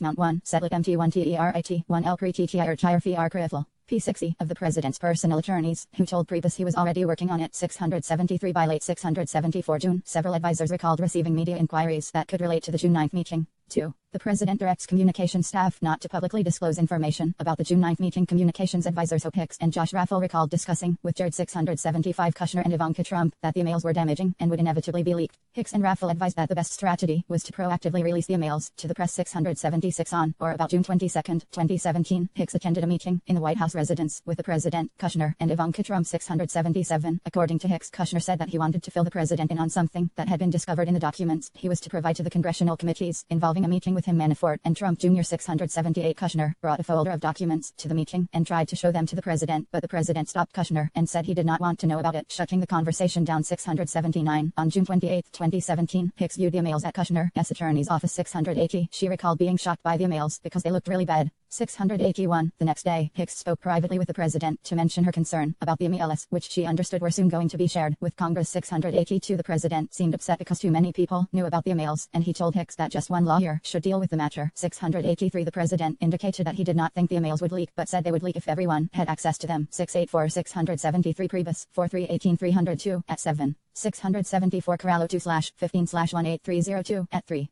Hicks 12/7/17302 at 8. Raffle 2/8/L8 302 at 3. 675 Raffle 2818 302 at 2 to 3. Hicks 313 18 302 at 2. 676 Raffle 2818 302 at 2 to 3 5. Hicks 3/13/L8 302 at 2. Hicks 12/7/17 302 at 8. 677 Hicks 12/7/17 302 at 6 to 7. Hicks 3/13/18 302 at I 678 Hicks 12/7/17 302 at 7. Hicks 313/18 302 at 1. 679 Hicks 12/7/17 302 at 7. Hicks 313/18 302 at I counsel for Ivanka Trump provided an attorney per offer that is consistent with Hicks's account and with the other events involving Ivanka Trump set forth in this section of the report. Kushner said that he did not recall talking to the president at this time about the June 9th meeting or the underlying emails. Kushner 411/18 302 at 30. 680 Hicks 313/18 302 at 1 to 2. 681 Hicks 313/18 302 at 2. 682 Hicks I 27117 302 at 8. 683 Hicks 313/18 302 at 2 to 3. Hicks 12/7/17 302 at 8. 684 Hicks 12/7/L7 302 at 8. Later that day, Hicks, Kushner, and Ivanka Trump went together to talk to the president. 685 Hicks recalled that Kushner told the president the June 9th meeting was not a big deal and was about Russian adoption, but that emails existed setting up the meeting. 686 Hicks said she wanted to get in front of the story and have Trump Jr. release the emails as part of an interview with softball questions. 687 The president said he did not want to know about it and they should not go to the press. 688 Hicks warned the president that the emails were really bad and the story would be massive when it broke, but the president was insistent that he did not want to talk about it and said he did not want details. 689 Hicks recalled that the president asked Kushner when his document production was due. 69 Kushner responded that it would be a couple of weeks and the president said, then leave it alone. 691 Hicks also recalled that the president said Kushner's attorney should give the emails to whomever he needed to give them to, but the president did not think they would be leaked to the press. 692 Raffle later heard from Hicks that the president had directed the group not to be proactive in disclosing the emails because the president believed they would not leak. 693 3. The president directs Trump Jr.'s response to press inquiries about the June 9th meeting. The following week, the president departed on an overseas trip for the G20 summit in Hamburg, Germany, accompanied by Hicks, Raffle, Kushner, and Ivanka Trump, among others. 694 On July 7, 2017, while the president was overseas, Hicks and Raffle learned that the New York Times was working on a story about the June 9th meeting. 695 The next day, Hicks told the president about the story, and he directed her not to comment. 696 Hicks thought the president's reaction was odd, because he usually considered not responding to the press to be the ultimate sin. 697 Later that day, Hicks and the president again spoke about the story. 698 Hicks recalled that the president asked. 685 Hicks 12/7/17 302 at 8. Hicks 3/13/18 302 at 2. 686 Hicks 313/18 302 at 2. Hicks 12/7/17 302 at 9. 687 Hicks 313/18 302 at 2 to 3. 688 Hicks 313/18 302 at 2 to 3. Hicks 12/7/17 302 at 9. 689 Hicks 3/13/18 302 at 3. Hicks 12/7/17 302 at 9. 690 Hicks 3/13/18 302 at 3. 691 Hicks 3/13/18 302 at 3. 692 Hicks 12/7/17302 at 9. 693 Raffle 2/8/18 302 at 5. 694 Raffle 2818 302 at 6. 695 Raffle 2/8/18 302 at 6 to 7. Hicks 3/13/L8 302 at 3. 696 Hicks 12/7/17 302 at N. Hicks 313/18 302 at 3. 697 Hicks 12/7/17 302 at N. 698 Hicks 3/13/I8 302 at 3. Her what the meeting had been about, and she said that she had been told the meeting was about Russian adoption. 699 The president responded, then just say that. 700 On the flight home from the G20 on July 8, 2017, Hicks obtained a draft statement about the meeting to be released by Trump Jr. and brought it to the president. 701 The draft statement began with a reference to the information that was offered by the Russians in setting up the meeting. I was asked to have a meeting by an acquaintance I knew from the 2013 Miss Universe pageant with an individual who I was told might have information helpful to the campaign. 702 Hicks again wanted to disclose the entire story, but the president directed that the statement not be issued because it said too much. 703 The president told Hicks to say only that Trump Jr. took a brief meeting and it was about Russian adoption. 704 After speaking with the president, Hicks texted Trump Jr. a revised statement on the June 9th meeting that read, "It was a short meeting. I asked Jared and Paul to stop by. We discussed a program about the adoption of Russian children that was active and popular with American families years ago and was since ended by the Russian government, but it was not a campaign issue at that time, and there was no follow-up." 705 Hicks's text concluded, "Are you okay with this? Attributed to you."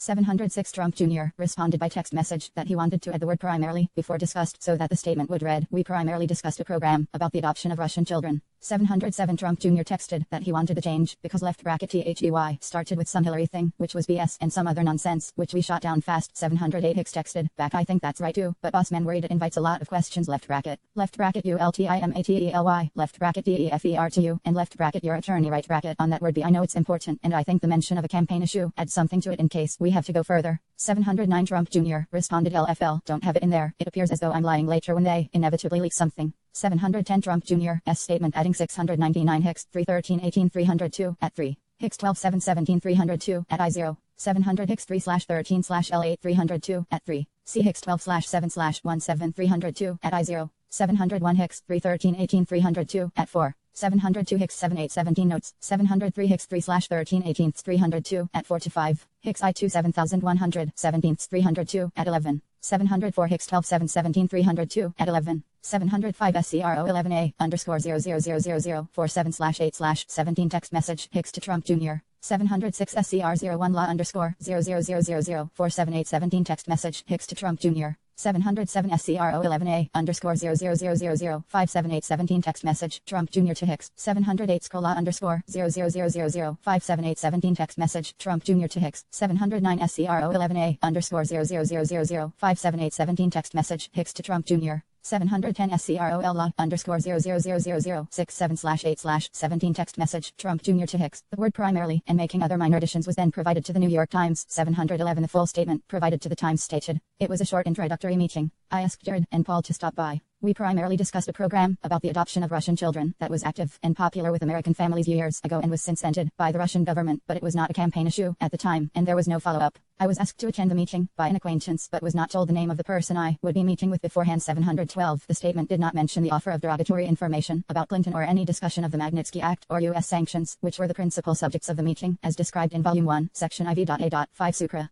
A short while later, while still on Air Force One, Hicks learned that Priebus knew about the emails, which further convinced her that additional information about the June 9th meeting would leak and the White House should be proactive and get in front of the story. 713 Hicks recalled again going to the president to urge him that they should be fully transparent about the June 9th meeting, but he again said no, telling Hicks, "You've given a statement. We are done." 714 Later on the flight home, Hicks went to the president's cabin, where the president was on the phone with one of his personal attorneys. 715 At one point the president handed the phone to Hicks, and the attorney told Hicks that he had been working with Circa News on a separate story, and that she should not talk to the New York Times. 7164 The media reports on the June 9, 2016 meeting before the president's flight home from the G20 landed. The New York Times published its story about the June 9, 2016 meeting. 717 In addition to the statement from Trump Jr., the Times story also quoted a statement from Corallo on behalf of the president's legal team, suggesting that the meeting might have been a setup by individuals working with the firm that produced the Steele reporting. 718 Corallo also worked with Circa News on a story published an hour later. That 711 Hicks 31318 302 at 6. C. Joe Becker et al. Trump team met with lawyer linked to Kremlin during campaign. New York Times July 8, 2017. 712 C. Joe Becker et al. Trump team met with lawyer linked to Kremlin during campaign. New York Times July 8, 2017. 713 Hicks 31318 302 at 6. Raffle 2818 302 at 9 to 10. 714 Hicks 12 7 17 302 at 12. Raffle 2818 302 at 10. 715 Hicks 3/1318 302 at 7. 716 Hicks 3/1318 302 at 7. 717 C. Joe Becker et al. Trump team met with lawyer linked to Kremlin during campaign. New York Times July 8, 2017. Raffle 2/8/18 302 at I0. 718 C. Joe Becker et al. Trump team met with lawyer linked to Kremlin during campaign. New York Times July 8, 2017. Questioned whether Democratic operatives had arranged the June 9th meeting to create the appearance of improper connections between Russia and Trump family members. 719 Hicks was upset about Corallo's public statement and called him that evening to say the president had not approved the statement. 720 The next day, July 9th, 2017, Hicks and the president called Corallo together, and the president criticized Corallo for the statement he had released. 721 Corallo told the president the statement had been authorized, and further observed that Trump Jr.'s statement was inaccurate and that a document existed that would contradict it. 722 Corallo said that he purposely used the term document to refer to the emails setting up the June 9th meeting because he did not know what the president knew about the emails. 723 Corallo recalled that when he referred to the document on the call with the president, Hicks responded that only a few people had access to it and said it will never get out. 724 Corallo took contemporaneous notes of the call that say, also mention existence of doc. Hope says only a few people have it. It will never get out. 725 Hicks later told investigators that she had no memory of making that comment and had always believed the emails would eventually be leaked, but she might have been channeling the president on the phone call because it was clear to her throughout her conversations with the president that he did not think the emails would leak. 726 On July 11, 2017 Trump Jr. posted redacted images of the emails setting up the June 9th meeting on Twitter. The New York Times reported that he did so, (AFTER), being told that the Times was about to publish the content of the emails. 727. Later that day, the media reported that the president had been personally involved in preparing Trump Jr.'s initial statement to the New York Times that had claimed the meeting primarily concerned a program about the adoption of Russian children. 728. Over the next several days, the president's personal counsel repeatedly, and 719, see Donald Trump Jr., gathered members of campaign/or meeting with Russian lawyer before election. Circa News, July 8, 2017. 720 Hicks 3/13/18302 at 8, Corallo 2/15/L8302 at 6 7, 721 Corallo 2/15/18302 at 7, 722 Corallo 2/15/18302 at 7, 723 Corallo 2/15/18302 at 7 to 9, 724 Corallo 2/15/18302 at 8, Corallo 2/15/18302 at 8, Corallo 7917 Notes Sunday 9th, Hope calls W/POTUS online. Corallo said he is I00% confident that Hicks said it will never get out on the call. Corallo 2/15/18302 at 9, 725 726 Hicks 3/13/18302 at 9, 727 at Donald Trump 7/11/17/11:01 a.m. at tweet. Joe Becker et al. Russian dirt on Clinton. I love it, Donald Trump Jr. said. New York Times, July 11, 2017. 728 CEG Peter Baker, ampersand Maggie Haberman, ranker at White House as Russia story, refuses to let the page turn. New York Times, July 11, 2017, reporting that the president signed off on Trump Jr.'s statement. 104 U.S. Department of Justice ATT, 0 RAEY work PR, 0 ATTET/Macy, 0 ATAIA material PR, 0 TEETEA, UAR FR Crivel. P60, 729 after inaccurately denied that the president played any role in drafting Trump Jr.'s statement. Consulting with the president on the issue, White House Press Secretary Sarah Sanders told the media that the president certainly didn't dictate the statement but that he weighed in, offered suggestions like any father would do. 730 Several months later, the president's personal counsel stated in a private communication to the special counsel's office that the president dictated a short but accurate response to the New York Times article on behalf of his son, Donald Trump, Jr. 731 The president later told the press that it was irrelevant whether he dictated the statement and said it's a statement to the New York Times. That's not a statement to a high tribunal of judges. 732 Special Counsel's Office Trump Jr. related to the June 9th meeting and those who attended on July 19, 2017. The president had his follow-up meeting with Lewandowski and then met with reporters for the New York Times. In addition to criticizing Sessions in his Times interview, the president addressed the June 9, 2016 meeting and said he didn't know anything about the meeting at the time. 734 The president added, as I've said most other people, when they call up and say, by the way, we have information on your opponent. I think most politicians, I was just with a lot of people, they said, who would have taken a meeting like that? 735 Analysis. In analyzing the president's actions regarding the disclosure of information about the June 9th meeting, the following evidence is relevant to the elements of obstruction of justice. Obstructive act. On at least 3 occasions between June 29, 2017 and July 9, 2017, the president directed Hicks and others not to publicly disclose information about the June 729 CEG. David Wright, Trump lawyer. President was aware of nothing. CNN, July 12, 2017, quoting the president's personal attorney as saying, I wasn't involved in the statement drafting at all, nor was the president. See also Good Morning America, ABC, July 12, 2017. The president didn't sign off on anything. The president wasn't involved in that. Meet the Press, NBC, July 16, 2017. I do want to be clear, the president was not involved in the drafting of the statement. 730 Sarah Sanders, White House Daily Briefing, C-SPA, August 1, 2017. Sanders 7/3/18/302 at 9. The president told Sanders he weighed in as any father would and knew she intended to tell the press what he said. 731 1/29/18 Fletcher, President's personal counsel to special counsel's office at 18. 732 Remarks by President Trump in press gaggle June 15, 2018. 733 734 Peter Baker et al. Excerpts from the Times' interview with Trump. New York Times, July 19, 2017. 735 Peter Baker et al. Excerpts from the Times' interview with Trump. New York Times, July 19, 2017. 105 U.S. Department of Justice Atari Work Pratt /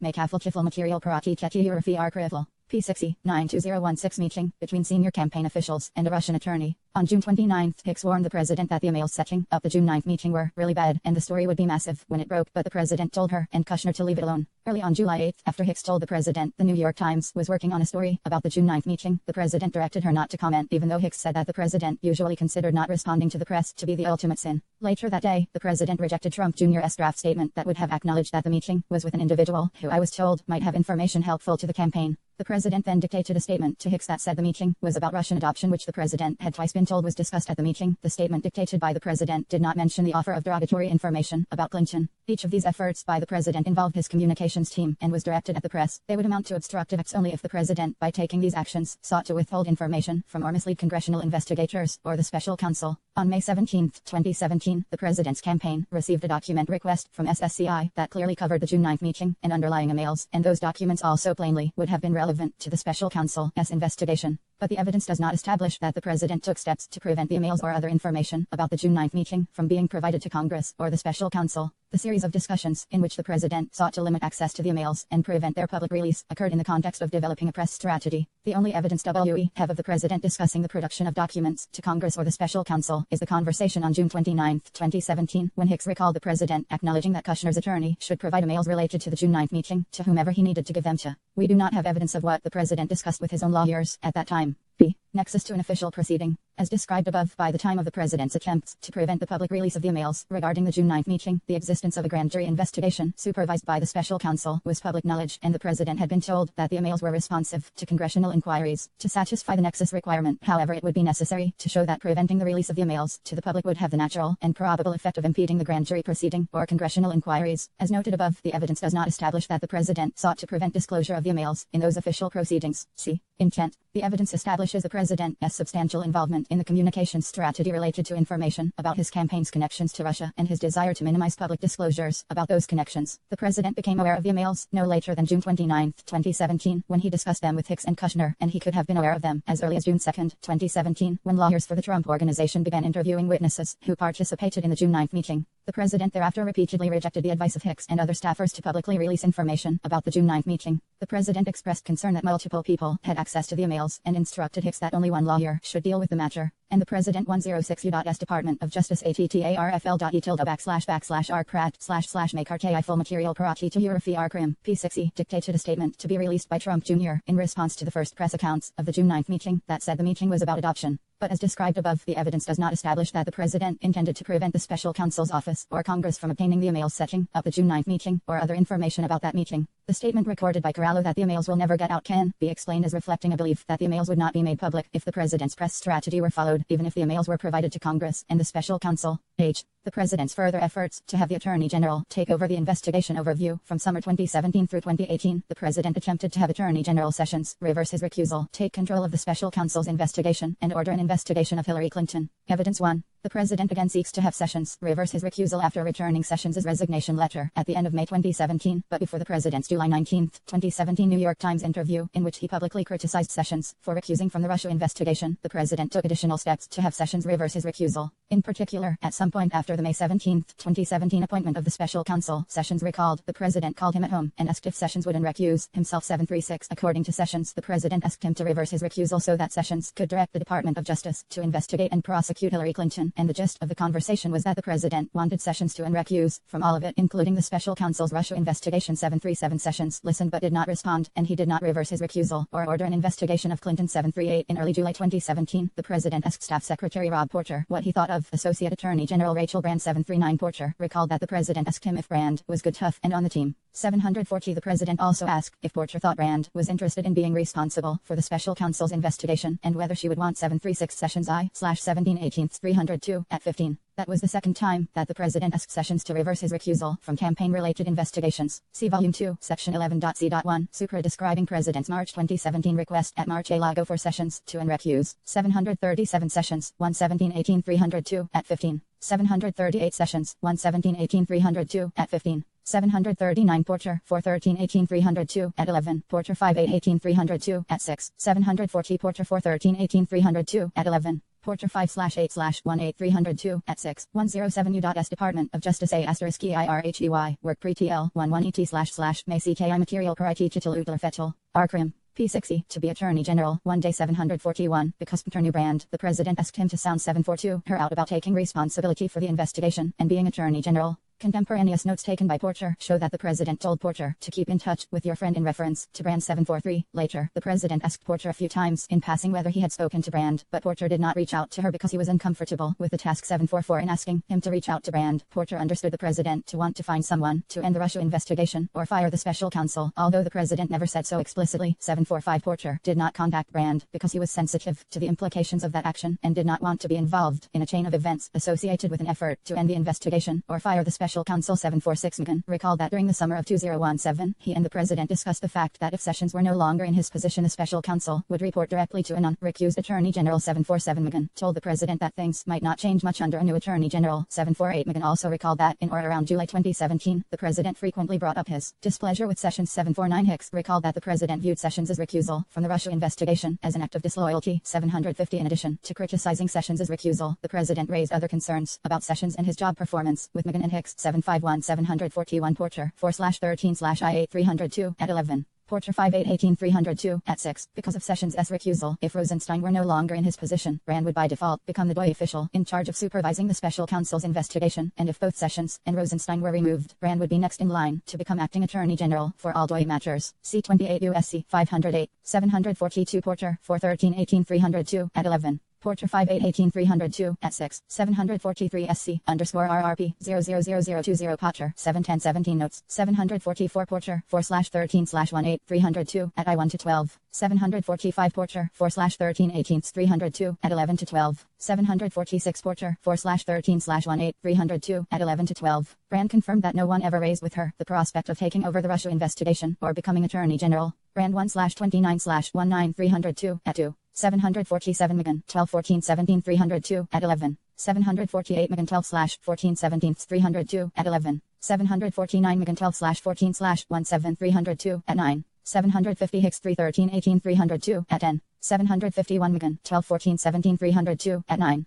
Hicks 3/13/L8 302 at 10. 108 U.S. Department of Justice at Airful Work Pretitet / Mukafel Chifel Mutratil PT1 ATEETETIUFLTIER Fetchy RCT1IM P60 2. Additional efforts to have Sessions and recuse or direct investigations covered by his recusal. Later in 2017, the president continued to urge Sessions to reverse his recusal from campaign-related investigations and considered replacing Sessions with an attorney general who would not be recused. On October 16, 2017, the president met privately with Sessions and said that the Department of Justice was not investigating individuals and events that the president thought the department should be investigating. 752. According to contemporaneous notes taken by Porter, who was at the meeting, the president mentioned Clinton's emails and said, "Don, T have to tell us, just take left bracket right bracket look." 753 Sessions did not offer any assurances or promises to the president that the Department of Justice would comply with that request. 754 2 days later, on October 18, 2017, the president tweeted, "While FBI confirms report that James Corney drafted letter exonerating crooked Hillary Clinton long before investigation was complete. Many people not interviewed, including Clinton herself. Corney stated under oath that he didn't do this. Obviously a fix. Where is Justice Deck?"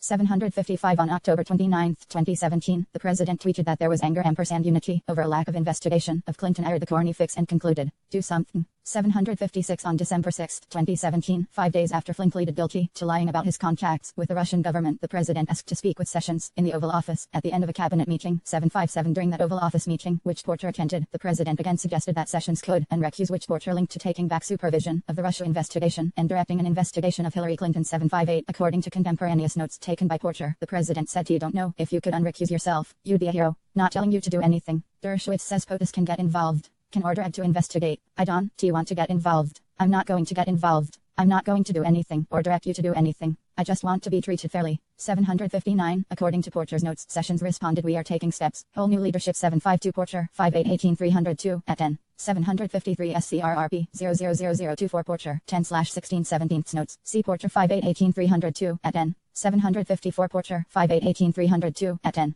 755 at Real Donald Trump 10/18/17621 AM at tweet. At Real Donald Trump 10/18/17/627 AM at tweet. 756 at Real Donald Trump 10/29/17953 AM at tweet. At Real Donald Trump 10/29/171002 AM at tweet. At READONALDTRUMP 10/29/1710 17 AM at tweet. 757 Porter 4/13/18 302 at 5 to 6. CSC _RRP 000031 Porter 12/6/17 notes. 12:45 p.m. with the President, General Kelly, and Sessions, who I pulled in after the cabinet meeting. SC _RRP 000033 Porter 12/6/17 notes. Post cabinet meeting, POTUS asked me to get accessions, asked me to stay. Also cost Kelly. 758 Porter 5818 302 at 12. Porter 4/13/L8 302 at 5 to 6. 759 SC _RRP 000033 Porter 12/6/17 notes. See Porter 4/13/18 302 at 6. Porter 5818 302 at 12. 109 U.S. Department of Justice Audit Work PR0UUET//MASI 0NTAIN Matritil PR0TEETEE under FIAR Crit 1. P60 Team Professionals will operate according to the law. 760 Sessions also said, I never saw anything that was improper, which Porcher thought was noteworthy, because it did not fit with the previous discussion about Clinton. 761 Porcher understood Sessions to be reassuring the president that he was on the president's team. 762 At the end of December, the president told the New York Times it was too bad that Sessions had recused himself from the Russia investigation. 763 When asked whether Holder had been a more loyal attorney general to President Obama than Sessions was to him, the president said, I don't want to get into loyalty, but I will tell you that, I will say this, Holder protected President Obama. Totally protected him when you look at the things that they did, and Holder protected the president, and have great respect for that, I'll be honest. 764 Later in January, the president brought up